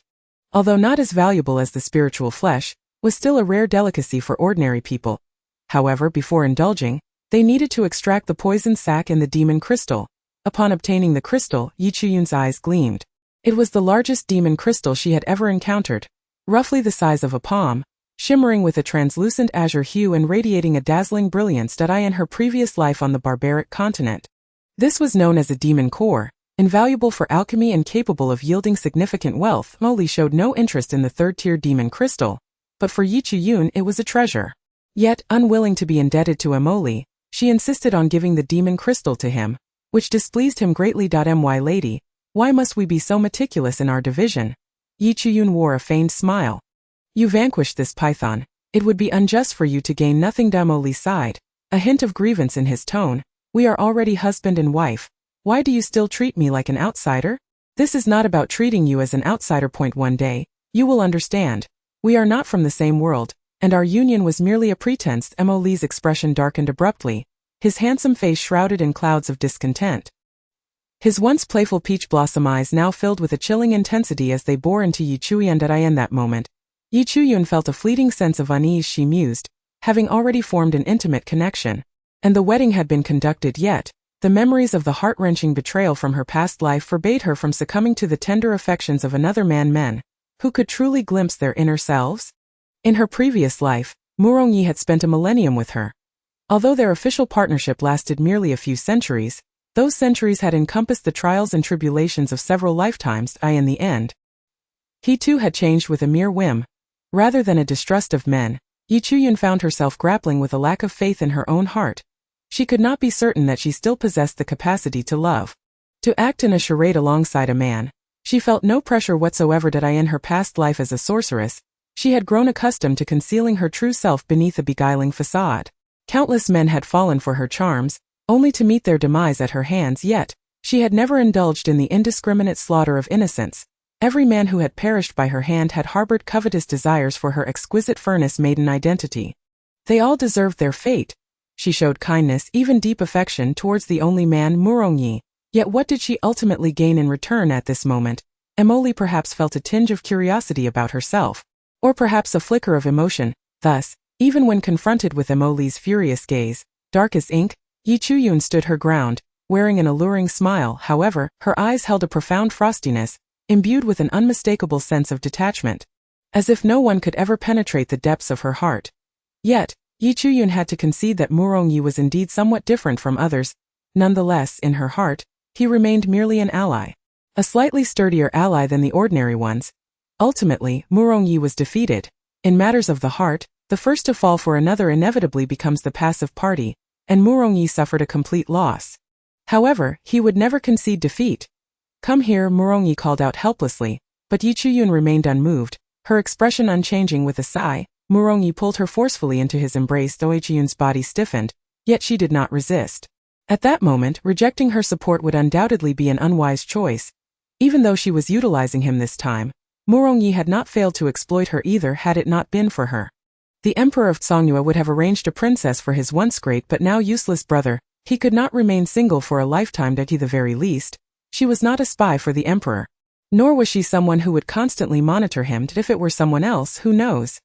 They might even be eagerly wishing for his early demise to seize his wealth. In the end, Murongyi accepted the demon crystal, and the tension in Yi Chuyun's body eased slightly.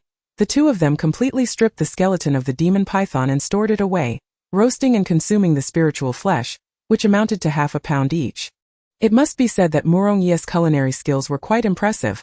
The spiritual meat was perfectly balanced in fat and lean, seasoned just right, bursting with flavor. Moreover, as the purest spiritual flesh from a magical beast, it was not only delicious and melted in the mouth, but it also transformed swiftly into a warm current that coursed through every corner of her body, ultimately coalescing into spiritual energy that surged into her dantian. Suddenly, Yi Chuyun felt a wave of warmth radiating from her dantian. The small spring within seemed to have expanded significantly, and she felt invigorated. Undoubtedly, this half-pound of spiritual meat had once again elevated Yi Chuyun's cultivation level, propelling her to the rank of 7th-tier spirit master, advancing 2 levels in one go. This time, Murongyi appeared somewhat numb to the experience, yet in his heart, he could not help but roar. "Who dares to claim my wife is useless? Who is it?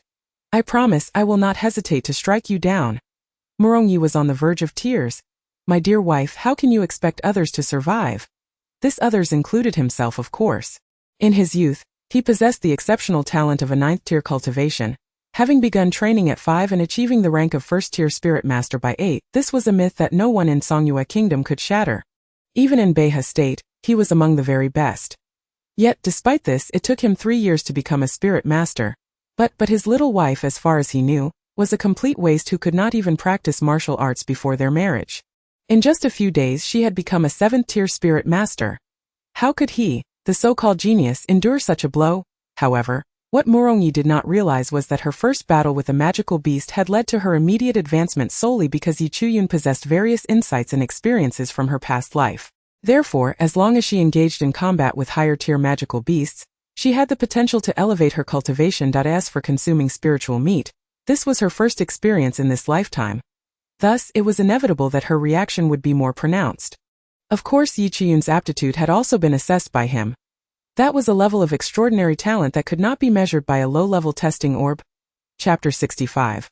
Fortune and danger go hand in hand. The mere thought of this transformed Murongye's gloom into pride. This was his little wife, not someone else's. After sharing the pound of spiritual meat, they quickly gathered their belongings and prepared to leave, as Yi Chiyun did not possess a spatial bag, so everything was temporarily stored with Murongye. The storage methods in Kanglan continent were not vastly different from those in the wild continent. They both utilized spatial bags, rings, and bracelets, yet the prices of storage bags in Kanglan continent were exceedingly steep, almost double that of the wild continent, suggesting a disparity in crafting abilities between the two realms. As a former genius, Murongye naturally owned a spatial bag. Keeping these items with him ensured that Yi Chiyun's soul stone remained concealed. Yi Chiyun welcomed this arrangement, for the skeleton of the demon python was far too large. Unlike the small golden-backed rat, which was not substantial in size, thus raising no suspicion if she chose to store it herself. Yi Chiyun's soul stone was secure, for cultivators in Kanglan continent generally did not emphasize the cultivation of spiritual consciousness. Unless they were alchemists, beast tamers, talisman makers, formation masters, or artifact craftsmen, these professions required a powerful mind while working. Otherwise, a beast tamer without immense mental strength could easily be rendered a fool by a roar from a high-tier magical beast. Yet practitioners of these 5 professions were exceedingly rare, which meant Yi Chiyun's soul stone was remarkably safe. With her 2 lifetimes of spiritual consciousness, Yi Chiyun felt confident that even if she encountered practitioners of these 5 professions, she would not fear them. The only way to seize her soul stone would likely be to kill its original owner and erase the spiritual imprint upon it. This was undoubtedly far safer than a storage bag. However, she still needed to acquire a storage bag to separate her important belongings from the less significant ones, placing the crucial items into the soul stone, while relegating ordinary items to less valuable space. Currently, the only items within her soul stone were a small sword, a tiny bell, a foundational elixir, her previous clothing, and the remnants of the golden-backed rat, now in numerous pieces. Yi Chiyun's cultivation level was now that of a 7th-tier spirit master, equivalent to the pinnacle of chi refinement in her past life. An 8th-tier spirit master would signify the initial stage of foundation establishment, representing a qualitative leap from chi refinement to foundation establishment. It would not be so simple to rely on consuming spiritual meat to slay magical beasts to elevate her cultivation. Yi Chiyun was acutely aware of this. Nevertheless, she found some satisfaction in Murongye's concealed astonishment. Although it was an unexpected delight, Yi Chiyun achieved her aim. She never denied that Murongye harbored feelings for her, yet at times value outweighed sentiment.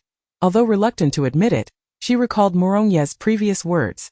Realizing he had always been utilizing her, this indirectly indicated her own value for exploitation, and thus in this lifetime she too would strive to become a person of worth. However, she must be the one to take the lead.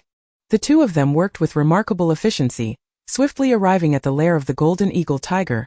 Outside the lair lay the gruesomely mutilated bodies of 2 cultivators. One had been pierced through the throat by a sword, his eyes bulging, while the other had been dismembered, blood flowing like a river. Yi Chiyun exchanged a glance with Murongye, shaking her head. The cultivator responsible for this act was utterly irrational. Perhaps he intended to warn others. Yet such actions only served to indicate that treasures lay within the lair of the golden eagle tiger. Moreover, they were deep within the falling Phoenix mountain range, where there was no guarantee that other high-tier magical beasts would not appear. Blood was the most potent stimulant for magical beasts. However, it was impossible to ascertain the cultivation levels of the deceased. Yet, judging by their attire, they undoubtedly hailed from the imperial capital, even if they were not of the Zhongyue kingdom. They must belong to some influential faction. Ordinary wandering cultivators could not possibly don such extravagant clothing. Even if they could afford it, they would not be foolish enough to flaunt it publicly. For in this world, most individuals were driven by self-interest. As wandering cultivators, isolated and alone, unless their cultivation was at the pinnacle, wearing luxurious silks would only proclaim, "Come, I am foolish and wealthy." Thus, the 2 intuitively deduced that there were at least 3 factions vying for something within. The garments on the 2 deceased bodies were clearly not from the same faction. The one with the sword through his throat wore a moon-white robe embroidered with cloud patterns, with a cloud character stitched on his chest, indicating he was a cultivator from the Yun family of the imperial capital. As for the other, whose remains were in tatters, his clothing fragments were blue, now stained crimson with blood. Murongye, with his obsidian black eyes, swiftly scanned the lair of the eagle tiger. Suddenly, a glimmer of insight flashed in his gaze. My dear, look, the treasures have certainly been claimed by others. Why don't we leave? Yi Chuyun shot him a glance but smiled in silence. Murongye's enchanting peach blossom eyes gazed deeply into hers. What does my dear wife think? My little wife, what should I do with you? My dear, let us hurry inside. If we delay, the treasures will be divided. Murongye affectionately brushed her hair, making Yi Chuyun feel like a cherished pet. She shot him a glare, yet he remained unfazed, adjusting his attire and swaggering into the lair. Yi Chuyun took a deep look at Murongye's tall figure before promptly following. Fortune and danger go hand in hand. It was evident that multiple parties were present inside. Yet knowing there were treasures to be gained and not making an effort was certainly not Yi Chuyun's style. Otherwise, she would not have urged Murongye to venture into the eagle tiger's lair. Those individuals sought the eagle tiger grass, yet since it had already been harvested, one would expect them to have departed. However, the eagle tiger grass evidently grew outside the lair. Why would they lead the beast away, even going so far as to kill 2 individuals and display their bodies at the entrance to intimidate others? This indicated that there were still treasures within the lair. The real prize lay inside. The entrance to the eagle tiger's lair appeared quite narrow, yet as they ventured deeper, it became increasingly spacious. A clear indication that it was a creature of indulgence. After about the time it takes to brew a cup of tea, the decorations at the top of the lair transformed, glittering with gold and adorned with various colored gemstones. As they progressed deeper into the lair, their steps unconsciously slowed. The further they ventured, the more pronounced the metallic scent of blood became, a testament to the fierce battles that had transpired within. Chapter 66. The eagle tiger cubs. The eagle tiger, by nature, exhibits a proud disposition and does not congregate in groups. However, posed a tantalizing question. Could it be that 2 tigers cannot coexist on the same mountain? A glimmer of profound admiration flickered in his dark, lustrous eyes. Unless, of course, one was a male and the other a female, akin to the 2 of us. Hey, who are you calling the female? Shot a fierce glare. Realizing that this rascal would indeed perish if he didn't take advantage of every opportunity, despite her painstakingly restored facade, found it perpetually faltering in the presence of, she wondered if this was truly a matter of concern. Faint voices emanated from within the lair. The certainty that another female eagle tiger resided there brought a sense of relief to and the male eagle tiger possessed formidable prowess, at least at the 4th tier, which implied that his mate would be no less than at the 3rd tier. Perhaps others had not anticipated the presence of 2 eagle tigers, leading to the assumption that the intruders would not be overly powerful. Thus, they found themselves with a glimmer of hope. Surely, the female eagle tiger would not permit any cultivators to trespass upon her domain. However, it was generally expected that both eagle tigers would engage in battle together, leaving no female behind in the lair. Hence, only one possibility remained. The eagle tiger was currently in opportune circumstances to confront intruders. Golden eagle tigers are naturally robust. What could possibly hinder them? Coupled with the notion of a female golden eagle tiger, everything appeared to converge upon a singular conclusion that if the esteemed brother is willing to, our Yun family shall undoubtedly offer great rewards in the future. Indeed, a member of the Yun family was present. The speaker's voice was youthful yet emanated a remarkable steadiness. Truly, these high-intelligence eagle tigers had established defenses within their lair. Were it not for the prior entry of someone else, they could ascertain the intruders' positions based on their intermittent voices, and would likely need to navigate through a series of choices to uncover the true lair. Yet, with the current turn of events, everything had suddenly become exceedingly straightforward. They exchanged knowing glances and proceeded boldly toward the correct direction of the lair. As if they were seasoned partners accustomed to working in harmony, this newfound synergy elicited a slight increase in his regard for. Setting aside his incessant teasing, he truly proved to be an admirable collaborator. Please hold on a moment. Looked quizzically at, only to witness her whisper a spell in his ear. Try channeling your spiritual energy while reciting this incantation. Though perplexed, had faith that would not lead him astray. He promptly recited the incantation, and to his astonishment, his body gradually transformed into a translucent figure. He had become invisible. In his understanding, such a feat could only be achieved through invisibility talismans, yet this spell. He turned to glance at, only to find her form had also become transparent. He could no longer perceive her silhouette, but he was still able to discern her presence through the aura surrounding her. This revelation extinguished his impulse to deliver a well-deserved reprimand to, which he found regrettable. Neither offered an explanation. They continued as though nothing had transpired, confidently striding into the lair. Communicated telepathically. Once the spell is cast, this concealment magic will dissipate. We shall act according to the situation. Understood, my dear wife. refrained from retorting, simply too weary to engage. As they advanced, they finally beheld a remarkable sight that ignited a fervor within them. The lair of the eagle tiger was remarkably spacious, adorned with a myriad of precious ores, some of which were evidently of great value indeed. The eagle tiger's lair was a vast treasure trove that spotted several types of ores that were highly coveted even in her past life, stirring an insatiable desire within her, a subconscious yearning for riches. However, all eyes were drawn to another scene. A mother eagle tiger, bloodied yet vigilant, alongside 3 glistening cubs. These little creatures were evidently newborns, unraveling the mysteries behind the recent events. Their acquisition of eagle tiger grass, their diversion of the male eagle tiger, their insistence on delving deeper into the lair, and the overwhelming aura of bloodshed, all became clear. And surmised that the cultivators had engaged in conflict within the lair, resulting in casualties, a commonplace occurrence in the pursuit of treasure. This was nothing unusual, as had witnessed far worse in the savage realms of her previous life. In comparison, the current scenario seemed almost trivial. Though the mother eagle tiger was severely weakened from blood loss, her instinct to protect her young rendered her fiercely defensive, compelling the present cultivators to tread cautiously. Ironically, the ensuing dispute among them revolved around the allocation of the 3 cubs. It was common knowledge that a powerful and loyal beast companion was an invaluable asset. Yet, capturing a high-tier beast typically necessitated the arduous task of subduing it, followed by enlisting a skilled beast tamer to forge a master-servant contract. Such an endeavor was hardly a worthwhile investment. Consider the implications.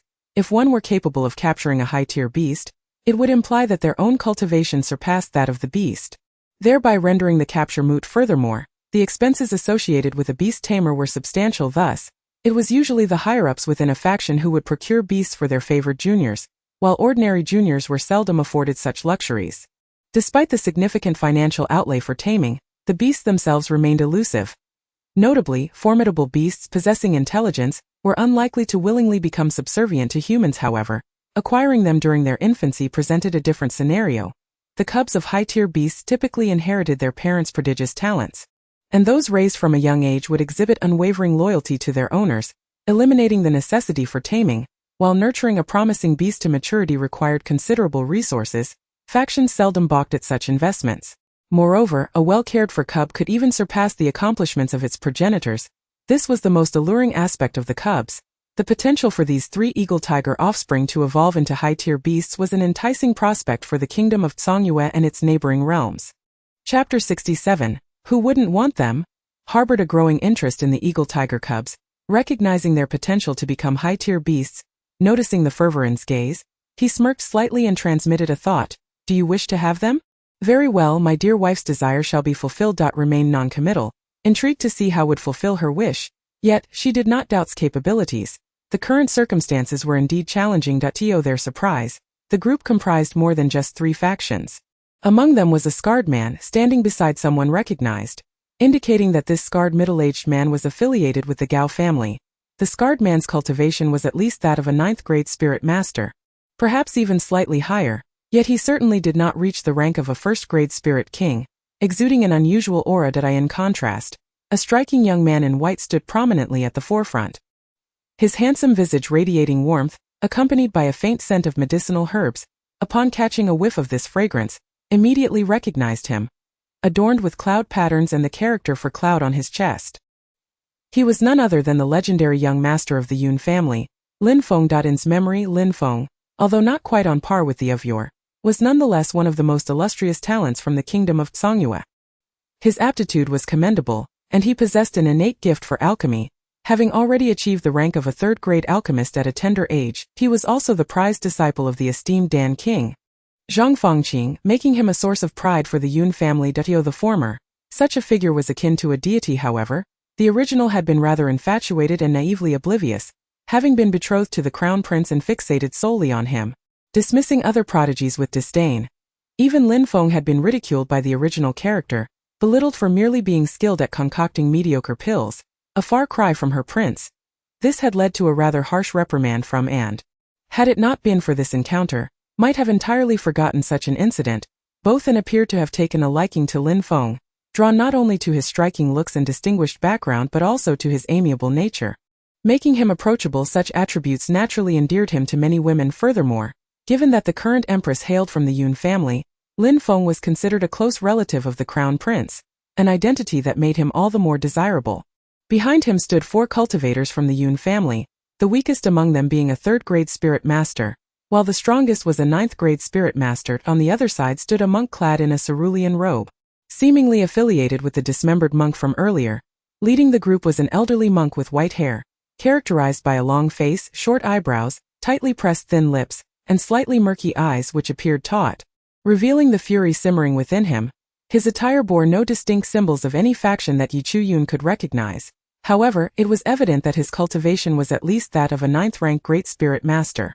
Following closely behind him were 3 other monks, the weakest of whom was a 1st-rank Great Spirit Master. A peculiar group was also present, their attire suggesting they did not belong to the Zhongyue kingdom.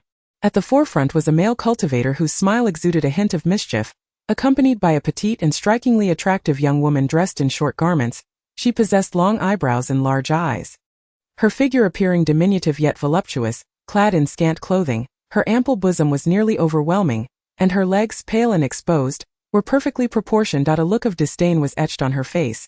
The male cultivator's cultivation was inscrutable to Yi Chu-yun, instinctively evoking a sense of danger. The alluring young woman, however, was merely a 6th-rank spirit master, likely just a subordinate. Despite this, the current situation was already exceedingly complicated. Overall, the forces were evenly matched, and should either side engage vigorously, the other two could potentially benefit. Victory would be advantageous, but defeat would result in a loss without gain. Moreover, acquiring additional 5th-tier potential demonic beasts was not seen as excessive. Even 3 would be welcomed without complaint. Thus, all parties opted for restraint. Previously, Yi Chu-yun had instinctively identified the voice she had heard as belonging to Lin Feng. True to the legend of the mild-mannered Lin Feng, his words in such a tense situation struck her as meaningless. In her past life, had someone spoken such drivel while she was acquiring treasures, she would have eradicated them without a second thought. How annoying!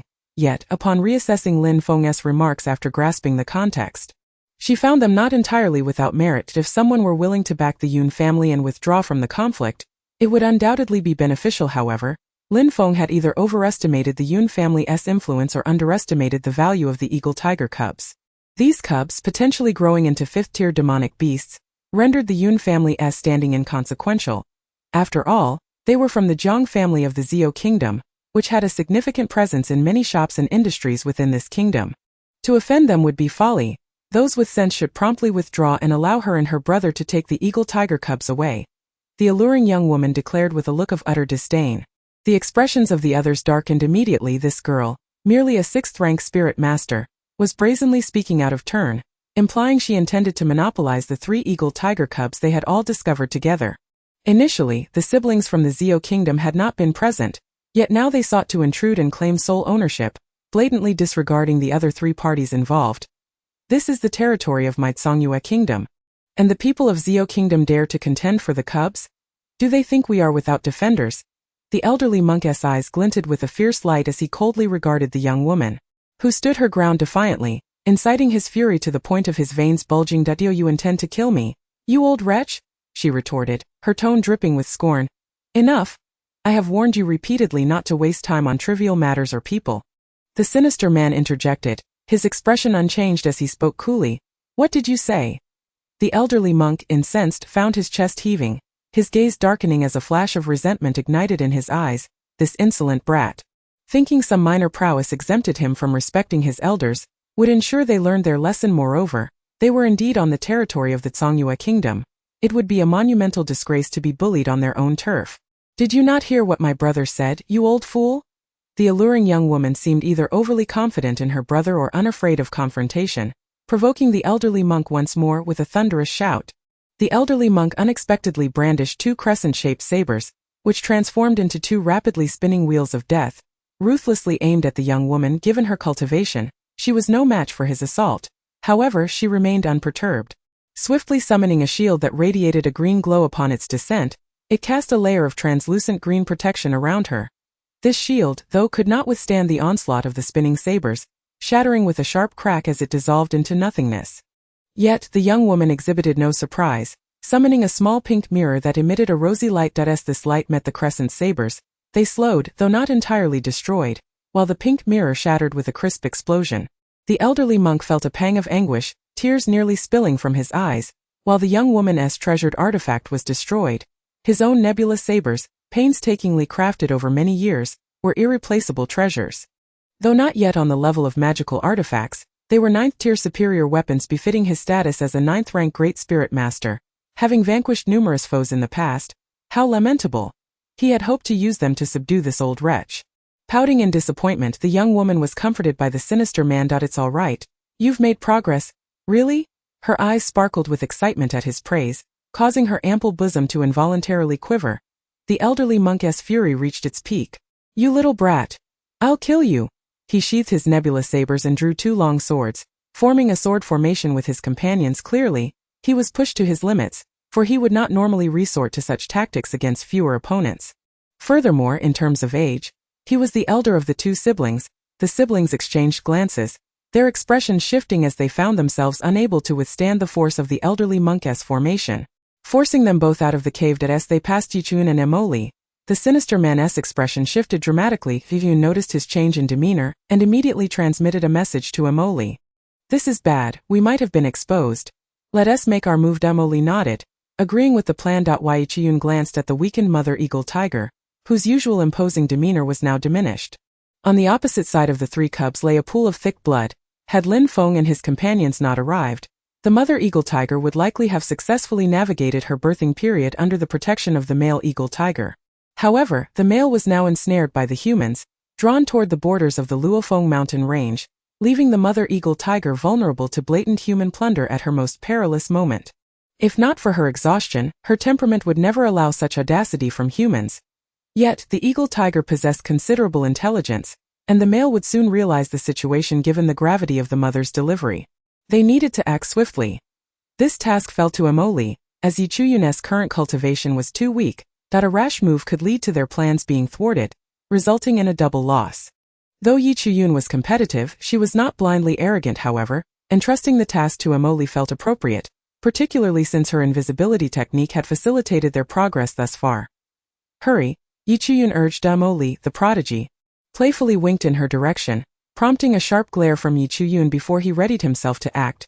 The sinister man and his sibling were forced out of the cave by the elderly monk and his companions, leaving the remaining 2 factions eager to divide the 3 eagle tiger cubs swiftly. Time was of the essence. However, this was also the moment they were least vigilant against outsiders, the scar-faced man. His gaze shifting, awkwardly yet politely addressed Lin Feng. Why not let young Master Lin choose first? Lin Feng recognized this as a rare opportunity and wasted no time in selecting his prize. Though he was mindful not to take too long, just as he prepared to make his move, a sudden surge of spiritual energy erupted, catching everyone off guard. 2 of the cubs were suddenly missing, leaving their faces ashen. My apologies, young Master Lin. The scar-faced man's expression darkened, initially considering extending some courtesy to the Yun family, believing his own eagle tiger cub could not possibly be overlooked. The significance of the eagle tiger was immense.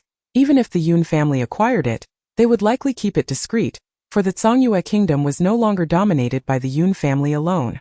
A cub with potential to become a 5th-tier beast would be coveted by the royal family, not to mention the other 3 prominent families on par with the Yun family. Meanwhile, the Gao family was determined to recuperate in the small town along the Luofeng mountainous border. Awaiting their opportunity for resurgence, the Gao family would never resign themselves to being the Mu family's underlings. Lingering in this desolate town, the eagle tiger presented a significant opportunity that they could not afford to miss. Disregarding who brazenly seized the eagle tiger, only this solitary cub remains, and it must be captured. The scarred man's expression was sinister. Before Yun Linfeng could react, he launched an attack. Yun Linfeng was no match for the scarred man and nearly lost his life. However, as a cherished member of the Yun family, he had undoubtedly prepared thoroughly for this encounter. After all, if such a genius in alchemy were to fall victim to an unfortunate incident, the Yun family would surely be devastated. The scarred man's treasured weapon was an intricately designed ancient dagger, shimmering with a yellowish hue as he wielded it, each strike brutal and lethal. A single misstep could result in a fatal blow. Yun Linfeng deftly evaded, and at that moment, a high-ranking cultivator from the Yun family stepped in front of him.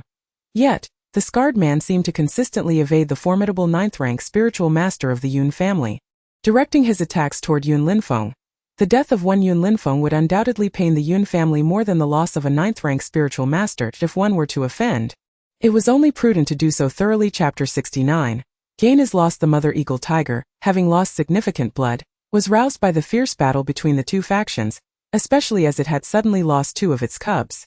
With crimson eyes ablaze, the exhausted mother let out a deafening roar, shaking the heavens. After this thunderous cry, she seemed to have expended all her strength, collapsing within her nest, leaving her fate uncertain. Simultaneously, this roar appeared to resonate with the male eagle tiger engaged in combat with the Yun family's cultivators. Living beasts cannot be stored in spatial bags, leaving Yichuyun and Emoli with no options. After securing their prize, they intended to leave swiftly. However, upon nearing the cave, they sensed something amiss outside. True to Yichuyun's nature, she would never abandon a cub. Thus, the idea to leave one behind came from Emoli. If they took all the cubs, the Yun and Gao families would undoubtedly unite against them. Regardless of their efforts, they would surely be hunted down, and although Emoli was exceptionally skilled, there would always be traces left behind. In such a situation, being outnumbered would be detrimental to their overall strategy. However, leaving one behind altered the circumstances. The Yun and Gao families would witness 3 eagle tigers dwindle to 1, infuriated yet compelled to fight for that sole remaining cub, thus neglecting the 2 of them. It must be said that Yichuyun's methods were characteristically domineering, and she often considered matters less meticulously than Emoli, a man of great detail. Yet, she was not foolish, merely a tad regretful. Nevertheless, upon reflection, their gains were substantial. Perhaps in the grand scheme of things, fate had already been predetermined. However, they were utterly unprepared for the fact that the seemingly life-and-death struggle between the old man with white hair and the siblings from the Zio kingdom had remained utterly silent. The 2 exchanged knowing glances, both astute enough to grasp the underlying motives. Their dispute with the Zhang siblings was no mere pretense. Yet, upon exiting the cave, it was the cunning siblings who persuaded him. Indeed, the Xiao family's goal was the eagle tiger. In comparison to the loss of the cubs, their grievances with the Zhang siblings seemed trivial. The sinister-looking man observed the old man's impatience, a flicker of disdain crossing his eyes. The overall strength of the Zhongyue kingdom could not possibly rival that of the Zio kingdom, had it not been for the competitive and adversarial relationship between the Zhang and Yun families. The siblings would not have chosen to deal with this insufferable old man. Did he truly believe they were intimidated by him? They still had their trump card to play. Once they secured the 3 eagle tiger cubs, they would settle the score with this old fool. However, for the moment, their relationship was merely one of convenience. There was no need for them to treat this old man with any semblance of respect. Without needing a cue from the sinister man, his sister could no longer contain her impatience. "You old fool, if you lack the patience, then be gone. Do not hinder the Zhang family's endeavors." The old man, a 9th-rank spiritual master, held a certain status within the Xiao family. While it could not be said that the entire family followed his commands, he was certainly a figure of authority now, being repeatedly ridiculed by a mere girl. He found it impossible to swallow his indignation, yet, upon close observation of the girl, he noted her striking beauty, delicate features and an alluring figure, precisely the type that men favored. A glint of something unwholesome flickered in the old man's eyes. "You insolent girl, once I obtain the eagle tiger, you shall see what I am capable of." With a cold snort, he ceased his argument. The girl pouted, clearly dissatisfied with the old man's capitulation. However, she said nothing further, merely shrugged, causing her chest to involuntarily heave once more, deepening the old man's gaze, tinged with a murky hue. This male eagle tiger was a 4th-rank beast. Even with their invisibility techniques, they still held the newborn cub in their arms. As parents, they were instinctively sensitive to their offspring's presence. If the male eagle tiger were to discover them, it would spell disaster. A 4th-rank beast was not something even Emoli could contend with. The 2 made a swift decision. They would flee. Yet, they faced yet another risk, and this time they were less prepared than before. However, they could hardly be blamed, as neither Yichuyun nor Emoli had anticipated that the treasures within the nest would be eagle tiger cubs. Such living beings were typically contained within specialized spirit beast bags in their past lives. Yet here, no such item seemed to exist. The roar of the male eagle tiger echoed ominously nearby. Yichuyun and Emoli rushed out, seizing the moment the old man was distracted. Emoli shoved an eagle tiger cub into Yichuyun's hands, then swiftly wrapped his arms around her slender waist and took to the flying sword. Escaping in a rush. Yichuyun, still reluctant, lamented the cub left behind in the nest. Handing it over to the old man was simply unacceptable. Cradling the still blind cub, she wore a look of discontent. Emoli noticed her slight frown and the way her pink lips puckered. If not for their current peril, he would have pressed his lips firmly against hers. This little creature was blissfully unaware of its own charm. Though Yichuyun was not overly greedy, hearing Emoli's words made her feel considerably better. True to her nature, she would seize every advantage. leaving no opportunity for others. The old man with white hair had yet to delight in his success when he watched Yi Chuyun and Emily swiftly depart. The Jiang siblings' eyes fell greedily upon the cub in the old man's arms, their intentions unmistakably clear. Hand over the eagle tiger cub, and we might consider sparing your life, the enchanting woman declared fiercely. While the sinister man's gaze shimmered with unyielding determination, akin to a snake fixated on its prey, causing the old man's expression to darken with concern. Chapter 70. Half-beast, this insolent girl posed little threat. However, the man with the sinister demeanor was no easy adversary. His aura was exceedingly concealed, suggesting he still had power in reserve that if he were not using a treasure to mask his cultivation, then his strength must indeed surpass that of the old man. Faced with an opponent of greater power, the old man found himself torn. He was reluctant to part with the eagle tiger cub. Yet his confidence was wavering, and his expression grew grim. At this moment, he began to comprehend the Jiang siblings' cunning. Knowing the standoff outside, they had deliberately provoked him to lure him into a vulnerable position. If there had been multiple eagle tiger cubs, he would have felt less apprehensive, but now with only one in his possession, he feared this matter would not end well. The enraged roar of the male eagle tiger grew increasingly closer, and the old man found himself in a precarious situation, flanked by foes on all sides. Both the old man and the Jiang siblings assumed that the figures who had darted out earlier were from the Yun family or the scarred man's faction. Believing that no cubs remained in the nest, however, unexpectedly, a gust of wind surged from the cave, revealing the scarred man, his face marred with fresh wounds amidst the remnants of prior injuries, while Gao Ningzi's whereabouts were unknown. His expression was one of animosity as a group emerged behind him. Leading the pack was a tall, elegant man, strikingly handsome yet with a grim countenance. Though the group appeared somewhat disheveled, they were still more formidable than the scarred man. As they held the advantage in numbers, the Yun family had their own ninth-rank spiritual master. The scarred man, feeling powerless, recalled Yun Linfeng's words and a cold smile flickered in his eyes. This humiliation would not be forgotten by the Gao family. One day, he would exact revenge on Yun Linfeng for today's disgrace. With a cold snort, the scarred man transformed into a gust of wind, hastily departing from the eagle tiger's nest. The Yun family members also hurriedly exited the lair. While the old man and the Jiang siblings wore grim expressions, having not anticipated an opportunistic third party, they had believed themselves to be the inevitable beneficiaries, simply awaiting the Yun or Gao family cultivators to emerge with the cubs, only to find that others had beaten them to it. Yet, all was not lost. There remained one eagle tiger cub, and the Jiang siblings would not let the old man escape unscathed. The old man's heart brimmed with resentment as well. His murky eyes glimmered with concern. The deafening roar of the eagle tiger was now imminent, and they beheld a majestic golden eagle tiger, glaring at them with large, piercing eyes.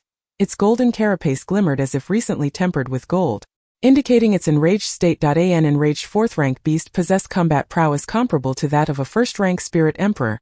In this confrontation at the eagle tiger's lair, only the two factions remained, immediately becoming the prime targets of the furious eagle tiger. To comprehend the profound intelligence of the eagle tiger, one must recognize its absolute intolerance towards any creature daring to intrude upon its lair. This formidable beast is exceedingly protective of its privacy.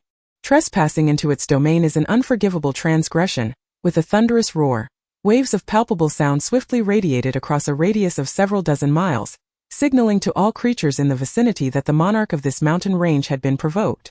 Those razor-sharp claws lunged mercilessly toward the elderly man and the Jiang siblings. A delicate young maiden emitted a spray of blood, her eyes wide with an unprecedented terror. Was her life truly to end in this manner? Elder brother, save me. I do not wish to die. The sinister-faced man, though equally discomposed, callously shoved the frightened girl away, leaving her in a state of disbelief. She never fathomed that her beloved elder brother would forsake her in such a dire moment. This was a maddened fourth-tier demon beast. Her heart was consumed by dread, and before she could grasp the situation, a massive hand seized her, igniting a flicker of hope within her. She was certain her brother would not abandon her. Yet, in a cruel twist, she was met with the horrifying sound of flesh being rent asunder, her body cleaved in two by the eagle tiger's merciless claws, her beautiful eyes widening in shock. Blood splattered across the face of her elder brother, the very cause of her demise. He now resembled a vengeful Shura risen from the depths of hell, drenched in crimson, using his own sister as a shield. He narrowly evaded the eagle tiger's deadly claws, his strength and spiritual energy rapidly depleting. A glint of malice flickered in his eyes as he hastily rummaged through his sister's corpse for a vial. Licking his parched lips, his gaze darkened. He was determined to survive. He uncorked the vial and inhaled its contents, his veins bulging as he reveled in the lingering scent of blood. Moments later, the blood seemed to come alive. Writhing like serpents as it entered his body, he cackled sinisterly, bending down to grasp his sister's lifeless form. Upon contact, her flesh and blood disintegrated at an observable pace, swiftly transforming into a desiccated skeleton. Yet he was not satiated. His gaze shifted to the elderly man and his companions, still battling the eagle tiger. A middle-aged man clad in green made a fatal misstep, resulting in his hand being viciously severed. Blood gushed forth like a fountain, and he writhed in agony. Meanwhile, all the cultivator's attention was fixated on the eagle tiger, blissfully unaware of the grotesque creature lurking nearby, feasting on flesh and blood with a deafening roar. The eagle tiger opened its gaping maw and unleashed a torrent of golden flames, scorching the half-human, half-demon young cultivator, eliciting a howl reminiscent of a wounded beast. It was then that the Shao clan members recognized the peculiar transformation of the Jiang male cultivator.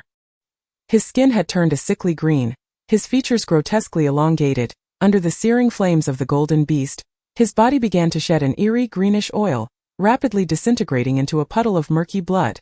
A half-beast, one of the Shao clan members exclaimed. In this realm, besides humans and demon beasts, there existed the abominable half-beasts, offspring of demon beasts and humans, bearing the dual traits of their lineage. However, they were scorned by humanity, often regarded as abominations and disgraceful.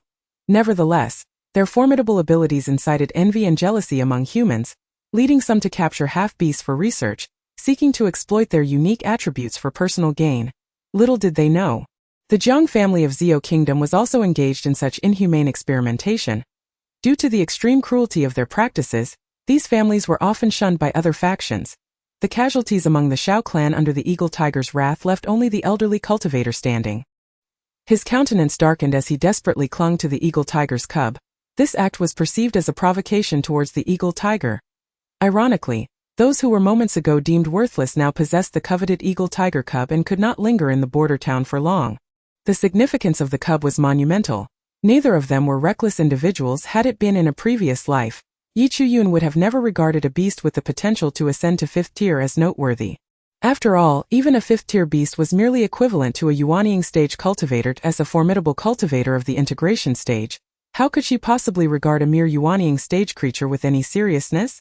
Yet the circumstances had changed. In Songyue Kingdom, this beast represented the pinnacle of existence. The original owner, Yi Chuyun, had been bullied since childhood, not due to a lack of capability but rather the absence of support.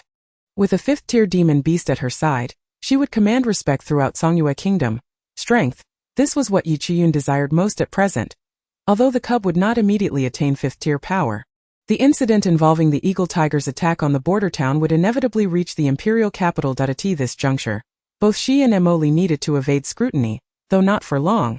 As many eyes were still upon them, they sought refuge in a dilapidated dwelling within the impoverished district of the imperial capital. Yi Chuyun promptly forged a master-servant contract with the eagle tiger cub.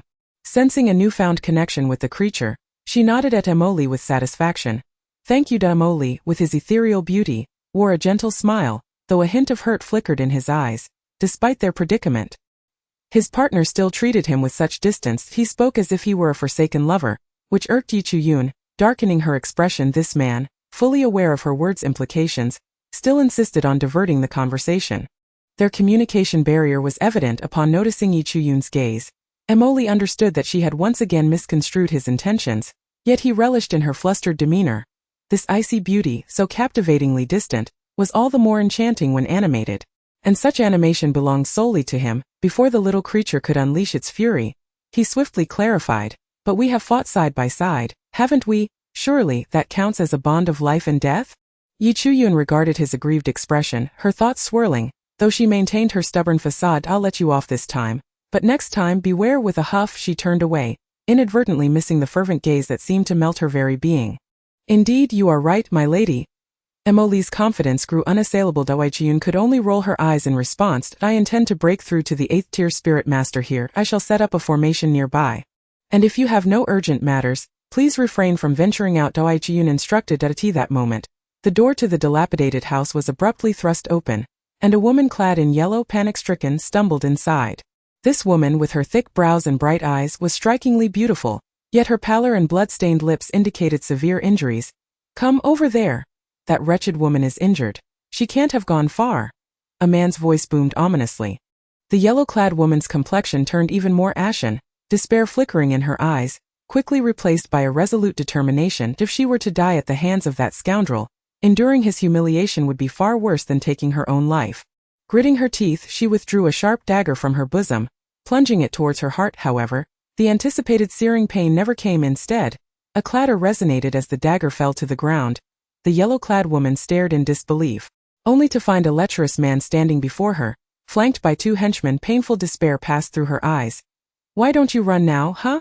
Little vixen, daring to snatch what belongs to me? Very well, since you are so bold. Why not become my woman? Whatever you desire, I shall grant you." The man leered at the yellow-clad woman, his gaze roving over her form with blatant disregard, as if he sought to strip her bare. Such a gaze was profoundly unsettling. As he uttered vile words, his 2 henchmen cackled with wicked delight, and the man advanced step by step towards the yellow-clad woman. She gritted her teeth, glaring defiantly at him, desperately concealing the fear and panic simmering beneath the surface. Yet it was futile. Wei Chiyun was no saint. Ordinarily, she would not intervene in such matters, especially when she was preparing to enter seclusion. However, upon glimpsing the man's face, something flickered in her gaze. Mo Li, who had been closely observing her, noticed the brief spark in her eyes. Nevertheless, Yi Chuyun was adept at masking her true feelings, and her expression quickly returned to normal. But Mo Li was no ordinary man, possessing exceptional insight. He furrowed his brows, his elegant features darkening with a hint of murderous intent. The man's nature was evident from the unbridled lust in his gaze directed at the yellow-clad woman. If there were any connection between his lady and this man, it was merely that he had once coveted her beauty. Yet, knowing Yi Chuyun's character, unless he vastly outmatched her in strength or she willingly acquiesced, no one could take advantage of her. With this thought, Mo Li instinctively licked his lips, as if still savoring the lingering fragrance of her lips, and the mere notion of this man desiring to taste her was enough to darken his expression instantly. However, the warm and gentle smile on his face grew even more radiant, causing Yi Chuyun to shiver involuntarily, sensing that the atmospheric pressure and temperature around her had significantly dropped. Turning around, she was met with a figure whose dazzling smile resembled the blooming cherry blossoms of March. Yi Chuyun took a step back, bewildered by this enchanting being. Then, she heard the sound of fabric tearing and the man's maniacal laughter, prompting a look of disdain to wrinkle her delicate, jade-like nose.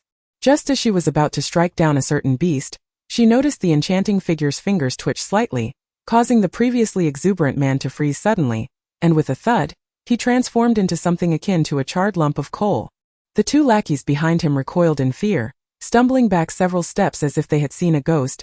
Before fleeing in terror, the woman in yellow, humiliated, opened her eyes only to find herself confronted by an enlarged, charred face. Realizing that she had encountered a formidable ally, a glimmer of gratitude flickered in her eyes. When she glanced back at the charred man, she swiftly struck him aside, picked up the dagger from the ground, and plunged it mercilessly into his body several times. Then, kneeling in the direction of the house, she bowed 3 times with a resounding thud, awakening to the realization that although the other party had acted, they had no intention of revealing themselves. This young woman, Huang Yan, a practitioner from the Huang family of the imperial capital, expressed her gratitude for the senior's life-saving grace. Chapter 72. Call me husband and I shall give it to you. Huang Yan pondered for a moment, feeling that the act of bowing was perhaps too trivial as a token of thanks. She reached into her bosom and retrieved a small piece of jade pendant. Biting her lip in reluctance, however, when she thought of how the other had saved her life, she wondered if not offering any form of acknowledgement would make her appear ungrateful. Moreover, in her eyes, this was a cherished item. Perhaps the senior would not even regard it with interest, considering it merely a trinket acquired by chance. To exchange her life for this treasured piece was undoubtedly worthwhile. Since childhood, Huang Yan had been instilled with the notion of gratitude by her mother.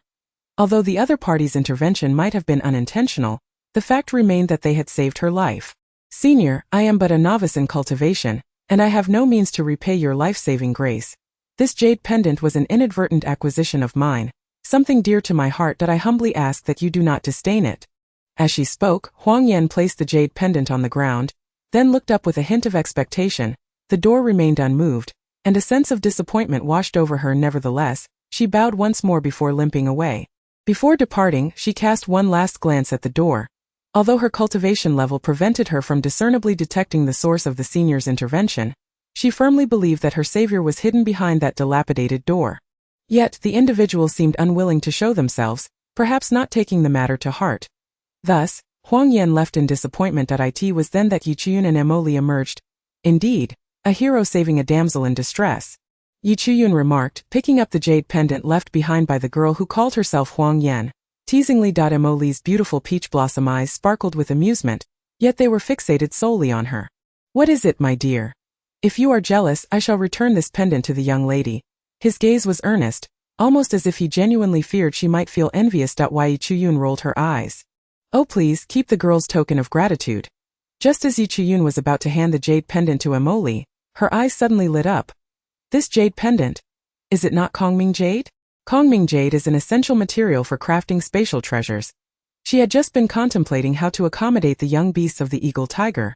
This was truly a windfall. With the Kongming jade, she could forge a space storage treasure capable of sustaining life.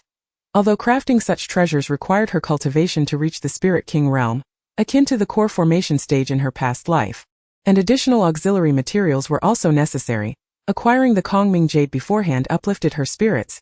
Even in her previous life, Kongming jade was a rare material. Could it be that this continent's Kongming jade was of common availability? Otherwise, how could Emily have casually obtained a piece by rescuing someone? It seemed rather reckless. Yi Chuyun's eyes sparkled with excitement, which did not escape Emily's notice. He reached out to take the jade stone from her, finding it somewhat ethereal in appearance, but upon contact, he felt a peculiar absence of spiritual energy. Just as he was about to inquire, he saw Yi Chuyun clutching the jade stone tightly, refusing to let go. Evidently aware of its significance and intrigued by it, he thought to himself that he would give her anything she desired. This was undoubtedly the most heartfelt declaration. However, Emily chose not to voice it. Knowing she would not believe him, even if she did, she might only grow more resistant. Having spent only a few days together, he felt as if he had known her for an eternity. Thus, his intuition told him that she harbored many secrets and protective barriers. He believed that one day, he would melt her icy heart. This girl always presented herself as enchanting and beguiling, yet she maintained an aura that kept others at bay. He relished her moments of exasperation in his presence. It was a peculiar delight of his. Do you desire it?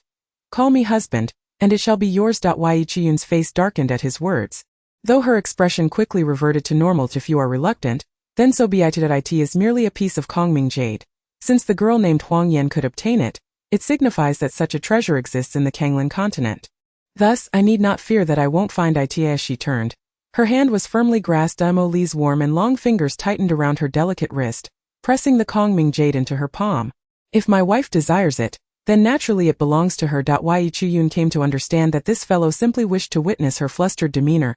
Therefore, she resolved not to grant him that pleasure. Lifting her gaze, she found his tall figure standing before her, his warm peach blossom eyes gazing deeply into hers. Yi Chuyun squeezed the Kongming jade, thereby accepting it, thanks to the assistance of the Foundation Establishment pill. Her advancement was remarkably smooth, propelling her directly to the 9th rank Spirit Master. Through introspection, she could see that her spiritual spring had gradually transformed into an expansive spiritual pond, with the liquid spiritual energy flowing gently within.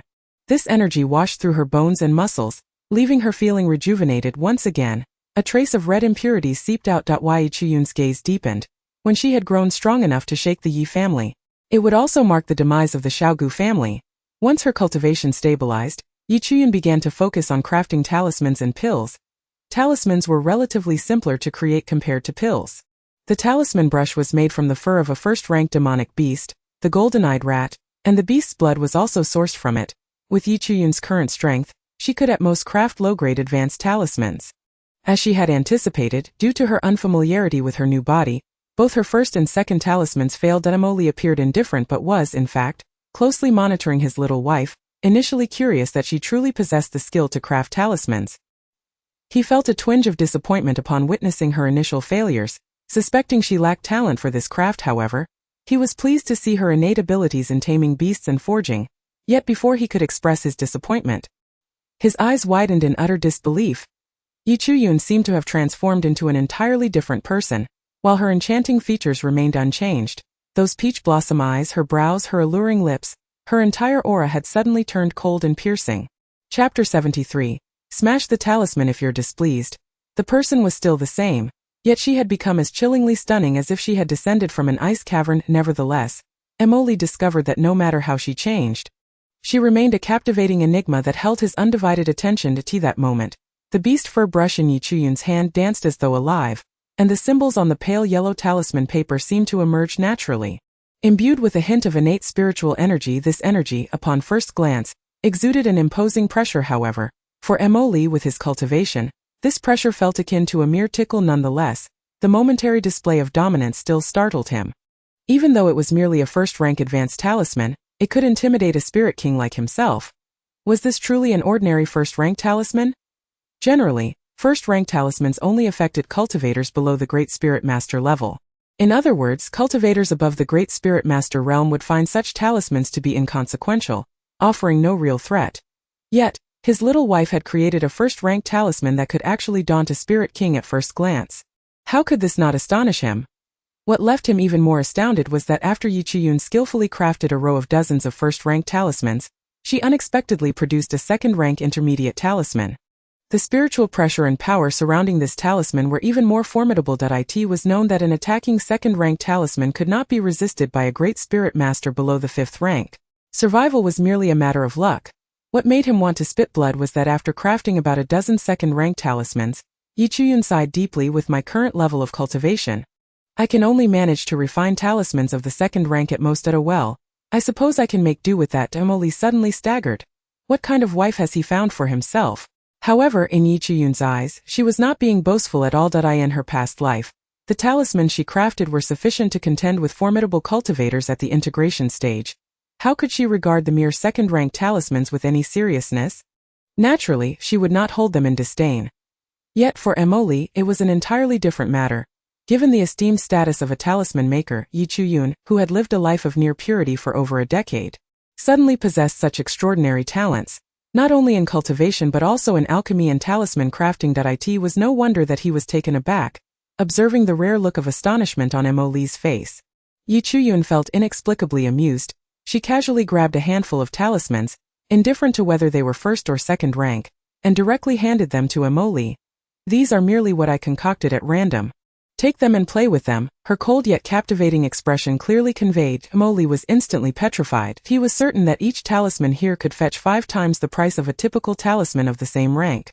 And she just handed them over without a second thought. After the initial shock, Mo suddenly felt a wave of embarrassment wash over him. These talismans were crafted by his own little wife. Yet he felt as though he was some unsophisticated bumpkin. Thus, the strikingly handsome princely adjusted his demeanor, swiftly regaining his usual charm. My dear, what do we need so many talismans for? Yi Chuyun glanced at him. Don't you think these talismans would be quite useful against demonic beasts? They should also be beneficial to cultivators. I plan to throw them around whenever I feel displeased. Well, he was quite fond of this cunning little wife of his. You truly have my heart, my dear. Mo winked, although he was throwing flirtatious glances into thin air, for Yi Chuyun had already turned away after handing him the talismans, leaving him with no opportunity to catch her eye. After finishing the talismans, Yi Chuyun began to prepare to concoct spirit-gathering pills and harmonizing pills, both of which would remain effective until the 3rd-rank Great Spirit Master. It was quite fortuitous. Then, much to Mo's astonishment, Yi Chuyun succeeded in her endeavors after only one failed attempt, achieving an astonishing success rate of 100%. Is she even human? Mo roared within himself. He remembered that the so-called Pill King, Zhang Fangqing, who had perished at his hands, only had a success rate of around 50%. That meant from 10 sets of herbs, he could only produce 5 pills. 6 if luck favored him. Yet his wife, she could produce 10. Though they were merely low-grade pills, such a success rate rendered Zhang Fangqing's title of Pill King a colossal joke. However, in his lifetime, Zhang Fangqing would never know of this envy-inducing fact. Thankfully, he had died early. Mo could only think silently. After refining the harmonizing pills, spirit-gathering pills, and beast spirit pills, Yi Chuyun's expression suddenly turned grave. She did not commence refining immediately. Instead, she sat down to rest for a moment. It was not until her complexion gradually regained its rosy hue that she resumed her work, this time with utmost caution. As if fearing that the pills would fail. Watching her exquisite and captivating face wear such a serious expression, he could not help but feel concerned for her. What kind of pill could possibly be so challenging? Although Mo could not concoct pills, he could observe. Given Yi Chuyun's previous fluid and graceful techniques, along with her remarkable speed and the high quality of her pills, it was evident she was a skilled alchemist. Her level of proficiency was undoubtedly substantial. A question nagged at Emily's mind. He had known this girl for over a decade, even down to the minutiae of what she ate and when she slept. Yet now, she had lined up no less than 20 varieties of herbs around her. So many herbs. What on earth was she planning? It was said that the more types of herbs required for a pill, the higher its rank. This also indicated a corresponding increase in the alchemist's level, but he had never heard of any alchemist capable of refining pills with such an array of ingredients. At that moment, Emily could hardly believe that Yi Chuyun had made a mistake. Yet her delicate, serious face clearly conveyed that she was not joking. She was entirely serious. As for what pill she was refining, he truly had no clue. This uncertainty tormented Emily deeply. As the herbs were methodically placed into the alchemy furnace, Yi Chuyun's gestures grew increasingly intricate. They resembled a series of systematic hand seals. Yet as a novice, he could not comprehend their significance or meaning. However, he could hear the sizzling sound of the herbs melting within the furnace, and in the visible part of the alchemy furnace. These herbs transformed into pure energy, coalescing under Yi Chuyun's control into the shapes of multicolored pills. Chapter 74. Digging one's own grave. This pill melded various colors, its surface uneven and clearly not yet fully formed. However, at this moment beads of sweat had begun to form on Yi Chuyun's forehead. Her originally vibrant, petal-like face had drained of color, becoming exceedingly pale. She trembled as if the alchemy furnace had drained her of both stamina and spiritual energy. Emily felt a pang of concern for her. He noticed that her fingers, initially clumsy, quickly became adept, as if she had performed these hand seals countless times before. Emily could not fathom why he felt this way. But if a complete novice could master alchemy so swiftly on their first attempt, they would either have to be a legendary genius or a high-ranking alchemist who had not practiced for a long time. Perhaps with the passage of time, one might become somewhat rusty, yet they would quickly return to their peak proficiency. But Yi Chuyun was only 16 years old. Even if she had started refining pills in the womb, it would be impossible for her to be so skilled. The only possibility was that his little wife was an unparalleled alchemical prodigy. With his senses dulled from stimulation, Emily could only think this way. At this moment, he saw Yi Chuyun swiftly execute a series of intricate hand seals again, yet her complexion was frightfully pale, as if she might faint at any moment. Emily's heart tightened. If he were not afraid that abruptly interrupting her would cause her to go into a frenzy, he would have stopped her just then. He heard her shout, "Concentrate!" A crisp sound emanated from the furnace. The originally colorful pills began to spin rapidly, slowly transforming into a milky white color, and shrinking to the size of a small fingertip. After a while, an enchanting fragrance wafted from the alchemy furnace. Emily even noticed that upon inhaling this fragrance, his dantian felt warm and comfortable. His heart raced.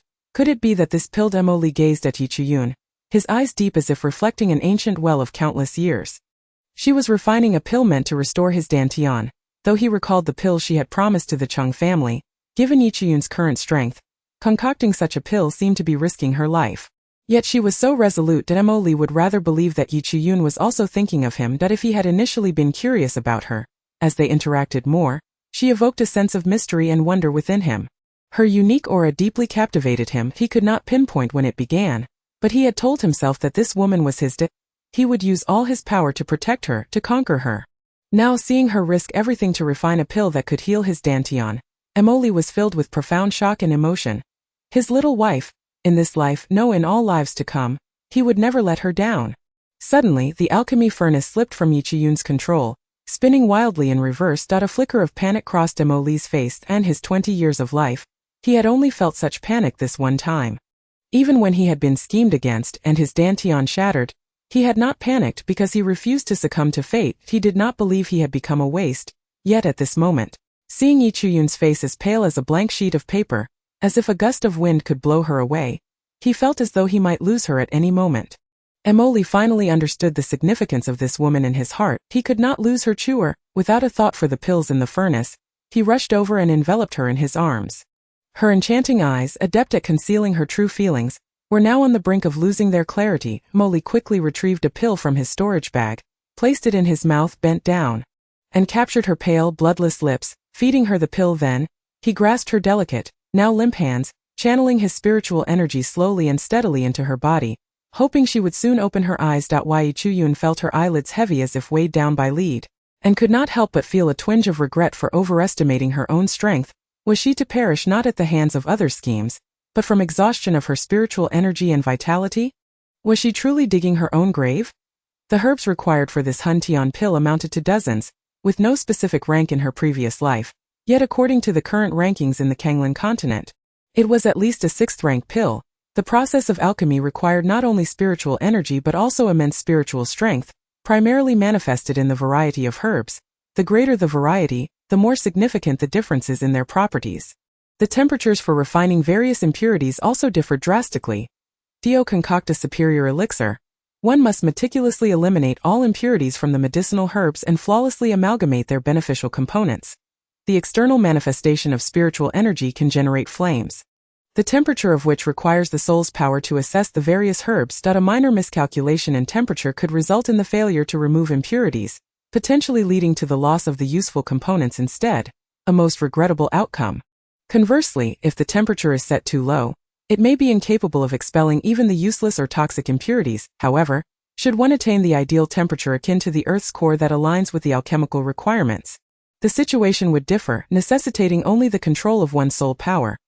Currently, Yi Chuyun finds herself in a precarious position, her cultivation level insufficient, her spiritual energy lacking, yet she persists in forcefully manifesting spiritual flames to refine high-tier elixirs. The toll this takes on her could lead to severe exhaustion, even death. Thus, failing to prudently assess her spiritual reserves while attempting to concoct high-level elixirs would be tantamount to courting disaster. Nevertheless, Yi Chuyun is loath to concede defeat, having persevered until the final moment. She is tantalizingly close, as the fragrance of the herbs within the cauldron signals the imminent success of her endeavor. Yet, her spiritual energy has been depleted, leaving her on the brink of collapse. In her final moments of consciousness, she perceives a fleeting shadow and a handsome face marked with deep concern, for reasons unknown. A profound sense of reassurance washes over her. Suddenly, Yi Chuyun feels a surge of pure, potent spiritual energy rapidly replenishing her inner reserves, akin to a long-awaited rain after a drought. Her meridians eagerly absorb every drop of energy, revitalizing her entire being. When she opens her eyes, she is met with the sight of a magnified, handsome visage. He has his eyes gently closed, brows furrowed in worry, as if she were the most precious treasure in existence. For a moment, Yi Chuyun is mesmerized. She has never witnessed such a look on a man's face. It dawns upon her that Emoli is now her husband, and this seemingly reckless prodigy has consistently expressed his affections towards her. Despite her reluctance to believe it. In contrast, Murongyi only inquires after her well-being following her seclusion and recovery. If Murongyi truly harbored feelings for her, would he not be distressed by his own injuries? Yet, she cannot recall what Murongyi said at that time, likely because his reasoning did not resonate with her emotionally. Thus, it is clear that Emoli's affections are genuine. Yi Chuyun's emotions are tumultuous. However, before she can ponder further, she senses turmoil within the alchemical furnace. Alarmed, she exclaims and swiftly extricates herself from Emoli's embrace, her mind solely focused on the impending explosion of the elixir. Should the elixir detonate, all her efforts would be in vain. No, she must successfully refine the Hunyuan Dan, not only to fulfill her promise to Chonglai and his son but perhaps also for Emoli's sake. Though she is yet to fully accept her growing feelings for him, she acknowledges his presence in her heart. If that is the case, aiding him in restoring his dantian is of little consequence. At most, it would merely repay his life-saving grace. As she quickly chants the incantation, she feels her spiritual energy flowing unceasingly from her hands into the furnace. To her astonishment, she discovers that she has advanced to the rank of a 3rd-grade Great Spirit Master. A remarkable leap that would have been unimaginable in her previous life. This level corresponds to the latter stages of foundational cultivation in her past existence, with her physical and spiritual strength nearly restored to their peak. Yi Chuyun swiftly regains control over the rampaging furnace. Yet, before she can relish her triumph, the furnace emits a sharp crack. Alarmed, she realizes that the explosion's force propels her a considerable distance away. Had she not previously anticipated a potential disturbance and skillfully arranged several intricate formations, this place might have already drawn the attention of numerous powerful figures from the imperial capital. In her heart, Yi Chuyun breathes a sigh of relief. Nevertheless, the fact that the furnace has exploded leaves her disheartened. The resources she acquired from the Yi family are limited, and purchasing superior materials risks attracting unwanted attention. Given that she and Emoli predominantly utilize bulk quantities of ingredients, she has been frugal in many respects, resulting in a furnace of mediocre quality, merely a 2nd-grade superior treasure, allegedly capable of refining elixirs of up to 5th grade. To maintain a low profile, she had only made a rough estimate of the Hunyuan Dan's value in this world, leading her to opt for this furnace. Yet, even then, upon learning she was an alchemist, the merchant had offered her a substantial discount. Ironically, the more advantageous the deal, the more apprehensive Yi Chuyun felt about acquiring a better furnace. Why? Because her cultivation was still too low, necessitating discretion that if they were to be targeted. She could hardly fathom the consequences of revealing that she and Emily were, in fact, not the innate failures they pretended to be, nor that her dantian was nearly restored. The worst outcome would be a nationwide manhunt throughout the Zhongyue kingdom, leading to a life of turmoil. Having endured such a life in her past, Yi Chuyun yearns for a different existence. Even during her time at the bottom, she felt stifled. Why not choose a path that affords her more comfort? At least here, no one is constantly seeking to capture her as a cauldron due to her unique constitution. Playing the part of a pig to eat the tiger is rather entertaining. Is it not? Constantly hiding and not knowing when it will end is exhausting should circumstances force her hand. She is unafraid to retreat or retaliate. However, Yi Chuyun never anticipated that her worst-case scenario upon purchasing the furnace would indeed come to pass. The furnace simply could not withstand the Hunyuan Dan's potency and exploded. Elixirs possess inherent properties, and those of higher quality exhibit formidable potency. Crafted from various herbs, they embody a confluence of elemental energies that are inherently beneficial to cultivators. If not properly managed, this energy can also possess tremendous destructive capacity. Unfortunately, Yi Chuyun now finds herself grappling with the unfortunate reality of an explosive furnace. Had she not been so physically and spiritually depleted, she would have been able to maintain control over the elixir, thus preventing this calamity rising from the debris. Yi Chuyun finds herself relatively unscathed, yet Emily, caught off guard, suffers more upon witnessing her focus intently on the charred remnants of the elixir. A flicker of pain crosses his face, accompanied by a bittersweet smile. Had he not rescued her moments earlier, he would not now be in such a predicament. Of course, his injuries are minimal given his cultivation level. Yet he craves comfort and solace. However, Yi Chuyun's current endeavor to refine elixirs is for her own benefit as well. She resolves to demand a comforting embrace soon. Playfully pouting as Yi Chuyun gazes at the remnants of the furnace. Her eyes brighten upon spotting 3 intact elixirs amid the wreckage, still exuding a faint fragrance. When a furnace explodes, high temperatures can easily fuse the air and impurities from the furnace itself into the elixirs, rendering them useless. However, if she can extract the impurities from these damaged elixirs, they may yet be salvaged.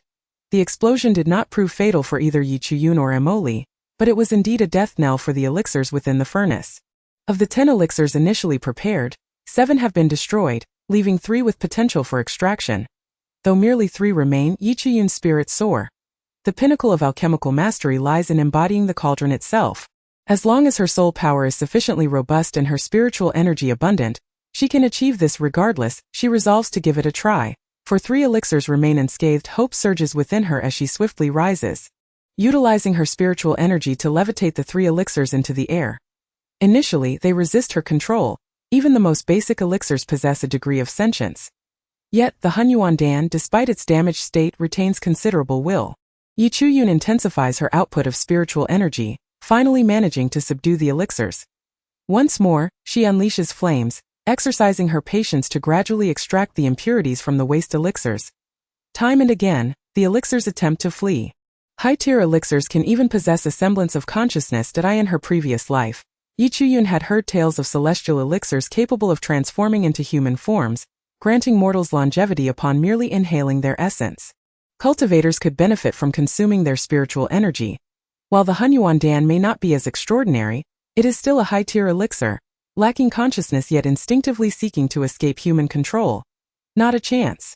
Yi Chuyun exclaims, commanding the 3 elixirs to obediently settle into the illusory cauldron conjured by her spiritual energy. However, her reserves are quickly depleted. This time, she must not only eliminate the impurities from the waste elixirs but also manifest the cauldron itself.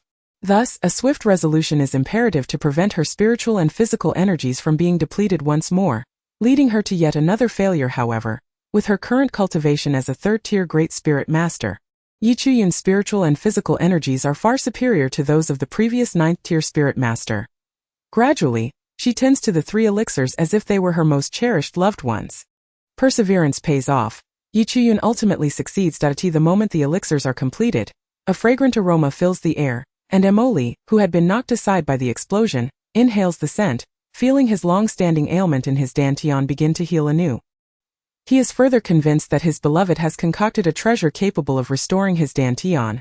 This realization alleviates some of his earlier frustration at being neglected while she focused on the elixirs. After all, with his cultivation, ordinary explosions could hardly harm him. Yet, only he knows that, despite appearing normal, a deep scar still resides within his dantian, the crux of his limitations. Because of this scar, his maximum cultivation is confined to the 9th-tier Spirit Emperor. Any attempt to forcibly break through to Spirit Sovereign would result in another shattering of his dantian. Thus, his predicament remains unresolved. However, should Yi Chuyun truly succeed in creating an elixir that can completely restore his dantian, the situation would be transformed that he would no longer fear lagging behind her as her abilities grow stronger, nor would he be unable to protect her, for once his dantian is restored, he is confident he can safeguard her, traversing both heaven and earth, never to part. Even if she proves difficult to tame, he will pursue her relentlessly. Gather, Yi Chuyun commanded, and the 3 translucent elixirs landed in her palm. It was only then that her gaze turned to Emoli. Upon seeing him, she was taken aback. His handsome face bore a charred hue, resembling a visage smeared with black soot, which struck her as particularly comical. Emoli, what has happened to you?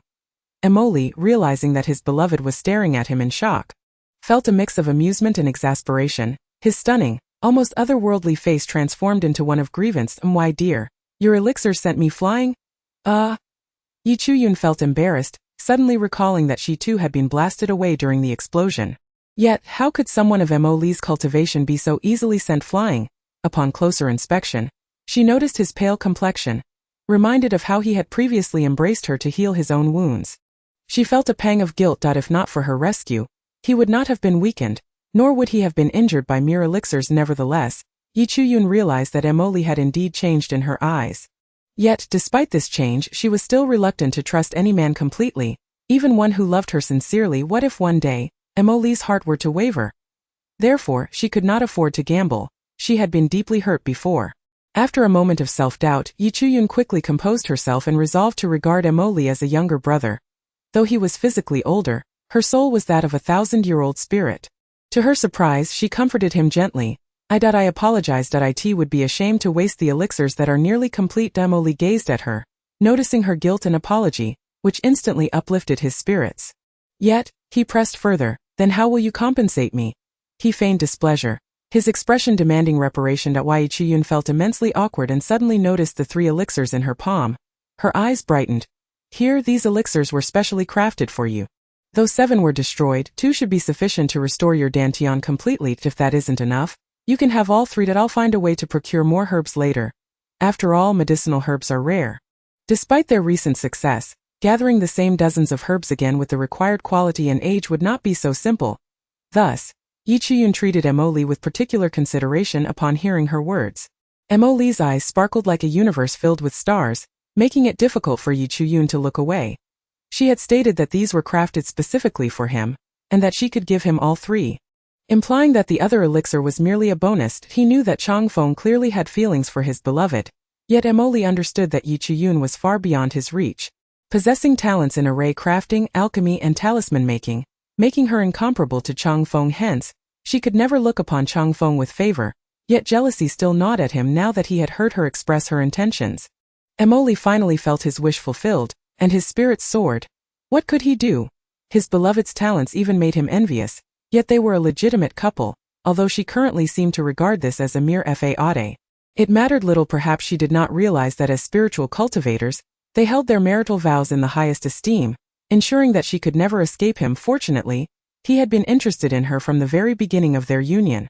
So his vows had been made with utmost sincerity, for all eternity, never to part. Yi Chuyun felt increasingly uneasy under Emoli's starry gaze. However, her stubbornness prevailed since he was determined. That was his prerogative. And she too had her own convictions. Thus, regarding Emoli's affections, Yi Chuyun chose to filter her feelings. Do you want them or not?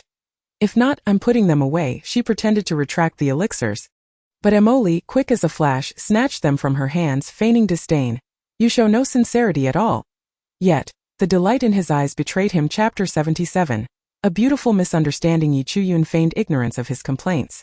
You can take them here, but the process may be quite painful. I'll assist you. Yi Chuyun spoke sincerely. They had reached a point in their relationship where they could consider each other friends. Allowing her to speak without a mask, She could view him as a dear friend at Emoli, surprisingly serious, nodded earnestly, catching Yi Chuyun off guard but also reassuring her. After mending the damage caused by the explosion, she set up another formation as a first-tier spirit king. Emoli would be consuming a high-tier elixir. The Hunyuan pill Yi Chuyun had never taken it herself, so she was uncertain of the exact effects. Yet being prepared was better than being caught off guard. It was said that the Hunyuan pill's purpose was to break the old and establish the new, meaning it would completely shatter Emoli's previously restored dantian to mold a more perfect one.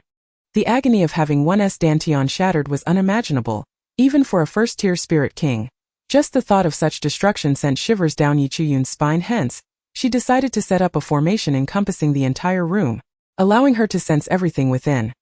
Additionally, she created an illusionary formation to confuse any passersby. In truth, Yi Chuyun believed this location was not ideal for consuming the Hunyuan pill, yet it also seemed perfectly suitable. It appeared contradictory, yet upon closer inspection it made perfect sense. This was the place where the Hunyuan pill was crafted, thus consuming it here would ensure maximum effectiveness. Moreover, while Emoli's dantian seemed superficially restored, Yi Chuyun discerned that if he continued to cultivate, the hidden dangers would only become more pronounced. In other words, the longer he waited, the greater the suffering he would endure. Therefore, it was better to take the Hunyuan pill now and completely remodel his dantian. Once Yi Chuyun had set up the formations, Emoli swallowed the 3 elixirs she had given him without hesitation. "Are you insane?" Yi Chuyun exclaimed, her face pale with shock. The potency of a single Hunyuan pill was already unfathomable, and this fool dared to swallow 3 at once. Was he intent on courting death? Yet, it was too late for Yi Chuyun to stop him. Emoli's handsome face bore a familiar charming smile as waves of explosive heat surged within him, seemingly tearing apart his alluring visage. "Are you concerned for me?" Emoli's words were swept away by the sudden surge of heat within him, yet his starry-eyed gaze remained fixed on Yi Chuyun. Filled with vitality, this madman, to go to such lengths to coerce her. She thought him utterly incorrigible. "I am not concerned about you. I hope these 3 elixirs obliterate you," she retorted, her fury palpable. Why Yi Chuyun's true concern for him was evident, despite her fierce words. How stubborn she was. Yet Emoli found her reaction satisfying. At least she didn't wish for his demise, and that was enough for him. The corners of Emoli's pale lips curled into a subtle smile, revealing his contentment. In truth, Yi Chuyun had indeed misjudged Emoli. This incident was nothing short of a beautiful misunderstanding. When Yi Chuyun presented the 3 Hunyuan pills to Emoli, she had not informed him whether they were to be taken all at once or otherwise. She merely suggested that if 2 pills were insufficient, then 3 would suffice, leading Emoli to believe they could be consumed together. Although his dantian had been injured for many years, he had managed to largely control the affliction. Yet, what sort of person was Emoli? A prodigy. How could he allow himself to be perceived as a worthless being, even in the presence of his beloved? Given the possibility of recovery, he naturally wished to hasten the process. Thus, he swallowed all 3 pills without hesitation. And no sooner had he ingested the 3 pills than Emoli realized his grave mistake. The potency of the pills exceeded his expectations. He should have anticipated that these 3 were crafted from an intricate blend of dozens of herbs. Far from being ordinary elixirs, even as a first-tier spirit king, the combined effects of 3 pills were overwhelming. However, amidst this turmoil, Emoli's heart seemed to swell with joy, for this indicated the pills were indeed effective. The pure medicinal energy surged through him like a ferocious flood, crashing violently toward his dantian, shattering his meridians along the way. With a sudden gasp, blood erupted from his mouth. Emoli's fair, lustrous visage turned crimson, and wisps of smoke began to emanate from his head. He hastily seated himself, forming a meditative posture, and began to circulate his internal energy to control the potent force within him. Uncontrolled, it threatened to consume him entirely. Yet, if he could master this power, it could be harnessed for his benefit. Unfortunately, it was too late. The overwhelming energy had already congregated at his dantian, rendering all other locations insignificant in comparison. Yi Chuyun, who had been anxiously observing Emoli, suddenly noticed him calm down. Just as she was about to breathe a sigh of relief, she saw his eyes widen in alarm, his exquisite peach blossom gaze seemingly on the verge of shattering as he emitted a fierce shout. Bang! A muffled sound echoed, causing Yi Chuyun's heart to leap into her throat. Yet, upon observing Emoli still seated in his meditative position, she exhaled, uncertain of the changes he was undergoing, but at least he appeared stable. His complexion returning to normal. However, at that moment, Yi Chuyun noticed blood trickling from his 7 orifices. An inexplicable wave of panic surged within her. Blood had pooled around Emoli's 7 orifices, resembling a river of crimson. And his pallor was as white as a sheet, fragile as if a mere touch would shatter him. His long eyelashes cast mottled shadows. In that instant, he appeared as a vulnerable child, far removed from the strikingly handsome man he typically was. Yi Chuyun's eyes brimmed with tears. Yet she could not fathom why she felt this way, why sorrow welled within her, or why tears fell. Perhaps it was because Emily had already become a friend in her heart, and she wished for his well-being. Yi Chuyun provided herself a rational explanation. Chapter 78. Rising from ruin, this madman to be so cruel to himself, the agony of internal destruction is not something an ordinary person can endure. At that moment, Yi Chuyun suddenly felt as if she and Emily belonged to the same world. The mere thought of him encountering danger pricked her heart like needles. This sensation was unsettling for her, reminiscent of the betrayal she experienced in her past life at the hands of Murongyi, a pain akin to being pricked by needles. Yet, back then, her feelings were more of bitterness and resentment. But now, despite this, she still resisted her emotions, rejecting the idea of falling for a man. Nevertheless, she hoped Emily would endure. Unbeknownst to her, a single crystalline tear fell upon Emily's cheek. Yi Chuyun failed to notice his eyelashes fluttering slightly, as the already shattered dantian revealed pronounced cracks, remnants of past injuries. Yet simultaneously, a gentle force began to mend his fragmented dantian, the vicious old fissures seemingly healing as if they had never been wounded. Gurgling sounds emanated from within Emily's body as the restoration of his dantian exceeded his expectations. He had always been extraordinarily gifted. If the first 16 years of his life could be likened to a razor-sharp blade, then the 4 years of his dantian's destruction had rendered him a blade sheathed in ice. This transformation fortified his resolve, solidifying his determination to reclaim his strength and ascend to the pinnacle of power. Emily would never willingly concede defeat. Moreover, he now possessed someone precious to protect.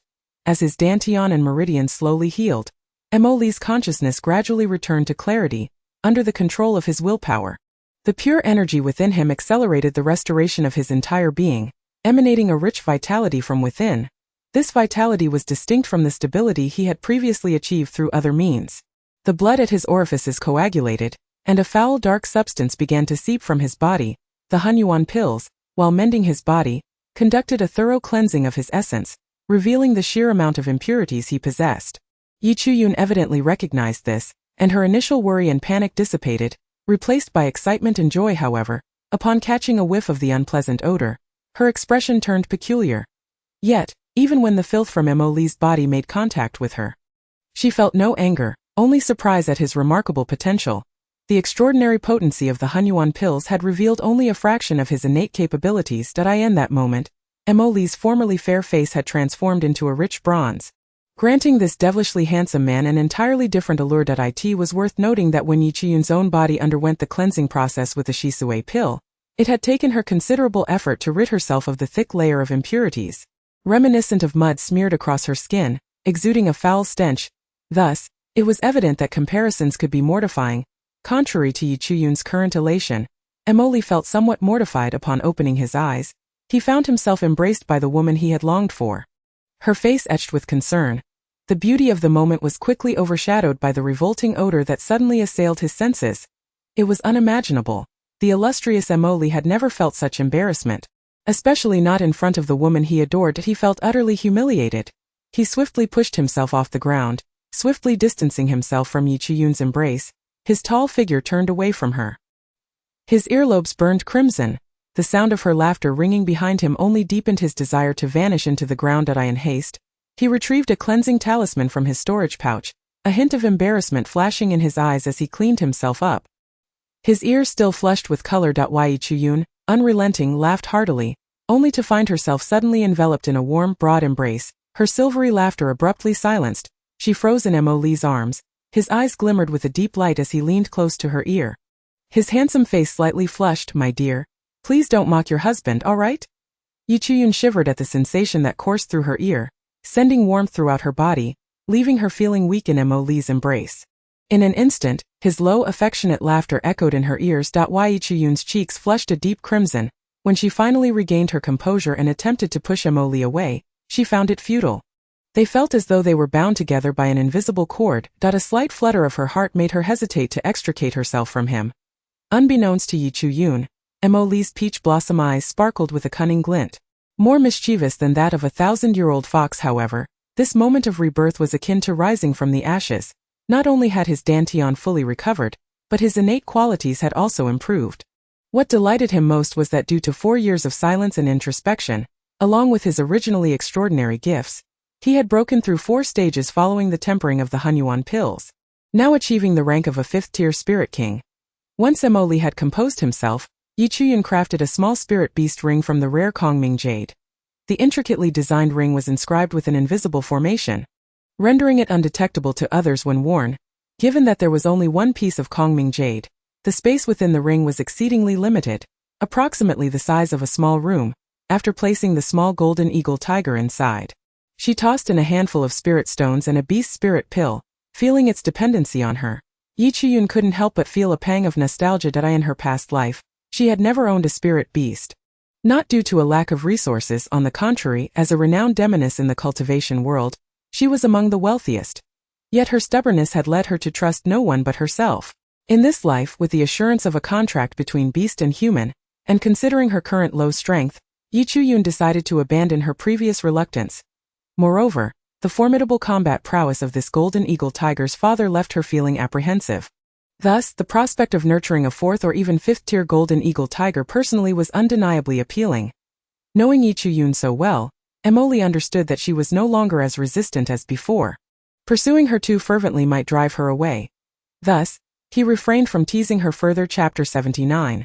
The invitation from the Yi family. Ever since Chan Yen discovered that the seemingly useless young madam had healed his young master's dantian, his attitude towards Yi Chuyun underwent a complete transformation. He now fervently addressed her as Princess Consort. Yun also learned that this inconspicuous steward of the Li Wangfu, who was also Emoli's only confidant, Uncle Yen, was in fact a 3rd-rank spirit emperor. Yun was aware that Emoli was a prince, yet among the entire royal family of the Songyue kingdom, it was said that the highest cultivation of their ancestor was only at the 1st-rank spirit emperor level.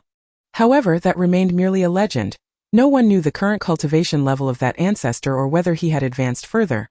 Yet, it was hard to believe that Chan Yen could be that ancestor. After all, even with Emoli's extraordinary talents, it was unlikely that the royal family would dispatch its most powerful ancestor to serve as a steward. From Chan Yan's attitude, it was evident that he held deep respect and affection for Emoli. But this feeling resembled that of a subordinate towards a master rather than the affection of an elder for a junior. Such a dynamic was indeed hard to fathom in the meritocratic realm of the Kanglan continent. Even in the wilds, it was akin to a nascent soul cultivator serving a core formation cultivator. It was utterly preposterous. Of course, Chan Yen only displayed the cultivation of a 5th-rank Great Spirit Master, which was merely a facade. It was Emoli who had informed Yi Chuyun of Chan Yan's true cultivation. Yi Chuyun felt that Emoli had no reason to deceive her. However, why would there be a 3rd-rank spirit emperor protecting the Li Wang? This was quite a curious matter. Nevertheless, Yi Chuyun was not one to easily reveal her emotions. The life she led in the cultivation world for a millennium had instilled in her a character of caution, decisiveness, and a profound understanding of concealing her true thoughts. She sat gracefully in her chair, playing with a jade cup, her demeanor calm yet exuding an innate aura of dominance. This matched her young master perfectly, prompting Chan Yen to regard her with newfound respect. After all, he had personally examined his young master's condition and concluded that only a 6th-rank alchemist could possibly concoct the miraculous elixir to restore his dantian. Hence, the old master and mistress had urged the young master to leave Songyue at the earliest opportunity. Yet now, he discovered that his young master's dantian had indeed fully recovered, and furthermore, his aptitude appeared to have ascended to new heights. His cultivation had leapt to 5th-rank spirit king. Thus, this rumored useless young madam was actually a 6th-rank alchemist. Chan Yen was astounded by this revelation. A 6th-rank alchemist was no mere figure in Songyue. Even across the entirety of Beha Prefecture, such individuals commanded the respect of countless powerful beings. An advanced alchemist would undoubtedly attract the admiration of all high-ranking cultivators. Who would dare to underestimate a 6th-rank alchemist? Consequently, Chan Yen's attitude towards Yi Chuyun became increasingly reverent. However, since the old master and mistress were still unaware of the young madam's true identity, Chan Yen continued to address her as Princess Consort. Any candid discussions would be left to the young master to be. By the way, Princess Consort, the Yi family sent an invitation yesterday. Chan Yen elaborated on the dynamics of the capital, suddenly furrowing his brow. Now that he was aware of the Princess Consort's true strength, coupled with the fact that the Yi family had treated a talented alchemist as a useless individual for over a decade, Chan Yen naturally harbored no fondness for them. Recalling the arrogant demeanor of the young girl who had delivered the invitation yesterday, he couldn't help but sneer inwardly. Did they truly believe that the people of the Li Wangfu were easy to bully? No wonder the young madam would deliberately masquerade as a waste. The Yi family was indeed detestable. Yi Chuyun was now a member of the Li Wangfu, and Chen Yan would naturally lean in her favor. Oh, Yi Chuyun was taken aback. She had thought that, upon her marriage, she would take the opportunity to extract a hefty price from the Yi family, and given her portrayal as a waste, the Yi family would be eager to distance themselves from her. Yet, she never expected them to send an invitation. Curiosity piqued, Yi Chuyun wondered what the contents of the invitation might entail. Could it be an invitation for her to attend the betrothal banquet between Yi Linglong and the crown prince?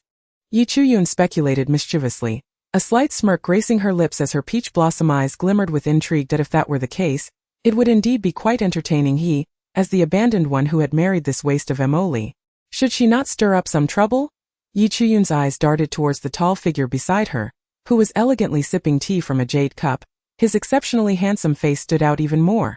And this devilishly charming man seemed utterly uninterested in the invitation in Yi Chuyun's hand. His eyes slightly squinted in enjoyment. A third-rank great spirit master, even Yi Liangfu, the head of the Yi family, would not be his match. Of course, with her current cultivation, she was still insufficient to contend with the entire Yi family. Moreover, Yi Chuyun's backing had solidified. She had a third-rank spirit emperor and a fifth-rank spirit king at her side. Had she wanted to exact revenge on the Yi family, there would be little difficulty in doing so. Upon opening the invitation, Yi Chuyun couldn't help but laugh. Emoli, with his long and elegant fingers, placed the jade cup on the tea table, his starry peach blossom eyes gazing deeply at Yi Chuyun, a hint of tenderness in his gaze. What has you in such high spirits? His voice was slightly husky, revealing that he was in a remarkably good mood. Take a look for yourself. Yi Chuyun tossed the invitation directly to Emoli. His peach blossom eyes brightened as he cast her a flirtatious glance before opening the invitation. Since the collapse of the previous residence, the relationship between Yi Chuyun and Emoli had undergone a significant transformation. One was self-deceiving, while the other lay in wait, seeking the opportune moment to seize all that he desired, including the heart of the enchanting beauty before him. My dear, since the Yi family is so eager, how can we disappoint them? You make a valid point. I share your sentiments. Why don't we witness the strength of the younger generation of the Yi family, thus preventing others from looking down on me? Chapter 80.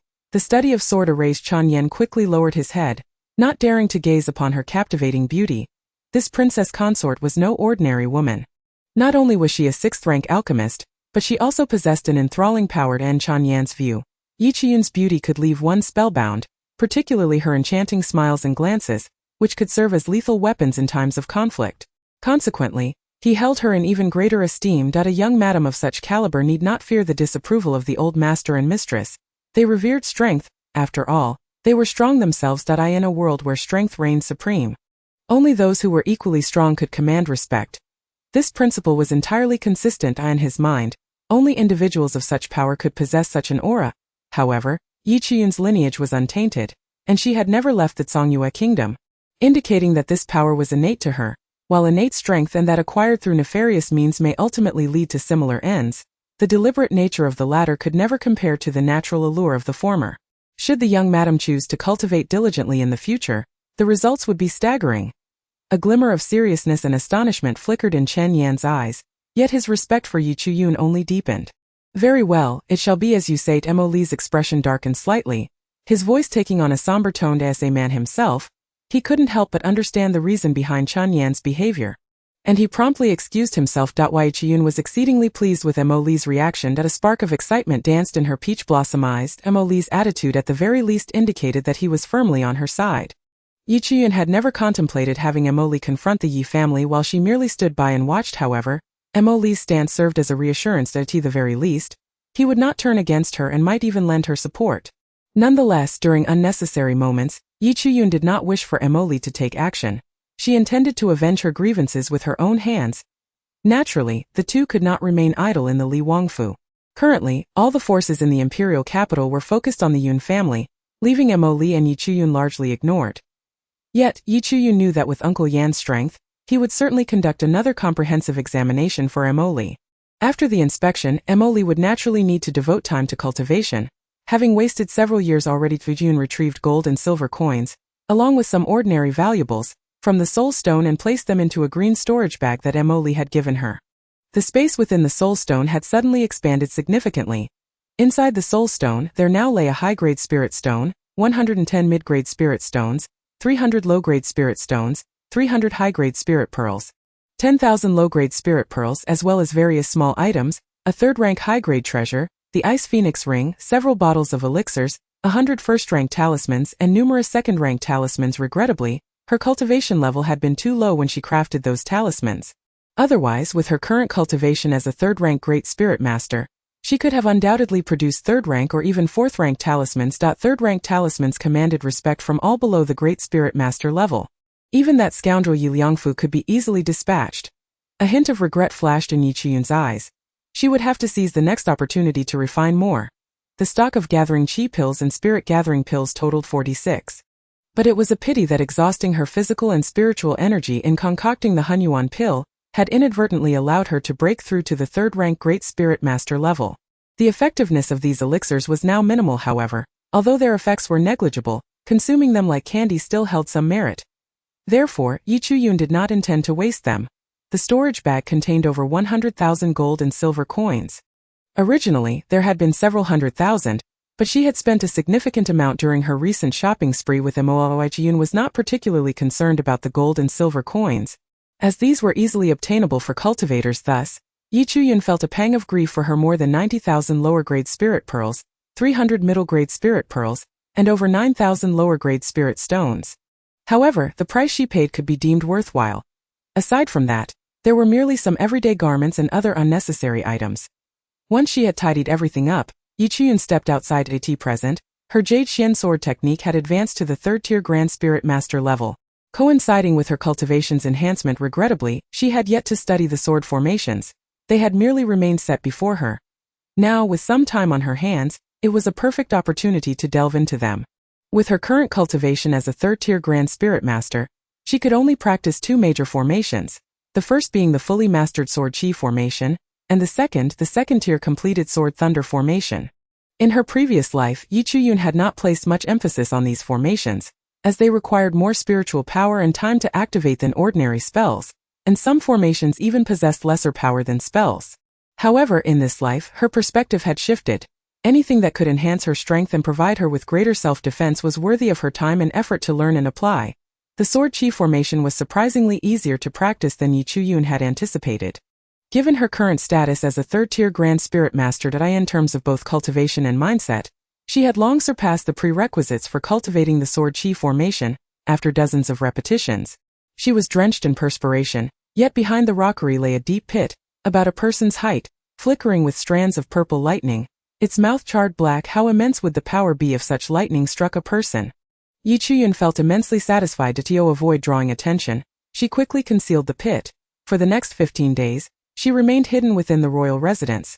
Whether practicing sword formations in the back garden or meditating in her room, she consumed pills as if they were mere candies. In the brief span of 15 days, her cultivation advanced directly from the third-tier Grand Spirit Master to the first-tier Spirit King. On this particular day, Yi Chuyun was practicing as usual but dared not train in the courtyard.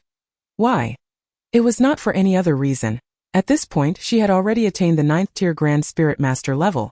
A figure of expertise within the entire Songyue kingdom, she felt the overwhelming spiritual energy within her, as the spiritual spring in her dantian had transformed into a vast spiritual lake, the aura so rich and viscous it seemed almost tangible. Chapter 81. Forced breakthrough. This was a forced breakthrough. Yet, she had only been cultivating for 10 days. In merely 10 days, she had surged from the 3rd-tier Grand Spirit Master to the 9th-tier Grand Spirit Master.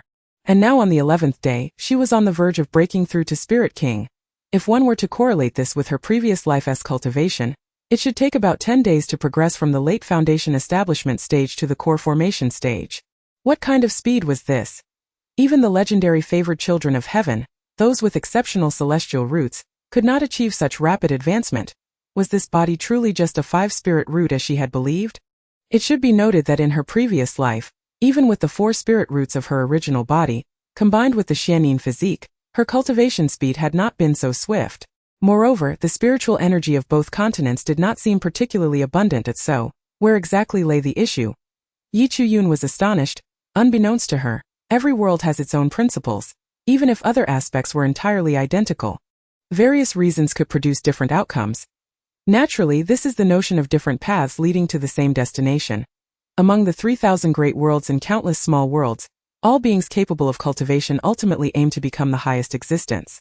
Therefore, her body in this world was a remarkably rare gem of exceptional quality. If placed in another world, constrained by certain limitations, it might not exhibit such extraordinary potential. Thus, her tragic demise once could be deemed worthwhile. Of course, until now, Yi Chuyun remained unaware of the reasons behind this. She merely felt a rather unpleasant expression on her face due to the lack of control over her situation, for she had not intended to break through so early.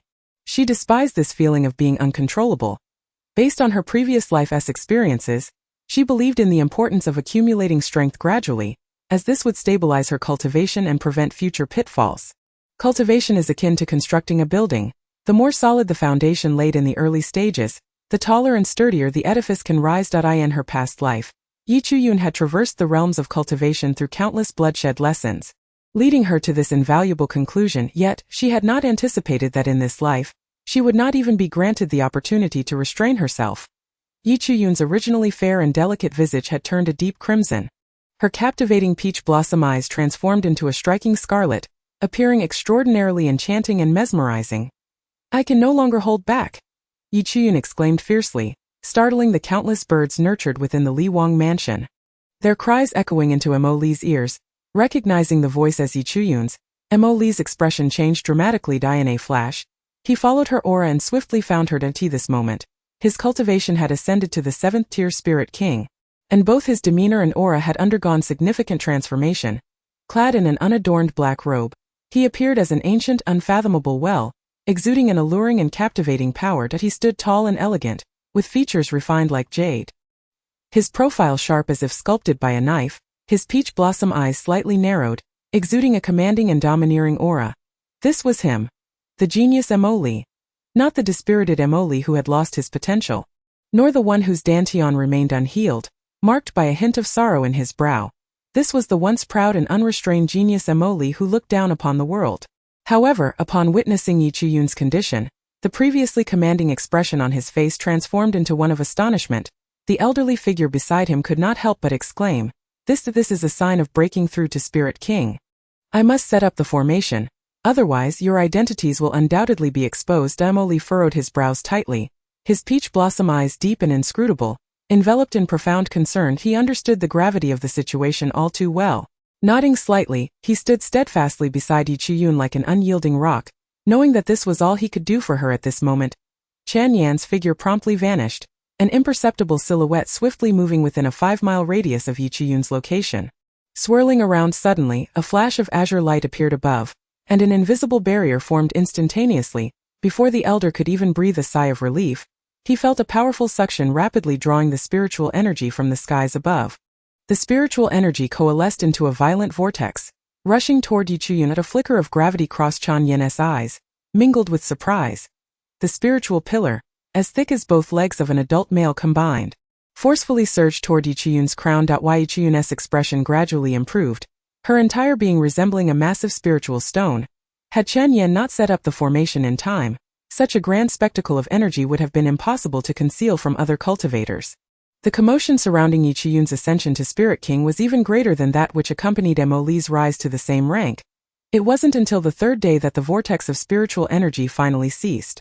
Regardless of whether it was Mo Li or Chan Yan, both were eager to see what level Yi Chuyun had attained. Upon reaching the Spirit King realm, if one possessed exceptionally high talent, they would frantically absorb the spiritual energy vortex, and due to the activation of their meridians, the absorption rate could be dozens of times higher than usual. In other words, under such conditions of elevation, it was even possible to leap several levels in one go. However, this time they were met with disappointment. Yi Chuyun had merely reached the 1st-tier Spirit King realm. Yet, this was not due to any deficiency in her aptitude or a lack of absorbed spiritual energy. On the contrary, her exceptional talent meant she absorbed far too much spiritual energy. Thus, even though it appeared to be dozens of times more than others under the same circumstances to Yi Chuyun, it was merely sufficient to reach the 1st-tier Spirit King realm. This phenomenon would become increasingly pronounced as Yi Chuyun's cultivation continued to rise. Of course, at the same time, her 1st-tier Spirit King was comparable to an ordinary 3rd or 4th-tier Spirit King. Yet, their momentary disappointment was fleeting. Just a mere 10 days ago, Yi Chuyun had been a mere 3rd-tier Grand Spirit Master, And now she had transformed into a first-tier spirit king. Was that not enough? Both Emily and Chan Yen felt a surge of frustration at this point. He was utterly convinced of the capabilities of this princess consort. Such talent was undeniably that of an unparalleled genius, making even their young master appear somewhat inferior in her presence. Even in their realm, those so-called geniuses could not possibly ascend from a powerless state to a first-tier spirit king in less than a month. If anyone were to dare speak ill of his young mistress in front of him again, they would surely face a reckoning. Chan Yen secretly cast a glance at his young master. With his cultivation, it was easy to discern that Yi Chuyun was still a maiden. He mused inwardly that his young master needed to step up his game. He must quickly win over the young mistress. Otherwise, once they departed from the Songyue kingdom and entered broader realms, with the young mistress's talent, it would be impossible for her to avoid attracting suitors. Chapter 82. The Tale of Bloodlines. Even if the young mistress showed no interest in others, those geniuses would still flock to her. Firstly, the young mistress was an exceptionally beautiful woman, and secondly, her unmatched talent would undoubtedly attract the admiration of all the world's elite. The Kanglan continent was vast beyond comprehension. Its end unknown, yet a legend circulated throughout it. Connected to bloodlines. It was said that the likelihood of producing offspring with powerful qualifications increased significantly when paired with cultivators possessing extraordinary bloodlines.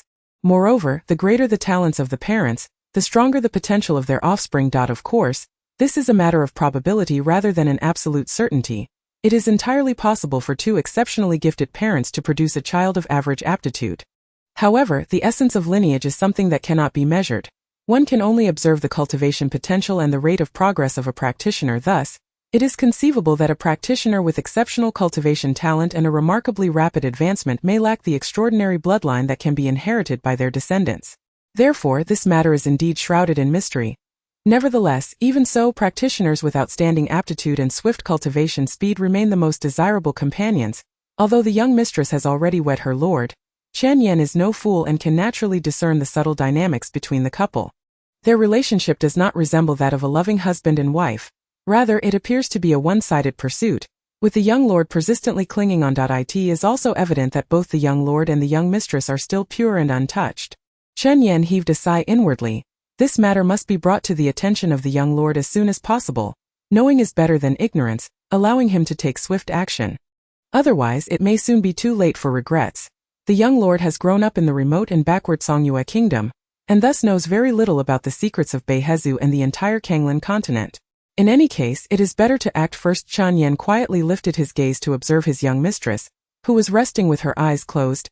Even with her eyes shut, she appeared like an exquisite jade, free from the embellishments of the world, radiating an intense sharpness. Chan Yen felt that even as a third-grade spirit emperor, he was somewhat reluctant to look directly at her. What level of prodigy is she? After a moment, her icy peach blossom eyes slowly opened, gazing at Emily, who was meditating beside her, and Chan Yen, who was guarding the grand formation above. Yi Chuyun rarely displayed a hint of gratitude. She had not expected that her cultivation would break through on its own, and under such circumstances, had no one been there to protect her, she could have encountered significant mishaps. Moreover, upon seeing the devastation around her, she realized that the process of condensing her golden core must have been quite grand. At that moment, she had no time to think too much, nor any energy to make other preparations, and could only cling tightly to a thread of clarity in her spiritual platform. While her spiritual power was in a state of rampage, It actively absorbed the external spiritual energy, beyond her control. Should her spiritual platform fall, the consequences could range from madness and loss of intelligence to sudden death. It seems that she must never suppress her cultivation again. Whether this is a good thing remains uncertain. Yi Chuyun frowned, however, glancing at the fleeting azure barrier above. Her expression softened a little. Had it not been for Chan Yan's grand formation, her identity would surely have been exposed. Yi Chuyun nodded towards Chan Yan and Emily, then sat cross-legged to introspect. It that moment, floating in her dantian was a golden core, as large as half a fist. A trace of joy finally appeared on Yi Chuyun's face. The transformation of spiritual energy into liquid and the condensing of the golden core represent a qualitative leap. However, compared to the golden core she condensed in her previous life, this golden core seems to be more solid and larger. This indicates that the quality of this golden core is superior to that of her previous life. The world believes that every realm is relatively similar for each individual.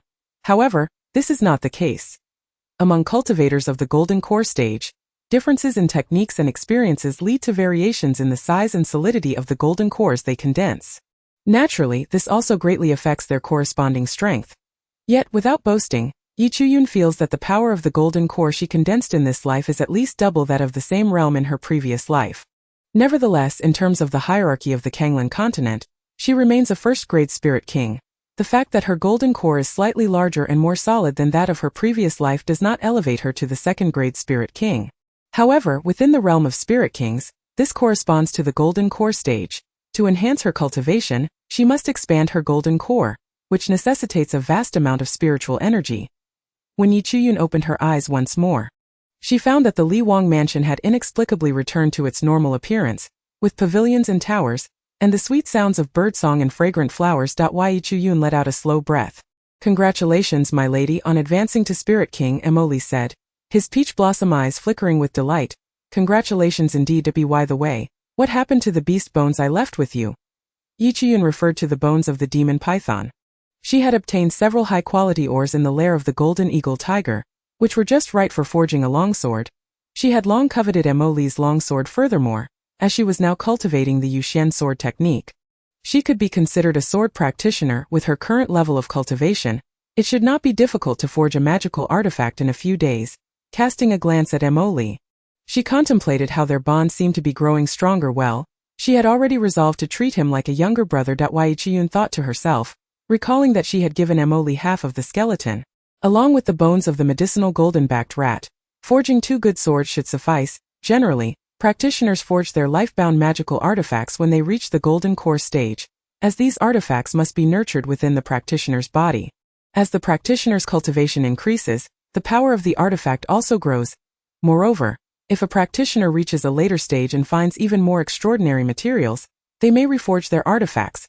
However, after consideration, Yi Chuyun decided against forging this sword as her life-bound magical artifact, opting instead to create an ordinary magical artifact for ease of combat. Now that she was a first-grade spirit king, the protective effects of her ice phoenix ring, small sword, and even her small bell were no longer substantial. Thus, if she did not forge a new treasure, she would indeed be left empty-handed. In the Kanglan continent, ordinary mortals wield weapons, cultivators below the Great Spirit Master realm use magical devices, practitioners below the Spirit King realm use magical artifacts, and those above the Spirit King realm best match with magical treasures. Naturally, Yi Chuyun looked down on forging magical artifacts and aimed directly for magical treasures. She recalled the storage capabilities of the Fengling Pearl and asked, "I wish to forge a magical treasure. Do you have any books on artifact forging?" Before Emoli could respond, Chan Yen exclaimed, "My lady possesses a talent for artifact forging." Yi Chuyun was immediately alert to Chan Yen addressing her as my lady rather than princess. Chan Yen suddenly remembered, but now he had fully acknowledged Yi Chuyun. Even calling her my lady was no great issue, so he did not offer further explanation, merely gazing at Yi Chuyun in puzzlement. Yi Chuyun looked at Emoli, who nodded, a glimmer of light seemingly flashing in his eyes. Chapter 83. Casual formulation. Since Emoli had not voiced any objections, perhaps it was due to their close master-servant relationship that he referred to Emoli as young master behind his back. This indirectly suggested that Chan Yen likely had no ties to the royal family. As Emoli was a prince, if Chan Yen were a member of the royal family, he would naturally not address him as young master.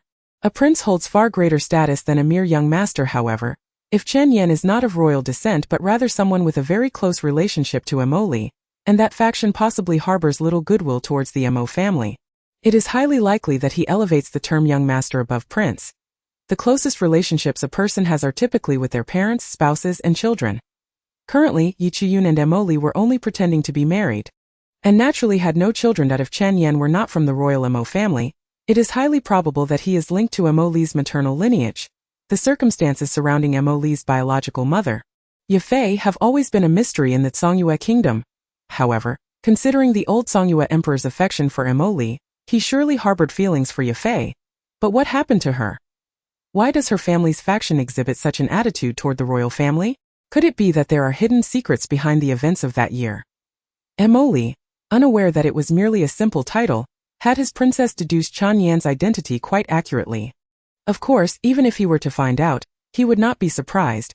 His little lady is truly an exceptionally clever person. Yi Chuyun recalled that Chan Yan had previously addressed her as princess.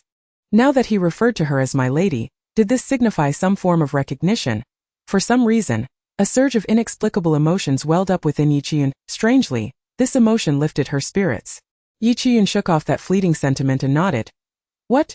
You are already a 6th grade alchemist? Yi Chiyun exclaimed in bewilderment. Who told you I am a 6th grade alchemist? At this, Chen Yan became agitated, but our young lord's condition could only have been cured by an alchemist of 6th grade or higher. Yi Chiyun instinctively replied, that was merely something I casually concocted. Emily stumbled slightly, thinking, what to do with this little lady? She speaks such outrageous nonsense with perfect seriousness. He had witnessed firsthand that the medicinal pill was crafted with her very life. How could she boast so nonchalantly? Truly, he was smitten with this little lady. Yet, recalling her fierce determination when crafting the Hunyuan pill, warmth filled his heart. His enchanting peach blossom eyes narrowed slightly, and the corners of his mouth curved into a smile. Reflecting his very good mood, in truth, Yi Chiyun did not lie. She simply found her current physical strength to be inadequate in her previous life. Crafting a simple Hunyuan pill was indeed a trivial matter. Chun Yan's reaction was similar to Emoli's initial response, utterly speechless. My lady, do you truly understand what you are saying? A casually concocted medicinal pill could heal someone whose dantian has been shattered for years. Are you joking? Observing Chun Yan's expression as though struck by lightning, Yi Chiyun couldn't help but giggle, her laughter causing her to sway charmingly. In reality, Yi Chiyun had no intention of teasing Chun Yan. She merely found his shocked expression to be quite amusing. Thus, this embodies the essence of feigning weakness to overpower the strong. In her past life, Yi Chiyun had savored the sweetness of this strategy. And naturally, she found it exhilarating. However, in her previous existence, the ones who were toyed with by Yi Chiyun were predominantly her adversaries. Those despicable men either coveted her body or sought to seize her possessions while simultaneously desiring her physical form. Therefore, they all deserved their fates. Reflecting on the unsavory incidents from her past life, a more radiant smile blossomed on Yi Chiyun's face. Her enchanting peach blossom eyes seemed veiled with a mist, obscuring her true emotions, yet her stunningly beautiful visage radiated with delight. Chen Yan finally realized that he had been intimidated by a mere first-rank spirit king, a notion he had never entertained before. After acquiring the items, she hastily urged him to depart, as she needed to refine the treasures promptly for her own peace of mind. As her cultivation advanced, the adversaries she faced would inevitably become increasingly formidable. Yi Chiyun retrieved beast bones, arranging 2 porcelain white skeletal frames, one large and one small, before her. Instead of hastily proceeding, she began perusing the book that Emoli had provided her. Upon closer inspection, she was startled to discover it was the fellow's personal notes. Suggesting his crafting skills were commendable. With this revelation, Yi Chiyun became even more engrossed in her reading. She swiftly discerned that the methods of crafting in the Kanglan continent diverged from those of the wilderness continent in her past life. While the refining process in the wilderness continent merely entailed the removal of impurities, in Kanglan, one must additionally set up a small spirit-gathering array aligned with the materials. Consequently, the treasures forged would inherently possess greater spiritual energy. Yi Chiyun was not foolish. She quickly grasped this concept, and her peach blossom eyes sparkled with newfound excitement. Treasures crafted in this manner brimmed with vitality. No wonder she felt that the artifacts of Kanglan were more potent than those of the wilderness. So, if used properly, could she not merge the advantages of crafting techniques from both worlds? Yi Chiyun's enthusiasm grew as a formidable cultivator in the harmonization stage. In her past life, she was hardly a novice in crafting. Thus, her earlier declaration to study crafting texts was merely an excuse to understand the treasure's rich spiritual essence. Now enlightened, she set to work. First, she arranged 4 spirit pearls to create a small spirit-gathering array in the 4 cardinal directions. Then controlled the skeletons with her soul force, unleashing spirit fire to melt away the impurities on the frames. Initially, Yi Chiyun struggled to adjust to her cultivation level, causing the flames to flare up uncontrollably. Nearly incinerating half the skeleton, startling her gradually, she moderated the release of the spirit fire until she acclimated, then slowly intensified it. Soon, the 2 porcelain white skeletal frames transformed into 2 shimmering orbs of liquid. Upon closer inspection, however, they exhibited distinct hues. The serpent's frame bore a hint of azure, while the golden-backed mouse's frame shimmered faintly with gold. The colors were subtle yet unmistakable, as each skeletal frame retained its unique spiritual attributes. Yi Chiyun fused the 2 skeletal structures until the color merged into a jade-white shade, then divided the liquid into 2 orbs, one larger and one smaller. With a swift movement, she struck the ground, propelling herself backward, yet the 2 liquid orbs remained steadfast. Yi Chiyun grounded herself, suddenly opening her eyes wide, swiftly chanting incantations. After reciting them thrice, she commanded, "Congeal." Astonishingly, the 2 jade-like liquids obediently began to take the form of swords.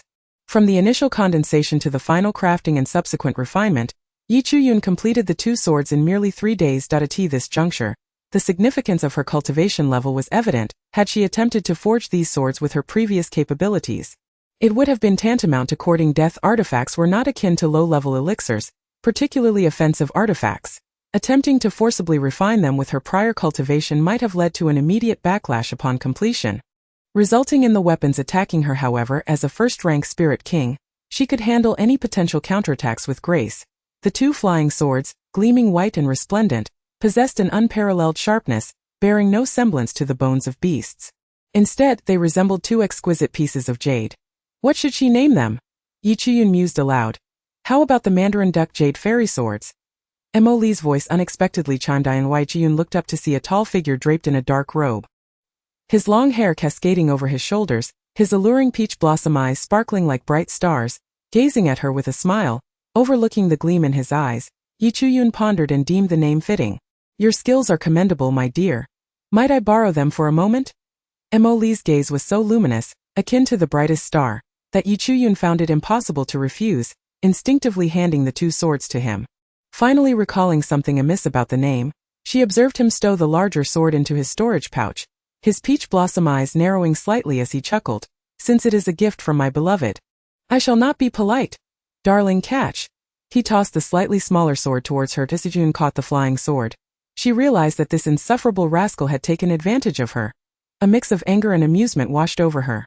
She was vexed that she had once again fallen into his trap, yet delighted that she had intended to forge a sword for him as well. Unintentionally, she had created a pair of swords. Though they were not complementary, their shapes and sizes were perfectly matched. Was her subconscious playing tricks on her? Or had this enchanting rogue bewitched her? Yi Chuyun cast a wary glance at Mo Li, only to meet his playful gaze, which unmistakably bore a triumphant smirk. With a cold huff, she promptly stored her sword in her pouch. Disregarding him, Mo Li, undeterred, remarked, Do you wish to keep your eyes on me until the end of time? I have no objections. His gentle gaze lingered on her, a smile gracing his lips, but some may be growing impatient at why Yi Chuyun's expression shifted slightly at Mo Li's words. The Yi family had arrived. Indeed, they are clamoring for you to come out. So fierce. My darling must protect this useless one. Mo Li's eyes shone brightly, yet he spoke in an exaggerated tone, eliciting a mix of amusement and disbelief from Yi Chuyun. She was eager to see who was so eager to come confront her. To Yi Chuyun, You coward! Useless! Come out, you wretched girl! Before she could even see the visitor, she heard the brazen shouts, which truly left her both amused and exasperated. After all, the Li Wang mansion was in a sense her territory now. Did they truly believe her to be an easy target? With a captivating smile adorning her face, Yi Chuyun sauntered outside, where she encountered 2 strikingly beautiful young women. Were those not Yi Lingzhu and Yi Shangyun? The sisters had come for her. Chuyun sister, you finally emerged. We thought something had happened to you since you've been gone for so long. Yi Shangyun stepped forward, her soft face displaying concern, though a glimmer of something more sinister flickered in her eyes. As she approached and grasped Yi Chuyun's hand, upon seeing her increasingly stunning beauty, a flash of jealousy crossed her gaze. Meanwhile, a hint of inexplicable excitement danced in Yi Shangyun's heart. What was she so thrilled about? Yi Shangyun gently squeezed Yi Chuyun's hand before releasing it, her face alight with anticipation. This poison was something the Gu family had painstakingly procured, colorless and tasteless. It was exponentially more malevolent than the Hell's Guide and required another person's body as a medium to infiltrate Yi Chuyun's. Holding her own body in high regard, Yi Shangyun had no intention of undertaking such a task herself. However, if she did not act, her mother and brother would undoubtedly be threatened by the Gu family. For the sake of her mother and brother, and to rid herself of the loathed Yi Chuyun, Yi Shangyun was willing to take the risk. Nevertheless, after everything that had transpired, she no longer dared to view Yi Chuyun as the naive girl of the past. Thus, she merely gave her a gentle grip before letting go. Even if she intended to eliminate Yi Chuyun, she wished to distance herself from the act. For Yi Chuyun, the waste of space deserved whatever fate befell her. Yi Chuyun seemed to perceive Yi Shangyun's scheme. Her smile enigmatic as she fixed her gaze upon her, causing Yi Shangyun to feel a shiver down her spine. Meanwhile, Yi Lingzhu, holding a long whip, had grown impatient. I told you mother's plan was futile. It's because you are utterly useless. Allow me to handle this. I shall make this waste kneel and beg for mercy. With that, she swung her whip towards Yi Chuyun, before Yi Lingzhu could react. Yi Chuyun's palm shot forward, leaving her no room for escape. Shocked and furious, Yi Lingzhu exclaimed, Yi Chuyun, how dare you? If you lay a hand on me, my mother and sister will surely make you pay. Yi Chuyun effortlessly caught Yi Lingzhu's whip between her fingers, her delicate face paling slightly as Yi Chuyun's palm approached her. Hearing those words, Yi Lingzhu felt emboldened. Fool! Yi Xiangyun silently cursed, although she was less powerful than Yi Lingzhu. Her eyes were perceptive. She had not fully grasped how Yi Chuyun had countered. All she felt was a gust of wind, and Yi Lingzhu could not withstand even a single move, no, not even half a move. I can spare your life on the condition that you kneel and beg for mercy, Yi Chuyun said, a slight smirk gracing her lips as a glint of coldness flashed in her eyes. Her expression remaining cheerful for some inexplicable reason, Yi Xiangyun found Yi Chuyun's demeanor even more terrifying, since when had Yi Chuyun undergone such a transformation? At this moment, Yi Xiangyun belatedly realized that the chasm between herself, along with the sisters Yi Lingzhu and Yi Chuyun, had grown ever wider. You deluded fool! Do you truly think this lady would kneel and beg for mercy? Do you feel worthy of such a thing? You ought to meet the same fate as your deceased mother and brother. Depart this world early. The cold glimmer in Yi Chuyun's eyes intensified, her enchanting peach blossom gaze narrowing slightly, her smile increasingly beguiling, revealing that Yi Lingzhu had indeed touched her sensitive spot. You repeat that? Yi Chuyun maintained her smile, though her voice darkened. Believing that Yi Chuyun was frightened, Yi Lingzhu, filled with excitement, exclaimed, if you want me to repeat it. I shall, you worthless wretch. Do you think you have any right? You should perish alongside your dead mother and brother. No sooner had the words left her mouth than a piercing scream echoed through the air, blood staining the ground at Yi Lingzhu's delicate face contorted in pain. As the youngest daughter of the Gu family, she had been pampered since childhood and had never endured such torment. The slightest bruise would have her family in anguish. Yet now her tendons had been severed. The agony was palpable, and as she incredulously raised her head, her expression was one of venomous hatred directed at Yi Chuyun. You Yi Chuyun, how dare you sever my tendons? Do you not fear what my mother and siblings will do upon discovering this? Yi Chuyun continued to smile with a breathtaking beauty, but to Yi Lingzhu, that smile was nothing short of provocation, fueling her fury further. Yet in that moment she found herself at a loss for a proper response, resorting to turning sharply to Yi Xiangyun and declaring, Yi Xiangyun, are you dead? How can you just stand there and watch as I suffer such a fate? I will inform our mother, and she shall have your tendons severed too. Yi Lingzhu glared at Yi Xiangyun with resentment, her unreasonable demands spilling forth. Why aren't you hastening to assist me? Yi Xiangyun averted her gaze slightly, a flicker of resentment flashing in her eyes, thinking of the insufferable and unreasonable Yi Lingzhu. She deserved her fate, however. She understood that if Yi Lingzhu could not contend with Yi Chuyun, then she certainly stood no chance. For although Yi Lingzhu was foolish, her talent surpassed her own, aided by the Gu family's favor, making it far easier for her to procure superior medicinal elixirs. Thus, while she was merely a 5th-grade spirit apprentice, Yi Lingzhu, the simpleton, boasted a 7th-grade spirit apprentice level. What was she to do? Yi Xiangyun hurried to support Yi Lingzhu, all the while devising a plan to placate Yi Chuyun. Though she now recognized that Yi Chuyun had evolved beyond her former self, she feigned a pitiful expression, gazing incredulously at Yi Chuyun's sister Chuyun. I know your heart is heavy. You love the crown prince, not the Li Wang. But now that you are the Li Wangfei, why take out your frustrations on me and sister for? After all, we are still your sisters. Apologize to sister for at once. Upon hearing Yi Xiangyun's earnest yet nonsensical plea, Yi Lingzhu was momentarily stunned, and even Yi Chuyun's expression grew complex. Did they truly believe she remained the naive, easily manipulated Yi Chuyun of yore? Furthermore, who had informed her that she favored the crown prince? That superficial, self-important fool was not her preference. The foolish Yi Chuyun had long been vanquished by Yi Lingzhu, or rather, by the combined machinations of the Yi family and the crown prince, ultimately meeting her demise at Yi Lingzhu's hands regardless. That grudge must be repaid. Did they think they could use this to threaten her? Yet, observing Yi Lingzhu's disheveled hair and the pool of blood at her feet, a playful spirit suddenly seized Yi Chuyun. Since it was not yet time to eliminate them, why not entertain herself a little? With a smile that danced on the edge of mockery, she asked, Oh, and what do you suggest I do? Moreover, in just a few days the Yi family's clan competition would commence. Why then? Surely Yi Chuyun would receive an invitation. Allowing the clan's prodigies to deal with her. This thought, Yi Xiangyun felt a twinge of resentment. Had it not been for Yi Lingzhu's foolish vendetta against Yi Chuyun, they would never have found themselves in such a predicament. Now, with trouble brewing, it was her silver tongue that would have to extricate them from this mess. Truly unfortunate. You struck my sister who is the youngest.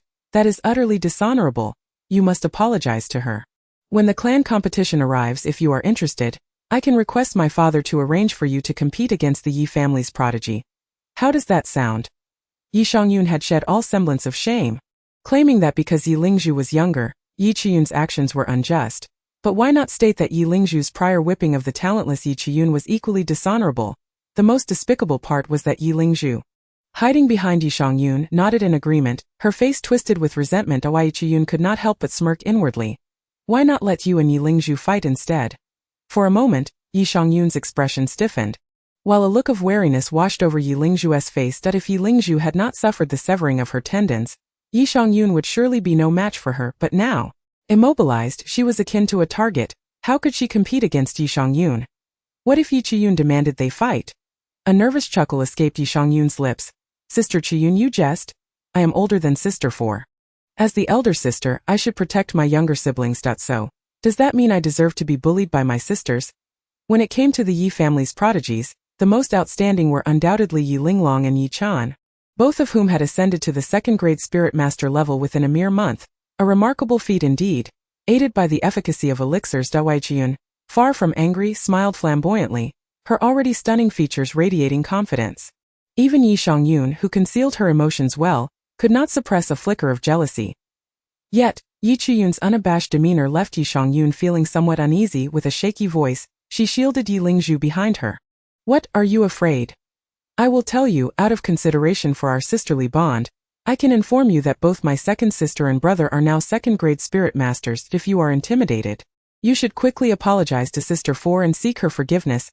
Otherwise, a confrontation is inevitable. Blades have no eyes. Should you be harmed, we would be none the wiser. You mean to say that if I apologize now, I can avoid participating in the clan competition? Yi Qiyun found the proposal laughable.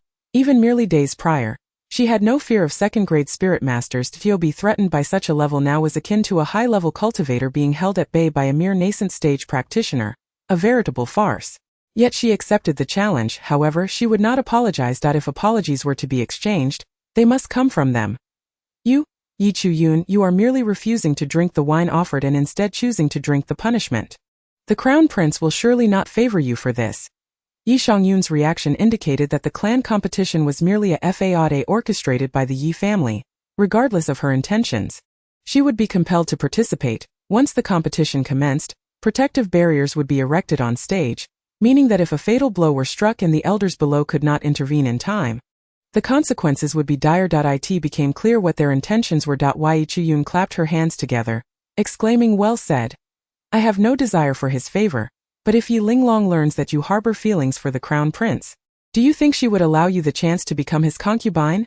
Yi Qiyun's intention was merely to provoke Yi Xiangyun, yet she was taken aback when a flicker of panic mixed with delight crossed her face. A most peculiar expression. If Yi Xiangyun did not have feelings for the crown prince, she would not exhibit such a reaction. Clearly, she harbored affections for him. In light of this revelation, all doubts were dispelled. Why did Yi Xiangyun despise Yi Qiyun so vehemently? Logically, Yi Qiyun's existence should not have posed a threat to her, even if her presence was a thorn in the side of the Gu family. After all, no matter how much Yi Xiangyun might flail about, she was merely a concubine's daughter. Even within a family of cultivators, there exists a stark distinction between legitimate and illegitimate offspring, due to the influence of bloodlines on the descendants of cultivators. Unions between members of different families were favored. Concubines typically hailed from impoverished or lower status families, resulting in offspring of lesser quality. Consequently, legitimate children generally possessed better qualifications than their illegitimate counterparts. Thus, Yi Qiyun's presence would not hinder Yi Xiangyun in any meaningful way. Their statuses were not comparable, yet Yi Xiangyun chose to harm Yi Qiyun, manipulating her with ease. Was it not jealousy? Even if she understood that the Gu family would not permit Yi Qiyun to marry the crown prince, and that the royal family would never accept a useless individual as the crown prince's consort, Yi Xiangyun's jealousy toward Yi Qiyun was palpable. Why was it that this waste could be the crown prince's fiancée simply because of her legitimate status? Why could she, despite her efforts, never ascend to that position? This was a twisted form of hatred, yet Yi Xiangyun dared not direct her resentment toward Yi Linglong and Yi Lingzhu, simply because they were daughters of the Gu family. Their qualifications eclipsed her own. Thus, Yi Xiangyun epitomized the archetype of someone who bullies the weak while fearing the strong. Yet her feelings for the crown prince would forever remain buried deep within. For the Gu family would never allow their talented daughter to share a husband with a daughter they had raised from a concubine status. It is akin to having raised a treacherous wolf. However, as long as the young Gu clan does not find satisfaction, she Yi Chuyun shall find her own. Compared to the transgression she committed against the original Yi Chuyun, her current intentions are but trifles. Suddenly, Yi Chuyun leaned closer to Yi Shangyun, startling her into a step back, as a voice thundered in her ear like a bolt of lightning. To be frank, I no longer harbor feelings for the crown prince. Yet I am aware that you have long cherished him, enduring great hardship for that affection. Why should Yi Linglong find it so effortless to wed the crown prince, while you cannot even utter your feelings for him? Yi Shangyun's face drained of color, her expression pale, but upon turning, she was met with Yi Lingzhu's wide-eyed, bewildered gaze, followed by a resentful look directed at Yi Chuyun. It dawned on Yi Shangyun that Yi Chuyun had employed some secretive method to transmit her thoughts. One must remember that only a Grand Spirit Master or above possesses the capability to initiate such clandestine communications. If a Grand Spirit Master were to sever this secret transmission, she would be rendered unable to hear or respond. Could it be that Yi Chuyun has already attained the status of a Grand Spirit Master? The thought startled Yi Shangyun. If Yi Chuyun truly were a Grand Spirit Master, then her earlier threats would be nothing short of ridiculous. She had dared to use Yi Linglong as leverage against Yi Chuyun. Yi Linglong was but a mere second-tier Spirit Master. Should Yi Chuyun indeed be a Grand Spirit Master, then not only Yi Linglong but even her father, Yi Taifu, could potentially be bested. Upon reaching the realm of Grand Spirit Master, one's cultivation progresses at an exceedingly slow pace. Thus, Yi Taifu had made little advancement over the past month, remaining a first-tier Grand Spirit Master. Moreover, even the Crown Prince himself has only achieved a fifth-tier Spirit Master level. Hence, how could Yi Chuyun, a Grand Spirit Master, possibly harbor affection for a mere fifth-tier Spirit Master? In the kingdom of Songyue, genuine emotions between men and women are scarce. Instead, relationships are often dictated by disparities in talent and cultivation, leading to conquests and dependencies. Even Yi Linglong, whose cultivation currently falls short of the Crown Prince's, would likely disdain him should her own cultivation surpass his in the future. Yi Shangyun could be almost certain of this, for Yi Linglong has always been a cold-hearted individual, proud and aloof. In her eyes, those inferior in strength are naught but waste, mere insects, more insignificant than dust. Merely gazing upon them is an affront to her dignity. Yet Yi Shangyun genuinely harbors feelings for the Crown Prince. She is not like Yi Linglong. Although she is astonished and cannot fully believe it, even feeling a twinge of jealousy, she finally comprehends that the current Yi Chuyun is no longer the pawn she once manipulated. Observing her fluctuating demeanor, Yi Chuyun continued to entice. Do you truly believe that by assisting the young Gu clan, she will allow you to be with the Crown Prince? Do not be foolish. He is her son-in-law. What do you amount to? A flicker of resentment flashed in Yi Shangyun's eyes, and she could not deny the truth in Yi Chuyun's words, setting aside their past grievances. How could she remain oblivious to how the young Gu clan has treated her aunt and younger brother over the years? If she were to side with the young Gu clan, a union with her beloved Crown Prince would be utterly unattainable, for as Yi Chuyun surmised, the young Gu clan would not permit her to foster a treacherous wolf. In their eyes, all her actions are for the sake of her 3 children. And illegitimate offspring are merely pawns. Have you pondered your options? Should you choose to aid me, I can facilitate your union with the Crown Prince. Together in demise, Yi Chuyun thought to herself. Yi Shangyun is an accomplice in the original host's demise.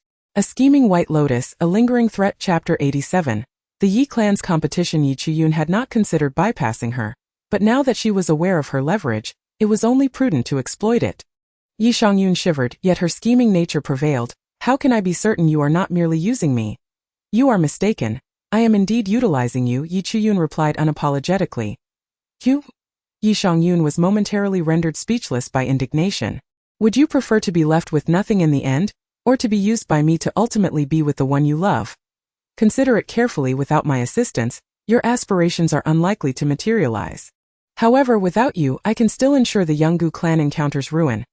Yi Chuyun's assertive declaration sent a tremor through Yi Shangyun. Gritting her teeth, she resolved, very well, I shall cooperate with you. No, you shall accept my utilization. Yi Chuyun was unwilling to concede even a fraction of the advantage. Yi Shangyun found herself with no alternative. Rather than standing by the young Gu clan and ending up with nothing, she would gamble on this opportunity. Just now, I employed a form of poison on you, more insidious than the previous Yen Luo's guiding poison, instigated by Lady Yi. However, from your appearance, it seems you have suffered no grave harm? Although the influence of the secret transmission diminishes one's emotions significantly, Yi Chuyun discerned the hint of doubt in Yi Shangyun's tone. How laughable. She is now a formidable spirit king. To think a mere toxin could incapacitate her is rather naive on the Younggu clan's part. Excellent. This Younggu clan is tenaciously obstinate. This time, she would ensure the truth of her maternal facade is revealed, exposing her true nature to all the members of the Yi family. When Yi Shangyun noticed Yi Chuyun had ceased her responses, she assumed their secret transmission had been severed, promptly exclaiming, after reaching an agreement with Yi Chuyun, "We must swiftly depart with Yi Lingzhu." However, she could not leave without delivering a final cutting remark. Yi Lingzhu is a fool, while the Younggu clan is astute. Yi Chuyun maintained her smile, waiting for Yi Shangyun to assist Yi Lingzhu in leaving before her expression finally sobered. The clan competition of the Yi family was merely days away. Yet, she was quite pleased with this initial skirmish. Only after Yi Shangyun had taken her leave with Yi Lingzhu did the tall figure of Emoli gradually emerge. "I think being a waste is rather appealing." Emoli suddenly remarked. Why Yi Chuyun shot him a glare, and they exchanged smiles. Indeed, it has its merits, especially witnessing the arrogant fools receive a well-deserved lesson. What a gratifying sight. Let us ensure this commendable virtue is passed down. Yi Chuyun had made her decision. A few days later, the Yi family's clan competition arrived as anticipated, a day eagerly awaited by all within the Yi family. Achieving a commendable rank in this competition would allow representation of the clan in the national assessment, providing exceptional youths the opportunity to interact with the royal family's outstanding talents. Unmarried women were hopeful to catch the eye of a prince, while unmarried men naturally aspired to impress the royal daughters. Consequently, the clan competition was a lively affair. The entire Yi estate spanned several acres, and the training grounds alone covered an acre. A massive platform had been erected in the arena, already surrounded by throngs of people. Among them were not only the young cultivators of the Yi clan but also cultivators from prominent families across Zhongyue, including the royal family. Look, there stands the genius of the Shao family. Only 10 years old yet already a 6th-tier spirit apprentice. Though not extraordinarily gifted, such cultivation is commendable. That is the genius of the Mu family, comparable to the Shao genius. However, it seems the Mu family has sent fewer representatives to our Yi clan's competition this year than before. You see, the Mu family is also preparing for their clan competition soon, so their geniuses are busy with family matters. Those present are merely distant branches, here to observe the excitement, remarked an informed cultivator, causing the crowd to lose interest in the Mu clan's representatives. Distant branches? What prospects could they possibly hold? The speaker was met with several disdainful glares from the Mu clan's cultivators. Even if they were distant branches, they still represented the Mu family. Disparaging them was, in a sense, disparaging the Mu family itself. However, given their current lack of numbers, they could not afford to provoke a confrontation, especially since the distant branches were not particularly formidable either. Otherwise, they would have acted long ago in Zhongyue. The relationships among the four major families, including the royal Mo family, were exceedingly intricate over the years. Numerous alliances had been forged through marriage. However, once interests were at stake, both overt and covert conflicts became intense. Each family desired growth at the expense of others, thus placing great importance on clan competitions. Every year, these families would deliberately schedule their clan competitions to avoid overlap, allowing their cultivators to gain insight into the strengths of their rivals' younger generations. The prowess of these juniors would, to some extent, determine the future strength of their respective families. Nonetheless, they also kept a watchful eye on families not on their level. The Yi family had made rapid advancements in formations over the past few years, and with the current head of the family being the daughter of the Gu clan, the most outstanding junior of the Yi family had ties to the Gu family, drawing even greater scrutiny towards the Yi clan's competition. Those are the cultivators from the Gu family, truly worthy of their name. That 9-year-old boy is already a 6th-tier spirit apprentice. He surpasses the 11-year-old genius of the Shao family. The Gu family and Yi family are in-laws. Why have so few come this time? Only a handful of Gu clan members were present, including Gu Lanshan, Gu Qingcheng, Gu Yensong, the 9-year-old 6th-tier spirit apprentice, and a stern-looking middle-aged man. And no others were in sight. I have heard that the Gu family has never been particularly respectful towards Madame Yi, and it seems to be due to the influence of Yi Linglong and Yi Chan. Isn't Madame Yi a daughter of the Gu family? Why then does the Gu family fail to show her any deference? Some are puzzled. However, the topic was quickly changed. Look, it's the cultivators from the Yun family. Rumor has it that the Yun family has produced a beauty. Indeed, it appears to be true.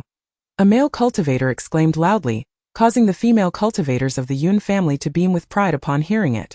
It is said that the young master of the Yun family has acquired a golden eagle tiger and also obtained eagle tiger grass.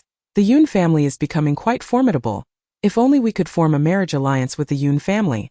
Someone lamented, even if there were to be a marriage alliance, it would surely involve those exceptionally talented young masters and young ladies. How could one like you even dream of such a thing? Chapter 88. Yi Chiyun is not human. Instantly, the surrounding crowd erupted in laughter. Everyone is well aware that after Yi Chiyun was rejected, she made a scene beneath the prince's palace, vehemently cursing Yi Linglong. This has become part of Yi Chiyun's infamous history. Yet, despite this, she was ultimately compelled to marry Prince Li, becoming the subject of ridicule. However, it was later heard that she and Prince Li were getting along quite well. After all, both are considered useless, so they naturally find companionship in one another. Some thought disdainfully outsiders have no knowledge that Yi Chiyun is no longer the foolish girl she once was. She has made the Yi Taifu and his wife suffer several times without them realizing it. The current Gu family harbors intense hatred for her. They still believe she is the same naive Yi Chiyun from before. She has already married Prince Li. Why not just live her life quietly? Yet she dares to come to the clan competition to seek her own demise. Such audacity. I have heard that upon learning this clan competition pertains to a national assessment, she hopes to attract the attention of His Highness the Prince. Shameless. Truly shameless. Does she think that by throwing a tantrum she can secure a good ranking? Does she even have the qualifications? With just a single finger, I could knock her down, boasted someone audaciously. Immediately, others chimed in, but she is now the princess consort of Prince Li. Do you dare to strike her? Perhaps she will simply stand there chanting, I am the princess consort of Prince Li. I am the princess consort of Prince Li, and make you all yield to her. Ha ha ha, how reasonable. I find myself at a loss for words. Laughter erupted once more from the crowd. Doijun, standing to the side, heard the laughter and a subtle smile graced her lips. This time, she did not bring Emoli with her but came alone. She dressed quite ordinarily, intentionally concealing her beauty to blend in with the crowd. Listening to the spirited young cultivators converse, however, she did not expect their conversation to shift towards her. It seems she is still somewhat renowned, albeit not for favorable reasons. Do you think that someone will truly challenge her but ultimately hesitate to step forward? The rules of the Yi family clan competition dictate that 6 cultivators of exceptional skill and talent are selected by the clan leader and elders, after which other cultivators may challenge them. If one can defeat them, they may take their place as the defending cultivator. If they fail, they must step down. Once the 6 are chosen, they are assigned to a special position. Any family cultivator wishing to challenge them must register at a designated spot. And of course, the chosen defenders may also select challengers if no one approaches them. Therefore, the notion that Yi Chiyun was selected for a challenge yet would not dare to accept indeed holds some truth. Ha ha ha. I bet that useless Yi Chiyun wouldn't even dare to show up today. Just wait and see. Upon hearing this, Yi Chiyun's smile widened. Not only would she attend, but she would also return with a flourish. Initially, she thought her cultivation level would only reach that of a 3rd-grade Great Spirit Master, thus she intended to remain low-key. However, now that she has attained the level of a 1st-grade Spirit King, she is no longer intimidated by the Yi family. Even if she were to hypothetically rely on no external assistance and ended up failing, she possesses the confidence to withdraw unscathed. She now wields the Jade Immortal Sword and has 2 formidable sword formations at her disposal. Regarding the Jade Xian sword technique, Yi Chiyun feels quite assured. Hence, she has not practiced the cultivation methods of the Kanglin continent. Moreover, she has the assistance of the Yin-Yang creation technique. Her spiritual power is several times more potent than that of an average cultivator. If she cannot defeat that old Spirit King from the Yi family, then all her efforts over the past 1,000 years would have been in vain. As the appointed time approaches, the number of people in the training grounds increases, including some servants of the Yi family. Though they possess no spiritual power, it is a grand event for the Yi family, and they are permitted to stand at a distance to watch. As long as they do not disturb the powerful cultivators within. Second young lady. There she is, the second young lady has appeared. My goodness, she looks so beautiful today. Yi Chiyun recognized they were referring to her. Although many in the Yi family do not acknowledge her as the eldest young lady, even the minor Gu family dare not refer to their daughter Yi Linglong as the eldest young lady. This is the rule. Unless Yi Chiyun dies before the eyes of the world, everyone knows that she is dead. Only then could Yi Linglong potentially ascend to the position of eldest young lady. Yi Linglong is accustomed to such scenes today. She is clad in a light blue outfit, her long brows framing her icy complexion, exuding an inexplicable beauty. Originally, Yi Linglong would not have been so averse to being called the second young lady. However, ever since she was knocked unconscious by Yi Chiyun, Yi Chuyun has become her inner demon, and no matter how many times she reassures herself that Yi Chuyun is merely a useless girl who happened to receive help from a powerful figure, Yi Linglong cannot seem to overcome that mental barrier. Over this past month, fueled by her hatred for Yi Chuyun, she has successfully advanced to the rank of Spirit Master. Yet, this very hatred serves not only to aid her cultivation but also becomes her inner demon. As long as Yi Chuyun remains alive, her inner demon will persist. Moreover, this inner demon will only grow more frenzied as her cultivation level increases. But who is Yi Chuyun? She is the notorious waste known throughout the nation. And she is the exceptionally talented and proud Yi Linglong, who could never publicly challenge Yi Chuyun. Even if she were to win, it would not bring her glory. Instead, she would be ridiculed, however, recalling her mother's plan. A hint of malice flickered in Yi Linglong's eyes. She was once proud, but that pride of the past has faded. The Yi Linglong who was once imperious and unyielding perished the moment she was beaten senseless by Yi Chuyun. The current Yi Linglong harbors a demon within her heart. This demon is Yi Chuyun. She is consumed by a frenzied desire to eliminate Yi Chuyun, which is why she has agreed to her mother's scheme. Yet, Yi Linglong is unaware that the minor Gu family has secretly sent Yi Xiangyun to poison Yi Chuyun. Since it is an inner demon, it must be eradicated with her own hands. Fortunately, Yi Chuyun is a scourge, unable to be poisoned no matter the attempt. Otherwise, Yi Linglong fears she may never be free of her inner demon. The minor Gu family has truly acted with misguided good intentions. At this moment, the minor Gu family has already learned of the latest failed poisoning attempt, and her daughter's tendons have been severed by that little beast Yi Chuyun. Enraged, she nearly killed Yi Xiangyun. Had it not been for Yi Taifu's timely arrival, Yi Xiangyun would have been strangled to death by the minor Gu family. Why are you blaming Xiangyun? Yi Taifu shot a glance at Yi Xiangyun, a flicker of unusual emotion flashing in his eyes, and then softened his tone as he spoke to the minor Gu family. I am just outraged. What kind of spell has that wretched girl fallen under? She has suddenly become so powerful and malicious. Zhuer is her own sister. How could she lay a hand on her? She is simply inhuman. Chapter 89. Challenging Yi Chuyun. If Yi Chuyun were present, she would surely be thoroughly impressed by the minor Gu family's performance. This minor Gu family has truly become adept at manipulation. Her own daughter has fallen to such a state, and yet she still finds the time to put on a show. Did you not already devise a plan to deal with that girl? Why take your anger out on Xiangyun? Yi Taifu's expression shifted several times before he finally reminded her with a stern face. If it were not for Yi Taifu's intervention, the minor Gu family would have already forgotten that her hatred for Yi Chuyun runs so deep that it has become ingrained in her very being. In her mind, no matter what she does, it seems impossible to quell her resentment. Yet, upon hearing Yi Taifu's reminder, the thought of Yi Chuyun's misfortune brings her a modicum of comfort. Come, let us go to the training grounds to watch the clan competition, she said in a low voice. The minor Gu family spoke, and Yi Xiangyun hurriedly followed with her head down, concealing the deep resentment flickering in her eyes. In truth, she had not truly decided to betray the minor Gu family until just before their agreement.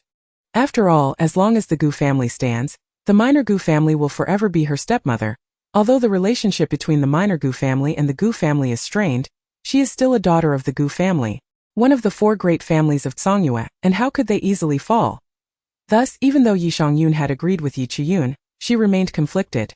Even though assisting the minor Gu family would not allow her to be with the one she loves, she still hoped that the minor Gu family would at least acknowledge her hard work, even if they could not see her contributions. Yet, she now clearly understands that in the eyes of the minor Gu family, she is worth less than a dog. A dog obediently follows its master and receives a reward. She is even inferior to a dog.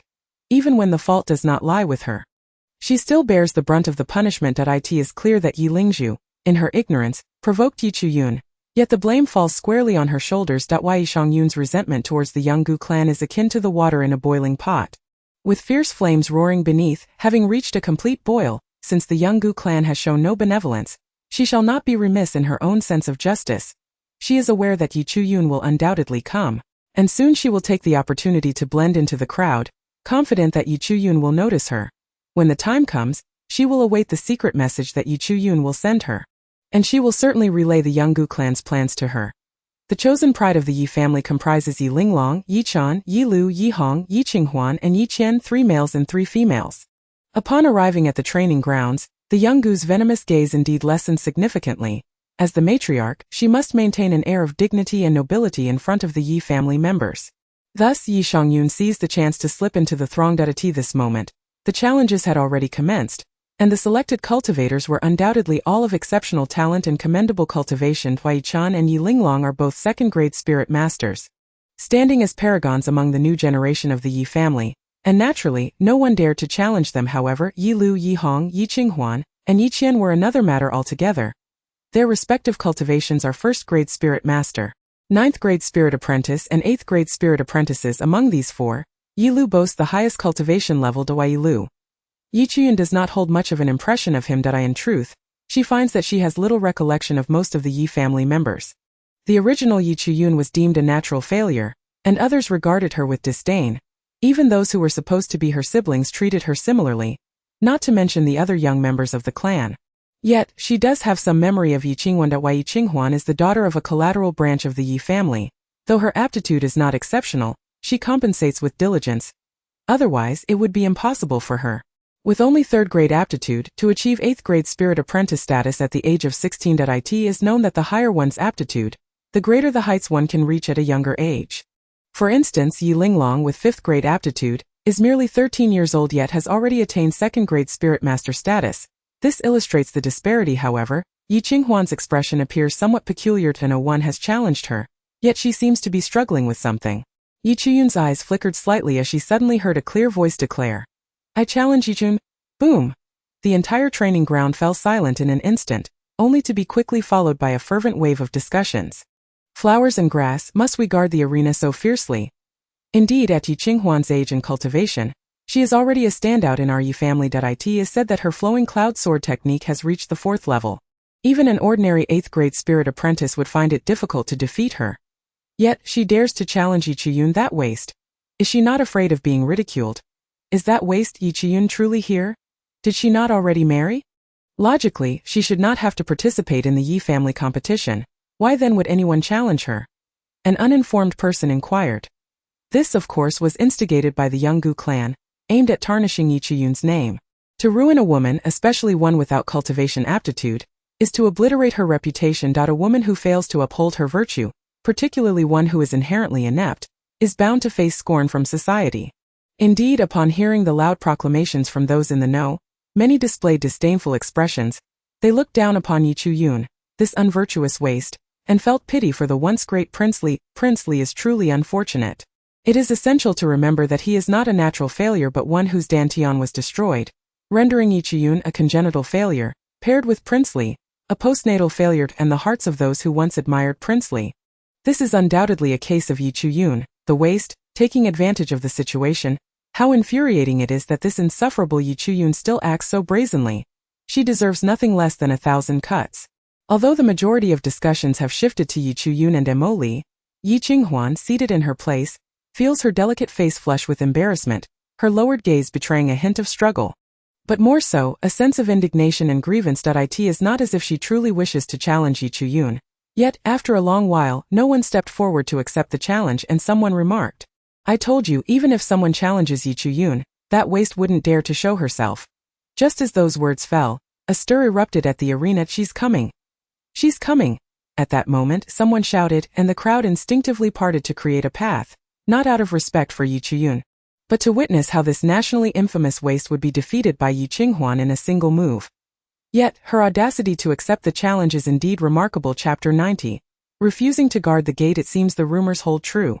She genuinely intends to attract the attention of the crown prince through this clan competition. One cannot deny the vastness of human imagination. Yi Chuyun strolled leisurely, as if on a casual outing. Entirely unconcerned by the surrounding chatter, however, her formidable spiritual sense quickly detected numerous hostile gazes. Among them were familiar faces and unfamiliar ones, yet all shared a common thread. Their eyes were far from friendly. Yi Chuyun had once felt the chill of societal indifference. Given her aptitude and reputation, female cultivators scoffed at her, while male cultivators publicly slandered her but privately coveted her unique physique. Thus, Yi Chuyun had few friends. If any at all, the only ones she could count among her acquaintances were other disgraced female cultivators, such as the infamous Witch Mo Kayun, known for her predatory behavior towards male cultivators, and the Demoness Ning Yuer. However, even among them, Yi Chuyun was not entirely the same, leading to mutual wariness, rendering her indifferent to their pointed remarks and disdain. She had long since grown accustomed to it. Is she truly Yi Chuyun? Did they not say she was an ugly woman?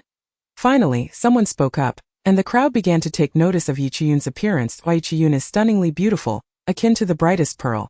With a face as pure as the moon and a pair of enchanting peach blossom eyes. At this moment, her lips curled slightly, revealing a captivating smile as she moved gracefully, passing by others like a gentle breeze. Leaving a trail of alluring fragrance in her wake, she is even more beautiful than Princess Fususu. How is it possible for such a waist to possess such extraordinary beauty? Someone exclaimed in outrage at the injustice of heaven. Immediately, a woman with a sarcastic tone remarked, "Perhaps it is precisely because heaven deems her utterly useless that it bestowed upon her a fox-like beauty, enabling her to seduce men." The crowd erupted into laughter. Given Yi Chiyun's composure, she would not deign to heed such sour remarks, yet she paused to glance at the woman who had spoken. The woman, possessing only a hint of beauty, felt a twinge of guilt at Yi Chiyun's gaze. Yi Chiyun offered her a faint smile, prompting the woman to nervously exclaim, "What? Did I say something wrong? What use is there in mere beauty?" I await the moment she is knocked to the ground by Yi Qinghuan, begging for mercy. A number of male cultivators couldn't help but envision the striking contrast of a flower-like beauty being subdued by another beauty, a thrill rising within them. Yet, Yi Chiyun merely cast a dispassionate glance at her before turning away. Although the woman spoke boldly, she felt a chill run down her spine at Yi Chiyun's gaze, as if the very air around her had solidified, making it difficult for her to breathe. In an attempt to mask her fear, she resorted to mocking Yi Chiyun. Even so, she could still hear her own heart racing. However, her heartbeat was soon drowned out by the fervent discussions that followed. "Is that really Yi Chiyun?" The gaze of a stern middle-aged man from the Gu family remained fixed upon Yi Chiyun, a glint of disbelief flashing in his eyes. Jiyu Yensong was a perceptive individual. He immediately sensed the man's unusual demeanor. Upon first seeing his cousin, he was taken aback by her breathtaking beauty, not having anticipated that his notorious waist of a cousin would possess such extraordinary features. What a pity for such a visage. "Fourth uncle, she is Yi Chiyun. She is the one who ruined my face." The previously quiet Gu Lanshan suddenly spoke with a face full of resentment, eagerly looking at the middle-aged man. Upon hearing this, a glimmer of light flickered in the man's eyes, yet he shot a glare at Gu Lanshan, saying, "A month ago, you were a 6th-grade spirit apprentice while Yi Linglong was a 7th-grade spirit apprentice. Now she has become a 2nd-grade spirit master, and you are still a 1st-grade spirit master. That Yi Chiyun has been unable to cultivate since childhood. How can you blame her for your lost beauty?" After being lectured by this stern middle-aged man, Gu Lanshan's bravado quickly dissipated. Initially, she had hoped for her fourth uncle to champion her cause. Her fourth uncle was admirable in many ways but excessively strict, a true cultivation fanatic. He had never taken a wife and was often harsh with his juniors. Due to the unpleasantness surrounding the marriages of 2 aunts to the Yi family, there was some tension between their families. Nevertheless, the Gu family, being related by marriage to the Yi family, could not simply abstain from attending the Yi family's clan competition. Typically, the individuals representing the family at such competitions were those held in high regard. Much like the Gu, Xiao, Mu, and Yun families, who all brought along a young individual of outstanding aptitude and cultivation to showcase their family's prospects. Regardless of whether it is the Gu family or any of the other prominent clans, all eyes are fixated on Yi Chiyun. Although this girl is renowned throughout the nation as a waste, for them, the courage she possesses to confront challenges is both laughable and commendable. Conversely, the girl who dares to challenge Yi Chiyun appears even more shameless. Why is it that no one else dares to issue a challenge, opting instead to target a so-called waste? If one were to claim there is no ulterior motive at play, who would believe it? Perhaps the girl named Yi Qinghuan is merely a pawn in this unfolding drama. Amidst the jeers of the crowd, Yi Chiyun gradually approaches the contest platform, her extraordinary presence capturing the attention of not only the onlooking Yi family cultivators but also those from other clans. No one could anticipate that this stunning beauty would be a natural waste, incapable of cultivation, yet she maintains an air of calm that is utterly perplexing. Compared to Yi Qinghuan's challenge, Yi Chiyun's overly composed demeanor is particularly intriguing. However, a glint of malice flickers in the eyes of Yi Taifu, who knows her all too well. This daughter is his disgrace. Otherwise, he would not allow the Gu family to so brazenly conspire against Yi Chiyun. The other elders of the Yi family, however, seem less concerned about Yi Chiyun, merely puzzled as to why Qinghuan would challenge such a waste. Despite her being a waste, she is still a member of the Yi family. And should anything untoward happen on that platform, it would imply that they, as a clan, are turning a blind eye to their kin's infighting and allowing cultivators to harm ordinary people. Consequently, the expression of Yi Leiazizi and several elders of Yi Taifu's generation darkens. Yet, with Yi Chuyun caught in the eye of the storm, they cannot simply advise her against participating. Thus, their frustrations and suspicions are directed towards Yi Taifu, who remains silent, causing the elders' expressions to sour even further. You must personally oversee the situation and ensure no fatalities occur. After all, she is your daughter, commands Yi Lao Zizi that Yi Chuyun may perish. Long ago, these so-called elders had contemplated casting this disgraceful child into the city moat to drown. And they would certainly not spare her life. However, she must not be overtly killed by a member of the Yi family in such a public setting, especially with the 4 great families and others present. Such an event would tarnish the reputation of the Yi family. Chapter 91. Certainly not here for amusement. Little Gu, seated off to the side, couldn't help but feel elated that if Yi Taifu were to personally guard the proceedings, they might as well let Yi Qinghuan kill that wretched girl on the platform. After all, Yi Taifu had long since wished to disown this embarrassing daughter. Little Gu quickly tried to signal Yi Taifu, but he refused under the pretext that the appointed guard understood the stakes. Little Gu nearly choked on her indignation. However, as a daughter-in-law, she could not interject at this moment and could only sit in frustration, casting venomous glances at the languidly moving Yi Chun. Go ahead and saunter about. The slower you walk, the longer you live. Little Gu's resentment towards Yi Chuyun had long transcended the mere jealousy of her deceased sister Gu Wan. Initially, Little Gu's disdain stemmed from Yi Chun being the daughter of her talented sister, a source of envy that extended to the girl. Moreover, Yi Chuyun's notorious status as a waste was a source of embarrassment. Being both her niece and stepdaughter. Of course, had Yi Chuyun possessed exceptional talent, Little Gu would still harbor animosity. She had always been jealous of her sister, and if her sister's child were more gifted than her own, Little Gu would have undoubtedly eliminated her without hesitation. Just like Yi Chuyun's elder brother Yi Xiaoxiao, who was exiled to the outside world at a tender age, everyone believed him to be dead, save for Yi Chun. Yet, Little Gu harbors a secret regarding Yi Chuyun's abilities. Pondering this for days, she questions why this little wretch has suddenly acquired such formidable strength. If it were a one-time occurrence, Little Gu might attribute it to covert assistance.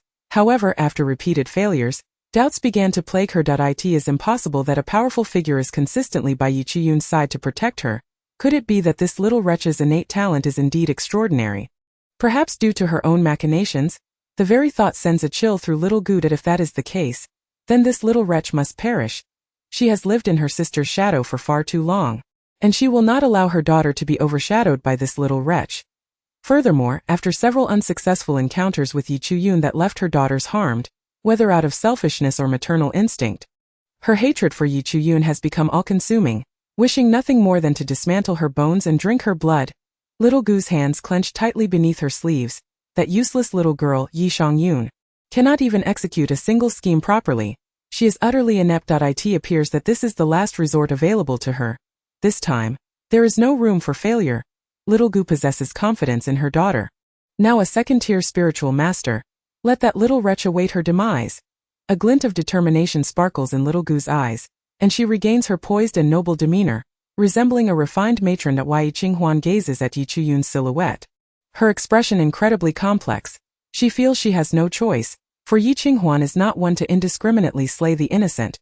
Even though Yi Chuyun is merely a waste of the Yi family, Yi Qinghuan cannot fathom why, if Yi Chuyun is truly such an eyesore, they cannot simply send her away to the countryside. Why must the lady pursue total annihilation? Fortunately, it is not she who must kill Yi Chuyun. Her only responsibility is to lose to her. Contemplating this, Yi Qinghuan bites her lip, feeling the humiliation of being an 8th-tier spiritual apprentice forced to lose to a waste. How can she make her defeat less embarrassing? A flicker of conflict crosses her delicate face as she ultimately grits her teeth and lightly leaps onto the high platform. She moves with the grace of a drifting cloud.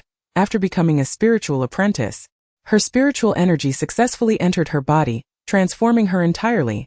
Her agility surpasses that of ordinary martial artists. There is no gusty wind, only the lightness of a gentle breeze as Yi Qinghuan lands on the platform. A wave of commotion rises from the crowd. In surprise, she looks down to see Yi Chuyun hesitating below the platform. The platform stands merely half a meter high. Could it be that Yi Chuyun cannot even ascend this? The participants of the contest are all at least 7th or 8th tier spiritual apprentices, easily leaping up. The platform, constructed by the Yi family's cultivators, lacks stairs, making it impossible for Yi Chuyun to climb. The thought that Yi Chuyun might not be able to jump up is humiliating for Yi Qinghuan. Even with her inherently good nature, she feels insulted at the prospect of being defeated by someone who cannot even ascend the platform. This is an absurdity of monumental proportions. Yet, the command given to her by the lady is absolute. Failing to comply would result in dire consequences.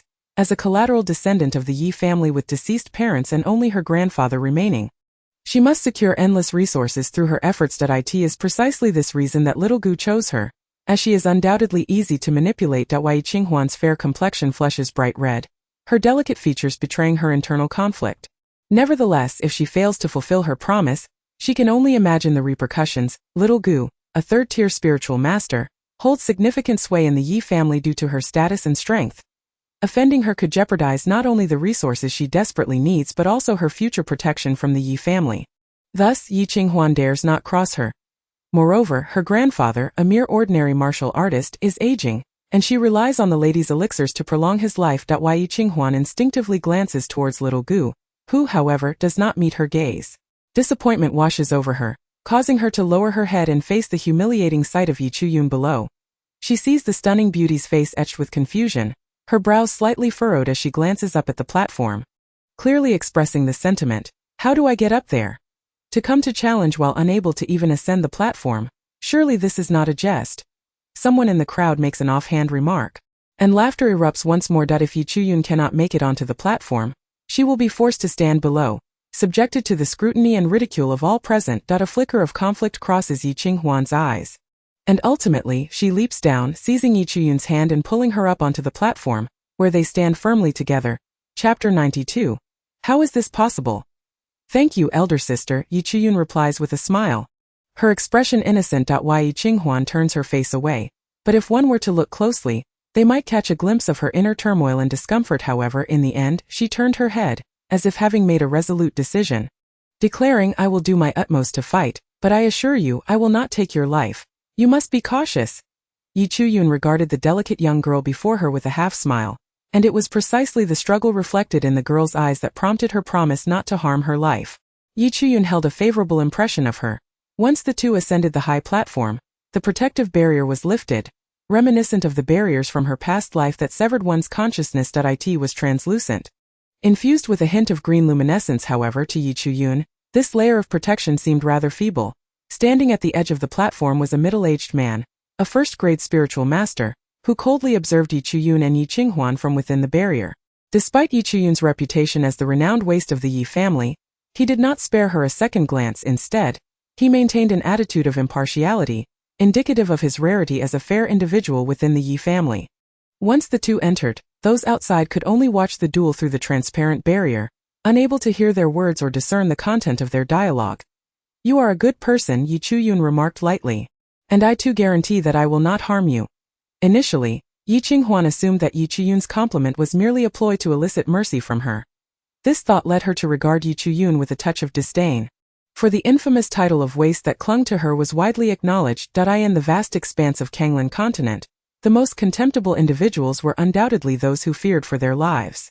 Therefore, as Yi Chuyun spoke, a fleeting glimmer of coldness passed through Yi Qinghuan's eyes. If Yi Chuyun's first statement had caused her to look down upon her somewhat, then her second declaration struck Yi Qinghuan as sheer arrogance. Yi Qinghuan could scarcely believe her ears. "What? I mean, I also guarantee that I will not harm you." Yi Chuyun maintained her calm smile, yet each word she uttered was imbued with unwavering certainty, as if she genuinely intended to show mercy to Yi Qinghuan. Even though Yi Qinghuan possessed a remarkably good temperament and character, she felt anger rising within her. She had never anticipated that Yi Chuyun would be so ignorant of her own limitations. "Since that is the case, I shall not hold back any longer. To hell with you, Lady Yi." If necessary, she would join a mercenary group to earn resources and procure elixirs for her grandfather. Humph! Drawing her sword. The so-called treasured sword of the waste was but an ordinary blade, unremarkable in the eyes of cultivators, yet in the sight of ordinary warriors, it was a legendary weapon, capable of slicing through iron like mud and not to be underestimated. Given Yi Qinghuan's status within the Yi family, acquiring such a sword was a feat in itself, which is why she cherished this long blade dearly. Her Lu Yun sword technique had already reached the 4th level, showcasing considerable power. A mere first-grade beast could easily take her life. Thus, this grievance must be avenged. The Yi family would pay for their transgressions against her and her brother. The smile upon Yi Chuyun's lips grew ever more pronounced, her entire being radiating an enchanting yet eerie allure. What left Yi Qinghuan most astounded was the invisible stream of energy surrounding Yi Chuyun, preventing her sword from approaching from the perspective of those watching. It appeared as though Yi Chuyun stood at the center, with Yi Qinghuan circling around her, as if encasing Yi Chuyun within her own movements, leading many to believe Yi Qian was destined to lose. However, some perceptive cultivators noted that although each of Yi Qinghuan's strikes was executed with finesse, akin to flowing clouds, they failed to inflict any harm upon Yi Chuyun. This suggested that Yi Qinghuan was unable to discern any weaknesses in Yi Chuyun's defense. It was noteworthy that Yi Qinghuan was an 8th-grade spiritual apprentice, while Yi Chuyun was considered a mere nobody. What could possibly explain this discrepancy? Even the stern middle-aged man from the Gu family found himself baffled. Yet his murky eyes began to gleam with intrigue. No wonder she is the daughter of the elder sister. How could his niece possibly be a waste? Gu Chonghai's gaze fixated on Yi Chuyun. As if attempting to see through her very essence, however, separated by the protective barrier, he could not discern her clearly, only perceiving that her resplendent visage seemed to be shrouded in a veil of mystery. Becoming increasingly enigmatic the longer he gazed from a young age, he had idolized his elder sister, Gu Wan, yet in his eyes, the exceptionally talented sister had married the ineffectual Yi Liangfu at that time. The Yi family was merely a small clan, and Yi Liangfu was only a 5th-grade spiritual master, hardly deserving of his sister's 8th-grade prowess. Consequently, the relationship between the brother-in-law and the sister's husband had always been strained. After Gu Wan's passing, his resentment towards the Yi family intensified. Nevertheless, Yi Xiao and Yi Chuyun were the children of his elder sister, and he had contemplated befriending the two to prevent them from being bullied in the Yi residence. Knowing that Yi Liangfu would inevitably remarry, leading to their potential neglect, however, Gu Chonghai never anticipated that Yi Liangfu's new spouse would be his second sister, Gu Xo Yi Liangfu. This ineffectual man had successively brought calamity upon 2 exceptionally gifted women of the Gu family, intensifying Gu Chonghai's animosity towards him. Yet, he could not exact revenge upon Yi Liangfu. Thus, he had not set foot in the Yi residence for a long time, choosing instead to embark on a journey of self-cultivation in a fit of rage. This transformation rendered him a reclusive fanatic of cultivation. His visit to the Yi family this time was to observe his pitiable niece after achieving success in his own cultivation. However, he did not expect to witness this scene. Yi Chuyun remained calm and composed, standing firmly in place, while Yi Qinghuan lay on the ground spitting blood. Chapter 93. The Pity of King Li. What method did Yi Chuyun employ to defeat Yi Qinghuan? Did she truly plead with Yi Qinghuan not to harm her? Yet Yi Qinghuan was no fool. Could it be that Yi Qinghuan had been bribed by Yi Chuyun, deliberately conceding to her in order to give her a chance to shine before the crown prince? Some malicious individuals speculated, with the talented Yi Linglong now betrothed to the crown prince, it was only natural that the Yi family's clan competition would draw the prince's attention, even if he had yet to arrive. Nonetheless, this did not prevent them from indulging in their baseless conjectures. Upon hearing this, it seemed everyone understood. Yi Chuyun was now married to King Li. Although King Li had become a waste, his status remained unchanged. Such financial backing was entirely plausible, especially since they had heard that King Li treated Yi Chuyun quite well, even taking her out for leisure. However, this only led them to regard Yi Chuyun's character with even greater disdain. How unfortunate for His Highness King Li to have married such a woman. If you pity King Li, why not marry him yourself? Someone jested, causing the female cultivator who had previously expressed sympathy for King Li to fall silent. What nonsense! If King Li were still the illustrious figure he once was, the number of women vying for his hand would stretch from Songyue Kingdom to the 10,000 Beast Mountains. However, now that King Li had become a waste, any woman of modest cultivation and talent would shy away from marrying him. Thus, the female cultivator's words had merely been empty rhetoric. At that moment, someone revealed Yi Qinghuan's circumstances within the Yi family. Though she was indeed a cultivator of the Yi family, she was merely a collateral descendant, orphaned with only a common warrior grandfather to rely on.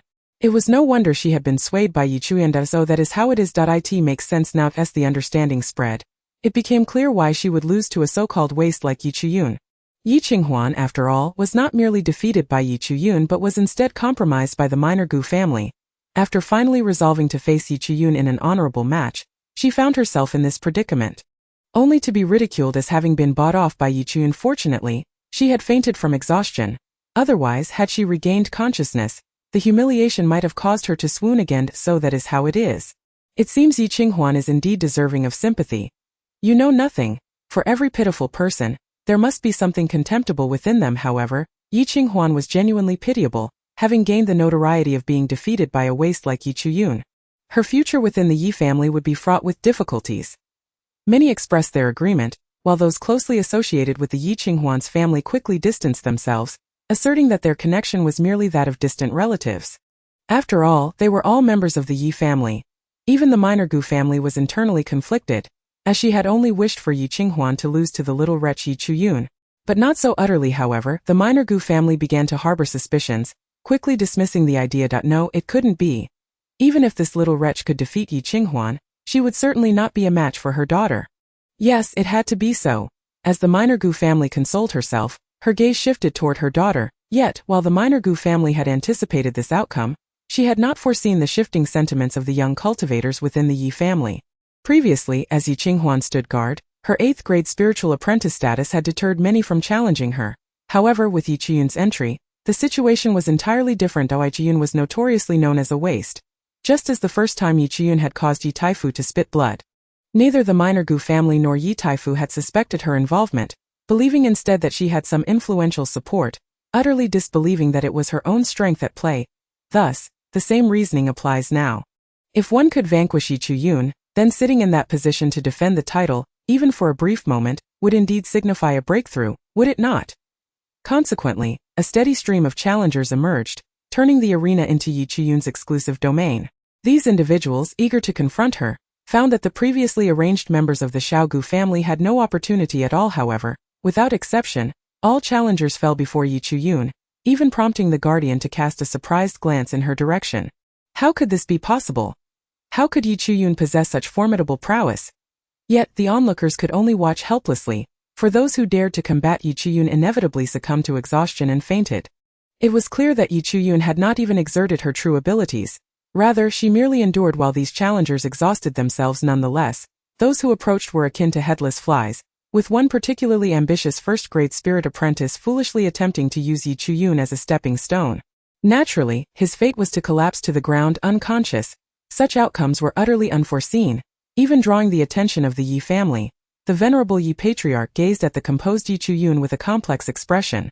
Despite his own status as an 8th-grade spirit master, he could not discern the depth of her cultivation. In truth, he bore no intention of reproach, merely a weighty tone that reflected his astonishment at his previously deemed useless granddaughter's sudden resurgence.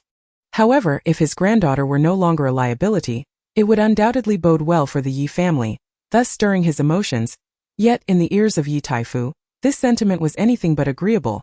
The word struck him as profoundly frustrating.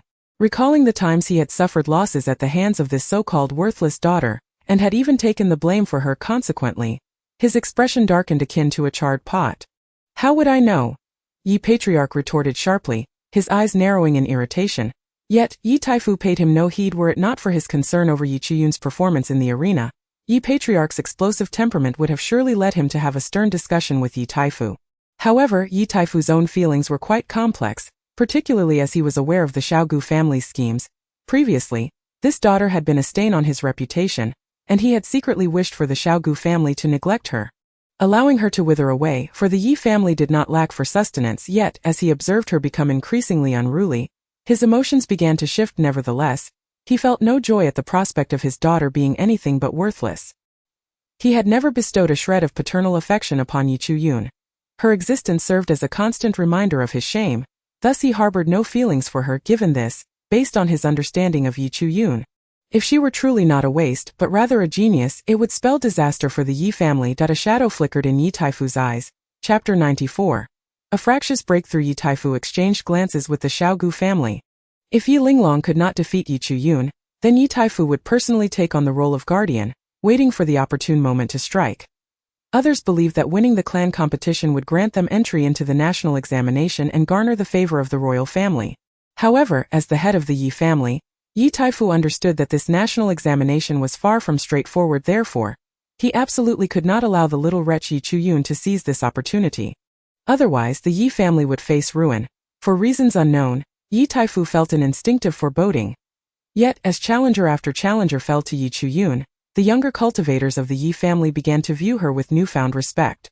Despite the lingering incredulity that someone who had been deemed worthless could defeat so many, it became apparent that her mere presence was enough to instill fear, for she had not actively fought back. She had simply allowed her challengers to exhaust themselves. This indicated a disparity in levels between her and those who dared to challenge her. Could it be that Yi Chu-yun had already attained the rank of a first-grade spirit master? No, that was impossible. Although the evidence lay before them, some still struggled to believe it. I challenge you. A young man from the Yi family, a ninth-grade spirit apprentice, leaped onto the stage. This youth was beyond the age of the younger generation yet had not yet reached middle age.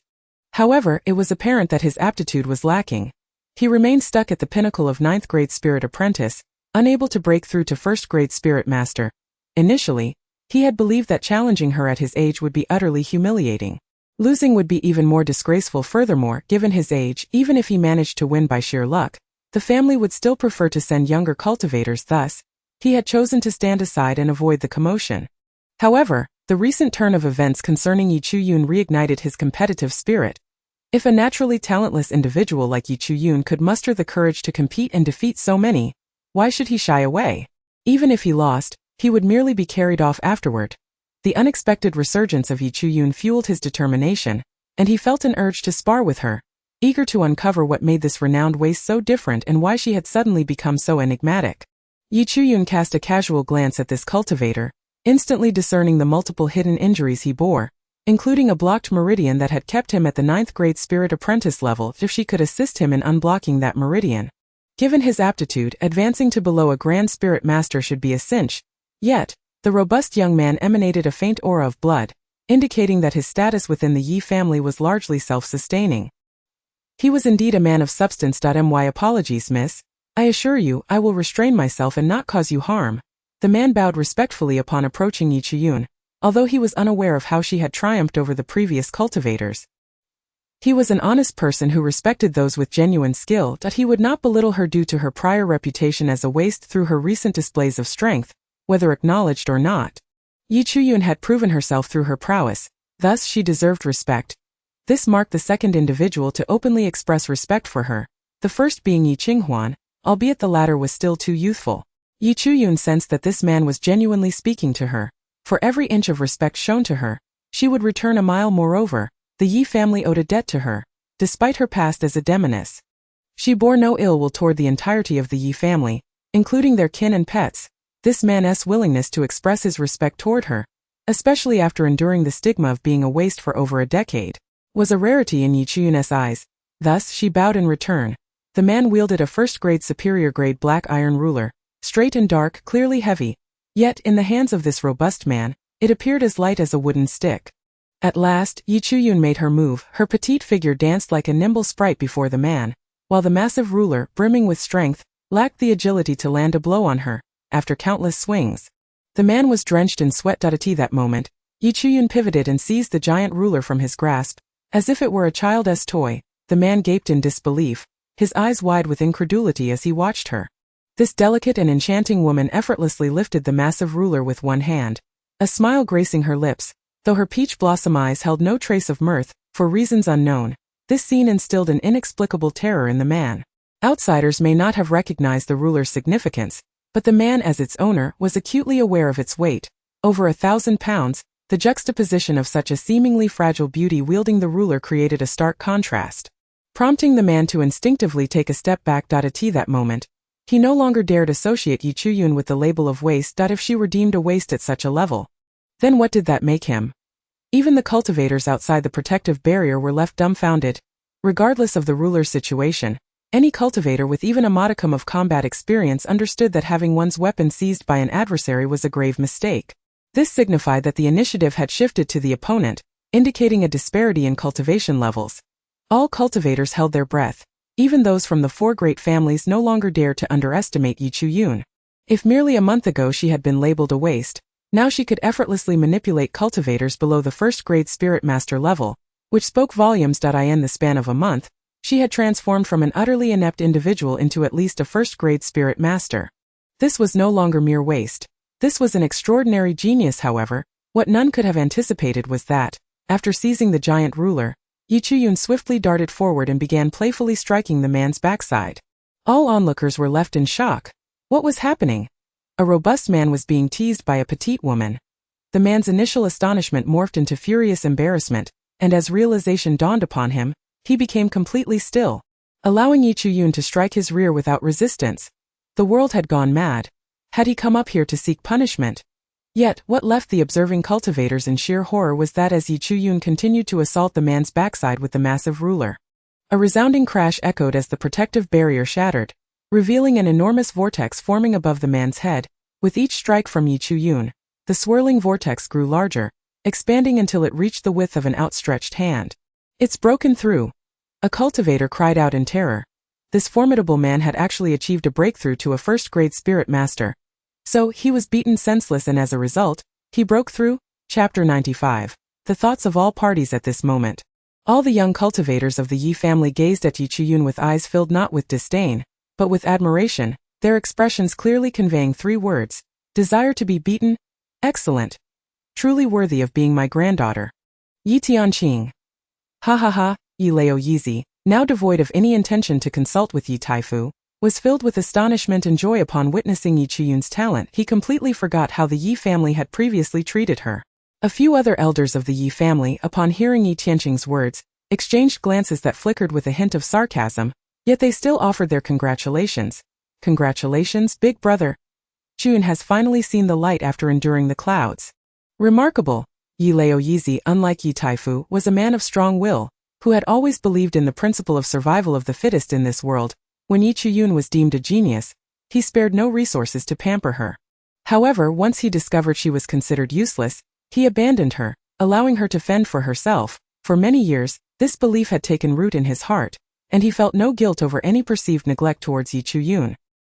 He certainly did not think she would harbor resentment against the Yi family. After all, being deemed useless meant she deserved to be forsaken by the family. To struggle on her own, such a notion was deeply ingrained in Yi Tianqing's psyche and would not easily change.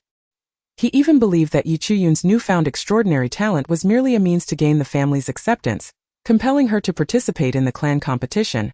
Little did he know that her participation had nothing to do with her own desires.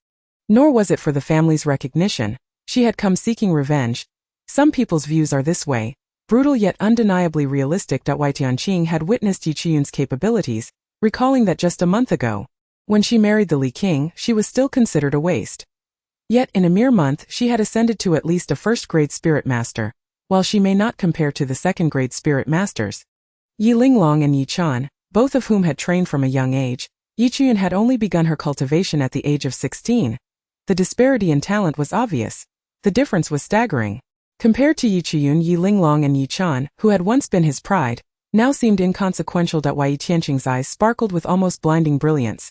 Not far away, Gu Chonghai also noticed Yi Tianqing's demeanor. A flicker of intense anger flashing in his eyes. However, he was equally pleased with his niece's resurgence. This time he was determined to take Yi Chu-yun away to the Gu family. She had endured so many hardships in the Yi family. And just like his son, that old man of the Yi family was no good. Only the Gu family could provide Chu-yun with better resources, allowing her to flourish. Previously, when she was considered a waste, his desire to take her had been thwarted by the Gu family, who rejected the idea on the grounds that Yi Chu-yun was a daughter of the Yi family, which had not yet perished. But Gu Chonghai understood all too well that this was merely because they despised her as a naturally talentless individual, fearing that bringing her into the Gu family would invite ridicule. Now they should have no reason to refuse her, right? A glimmer of determination flashed in Gu Chonghai's eyes. Moreover, this girl bore an uncanny resemblance to his elder sister. Yet upon closer inspection there were subtle differences. At this moment Yi Liangfu, that scoundrel, came to propose marriage, and the elder sister had married him. Gu Chonghai had always felt there was something amiss about this, but since his father had been in seclusion since his elder sister's passing, he had no one to consult. The face of Yi Chu-yun, so similar to his elder sister Gu Wan, seemed shrouded in a mysterious veil. Her peach blossom eyes sparkled with laughter, yet the mirth did not reach her depths. This child must have endured considerable suffering to become what she was. Reflecting on this, Gu Chonghai felt a pang of guilt that if he had not left in a fit of anger to embark on his own adventures, perhaps he could have comforted this child. Now with Xiao missing, Gu Chonghai remained unwilling to believe that Yi Xiao was dead, and that this girl had become like this. He naturally assumed that Yi Chu-yun had grown up without anyone to care for her. Compounded by the coldness of the Yi family, resulting in her current aloof demeanor, he never considered that Xiao Gushi Gu Shifan was actually Yi Chu-yun's biological aunt, or stepmother, and wondered why Yi Chu-yun endured such a miserable existence in the Yi residence. Unbeknownst to him, Yi Chu-yun had long since transformed. She was no longer the unloved girl she once was. Now, she was a formidable sorceress of the cultivation realm in the wilds, still lacking love. But no longer a naive little girl who could be easily deceived by sweet words, and in just a month, she had become a first-grade spirit master. Such an achievement was astonishing anywhere. The Yun family, the Xiao family, the Mu family, and even the royal Mo family were all watching Yi Chuyun with utmost scrutiny. Could it be that the Yi family had produced another unparalleled genius, one even more exceptional than the Li King of yore?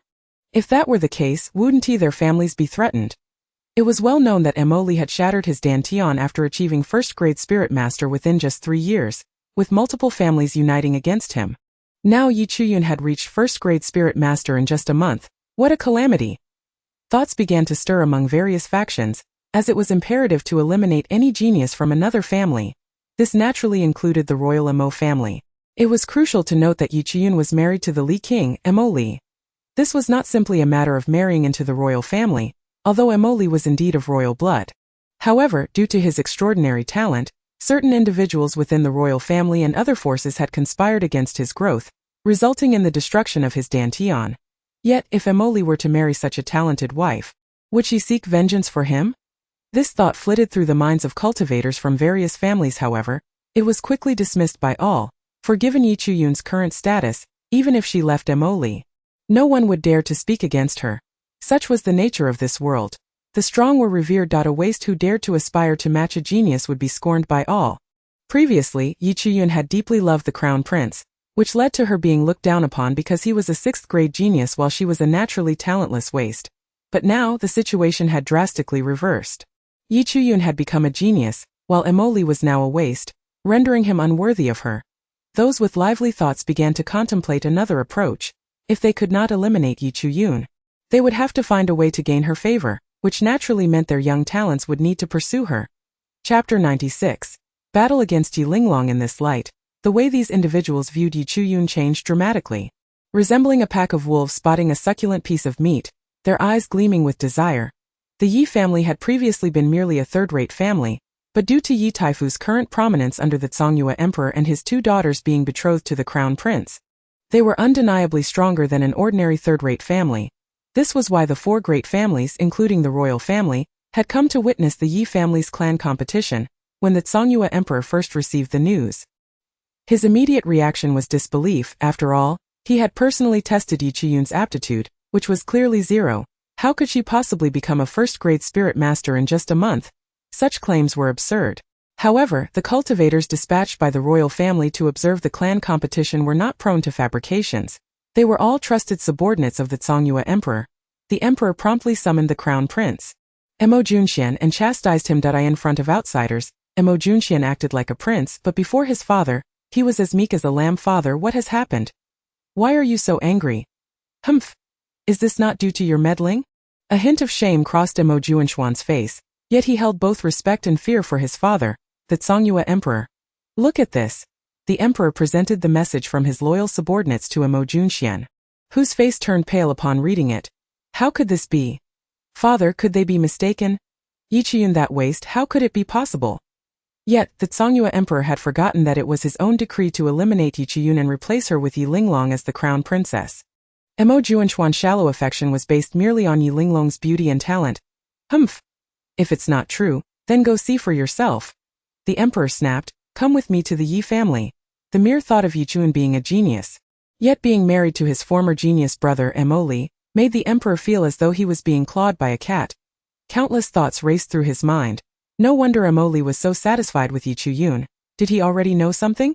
The Songyue emperor had always been suspicious. Without further contemplation, he took Mo Junxian and headed towards the Yi family. By the time the Songyue emperor and Mo Junxian personally arrived at the Yi family's training grounds, the entire venue was astonishingly silent, all eyes fixated on the 2 strikingly beautiful women engaged in battle. No, it could not be called a battle.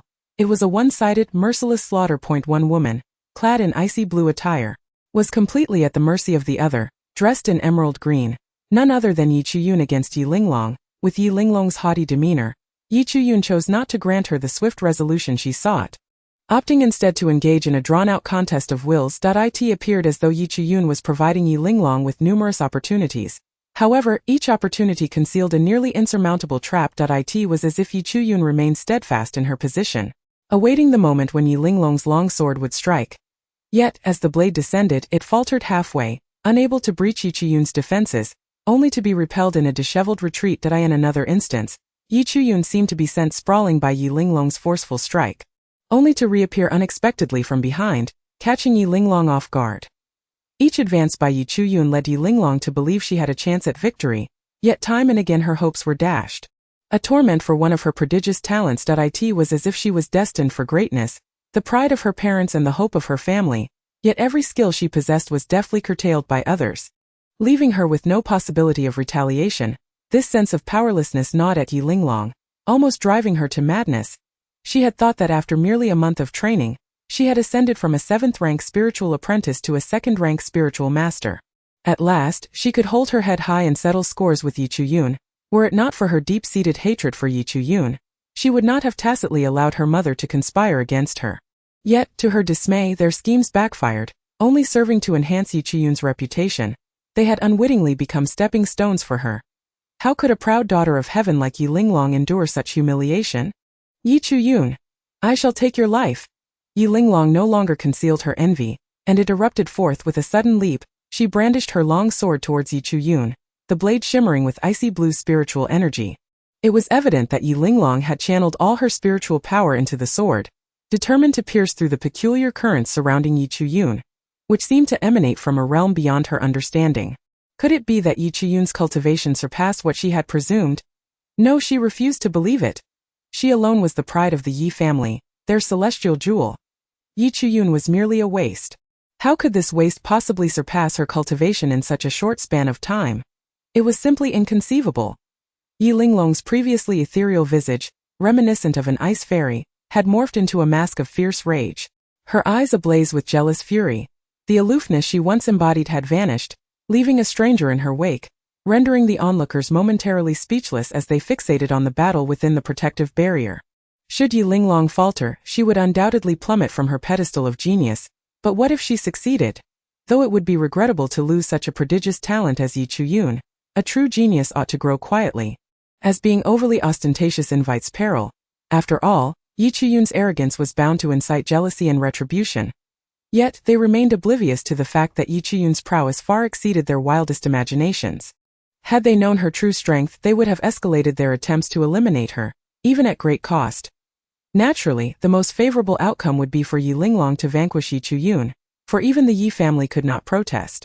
Other families would certainly refrain from intervening.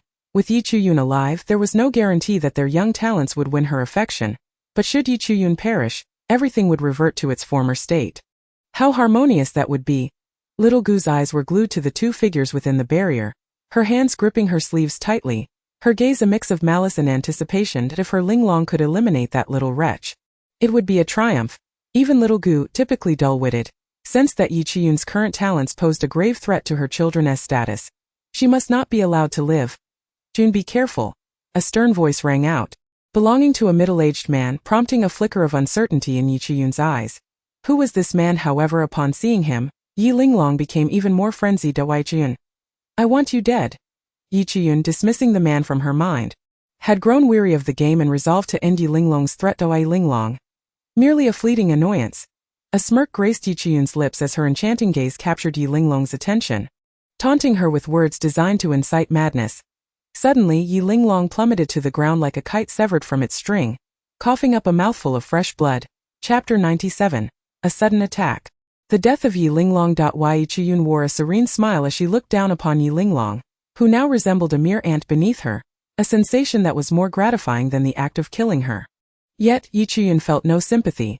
In her memories, Yi Linglong had never directly harmed the original owner of her body, not out of lack of desire, but rather disdained. As a prodigy, she was the pride of the little Gu family, the hope of the Yi clan, while Yi Chuyun had been deemed the family's disgrace. Yi Linglong had looked down upon her, dismissing her entirely, yet she was acutely aware that the original owner had harbored deep affections for the crown prince, and had tacitly allowed the Yi family to conspire with the royal family, manipulating Yi Chuyun into a precarious position, ultimately allowing her to be killed by Yi Lingzhu. One who sought to end her life.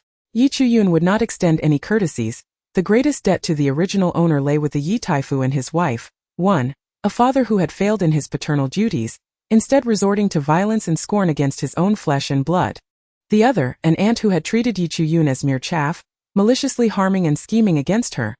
Their offspring had also inflicted numerous wounds upon the original Yi Chu-yun if the indifference of the other members of the Yi family had rendered Yi Chu-yun emotionally detached. The injuries dealt by these few had instilled in her a profound hatred for the family. Yet, at that moment, Yi Chu-yun found herself no longer desiring Yi Linglong's death. Instead, she realized that making Yi Linglong wish for death would be far more satisfying. Thus, the little Gu family had spared Yi Chu-yun, perhaps out of a sudden change of heart. Why Yi Chu-yun was curious about the depth of animosity that could drive her aunt to such an appalling hatred. Mo Junxian regarded Yi Chu-yun, adorned in azure garments that accentuated her porcelain skin, her delicate waist seeming to beckon, a gentle smile gracing her lips, her enchanting eyes sparkling with a mesmerizing light, and her long dark hair flowing like silk behind her, every movement imbued with captivating allure. In stark contrast, Yi Linglong lay sprawled on the ground, her eyes brimming with jealous rage, an unsightly sight. How could he have ever thought Yi Linglong and Yi Chu-yun were equals? The disparity was glaringly apparent. Yet, Mo Junxian had seemingly forgotten that the previous Yi Chu-yun had been a mere waste. Even with her newfound beauty, he would not have favored her. However, now that Yi Chu-yun possessed both beauty and extraordinary talent, who but he, Mo Junxian, could be worthy of her?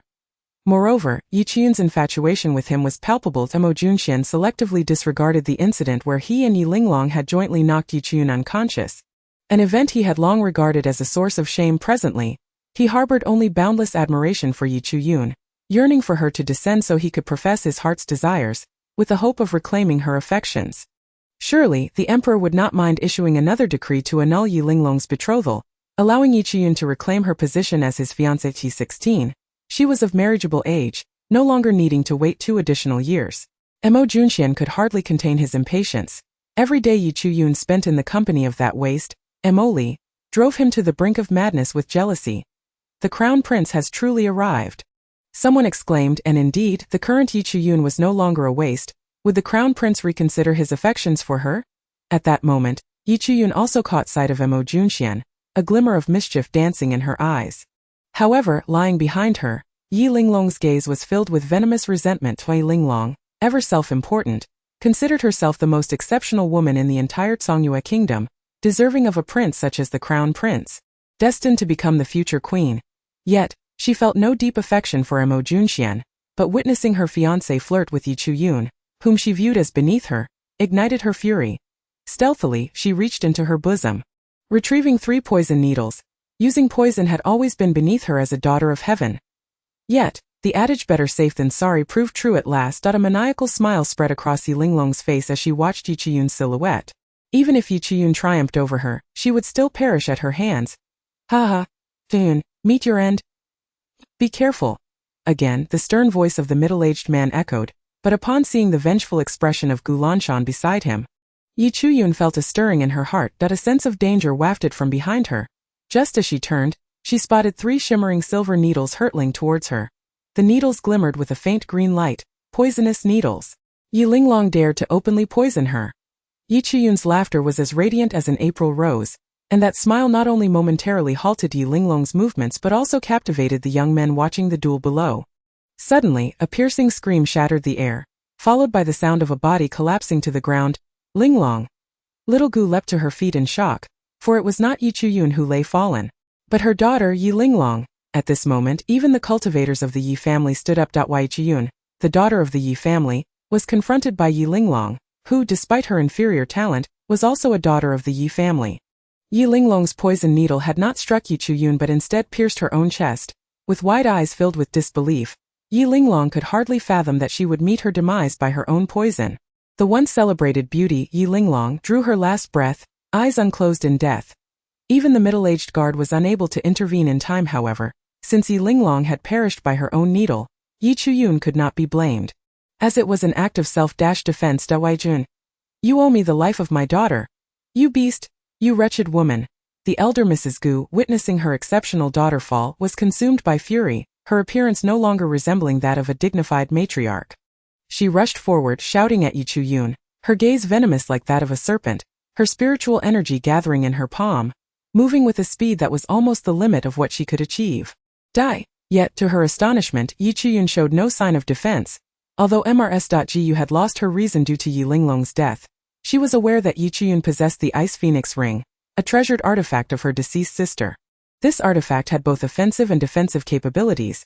Had Yi Chuyun summoned it, Mrs. Gu's attack might not have been fatal. However, she had not anticipated that Yi Chuyun would act so recklessly, seemingly inviting her own demise.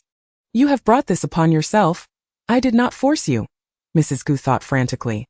Yet, just as her hand approached Yi Chuyun's envious and resentful visage, an unexpected turn of events occurred. With a slight smile, Yi Chuyun raised a hand and struck MRSW down before she could even make contact in a bewildering twist. Instead of delivering a fatal blow, Yi Chuyun walked over to help MRSW up. "Oh dear mother, I did not realize it was you." This statement caused MRSW to spit blood in her fury once more. Yi Linglong had undoubtedly brought her fate upon herself, yet MRSW could not contain her rage. Screaming at Yi Chuyun, who claimed to have not recognized her. Who would believe such a claim? The more Yi Chuyun behaved this way, the more curious everyone became about her intentions. Was there an undisclosed secret between her and her stepmother? Her biological aunt? Otherwise, how could she be so ruthless towards her own kin? Outsiders believed that Yi Chuyun's misfortune stemmed solely from her status as a waste, unaware of the countless schemes Mrs. Gu had orchestrated to make Yi Chuyun's life miserable. Today, Yi Chuyun intended to force MRSW to confess. The heart method of the yin-yang transformation possessed formidable spiritual awareness and enhanced spiritual energy reserves. Thus, Yi Chuyun's consciousness was far superior to that of an ordinary cultivator, coupled with her first-grade Spirit King cultivation, equivalent to the core formation stage of her previous life. Mrs. Gu stood no chance against her. As she met Yi Chuyun's envious and familiar peach blossom eyes, Mrs. Gu's once furious gaze suddenly turned pale and vacant. "Mother, what has happened? How did you end up on the arena?" Yi Chuyun's voice was gentle, seemingly filled with concern for her stepmother, yet no one noticed the flicker of malice that crossed Mrs. Gu's pupils at that moment. "This wretched girl has killed my daughter. I shall slay her." "Mother, this is unjust. I did not kill my sister. Her own poison needle accidentally struck her." Mrs. Gu, seemingly stimulated by Yi Linglong's death, struggled within, yet her resolve hardened. Even in death, Yi Chuyun the wretched must perish. She, along with her vile mother and brother, deserves to die. "What nonsense are you spouting?" Yi Liangfu, devoid of paternal affection for Yi Chuyun and deeply pained by Yi Linglong's death, held Yi Chuyun accountable. However, he had not anticipated Mrs. Gu's impulsiveness, disregarding the many onlookers to charge at Yi Chuyun that if she succeeded in killing Yi Chuyun, it would be one matter, but now she had placed herself at a disadvantage. Continuing to bicker with Yi Chuyun was uncharacteristic of Mrs. Gu's silence. Yi Tianqing was now fully focused on his granddaughter Yi Chuyun, realizing that his daughter-in-law and son had mistreated her over the years. Otherwise, why would she harbor such resentment? Yet, Yi Tianqing still believed there was nothing wrong with neglecting a waste within the Yi family. However, Yi Chuyun was no longer a waste. Compared to Mrs. Gu, Yi Chuyun was undoubtedly more significant. With his father's reprimand, Yi Liangfu dared not speak further. He gazed intently at Mrs. Gu, sensing something amiss, yet he could not pinpoint the difference. Should the truth come to light, it would mean sacrificing Mrs. Gu. A cold glimmer passed through Yi Liangfu's eyes. After all, Mrs. Gu was a stepmother. It was understandable for her to mistreat her stepdaughter, but as a biological father, how could he abuse his own daughter? This blame could only rest squarely on Mrs. Gu's shoulders. "Then why did you save me back then?" Yi Chuyun continued to coax gently, unwilling to kill her with a single strike. She aimed to expose Mrs. Gu's true nature to all, torturing her slowly to death as an offering to the spirit of the original Yi Chun. Mrs. Gu, not even sparing her a glance, wore a particularly sinister expression, thinking, who allowed that wretched boy to possess such talent? How could I allow his existence to hinder my son's path? Regrettably, she had no idea if that wretched boy was dead or alive. How terrifying! Is she truly worthy of being called a virtuous wife and mother? The eldest daughter of the Gu family was her own sister. Had she not married into the Yi family under the pretense of caring for the Gu family's children? What do you know? I heard that Yi Linglong and Yi Chan were premature. What? Does that mean MRS.Gu has long been involved with her brother-in-law? Someone gasped in shock, were it not for Yi Tianqing standing nearby. Yi Liangfu would have rushed forward to slay MRS.Gu with a sword. Initially, Gu Wan had been aloof towards him, and even after bearing 2 children, she remained indifferent. Unable to withstand Mrs. Gu's allure, he had succumbed to her. Little did he know that MRS.Gu had become pregnant, leading them to conspire to kill Gu Wan. Thus, Gu Wan had been murdered by their collusion. This was a secret known only to the 2 of them. No. If MRS.GU continues speaking, a chilling glint flickered in Yi Taifu's eyes. As for you, I had initially intended for you to be thrown into the city moat to drown. Every time I see you, I am reminded of that wretched Gu Wan. She has always outshone me in every aspect, whether in beauty or talent, that I could not accept it. After all, we were sisters. Why must she excel in everything? MRS.GU laughed maniacally, while Gu Chonghai's eyes widened in disbelief as he stared at the deranged Mrs. Gu. His mind in chaos, as though this was all orchestrated by Mrs. Gu. I had thought she and the eldest sister, Gu Wan, were genuine sisters sharing the same mother. How could she treat his niece and nephew this way? Yet he felt it was unjust for her to die so easily, thus he had saved her. Ordering her to be poisoned daily, however, he had not anticipated that the poison would not kill her but render her a waste. Ha! What poetic justice! Gu Wan was superior to me in everything. Yet her daughter is a waste. A girl incapable of cultivation, forever stepped upon by my daughter. Ha ha ha, Linglong, for you and Channer, I would kill anyone without hesitation, including that wretched Gu Wan, who deprived you of a legitimate lineage. As her voice faded, a sharp sound pierced the air, a blade entering and exiting with a crimson flow. Overwhelmed by excruciating pain, Mrs. Gu awoke, unable to believe she would meet her end at Yi Yangfu's hands. All men are fickle. Yi Chuyun maintained a serene smile, gazing at Yi Taifu, who revealed a glimmer of malice in his eyes. This venomous woman. I had no idea she had committed so many misdeeds over the years. Yi Chuyun's lips curled upward, relieved that MRS.GU had already breathed her last. Otherwise, she would likely have died of fury once more. Although her actions were not entirely for Yi Taifu's sake, Yi Chuyun understood that Mrs. Gu had genuine feelings for him. Now she was to die at the hands of this man, who would wash his hands of all responsibility. Indeed, men are unreliable. Yi Chuyun couldn't help but think of Murongyi from her previous life, a hint of crimson flashing in her eyes before quickly fading. Murongyi, wait for me, I shall return to avenge you. Do not allow yourself to be easily killed. Her father was truly righteous. In that case, she would express her gratitude to him on behalf of her mother. As she spoke, her smile broadened, yet the chill in her enchanting peach blossom eyes remained unwavering. If the eldest daughter of the Gu family, Gu Wan, was indeed a victim of the second daughter, Gu Shi, then Yi Taifu was guilty of seducing his sister-in-law and plotting against his wife. Though it seemed that all blame was directed at Mrs. Gu, everyone understood that such a situation would not arise if Yi Taifu, as a father, had taken a stand. How could a stepmother harm the children of the legitimate wife without the father's consent? Ultimately, it is the esteemed Yi Taifu who owes a debt to Yi Chuyun. And as for that wretched Gu clan member, she happens to be Yi Chuyun's own aunt, yet she possesses such a heart of malice. Truly, she deserves her fate. Dying at the hands of her own husband is indeed poetic justice. Listening to the discussions among the crowd, Yi Taifu's expression darkened, though he maintained a facade of composure. For these years, he had been a negligent father. He cast a shadowy glance at Yi Chuyun, as if to say, "You have suffered." Yi Chuyun chuckled lightly, "Suffering is too grand a term. I am but a worthless being. The Yi family should be grateful for the mere act of supporting a useless individual like me, as long as you know." Just as Yi Chuyun finished speaking, Yi Taifu's true colors emerged, letting out a cold snort. "Since your mother is already deceased, let this matter rest. My mother has long been dead, murdered by that vile woman, Gu Shi. Are we to let this go unpunished?" Yi Chuyun's gaze turned icy. Fixating on the retreating figure of Yi Chan, who wore a wary expression. Realizing Yi Chuyun's intentions, Yi Taifu's face turned ashen. "What do you intend to do? Chun'er is your own brother." "Oh, is that so? My mother bore only me and my elder brother." The implication was clear. In Yi Chuyun's heart, only Yi Xiao mattered, while the others were inconsequential. "Yi Chuyun, do not push your luck." Yi Taifu recognized that Yi Chuyun had some backing. Thus he dared not act recklessly, merely standing aside to probe her intentions. If he discerned her weakness, he would strike immediately. However, Yi Taifu had suffered losses at her hands before her marriage, which instilled a natural wariness in him. In her past life, Yi Chuyun had never cared for others' gazes, yet she now realized that garnering sympathy at the right moment could yield unexpectedly fruitful results. "Oh? I am being too domineering? Yi Linglong plotted against me and ended up killing herself.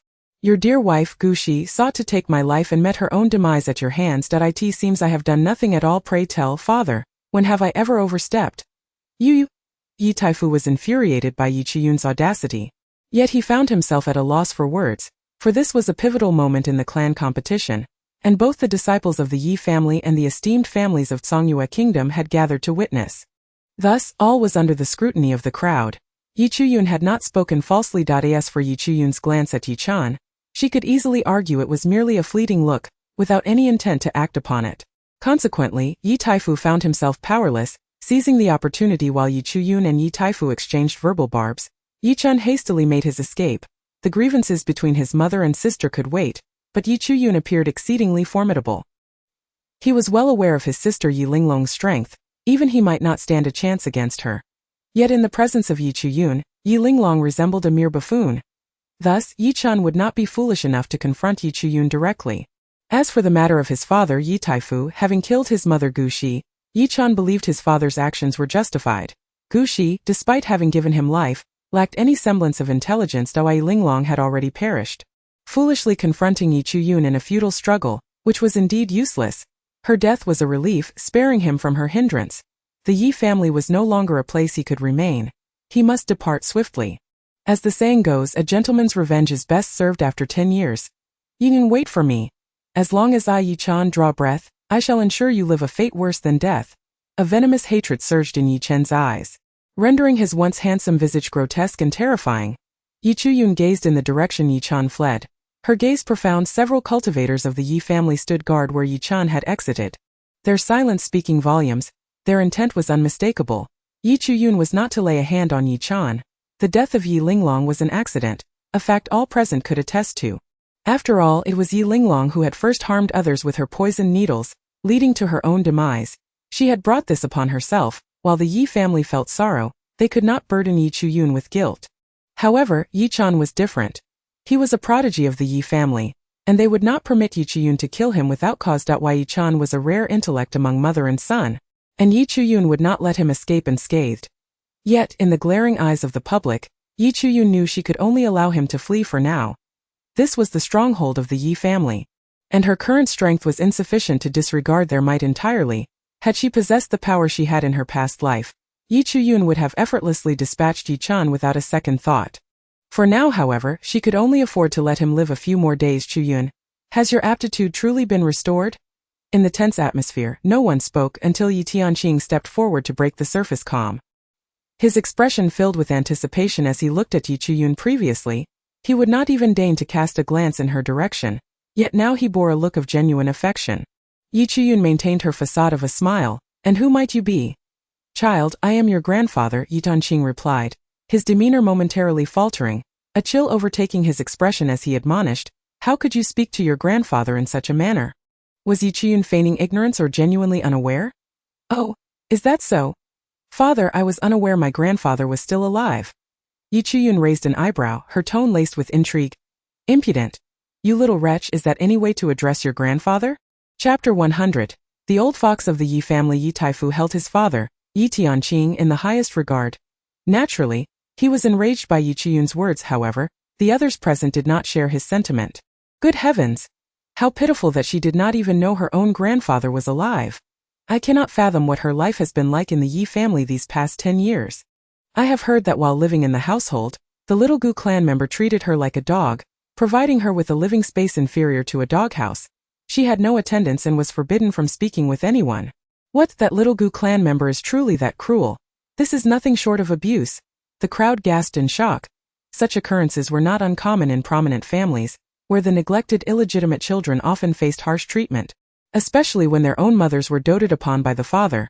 Once their biological mothers passed, they were subjected to torment by their legitimate mothers. Yet, the little Gu clan member was Yi Chuyun's own aunt. No one could have anticipated her to be so malevolent.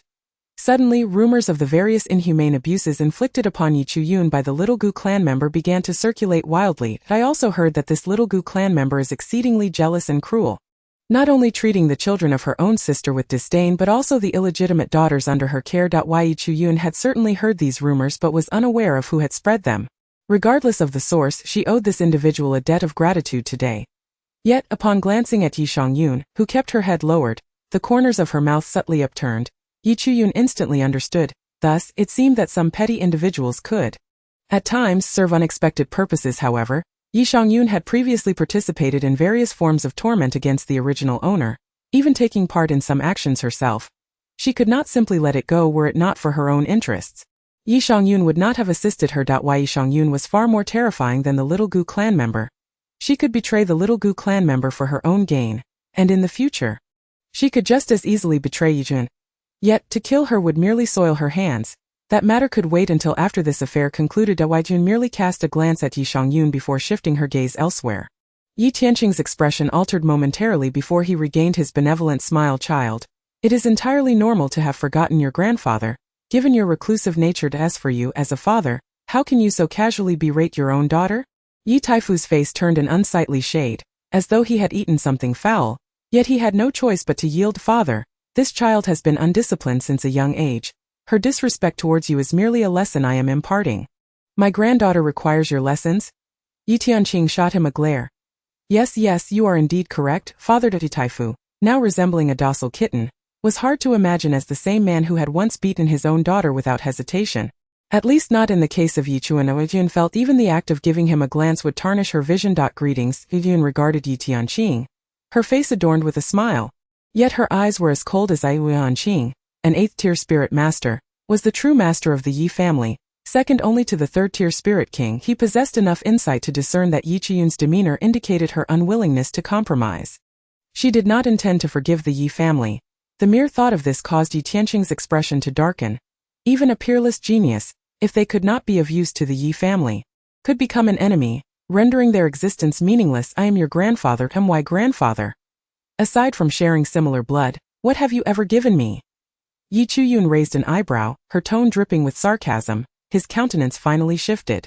Perhaps influenced by the remnants of the original owner's memories, Yi Chuyun felt a twinge of bitterness. With your previous aptitude, the Yi family. Never mind, it is the Yi family who has wronged you. We shall compensate you in the future. Yi Tianqing's expression changed, and he unexpectedly softened. Yi Chuyun's demeanor indicated that she still held some feelings for the Yi family, whether rooted in resentment or otherwise. As long as there were feelings involved, they could strive to make amends. In Yi Tianqing's view, with the innate talent that Yi Chuyun currently displayed, it was worth their effort to cultivate her allegiance. If they could restore Yi Chuyun's sense of belonging to the Yi family, making a minor sacrifice would indeed be worthwhile. However, the final decision would hinge on the results of the assessment of Yi Chuyun's abilities.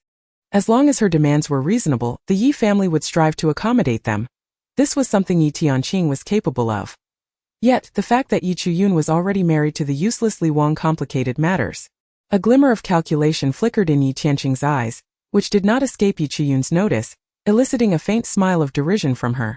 This Yi Tianqing, seemingly genial, was in truth a cunning old fox.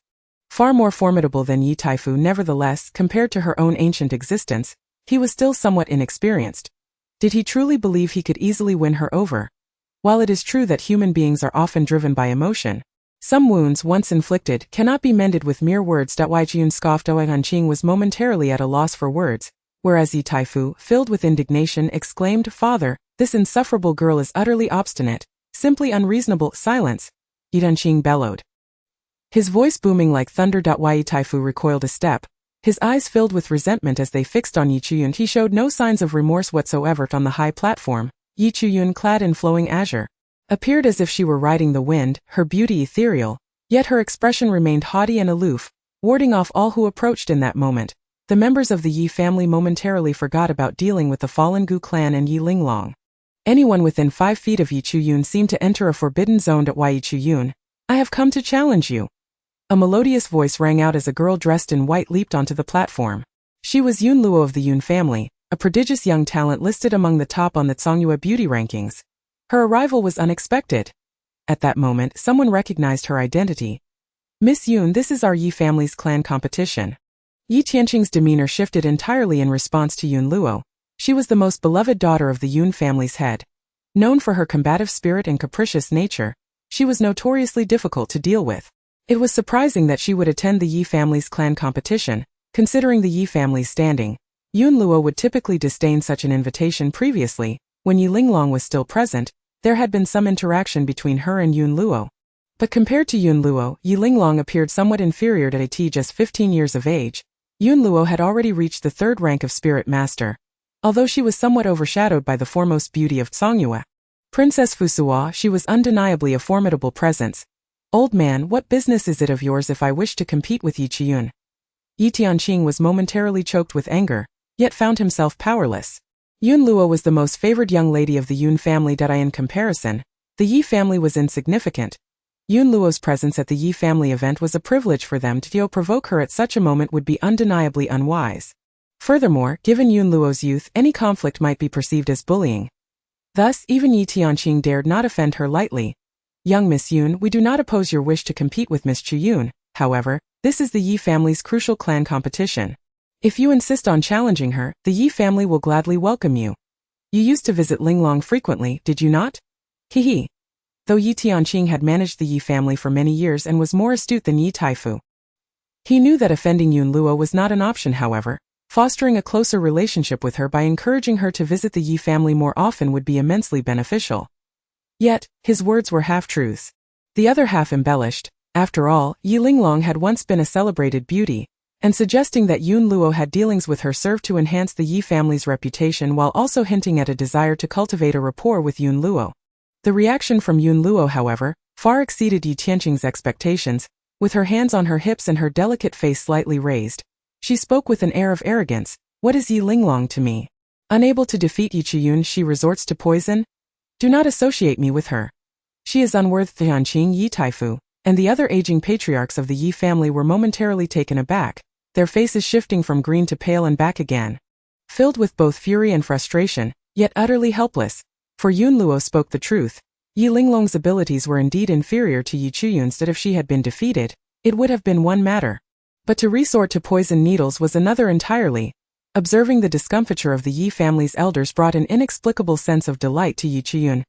Noticing that Yun Luo was curiously studying her with clear and innocent eyes, she felt a flicker of fondness toward her.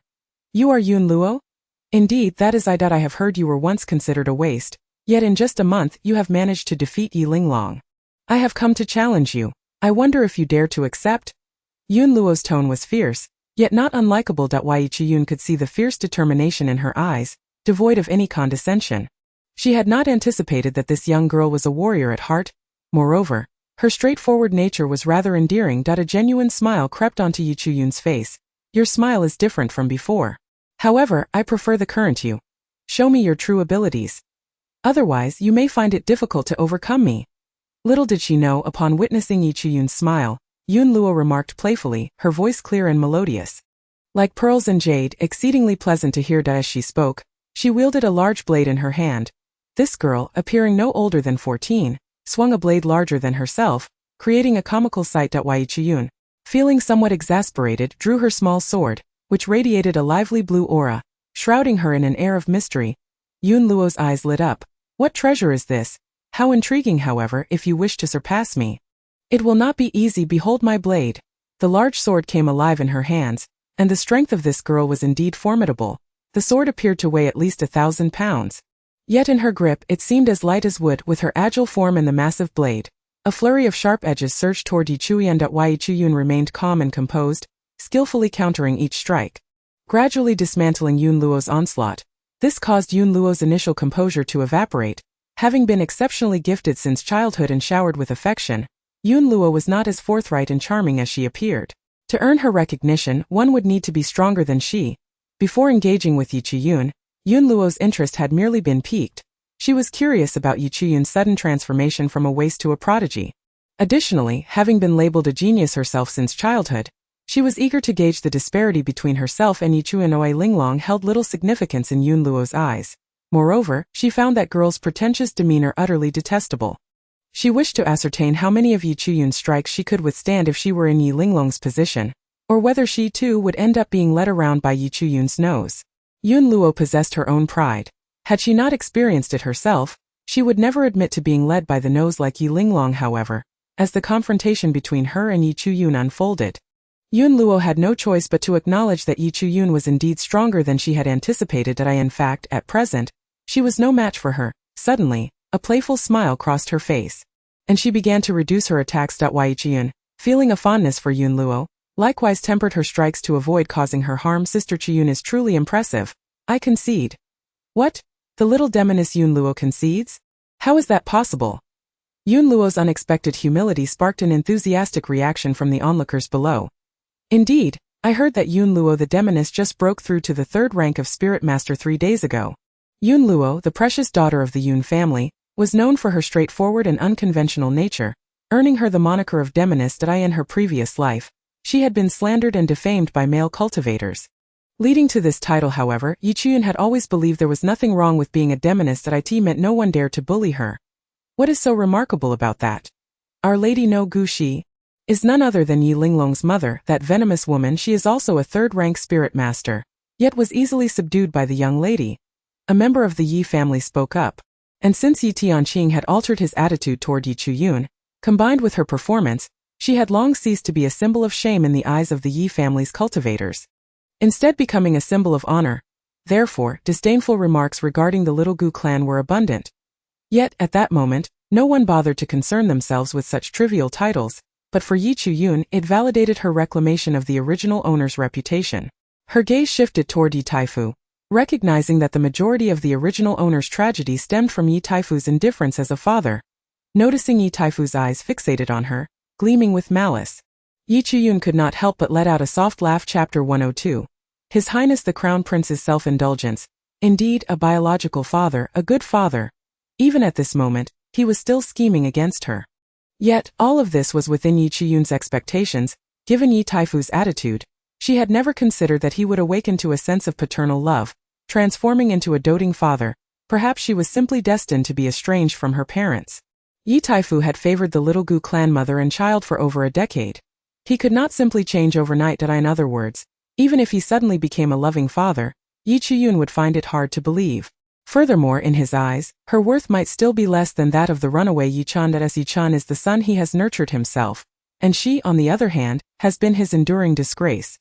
Even if this disgrace were to suddenly transform into someone worthy of his pride, he could not accept it immediately. However, Yi Chuyun also does not wish for him to don the guise of a benevolent father, as that would only nauseate her further. It is best this way, to spare her from any disgust. When it comes to revenge, a swift and decisive approach would be preferable. Turning to Yun Luo, she offered a slight bow, acknowledging her sister's exquisite swordsmanship, promising to engage in further sparring on another day. Yun Luo's eyes sparkled with excitement. Sister, do you truly mean that? Yi Chuyun was momentarily taken aback but nodded without hesitation. Excellent. After enduring over a decade of torment from that venomous woman, how has my sister suddenly regained her talents? Perhaps we should visit our Yun family. We possess the most advanced testing orb, which can undoubtedly assess your current aptitude, and I believe it must be quite remarkable now. Yun Luo's voice was sweet and melodious, and as her words fell, all eyes turned fervently towards Yi Chuyun.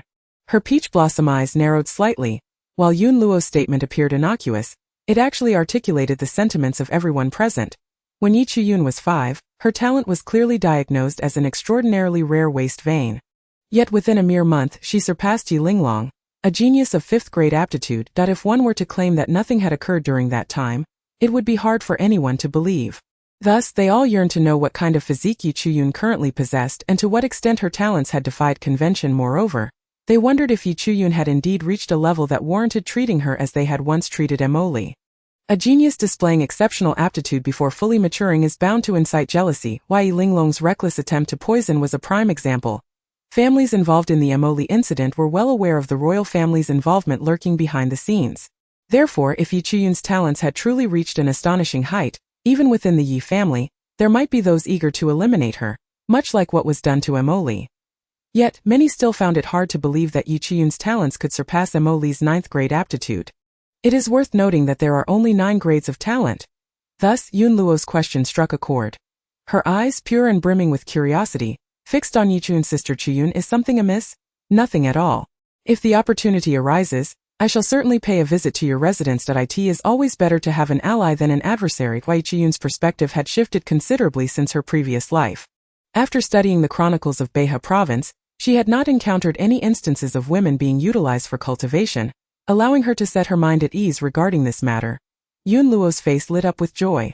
However, her gaze turned towards the Yi family members with a displeased expression. From now on, my sister Chuyun is my friend. If any of you dare to bully her again, I shall ensure you face the consequences. Yun Luo's attitude was audacious, and yet no one found it inappropriate. Besides her status as the legitimate daughter of the Yun family, her 2 brothers were quite formidable. The eldest, Yun Linfeng, was a prodigy in alchemy. A 17-year-old paragon and the heir of the Yun family, the immense benefits gained from the Luofeng mountain range had left other families envious. Yet the strength of the Yun family rendered them merely spectators.